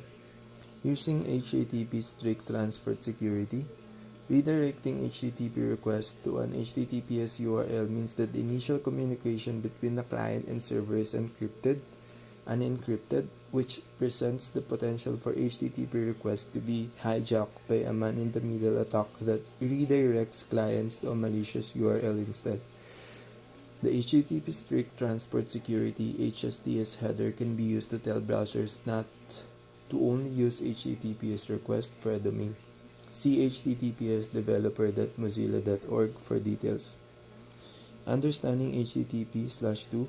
All the examples in this chapter use HTTP HTTP/1.1, which tends to be the default for Node.js web application development. HTTP/2 is an update to the HTTP protocol that is intended to improve performance. HTTP/2 uses a single network connection to interleave multiple requests from the client, sends the headers in a compact binary format, and allows the header to push contents to the client before it is requested. Node.js provides support for HTTP/2 in the HTTP2 module and even includes a compatibility API that uses the approach shown in this chapter to handle HTTP/1.1 and HTTP/2 requests with the same code. But HTTP/2 isn't an automatic choice for Node.js projects, even though it is more efficient. That's because HTTP/2 benefits applications that have a large volume of requests, and applications of that size use a proxy to receive requests and fan them out to multiple Node.js servers. The proxy receives HTTP/2 requests from clients but communicate with Node.js using HTTP/1.1 requests because the HTTP/2 features don't have much impact inside the data center. You can see an example of this type of deployment in part 3 of this book. For applications that don't use a proxy, the volume of requests is small enough that the efficiencies of HTTP/2 don't justify the additional complexity that HTTP/2 adds to development, such as requiring encryption for all requests. Most Node.js applications still use HTTP/1.1, and you can see this reflected in the way that open source packages for Node.js, such as the Express package I use in the next section, remain hugely popular even though they don't support HTTP/2. Using third-party enhancements, the API that Node.js provides for HTTP and HTTPS is comprehensive but can produce verbose code that is difficult to read and maintain.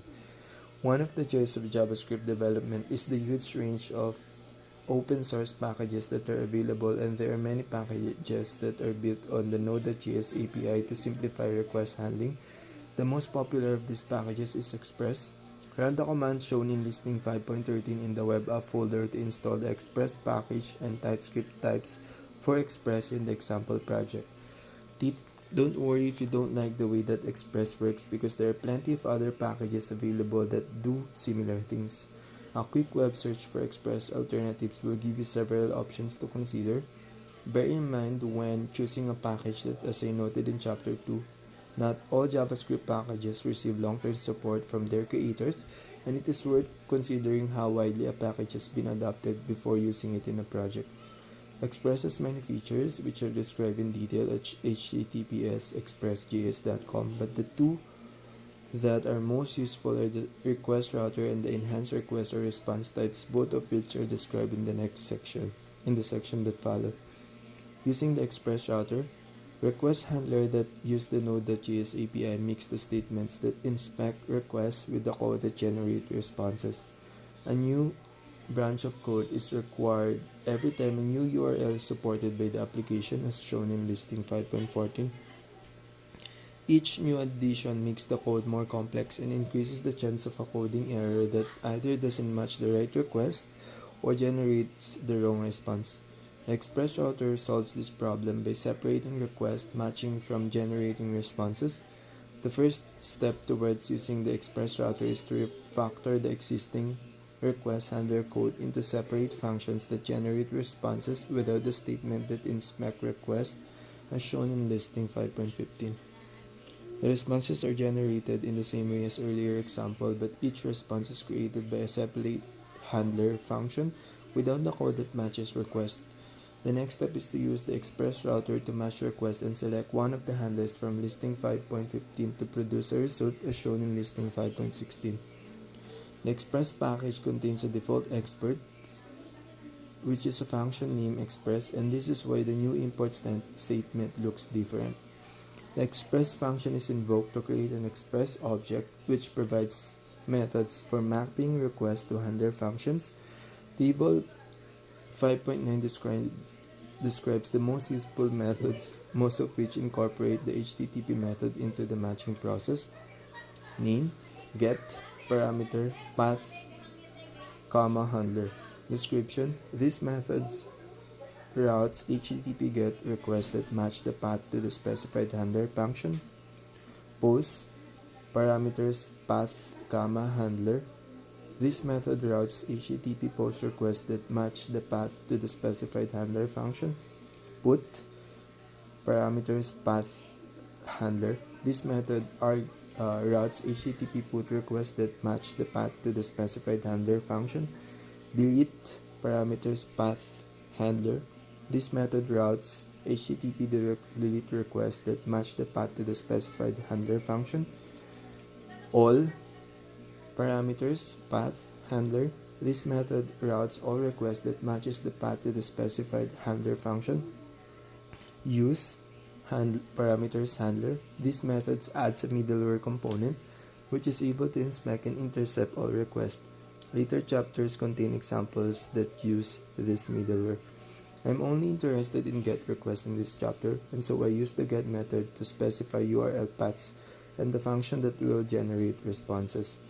These statements are routes, and the URLs are specified as patterns that allow wildcards, such as the star character in this route.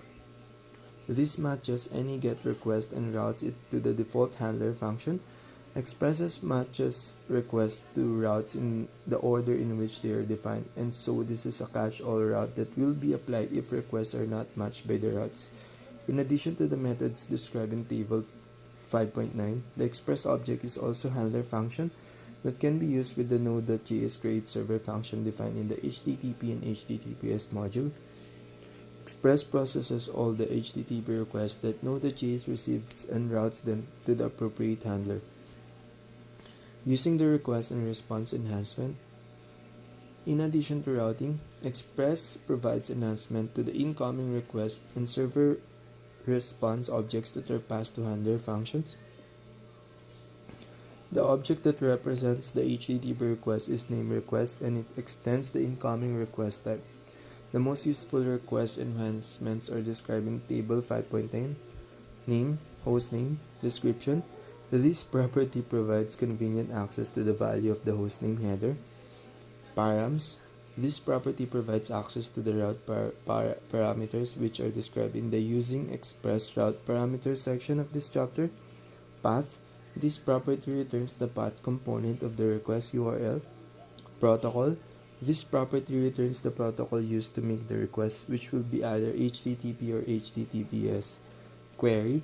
This property returns an object whose properties corresponds to the query string parameters. Secure. This property returns true if the request has been made using HTTPS. Body. This property is assigned the parsed contents of the request body as demonstrated in Chapter 6. The object that Express is used to represent the HTTP response is named response, and it extends the server response type. The most useful basic responses enhancements are described in Table 5.11. Name, redirect, parameters, code, path. This method sends a redirection response. The code argument is used to set the response status code and message. The path argument is used to set the value of the location header. If the code argument is omitted, then a temporary redirection with status code 302 is sent. Send parameter data. This method is used to send a response to the server. The status code is set to 200. This method sets response headers to describe the content, including the content-length and content-type headers. Send status parameter code. This method is used to send a status code response and will automatically set the status message for well-known status codes, so that the status codes of 200 will lead to the OK message being used, for example. Other Express enhancements relate to features described in later chapters, but the basic additions described in Table 5.10 and 5.11 are enough to simplify the way that responses are generated by the example as application as shown in Listing 5.17.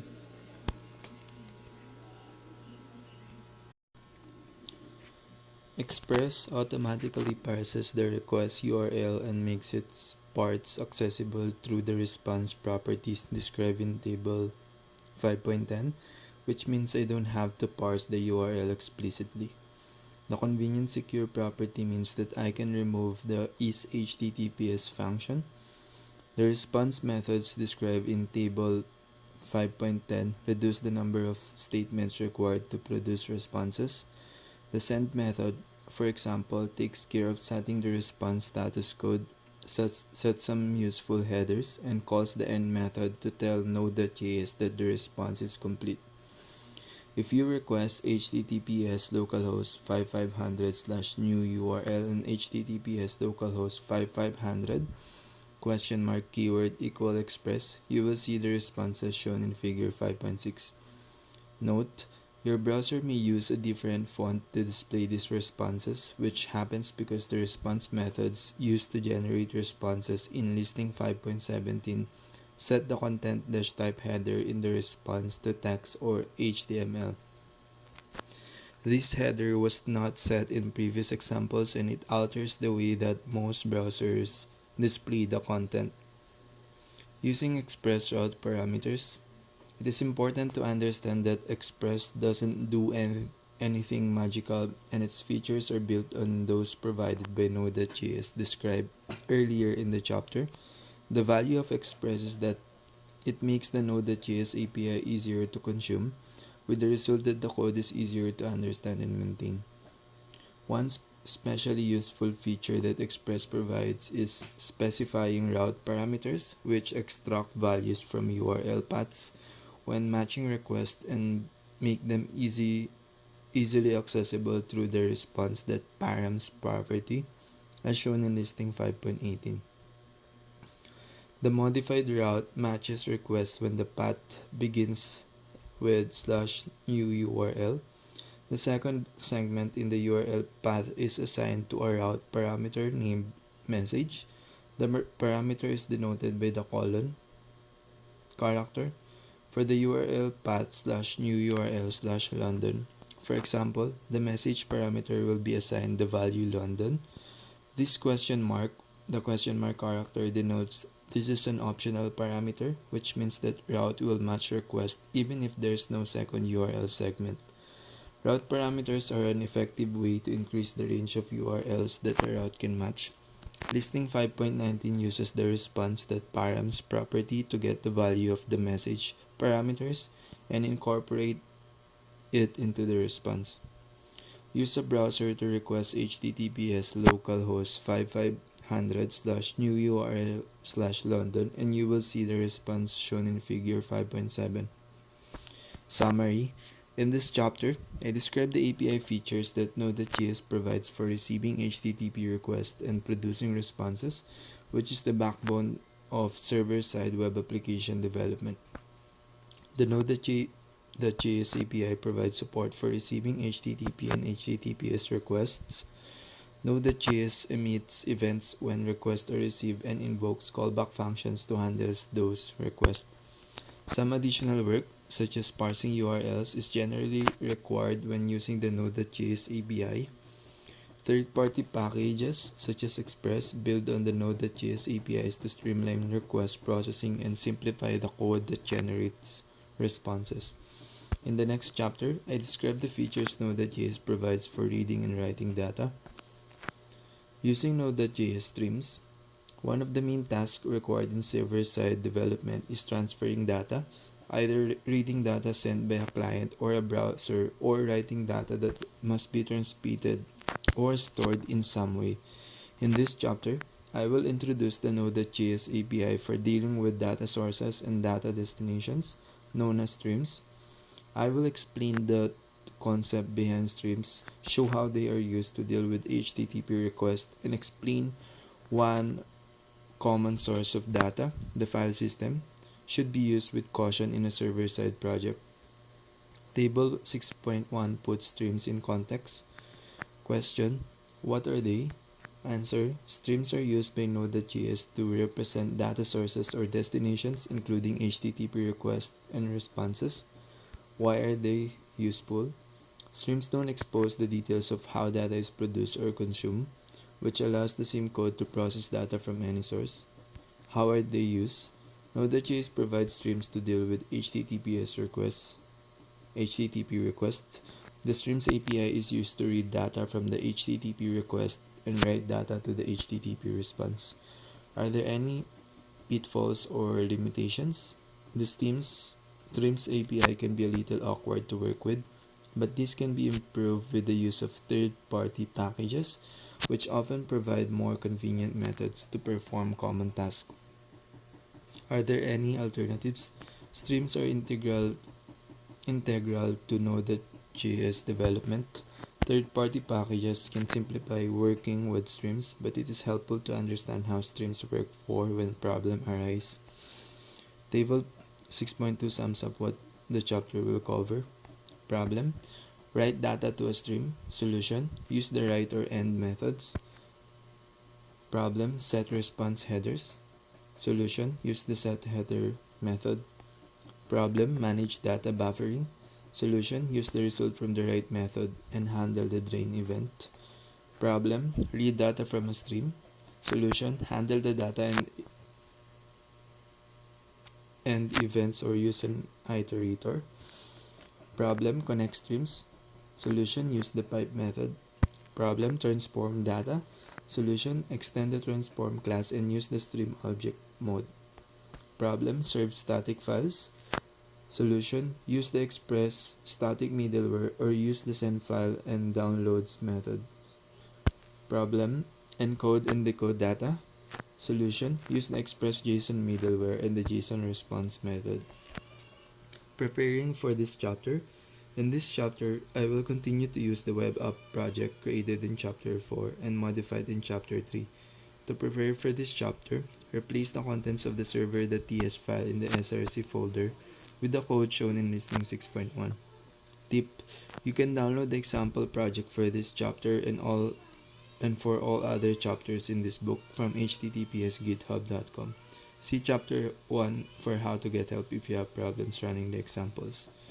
The express router filters out favicon requests and passes on all other HTTP GET requests to a function named basic handler, which is important from the handler module. To define the handler, replace the contents of the handler.ts to the src folder with the code shown in Listening 6.2. This handler uses the Node.js incoming message and server response types, even though Express is used to route requests. I will demonstrate the enhancements Express provides in the using third-party enhancement sections, but I'm going to start with the built-in features that Node.js provides. Some examples in this chapter require an image file. Create the static folder and add it to an image file named ct.png. You can use any PNG image file as long as you name it ct.png, or you can download the public domain panorama of the New York City skyline that I use, shown in figure 6.1, from the code repository for this chapter. Run the command shown in Listing 6.3 in the web app folder to start the watcher that compiles TypeScripts and executes the JavaScript that is produced. Open a web browser and request http localhost 5000. You will see the result shown in figure 6.2. Understanding streams.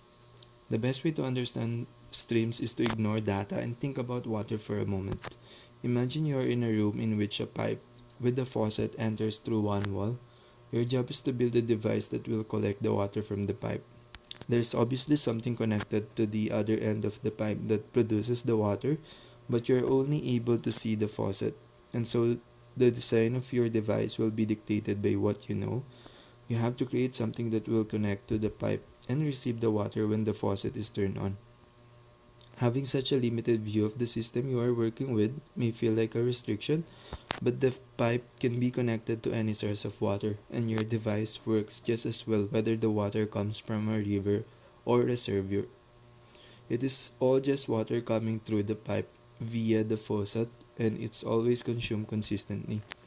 At the other end of the pipe, the producer of the water has a pipe into which they pump their water. The water producer can see what you have attached to the other end of the pipe and does not know how you are going to consume the water.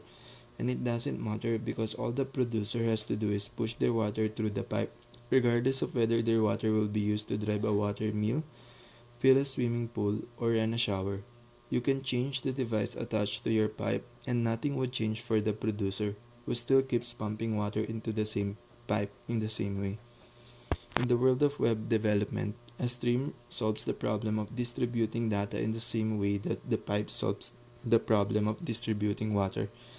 Like a pipe, a stream has two ends. At one end is the data producer, also known as the writer, who puts a sequence of data values into the stream. At the other end is the data consumer, also known as the reader, who receives the sequence of data values from the stream. The writer and reader each have their own API that allows them to work with the stream, as shown in figure 6.3. This arrangement has two important characteristics. The first is that the data arrives in the same order in which it is written, which is why streams are usually described as a sequence of data values. The second characteristic is that the data values can be written to the stream over time so that the writer doesn't have to have all the data values ready before the first value is written. This means that the reader can receive and start processing data while the writer is still preparing or computing later values in the sequence. This makes Stream suitable for a wide range of data sources, and they also integrate well with Node.js programming model, as the examples in this chapter will demonstrate. Using Node.js streams, the streams module contains classes that represent different kinds of streams, and the two most important are described in table 6.3. Name, writable, description. This class provides the API for writing data to a stream. Name, readable, description. This class provides the API for reading data from a stream. In Node.js development, one end of a stream is usually connected to something outside of the JavaScript environment, such as network connection or the file system, and this allows data to be read and written in the same way regardless of where it's going to or coming from. For web development, the most important use of stream is they are used to represent HTTP requests and responses. The incoming message and server response classes, which are used to represent HTTP request and response, are derived from the readable and writable classes. Writing data to a stream. The writable class is used to write data to a stream. The most useful features provided by the writable class are described in table 6.4 and explained in the next section. Name, write, parameters data, callback, description. This method writes data to the stream and invokes the optional callback function when the data has been flushed. Data can be expressed as a string, buffer, or unit UINT8 array. For string values, an optional encoding can be specified. The method returns a Boolean value that indicates whether the stream is able to accept further data without exceeding its buffer size, as described in the avoiding excessive data buffering section. End, parameters data, callback. This method tells Node.js that no further data will be sent. The arguments are an optional final chunk of data to write and an optional callback function that will be invoked when data is finished. Destroy, parameters error. This method destroys the stream immediately without waiting for any pending data to be processed. Name, close, description. This property returns true if the stream has been closed. Destroyed. This property returns true if the destroy method has been called. Writable. This property returns true if the stream can be written to, meaning that the stream has not ended, encountered an error, or been destroyed. Writable ended. This property returns true if the end method has been called. Writable high watermark. This property returns the size of the data buffer in bytes. The write method will return false when the amount of buffered data exceeds this amount. Error ed. This property returns true if the stream has encountered an error. The writeable class also emits events, the most useful of which are described in table 6.5. Name, close, description. This event is emitted when the stream is closed. Name, drain. This event is emitted when the stream can accept data without buffering. Error. This event is emitted when an error occurs. Finish. This event is emitted when the end method is called and all of the data in the stream has been processed. The basic approach to using writable stream is to call the write method until all of the data has been sent to the stream, and Then call the end method as shown in listing 6.4. Save the changes, allow Node.js to restart, and then request localhost 5000. The handler will write data to the response stream, producing the result shown in figure 6.4. It is easy to think that endpoint of the stream as being a straight pipe to the ultimate recipient of data, which is the web browser in this case. But that's really the case. The endpoint for most streams is the part of the Node.js API that interface with the operating system. In this case, the code that deals with the operating system's network stack to send and receive data. This indirect relationship leads to important considerations as described in the sections that follow. Understanding stream enhancements. Some streams are enhanced to ease development, which means that the data you write to the stream won't always be the data that is received at the other end. In the case of HTTP responses, for example, the Node.js HTTP API aids development by ensuring that all responses conform to the basic requirements of the HTTP protocol, even when the programmer doesn't explicitly use the features provided to set the status code in headers. To see the content that the example in listing 6.4 writes to the stream, open a new command prompt and run the Linux command shown in listing 6.5. curl --include http localhost 5000.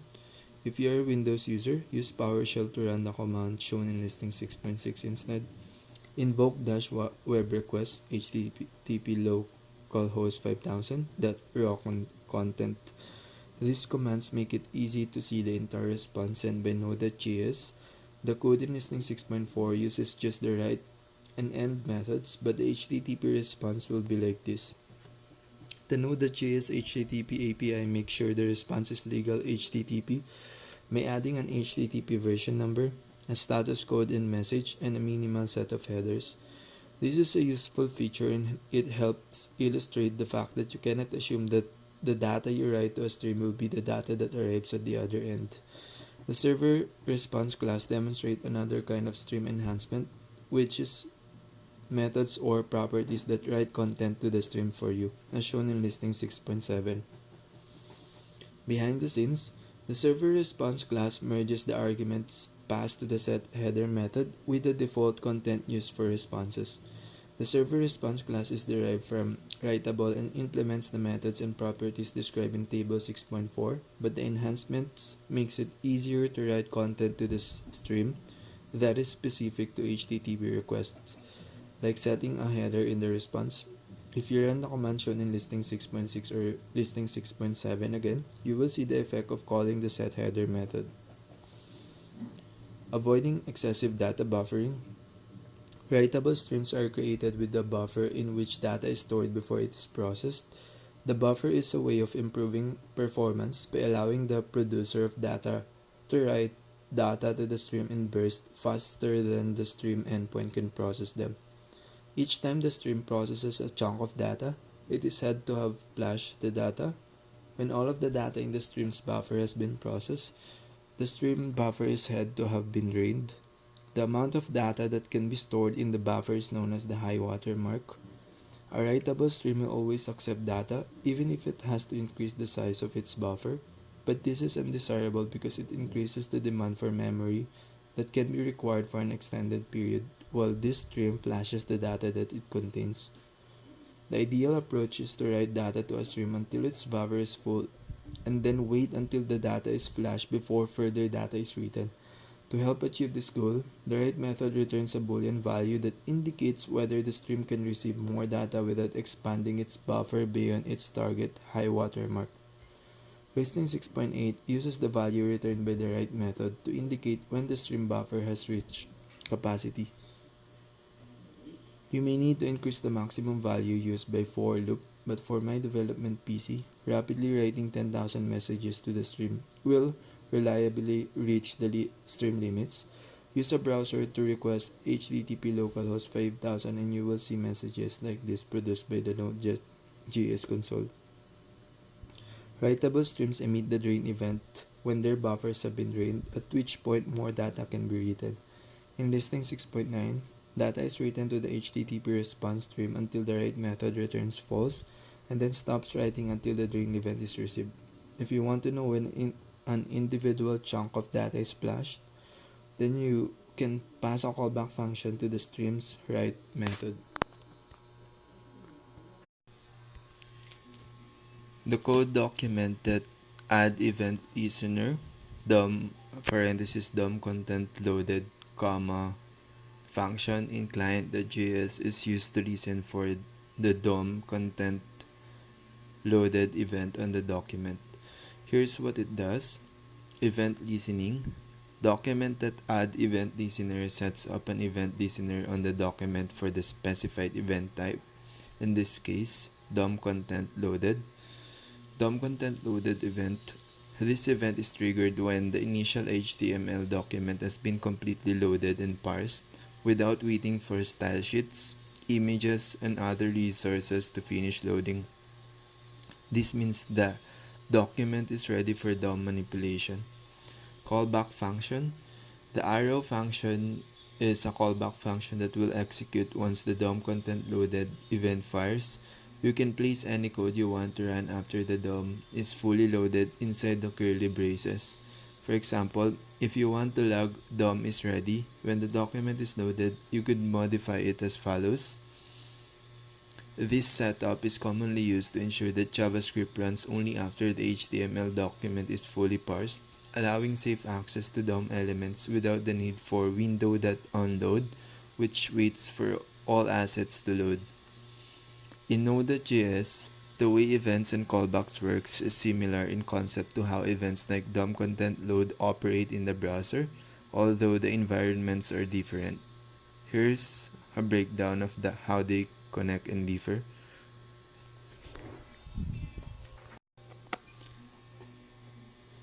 First, event loop. Both Node.js and the browser rely on an event loop to handle asynchronous operations and events. The event loop allows code to be executed without blocking, enabling non-blocking I/O operations. For example, in the browser, DOM content loaded is an event that gets queued up and handled by the event loop once the HTML is fully parsed. In Node.js, asynchronous I/O like reading a file or querying a database is managed in a similar way. The event loop handles this task, preventing blocking on long-running operations and keeping the application responsive. Second, events and listeners. Both environments allow you to register event listeners for specific events. Browser, document that add event listener DOM content loaded, callback listens for a DOM event when the page has finished loading. Node.js uses an event emitter pattern to manage custom events. For example, here, emitter.on listens for the data underscore loaded event and runs the callback function once the event is emitted. This pattern is similar to listening for DOM content loaded in the browser, but it's applied to custom events in Node.js. Third, callbacks and asynchronous execution. Both the browser and Node.js rely on callbacks to handle asynchronous events. In the browser, callbacks such as the one for DOM content loaded are scheduled to run when a certain state is reached. Node.js callbacks are used extensively in Node.js for asynchronous operations such as reading files, making HTTP requests, and working with databases. Here's a typical example in Node.js. In this code, the callback air, data, arrow to the right, parenthesis is executed once read file completes, similar to how the callback in DOM content loaded is called once the DOM is ready. 4. Differences in execution context. While the concept of events and callbacks is similar in Node.js and the browser, their application and context differ. Browser context. The browser focuses on DOM events, user interactions, and loading resources. Node.js context. Node.js operates server-side, so its event-driven model is focused on I/O, like file access, network request, and handling client-server connections. Summary: in both environments, callbacks and event listeners allow non-blocking, asynchronous code execution. The browser's DOM content loaded event is part of this same pattern, enabling safe access to the DOM once it's fully loaded. Node.js applies the same principles to server-side operations, using the event loop and callbacks to handle asynchronous tasks efficiently, keeping applications responsive even when performing resource-heavy operations. In Node.js, the built-in HTTP module, along with stream and event emitter classes, leverages the event-driven asynchronous nature of Node.js to handle HTTP requests and responses efficiently. Here's how these concepts are connected. First, event emitter in Node.js. Many core Node.js classes, including those in the HTTP and stream modules, are built on top of the event emitter class, which allows them to emit and respond to events. This means that working with HTTP requests and responses in Node.js involves listening for events, similar to the browser's DOM content loaded event, and defining callback functions to execute when these events occur. For example, when a server receives a request, it emits a request event. When a request object receives data in chunks, it emits a data event. When the entire response has been sent, it emits an end event. Here, createServer creates an HTTP server that listens for request events and triggers the provided callback function whenever a request is received. The rest.end method signals the completion of the response, triggering an internal finish event. Second, streams in HTTP. The HTTP module uses streams for handling request and response data, making it possible to process large datasets efficiently without loading everything into memory at once. Readable streams. The HTTP request rec object is a readable stream. It emits data events as data chunks arrive, which can be read incrementally, and an end event when the entire request has been received. Here, rec.on data, chunk, arrow to the right function is a callback that runs every time a chunk of data arrives, similar to how you'd handle a DOM content loaded callback in the browser. Writable streams. The HTTP response res object is a writable stream. You can use the write method to send data to the client in chunks and then call end to signal the response completion. Third, how events work with HTTP module. Events like data, end, and finish are managed internally using the event emitter class. The HTTP module inherits from event emitter, allowing it to emit and listen to events as request and responses progress. For example, when an HTTP request is initiated, the HTTP module emits a request event. Within this event, the rec and res objects emit data, end, and finish events, allowing you to manage the request and response lifecycle with event listeners. Fourth, integration with callbacks. Callbacks are integral to handling asynchronous tasks in the streams and events. Just as in the DOM content loaded example, callbacks in Node.js are functions that execute only when specific events happen, like receiving data or closing a connection. They provide a way to respond to synchronous events as they occur. Each of these callbacks runs only when the associated event is triggered. This pattern of using events and callbacks makes Node.js efficient and responsive in handling HTTP requests.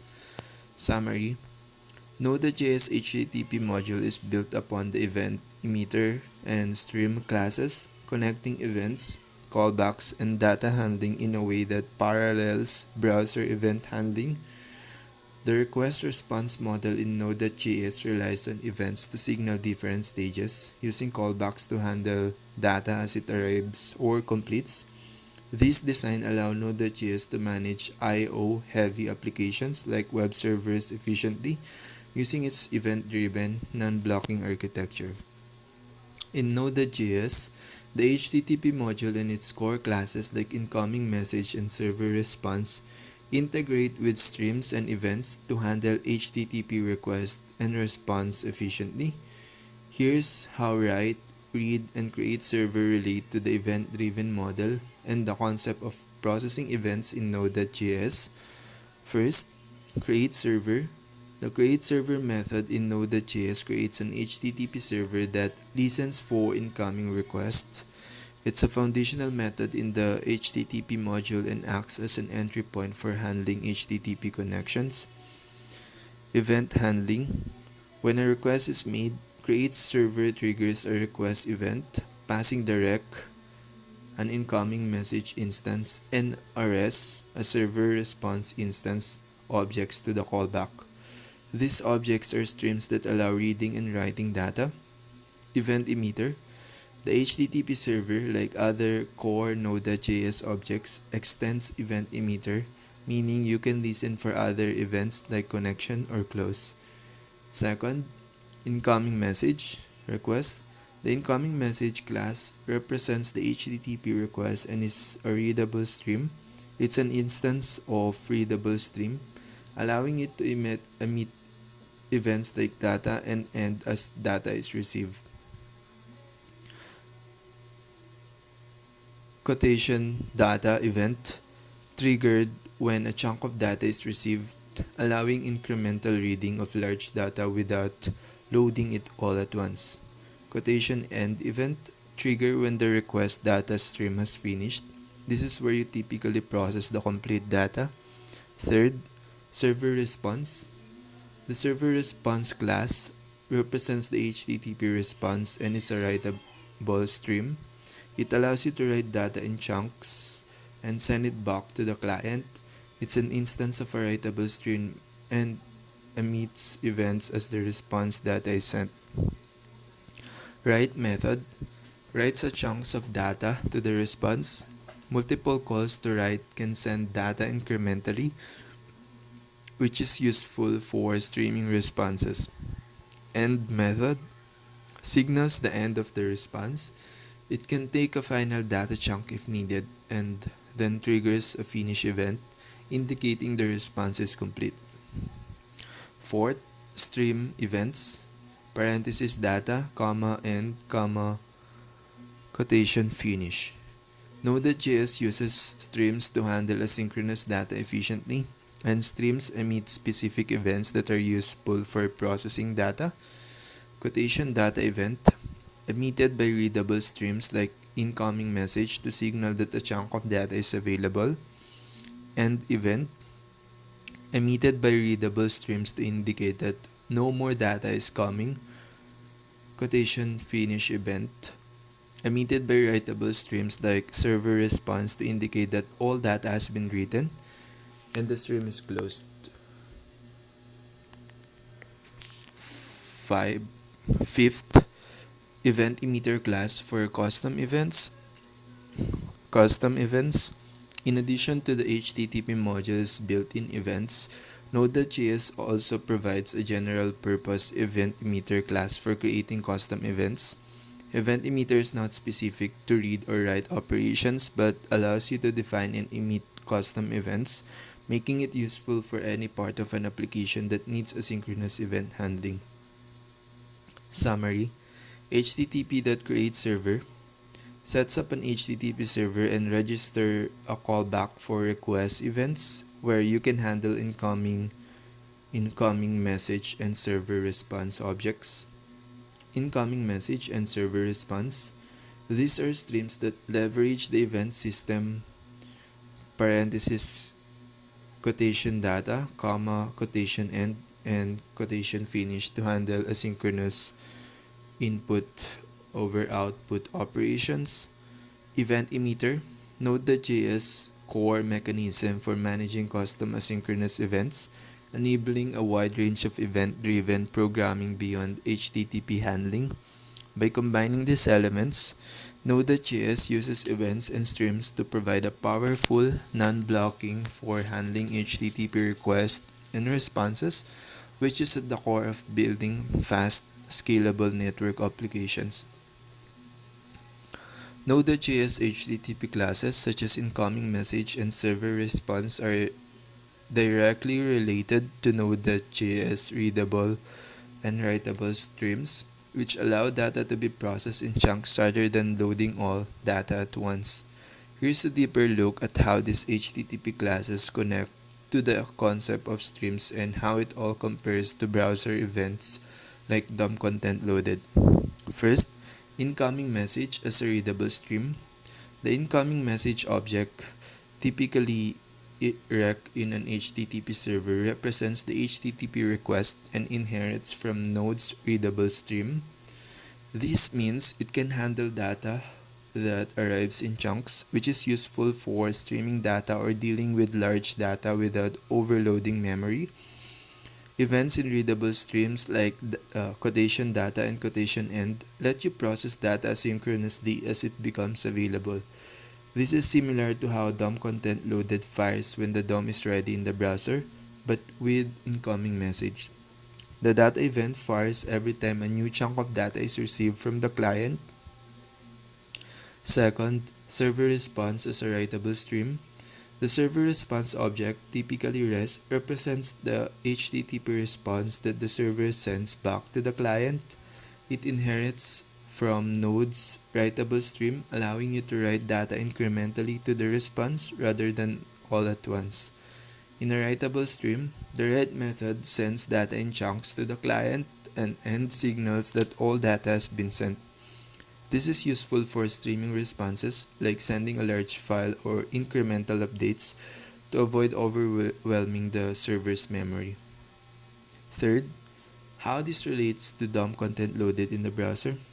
In the browser, DOM content loaded is an event that fires when the HTML document has been completely loaded and parsed. This means that the DOM is ready for manipulation, but additional resources like images or scripts might still be loading. In Node.js, data, end, and finish events in streams serve as a similar purpose for managing the flow of data. For example, the quotation data event on incoming message is akin to tracking when parts of the DOM have loaded, as it fires each time a new piece of data arrives. The end event is comparable to DOM content loaded because it indicates that the entire request or response has been fully received or sent. The main difference is that DOM content loaded handles DOM events, while Node.js streams manage data in the context of I/O operations in the server environment. Fourth, how events tie everything together. Node.js event emitter class powers all events, whether in HTTP classes or custom events.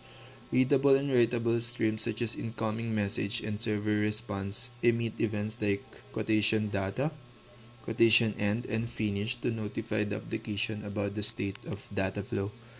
This setup ensures non-blocking, efficient data processing. Just as you wouldn't want to wait for all data to load in a browser before displaying part of a page, you don't want to hold up an entire HTTP request until all data arrives. It allows for modular, asynchronous handling of data in chunks.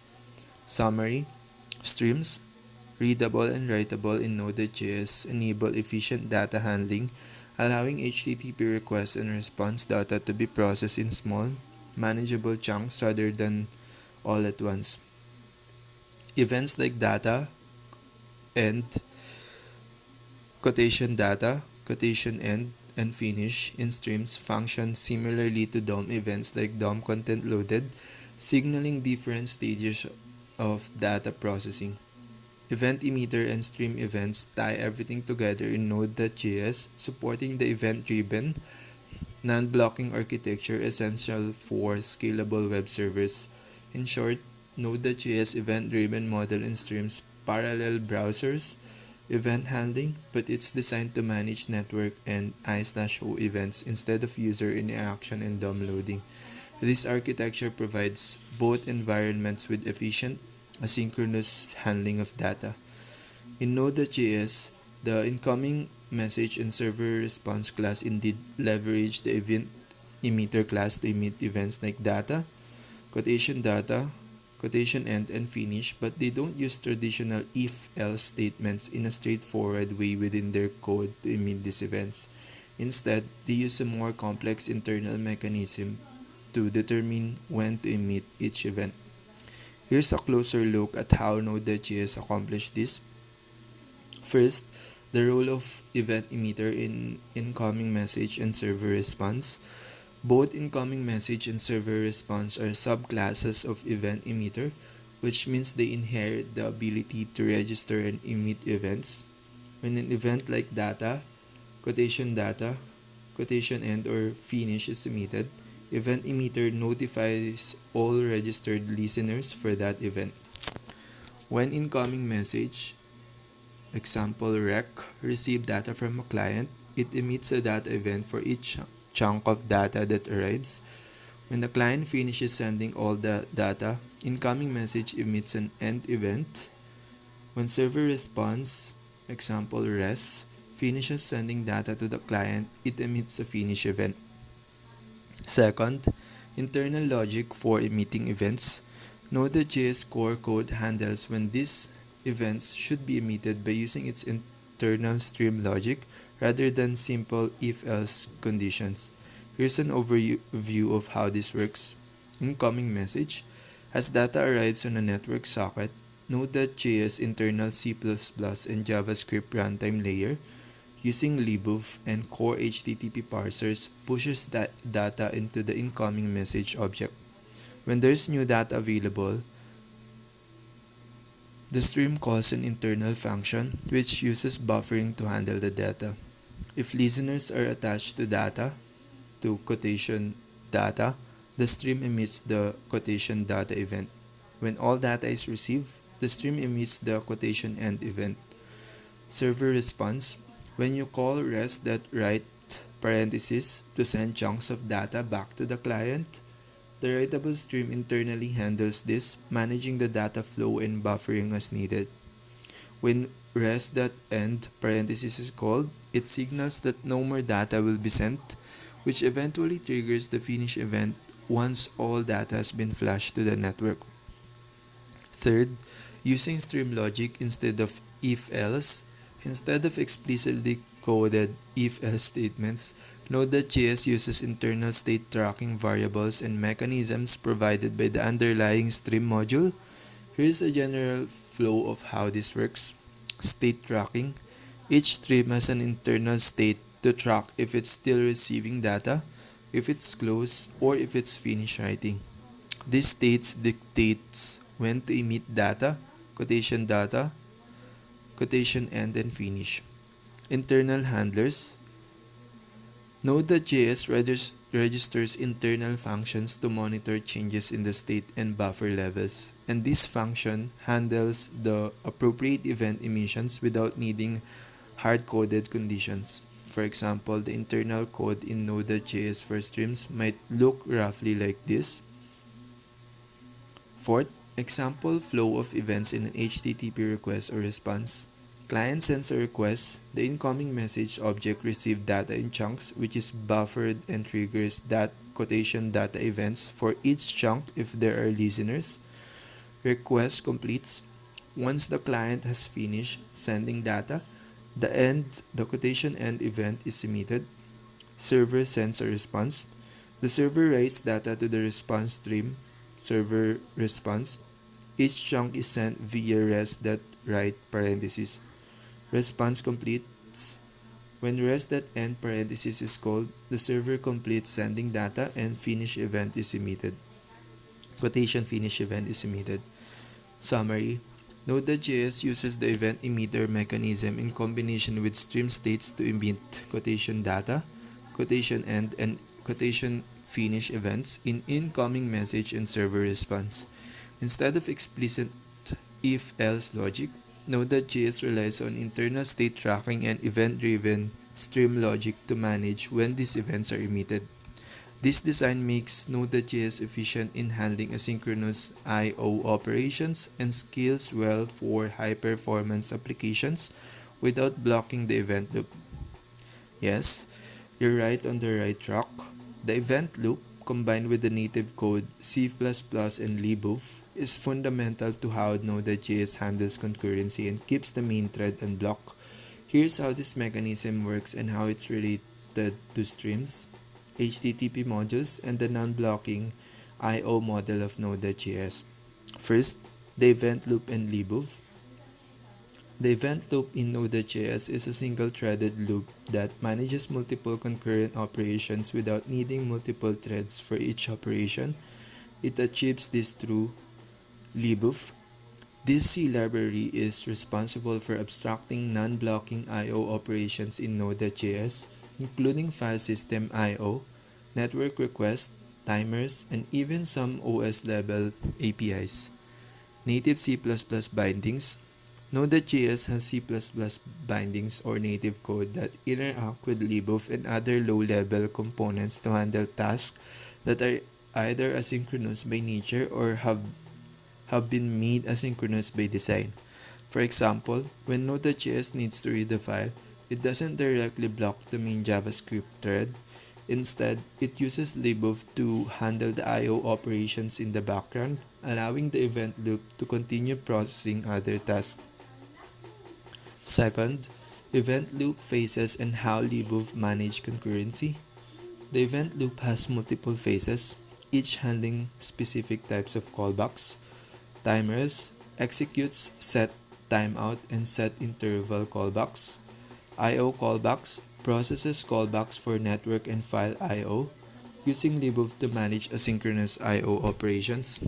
Poll checks for new I/O events, manages I/O polling, and blocks for I/O if needed. Check processes set immediate callbacks. Close handles cleanup of closed resources, for example, closing sockets.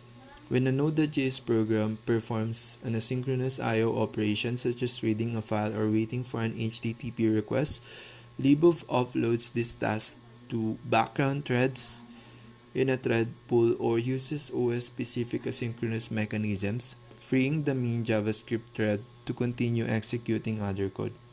Third, how this relates to streams, HTTP, and incoming message. The incoming message and server response classes in the HTTP module along with other I/O operations are tied to this event-driven, non-blocking architecture through the following ways. Non-blocking streams. When data comes in chunks, let's say large HTTP requests, libov handles the network I/O at the OS level. As each chunk of data arrives, libov notifies Node.js and the event loop emits a quotation data event in the readable stream, incoming message. This process continues without blocking the main thread. Event-driven architecture. The quotation data, quotation end, and quotation finish events are emitted based on the status of the data managed by libov. For example, if data from a client arrives in multiple packets, each packet triggers a quotation data event. When all data is received, the quotation end event is emitted. Because these events are triggered by the end event loop, Node.js can handle thousands of concurrent connections on a single thread by processing events as they occur, rather than waiting for each operation to complete before moving to the next. Fourth, file management and background processing in libov. The FS file system module in Node.js also uses libov to perform non-blocking file operations. Thread pool for file I/O operation, like reading a file. Node.js uses a background thread pool in libov. The default is 4 threads, adjustable, to handle blocking operations that are otherwise synchronous at the OS level. Asynchronous callbacks. When reading a file asynchronously, like fs.read file, libov hands off the file operation to a background thread. Once the file read completes, the callback is queued in the event loop's callback queue and the main thread is notified to execute it. This is a similar approach to handling network I/O, where tasks that would typically block the main thread are offloaded to libov. Fifth, why this approach avoids blocking the main thread? Node.js single-threaded JavaScript execution avoids blocking due to event loop. The event loop's structure and phases allow it to continually check for completed operations and execute the corresponding callbacks. libov and native code. Low-level C++ bindings to libov allowed Node.js to delegate I/O tasks to the OS or to background threads managed by libov, which is essential for handling I/O-intensive tasks without halting main thread JavaScript execution. This non-blocking model is why Node.js is particularly effective at handling many simultaneous connections and requests, especially in web servers where incoming requests and responses are managed without creating a new thread for each connection. Summary: the event loop and libov work together to manage asynchronous I/O in Node.js, allowing the main thread to avoid blocking by offloading operations to background threads or OS-level async functions. HTTP classes like incoming message and server response rely on this non-blocking, event-driven model to emit events like quotation data, quotation end, and quotation finish without pausing the main thread. Streams and I/O events in Node.js are event-driven, emitting data as it's available while allowing other code to run, facilitated by the same event loop architecture that powers asynchronous file and network operations. The core of Node.js asynchronous capabilities comes from libov, which is a C library that provides the event loop, non-blocking I/O, and abstractions for file and network operation. This layer is crucial in enabling Node.js to handle operations without blocking the main JavaScript thread. Let's look at examples of how libov handles events and concurrency in Node.js using both theoretical and real snippets from the Node.js source code. First, overview of libov's role. Node.js internal C++ bindings connect JavaScript functions to libov. When an asynchronous operations like an HTTP request or file read is called, Node.js doesn't block the main thread. Instead, it offloads the operation to libov, which uses the OS native asynchronous I/O when possible, manages its own thread pool for blocking operations that can be offloaded. libov then notifies Node.js of events using the event emitter API in the JavaScript layer. Second, example, asynchronous file read in libov. To understand how Node.js handles asynchronous file operations, let's dive into a simplified view of how fs.read file parentheses is processed in the Node.js/libov code. Breakdown of the underlying process. V8 and C++ binding. When fs.read file parentheses is called in JavaScript, the call goes through the V8 JavaScript engine to the C++ binding defined in Node.js source code. This binding interfaces with libov to handle the I/O operation asynchronously. libov uv_fs_read. The C++ code then calls uv_fs_read, which is a libov function for reading files asynchronously. Here is a simplified version of the process. Thread pool management.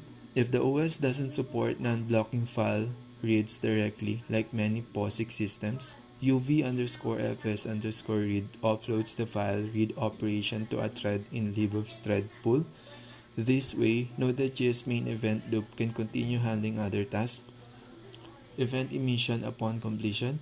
Once the read operation completes, whether asynchronously in the OS or via the thread pool, libov triggers the callback function cb. This callback pushes a new event onto the Node.js event loop queue, which eventually calls the JavaScript callback pass to fs.read file parentheses. Here's a simplified example of how Node.js internally invokes a callback after libov completes a file read. After read is a function that Node.js registers as the callback for uv underscore fs underscore read. If rec result is negative, an error occurred, so Node.js would emit an error event. Otherwise, emit data calls the JavaScript callback with read data. Event loop. The callback after read is scheduled to run in the event loop after all other tasks in the current phase complete. This pattern is not simple if-else, but rather an event-driven approach where libov monitors the completion status and triggers the next step in the flow. Third example, HTTP module with libov and event emitter. Now let's consider an example of how Node.js handles incoming HTTP requests with libov and event emitter. C++ and libov process. Incoming connection handling. The HTTP module listens for incoming connections using uv underscore TCP underscore T, a libov type for managing TCP connections. Binding with libov. When server.listen parenthesis is called, the Node.js binds uv underscore TCP underscore T handle to port 8080. Internally, this might look something like this. Creates a TCP handle in the main event loop and binds it to port 8080. Listening for connections. uv underscore listen parenthesis is called to start accepting connections on the bound port. When a new connection arrives, libov triggers a callback function. Event handling with on new connection. Once a connection is accepted, on new connection is called. This callback creates an incoming message object in Node.js and attaches the new socket. Node.js then reads data from the socket as it arrives in chunks, emitting a data event each time, which allows JavaScript code to process it. Streaming data. Each chunk of data that arrives from the client triggers a data event in the JavaScript layer. Node.js JavaScript API handles with an event pattern. Key C++ and libov code for HTTP events. The event emitter logic behind events like data and in the HTTP module doesn't use if-else conditions directly to check data arrival. Instead, it's more like a callback chain. On read, called whenever data is available on the stream. If data is read, like nRead greater than 0, it emits a quotation data event with the buffer. If nRead is uv, capital UV underscore capital EOF, like end of file or stream, it emits an quotation end event. This logic in onRead is part of libov stream handling, where emit data and emit end interact with Node.js JavaScript side to notify the application that data has been read or that the stream has ended. Summary: libov manage the low-level I/O for file I/O, network connections, and other async operations. Libov provides non-blocking async methods like uv underscore fs underscore read and uv underscore TCP underscore read. Callbacks triggers JavaScript events. Once libov completes an operation, it triggers C++ callbacks that eventually emit events like data and etc. on the node's JavaScript event emitter. Avoiding if-else, libov uses callbacks and state of operation, like whether more data is available, to handle events, relying on event-driven mechanisms rather than direct if-else conditions in JavaScript. This architecture allows Node.js to handle concurring I/O operations seamlessly, avoiding the blocking of the main JavaScript thread and providing efficient, scalable handling of asynchronous tasks. Yes, the Fetch API in the browser and Node.js concurrency concept based on libov share a similar purpose. Both aim to handle asynchronous tasks without blocking the main thread. However, they achieve this through different underlying mechanisms suited to their respective environments, browser versus Node.js. How the Fetch API avoids blocking in browsers. The Fetch API in the browsers provide a way to perform network requests asynchronously, While it doesn't directly expose the underlying details to developers, here's how it generally works. Async design via promises. When you call fetch, it immediately returns a promise. This allows the JavaScript execution to continue without waiting for the network response. Web APIs and event loop. In the browser, the Fetch API hands off the network request to a web API provided by the browser engines like Chrome's Blink or Firefox Gecko. These web APIs handle tasks like networking, timers, and DOM events outside of the main JavaScript execution environment. Once the network request completes, the web API enqueues the result in the JavaScript event loop. Callback execution. The JavaScript event loop picks up the completed request result and processes it by resolving the promise. This callback mechanism allows fetch to complete without ever blocking the main thread. The browser's web APIs are optimized for non-blocking, event-driven I/O operations, but they don't typically use a threading model for fetch in the same way that Node.js does for file system operations. Instead, they rely on network layer of the operating system, which has its own efficient handling of I/O. How Node.js uses Libov for non-blocking I/O? In Node.js, asynchronous operations are handled by Libov, a library that provides event loop. This monitors and manages asynchronous tasks, scheduling them to run when the main JavaScript thread is idle. Native system calls. Non-blocking I/O calls such as network requests are performed using the OS asynchronous capabilities. Thread pool. When an operation, like file system I/O, can handle asynchronous by the OS, Libov assigns it to a thread in its thread pool, allowing the main thread to stay free. Key similarities. Non-blocking operations, both fetch and Libov, allows JavaScript to initiate asynchronous tasks without waiting for their completion. This keeps the main thread free to continue executing other code. Event loop and callbacks. Both environments use event loop to process tasks once they complete. The completion triggers callbacks either via promise resolution for fetch or via events listener in Node.js. Underlying abstraction. In both cases, the specifics of how asynchronous operations are managed, like network stack, OS APIs, are abstracted from the developer, providing a simple JavaScript API instead. Key differences. Environment. Browsers rely on web APIs like Fetch to handle network requests, which are implemented natively by the browser engine.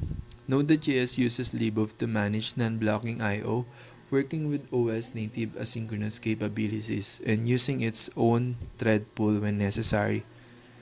Thread pool. Node.js Libov uses a thread pool to handle certain blocking operations like file system reads. Browsers generally do not have dedicated thread pool for JavaScript.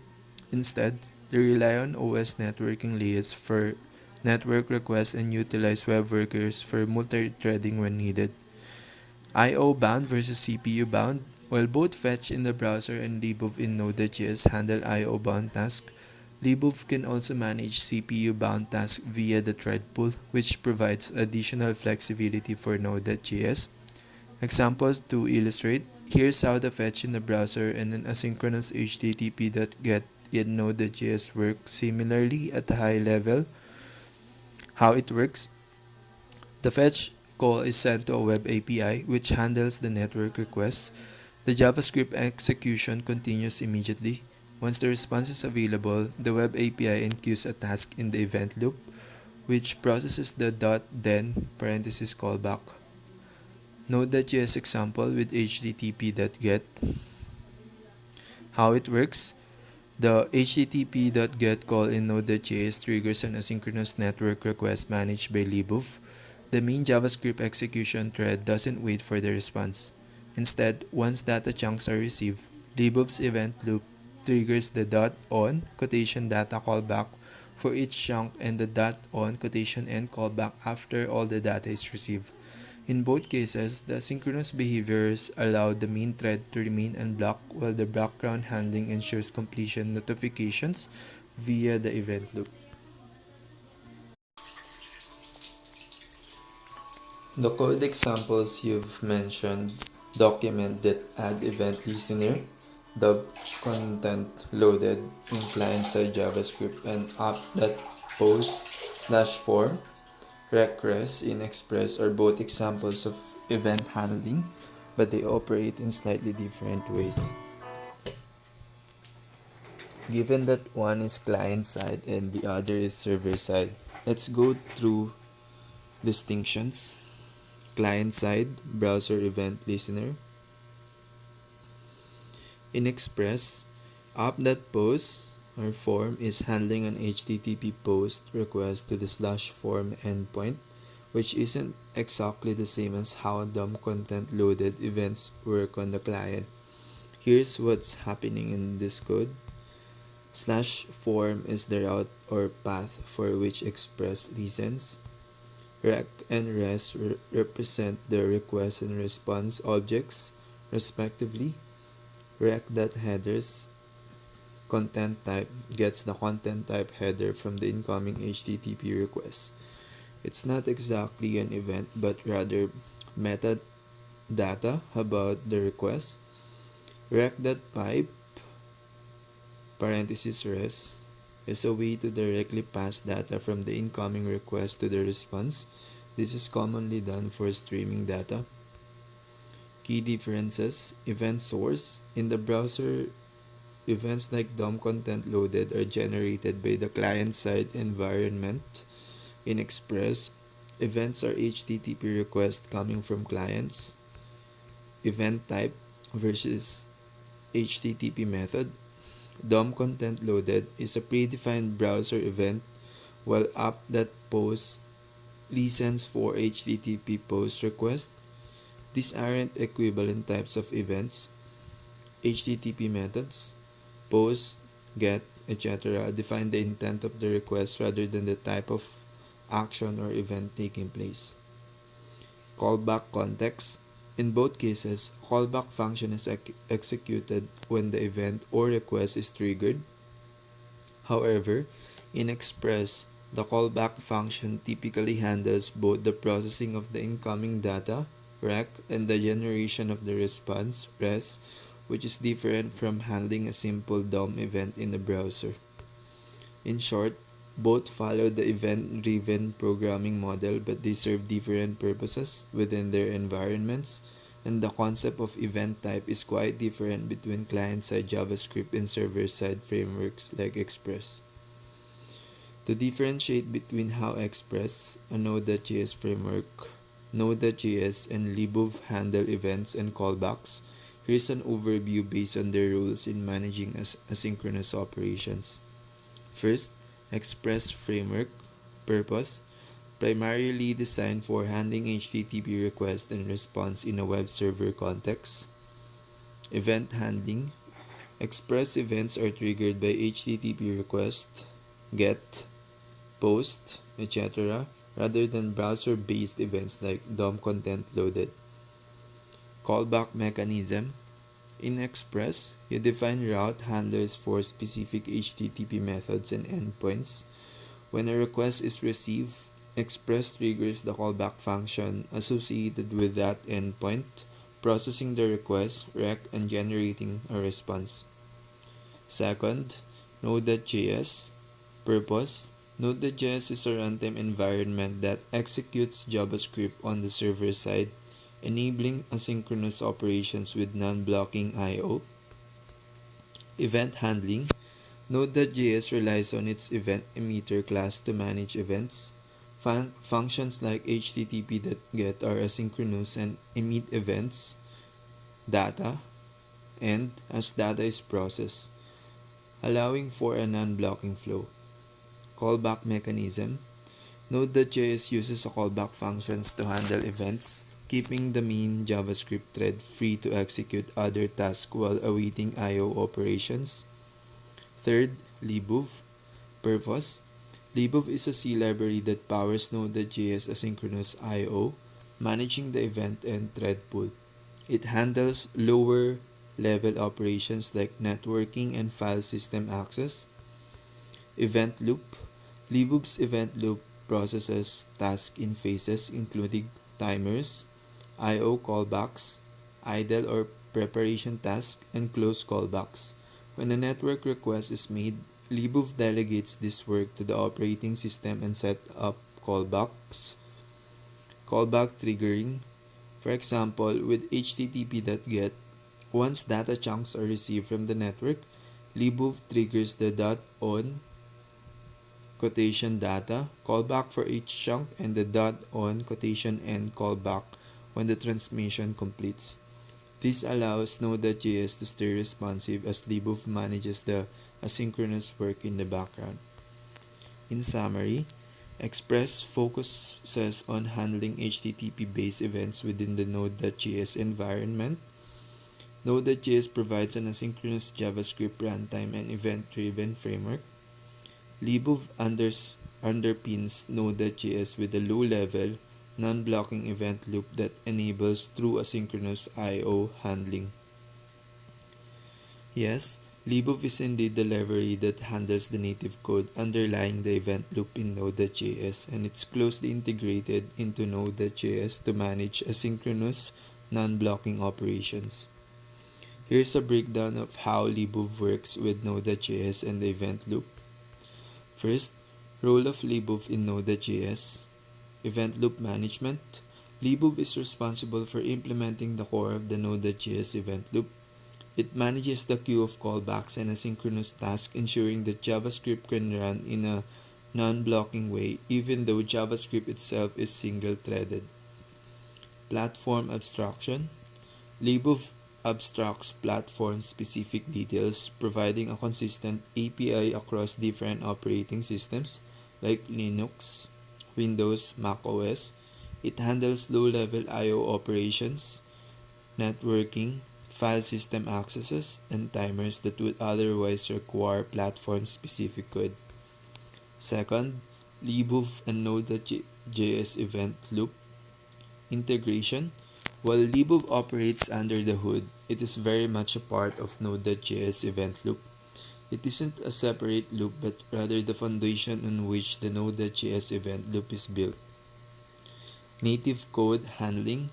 When an asynchronous operation is triggered like reading a file or making an HTTP request, Node.js offloads the work to libov. Libov interacts with the operating system's APIs to perform this task outside the main JavaScript thread.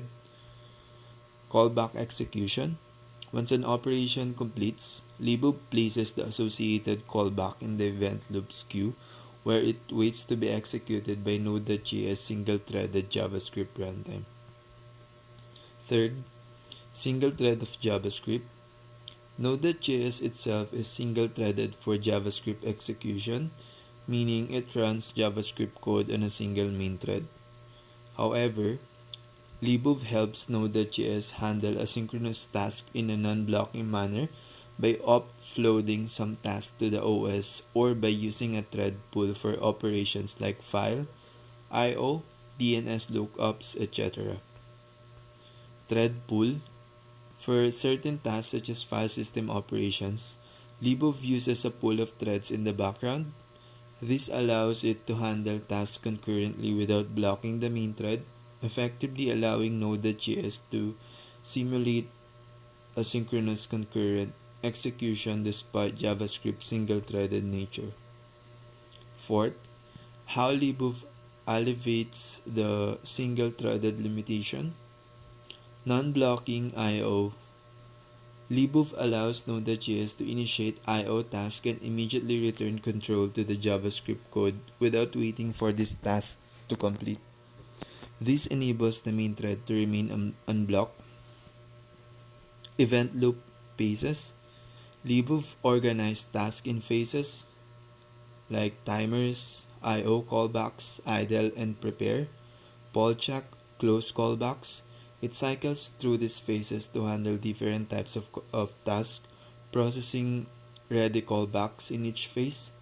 In summary, libov is not a separate event loop, rather it is the native library that powers the Node.js event loop by providing an abstraction over the OS asynchronous capabilities and managing a pool of threads for certain type of tasks It offloads many tasks to alleviate JavaScript single-threaded constraint, allowing Node.js to manage concurrency and asynchronous operations efficiently.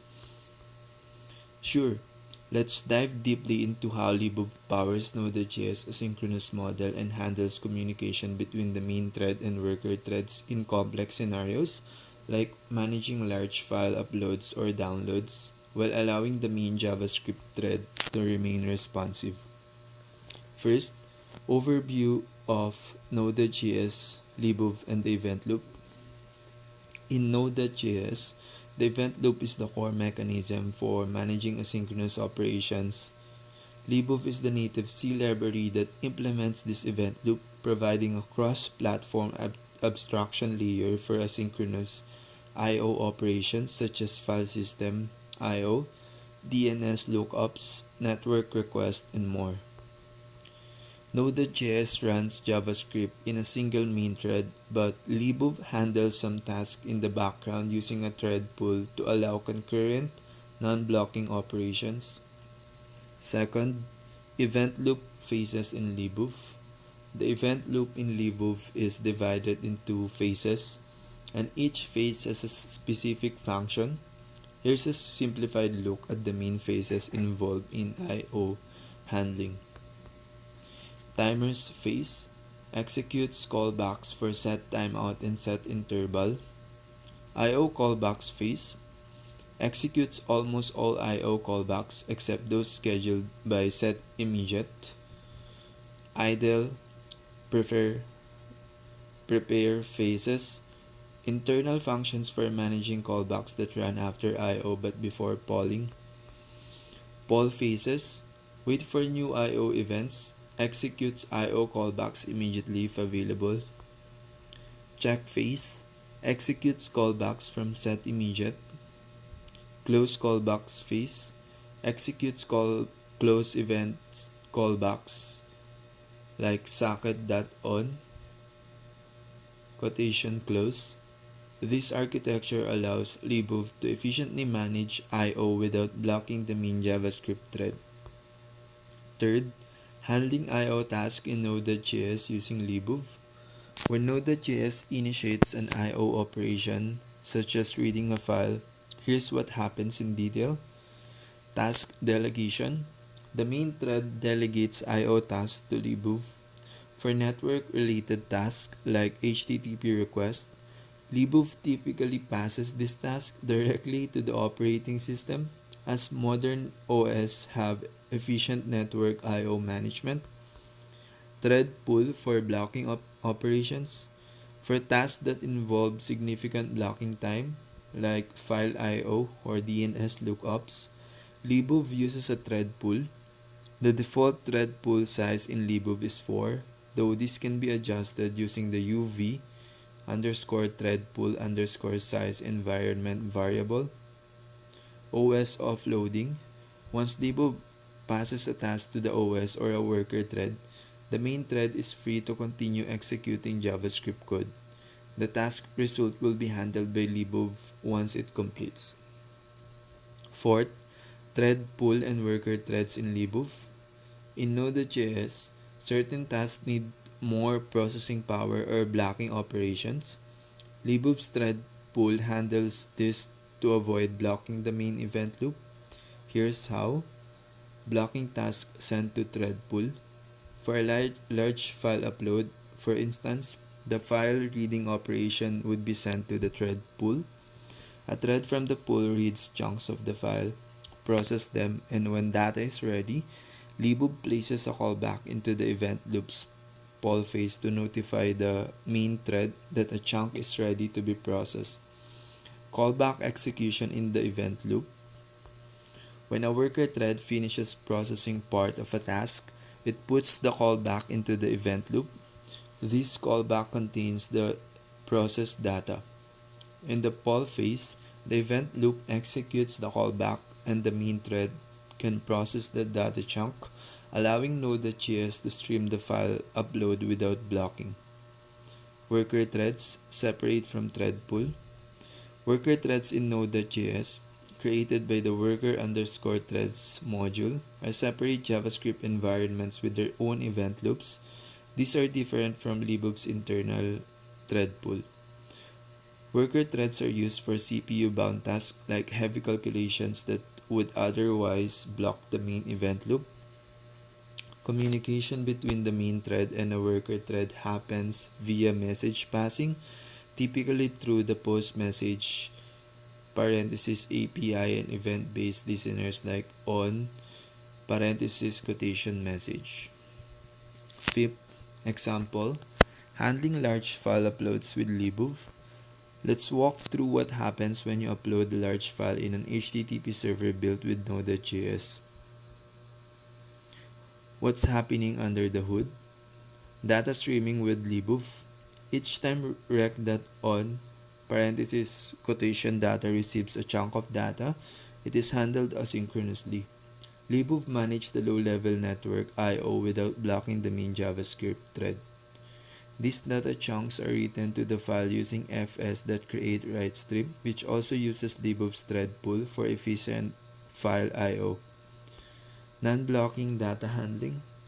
The rec.on parenthesis quotation data event doesn't block the main thread because the network data handling is managed by libov in the background.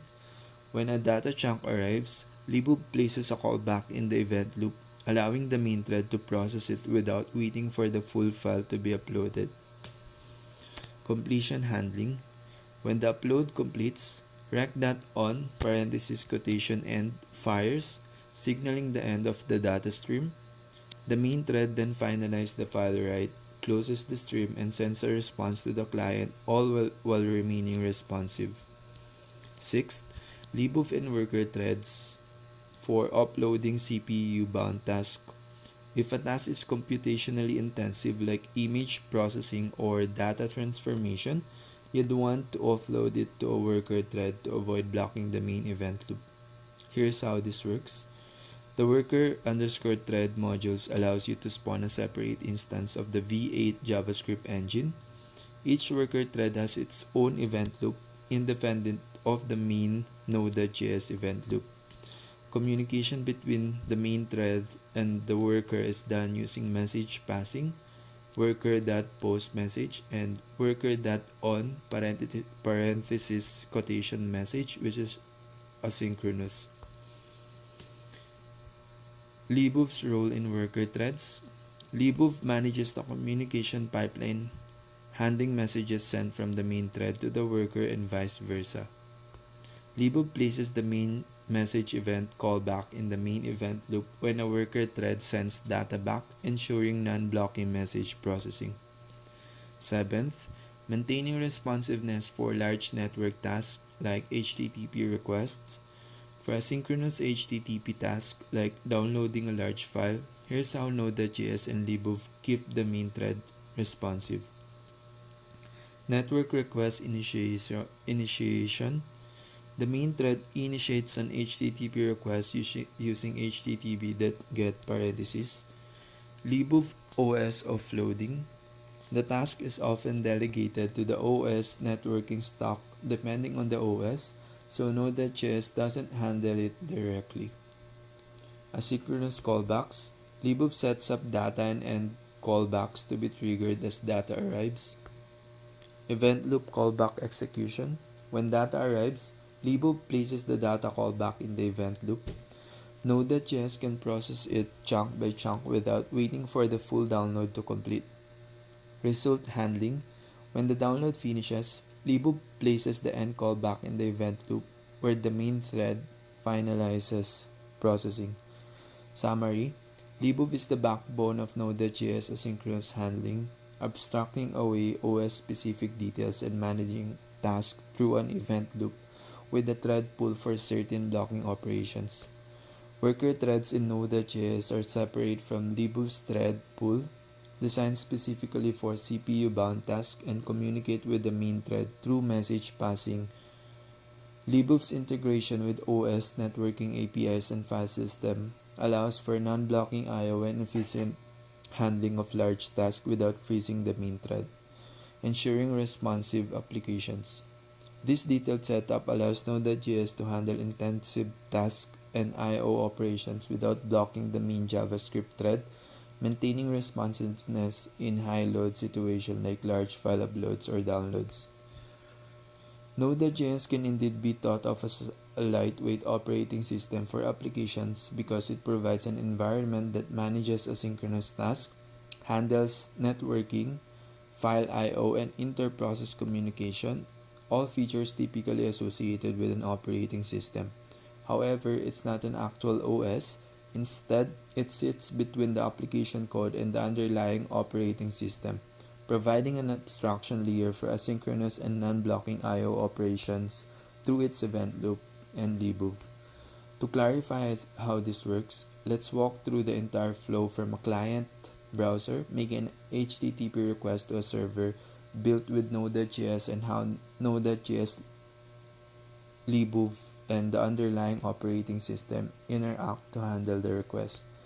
First, client browser makes an HTTP request. When you visit a website or send an HTTP request from a browser like Google Chrome, here's the process. Browser's role. The browser, like Chrome, manages the HTTP request, handling DNS resolution to find the server's IP address, setting up a TCP connection, and transmitting the HTTP request over this connection. Networking. This networking stack is handled by the operating system like Windows 11 and not by Node.js or libov directly. The OS manages the low-level network protocols TCP over IP to establish a connection and send the request across the network. Second, server side. Node.js listens for incoming HTTP requests. On the server side, Node.js acts as a web server through modules like HTTP or Express, waiting to receive HTTP requests from a client. Here's how it handles this. Listening for connections. Node.js opens a network socket on a specific port like port 80 or HTTP using HTTP module. Libov's role. Libov doesn't directly process HTTP requests but is responsible for managing the low-level network events associated with the socket. Libov sets up the TCP connection and listens for incoming data from the socket. When data arrives on this socket, like an HTTP request from the browser, libov notifies Node.js JavaScript environment via the event loop. Third, libov's interaction with the operating system. When handling I/O like HTTP request, libov interacts directly with the operating system. Here's a breakdown. Network events offloading. When an HTTP request comes in, libov interfaces with the operating system's networking APIs to read the incoming data, the HTTP request. The OS will signal that there's data available on the socket and libov handles this event. Efficient data handling. Libov reads data from the OS and passes it up to Node.js as a stream in chunks, where Node.js can process each chunk as it arrives. This streaming approach is important for large data transfers like file uploads. To be clear, libov doesn't offload HTTP requests to the OS in the sense of passing them away. Instead, it relies on the OS networking stack to handle the low-level details of the network communication, like managing TCP connections and packets, which makes the process efficient. Handling the HTTP request in Node.js. Once the HTTP request data is available, here's how Node.js processes it. Application level processing. The request is handed over to the JavaScript code running in Node.js. For instance, if you're using the HTTP module, Node.js will trigger the callback for HTTP.createServer rec, res to process the request. Routing and middleware like Express. If you're using a framework like Express, it will route the request to the appropriate handle based on the URL path and HTTP method, get, post, etc. This part is handled entirely by JavaScript code in Node.js runtime and is independent of libov. Fifth, sending the response back to the client. Once Node.js processes the request, it sends response back to the client. Building the response. Node.js constructs the HTTP response within JavaScript, filling in the necessary headers and body content. Streaming data. If the response body is large, like a video file, Node.js can stream the data in chunks to avoid blocking the event loop. The rest.write method in Node.js send chunks of data to the client as soon as they're ready, while rest.end parentheses finalize the response. Libov and OS networking. The response data is handed over to Libov, which interacts with the OS networking's APIs to send data over established TCP connection back to the client, which is browser. How Node.js manages asynchronous behavior via Libov and the event loop.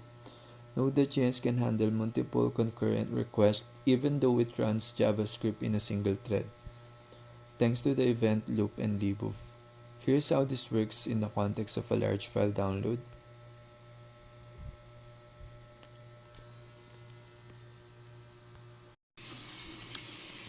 Asynchronous request handling. When a client requests a large file, Node.js does not block the main thread while the file is read. Instead, it reads the file asynchronously using fs.createReadStream, parentheses, which uses Libov's thread pool. Streaming data in chunks. Each time a chunk of the file is ready, Libov places a callback in the event loop. Node.js processes the chunk and sends it to the client without waiting for the entire file to be read.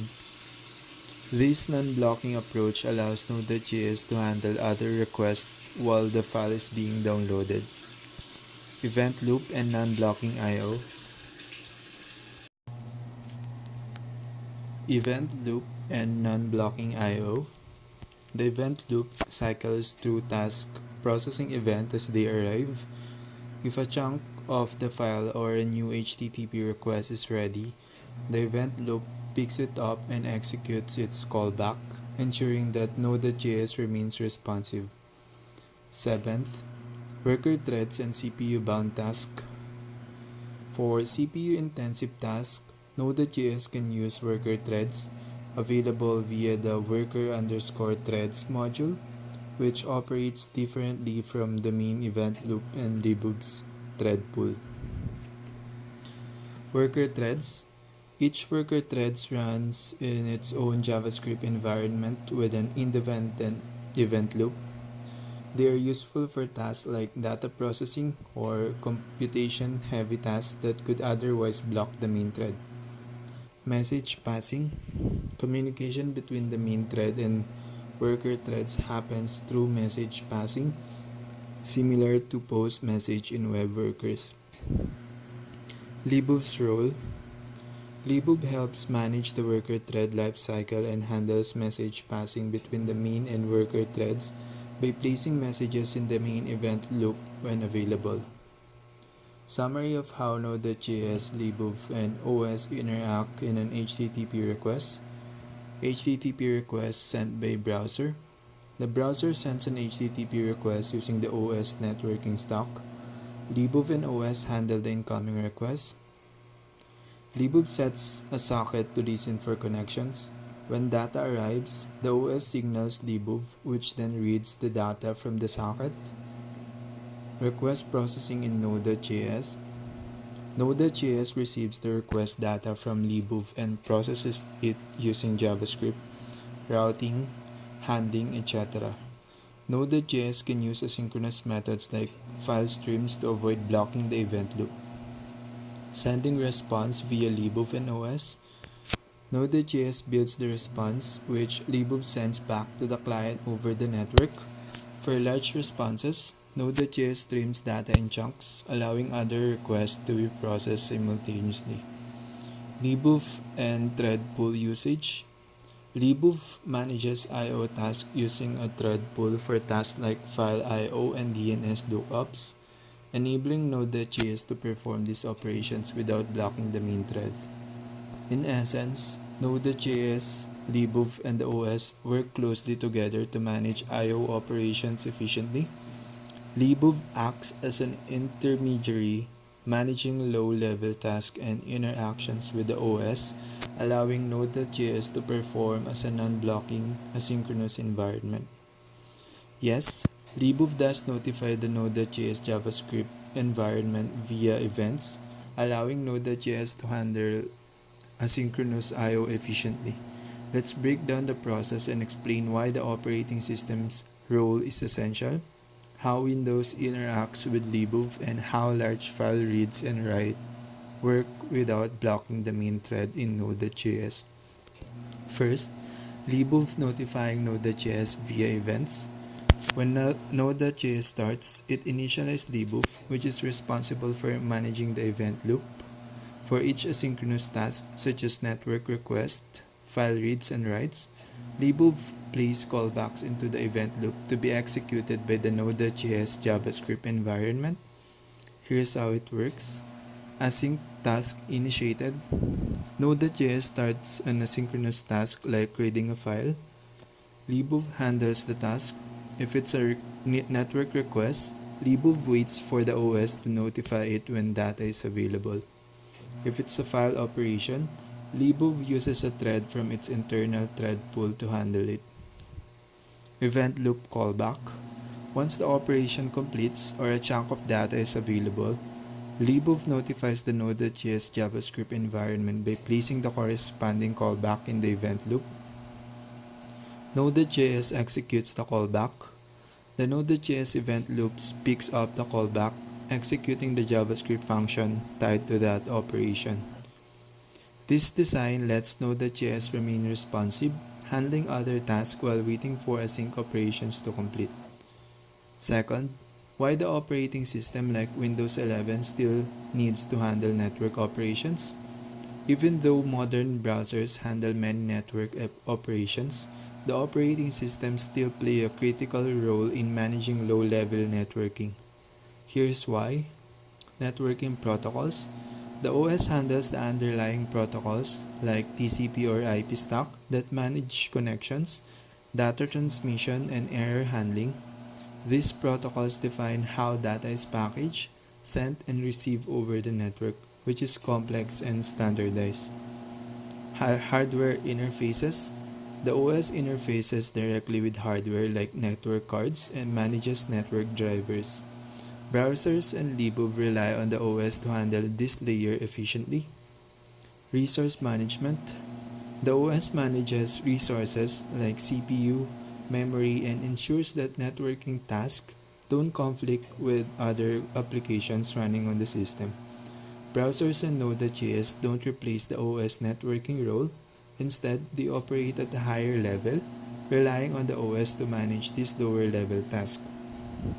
Third, how Windows API interface with Libov.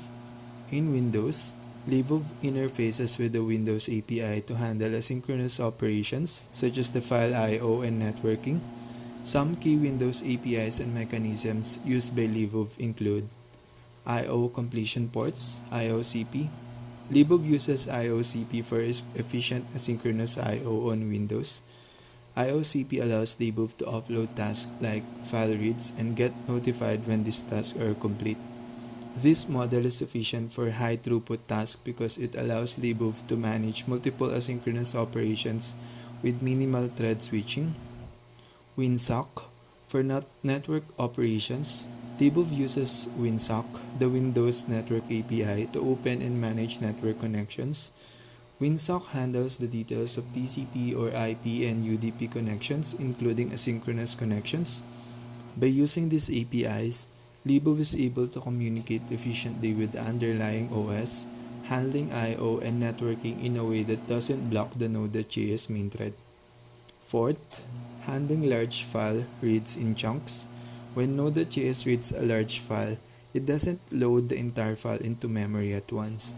Instead, it uses a streaming approach to read the file in chunks, allowing the main thread to handle other requests while each chunk is processed. Here's how this works in practice. Stream API.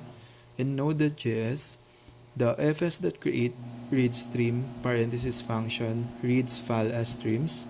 This means that it opens the file and reads it in small parts, chunks, sending each chunk to the JavaScript callback as it becomes available. Libov's role: Libov uses its thread pool to handle file reads asynchronously. It reads a chunk, signals Node.js through the event loop, and then returns to read the next chunk. Non-blocking behavior: as each chunk is read, Node.js can send it to the client, like using the res.write parenthesis in HTTP response without waiting for the entire file to load. This allows Node.js to handle multiple requests simultaneously. Fifth, handling multiple asynchronous tasks. In addition to file reads, Node.js may have to handle multiple asynchronous tasks at the same time, such as reading a file, writing data to a database, handling HTTP requests, uploading files. Libov's designs allows this task to be managed concurrently. Thread pool for CPU-bound or blocking tasks. Libov's internal thread pool is used for operations that could block, such as file I/O and DNS lookups. The default size of the thread pool is 4, but it can be configured to handle more if necessary. Event loop for non-blocking tasks. Non-blocking operations like network requests are handled in the main event loop without using threads. This ensures that the main thread remains unblocked. For example, if a large file is being downloaded, Libov reads the file in chunks in a separate thread. Each chunk is processed asynchronously, allowing other events like handling HTTP requests to be processed in parallel. Sixth, returning control to the main thread during long operations. When a long operation like downloading or uploading a large file is in progress, Node.js doesn't block the main thread. Instead, it uses the event loop to process each chunk as it arrives. Here's the sequence for handling large file download. Start file download. Node.js initiates the file download, setting up an asynchronous read stream. Chunk processing. As each chunk of the file is read, Libov places a callback in the event loop, allowing Node.js to process the chunk. Switch to other events. Between chunks, the event loop processes other events like handling HTTP requests, ensuring the server remains responsive. Finalizing. Once the file download completes, Libov signals Node.js to trigger the end event, completing the operation. This method keeps Node.js responsive even during long downloads or uploads because only small chunks are processed at a time, allowing other tasks to run concurrently. Summary: Libov notifies the Node.js JavaScript environment through the event loop, allowing asynchronous operations to run without blocking. OS role: even though browsers handle high-level network functions, the operating system is still crucial for low-level networking and hardware management. Windows API and Libov. Libov interacts with Windows using APIs like IOCP for asynchronous I/O and WinSock for networking, managing this task in a way that non-blocking. File I/O in chunks. Node.js reads large files in chunks using the fs.create read stream parenthesis function, allowing each chunk to be processed asynchronously. Concurrent task handling. Libov's event loop and thread pool allow Node.js to handle multiple tasks like file reads, writes, HTTP requests concurrently, keeping the server responsive even during long operations.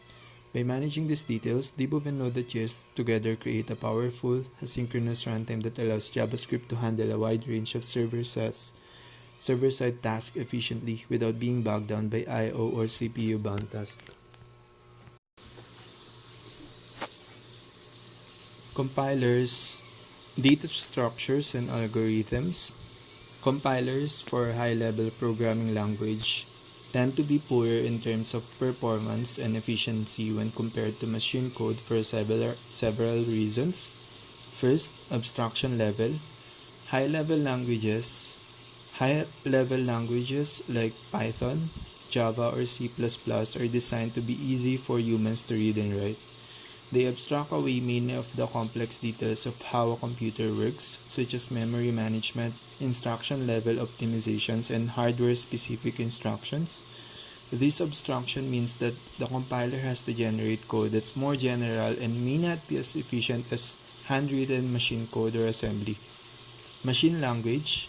Machine code is the lowest level code that a computer's processor directly understands. It's highly specific to the underlying hardware, which allows for more fine-tuned optimizations, leading to better performance and efficiency. It operates directly on the machine's resources without the overhead of abstraction. Second, optimization opportunities. High-level languages. While modern compilers are quite sophisticated and do attempt to optimize code, there are still many opportunities for optimization that are difficult to handle automatically. These include architecture-specific optimizations like instruction scheduling, memory access patterns, and CPU-specific optimizations. High-level languages can sometimes make the compiler's job difficult as they don't provide enough explicit control over low-level details. Machine language. Machine code allows direct manipulation of the hardware, including registers and memory, enabling highly optimized code. Assembly language, which is close related to machine code, allows developers to manually optimize code for speed, size, and power consumption, which compilers can always replicate. Third, memory management. High-level languages. High-level languages often include automatic memory management systems like garbage collection in languages like Java and Python, which adds overhead to the program. While this makes programming easier and safer, it can lead to inefficiencies as the compilers cannot always anticipate memory access patterns or how to best manage memory. In contrast, machine code can give the programmer complete control over memory, allowing for more efficient memory management. Developers can optimize for cache usage, control memory allocations, and avoid unnecessary data copies, which compilers in high-level languages cannot always do automatically. Fourth, portability versus performance. One of the goals of high-level languages is to be portable across different platforms and hardware.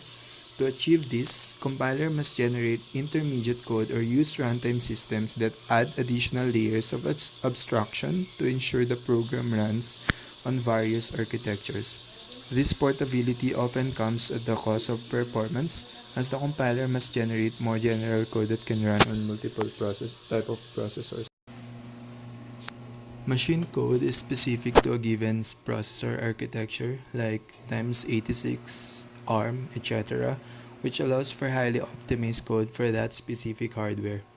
Since machine code directly communicates with the processor, there is no need for layers of abstraction that could reduce performance. Fifth, language features. High-level languages often provide features like object-oriented programming, exception handling, libraries, and runtime environments that add overhead. For example, object creation and methods dispatched in object-oriented language can involve additional function calls and memory management that impact performance. Compiler must translate this high-level construct into efficient low-level code, which can be a challenging task. Machine language does not have a high-level abstractions, so it does not incur the overhead associated with things like inheritance or exception handling. Everything in machine code is a direct instruction for the CPU, which means that there is no need for the extra overhead that comes with high-level programming paradigms. Sixth, compilation and time complexity. Compilers for high-level language must perform complex tasks like lexical analysis, parsing, semantic analysis, and optimization. The higher the level of abstraction, the more complex the compiler's job becomes, and this can lead to less optimized machine code because the compiler may not have all the information required to make low-level optimizations. Machine code is already in the form that the CPU can execute directly. There is no need for complicated translation and no further interpretation or compilation is required, which results in better performance. Error 7. Error Error handling and safety. High-level language often incorporate error handling mechanisms like exceptions, assertions, etc. to make programs more robust and easier to maintain. These mechanisms introduce overhead, making the compile code less efficient. In machine language, there is no built-in error handling or safety mechanisms unless the developer explicitly writes code for them. The lack of error handling means less overhead and potentially faster execution, but it also means program can be more error prone. 8. CPU features. High-level languages often do not allow direct access to specific CPU features or specialized instructions like SIMD instruction for parallel processing or specific instructions for certain hardware accelerators. The compiler may not always know how to leverage these features for performance gains. Machine code can directly use specialized CPU features, optimizing performance for tasks like encryption, graphics, or scientific computation. Conclusion: compilers for high-level language sacrifice some efficiency in favor of abstraction, portability, safety, and ease of use. While modern compilers perform many optimizations, high-level languages can match the efficiency of machine code in terms of raw performance, as machine code allows for direct hardware interaction and offers complete control over memory and CPU features. The trade-off is that high-level language are easier to use and more portable, which makes them suitable for rapid development and larger scale applications, whereas machine code or assembly is more suited for performance critical tasks where every instruction counts. The error message, error, listen, EADRIN use, address already in use 3001 indicates that port 3001 is already in use, likely by another instance of your application or another application running on the same port. Here's how to resolve this. Solution 1. Stop the process using port 3000.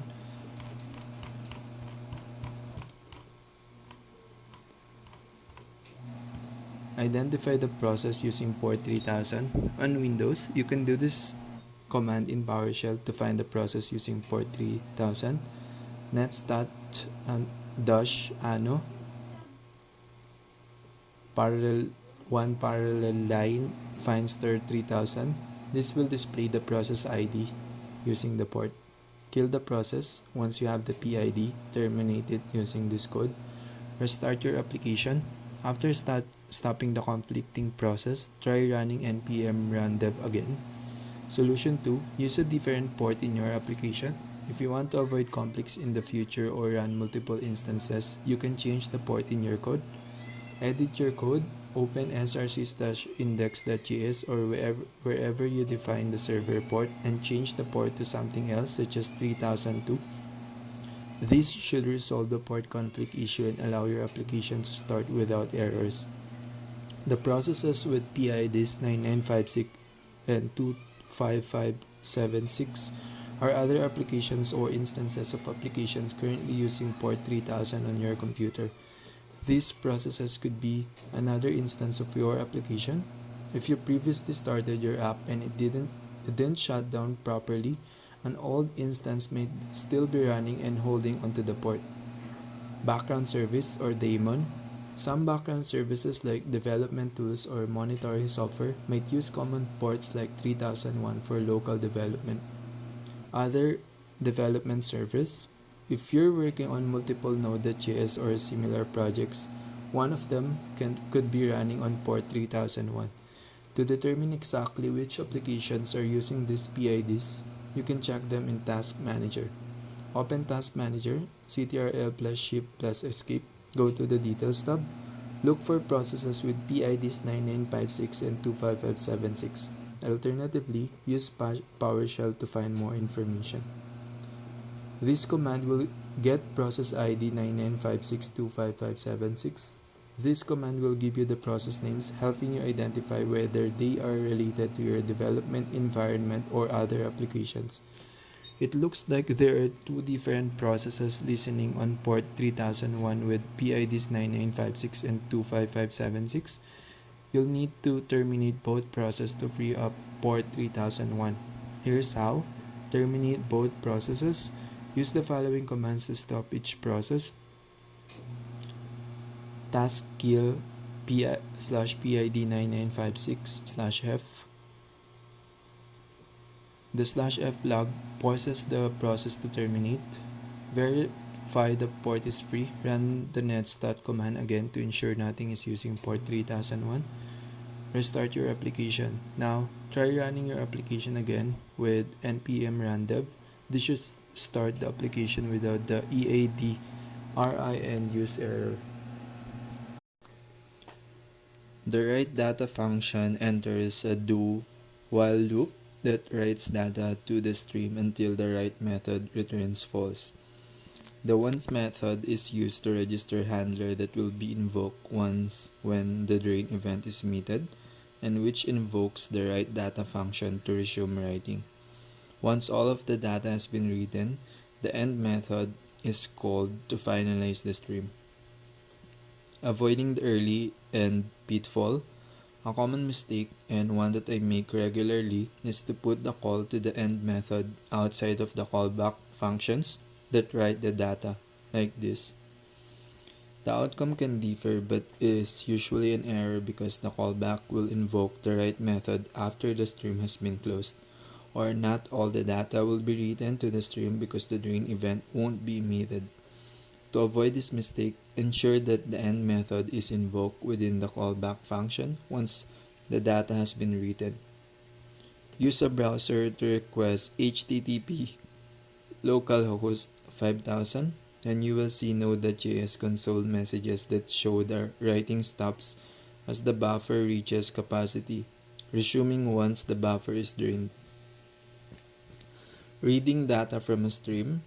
The most important source of data in a web application comes from HTTP request bodies. The example project needs a little preparation so that the client-side code can make an HTTP request with a body. Add a file name index.html to the static folder with the content shown in listing 6.10.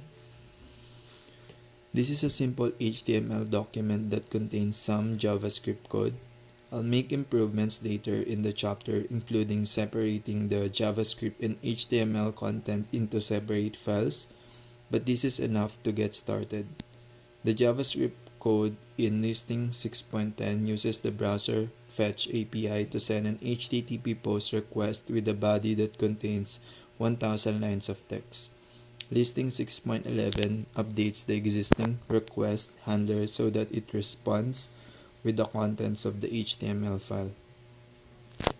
I use the readFileSync function to perform a blocking read of the index.html file, which is simple but is not the best way to read files, as I explain later in this chapter. To create a new handler that will be used to read the data sent by the browser, add the file name readhandler.ts to the src folder with the contents shown in listing 6.12. For the moment, this handler is a placeholder that ends the response without producing any content. Listing 6.3 completes the preparation by adding route that matches post request and sends them to the new handler. Use a browser to request HTTP localhost 5000 and you will see the button defined by the HTML document.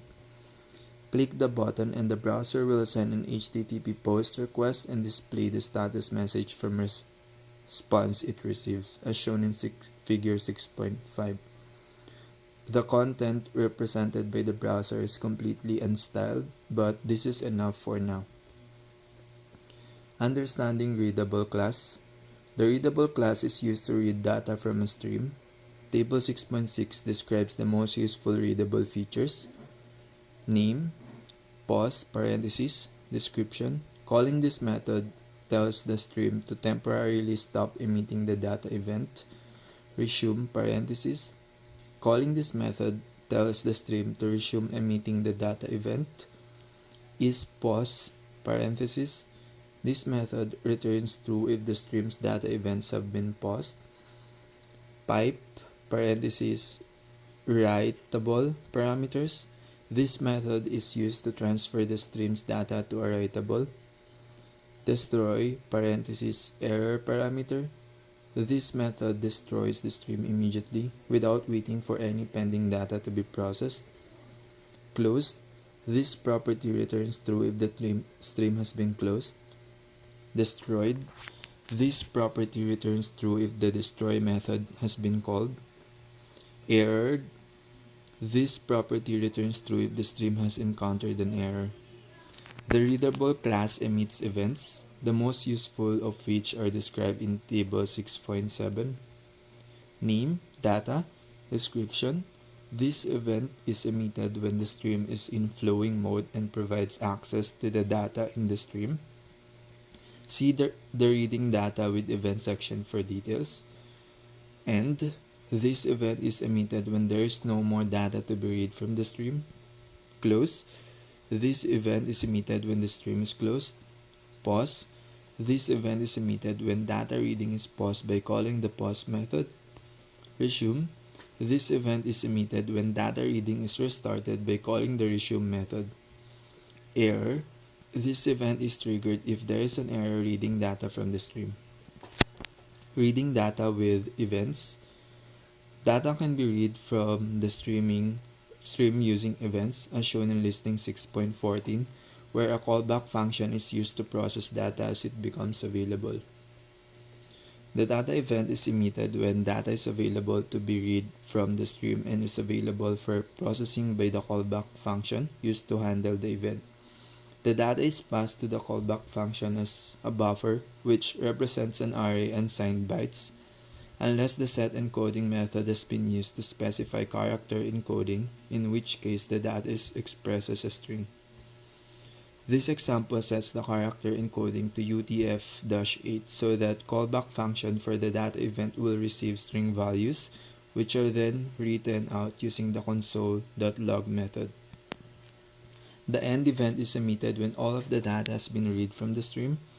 To avoid the variation of the early end pitfall I described earlier, I call the response end method only when the readable stream's end method is emitted. Use a browser to request HTTP localhost 5000 and click the send request button, and you will see a sequence of Node.js console messages as data is read from the stream. The JavaScript main thread ensures the data events are processed sequentially, but the basic idea is that data is read and processed as quickly as possible, such that the data event will be emitted as soon as possible once data is available to be read. Reading data with an iterator. Instances of the readable class can be used as a source of data in a for loop, which can provide a more familiar way to read data from a stream, as shown in listing 6.15. The async and await keywords must be used as shown in the example, but the result is that for loop reads data from the stream until it is all consumed. This example produces the same output as listing 6.14. Piping data to a writable stream. The pipe method is used to connect a readable stream to a writable stream, ensuring that all of the data is read from the readable and written to the writable without further intervention, as shown in listing 6.16. This is the simplest way to transfer data between streams, and the end method is called automatically on the writable stream once all of the data has been transferred. Use a browser to request HTTP localhost 5000 and click send request button. The data that is sent in the HTTP request is piped to the HTTP response and displayed in the browser windows, as shown in figure 6.6. Transforming data. The transform class is used to create objects known as transformers that receive data from readable stream, process it in some way, and then pass it on. Transformers are applied to streams with the pipe method, as shown in listing 6.17. The argument to the transform constructor is an object whose transform property value is a function that will be invoked when there is data to process. The function receives 3 arguments: a chunk of data to process, which can be of any data type, a string encoding type, and a callback function that is used to pass on the transformed data. In this example, the data that is received is converted to a string on which the toLowerCase method is called. The result is passed to the callback function, whose arguments are an object that represents any error that has occurred in the transformed data. The transformer is supplied with the pipe method, and in this case is changed so that data read from HTTP request is transformed and then written to the HTTP response. Note that a new transform object must be created for every request, like this. Use a browser to request HTTP localhost 5000 and click on the send request button. The content displayed by the browser, which comes from HTTP response body, is all lowercase as shown in figure 6.7. Using object mode, the streams created by the Node.js API, such as the ones used for HTTP requests or files, work only on strings and byte arrays. This isn't always convenient, and so some streams, including transformers, can use object mode, which allows objects to be read or written.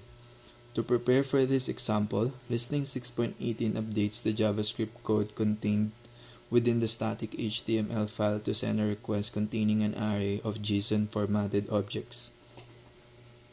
The data sent by the client can still be read as a string or a byte array, but a transform can be used to convert the request payload into a JavaScript object or convert a JavaScript object into a string or byte array known as object mode. Two transform constructor configuration settings are used to tell Node.js how a transformer will behave as described in Table 6.8. Name, readable object, mode, description. When set to true, the transformer will consume string or byte data and produce an object. Writable object mode. When set to true, the transformer will consume an object and produce string or byte data. Listing 6.19 show a transformer that sets the readable object mode setting to true, which means that it will read string data from the HTTP request payload but produce a JavaScript object when its data is read. If the HTTP request has content-type header that indicates the payload is JSON, then the transformer is used to parse the data, which is received by the request handler using data event. The parse payload is checked to see if it's an array, and if it is, then its length is used to generate a response.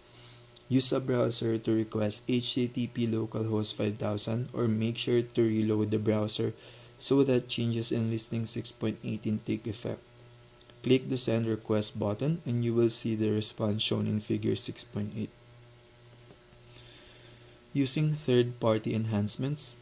In the sections that follow, I describe useful enhancements provided by the Express package to deal with streams and tasks that are related to HTTP. Express isn't the only package that provides these kinds of features, but it's a good default choice for new projects and gives you foundation from which to compare alternatives. Working with files. One of the most important tasks for a web server is to respond to requests for files, which provides browser with the HTML, JavaScript, and other static content required by the client-side part of the application. Node.js provides a comprehensive API to deal with files in the FS module, and it has support for reading and writing streams, along with convenience features that read or write complete files, such as the read file sync function I use to read the contents of an HTML file. The reason I have not described the API in any detail is that working directly with files within a web server project is incredibly dangerous and should be avoided whenever possible. There is a huge scope to create malicious requests with bots attempt to access files outside of the expected locations. For example, and through personal experience, I have learned not to let clients create or modify files on the server under any circumstances. I have worked on too many projects where malicious requests have been able to override system files or simply overwhelm servers by writing so much data that storage space is exhausted. The best way to deal with files is use a well-tested package rather than write custom code, and it for this reason that I have not described the features of the FS module. Note, if you decide to ignore my warning, then you can find details of the FS module and features it provides at https://nodejs.org. The Express package has integrated support to serve requests for files. To prepare, add a file name client.js to the static folder with the content shown in listing 6.20.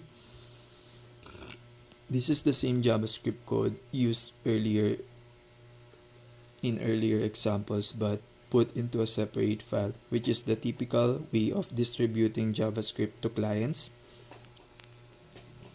Listing 6.21 updates the HTML file to link to the new JavaScript file, and it also includes the image file that was added to the project at the start of the chapter. Having prepared the content, the next step is to configure Express to serve the files. Express comes with support for middleware components, which just means request handlers that can inspect and intercept all the HTTP requests and the server receives.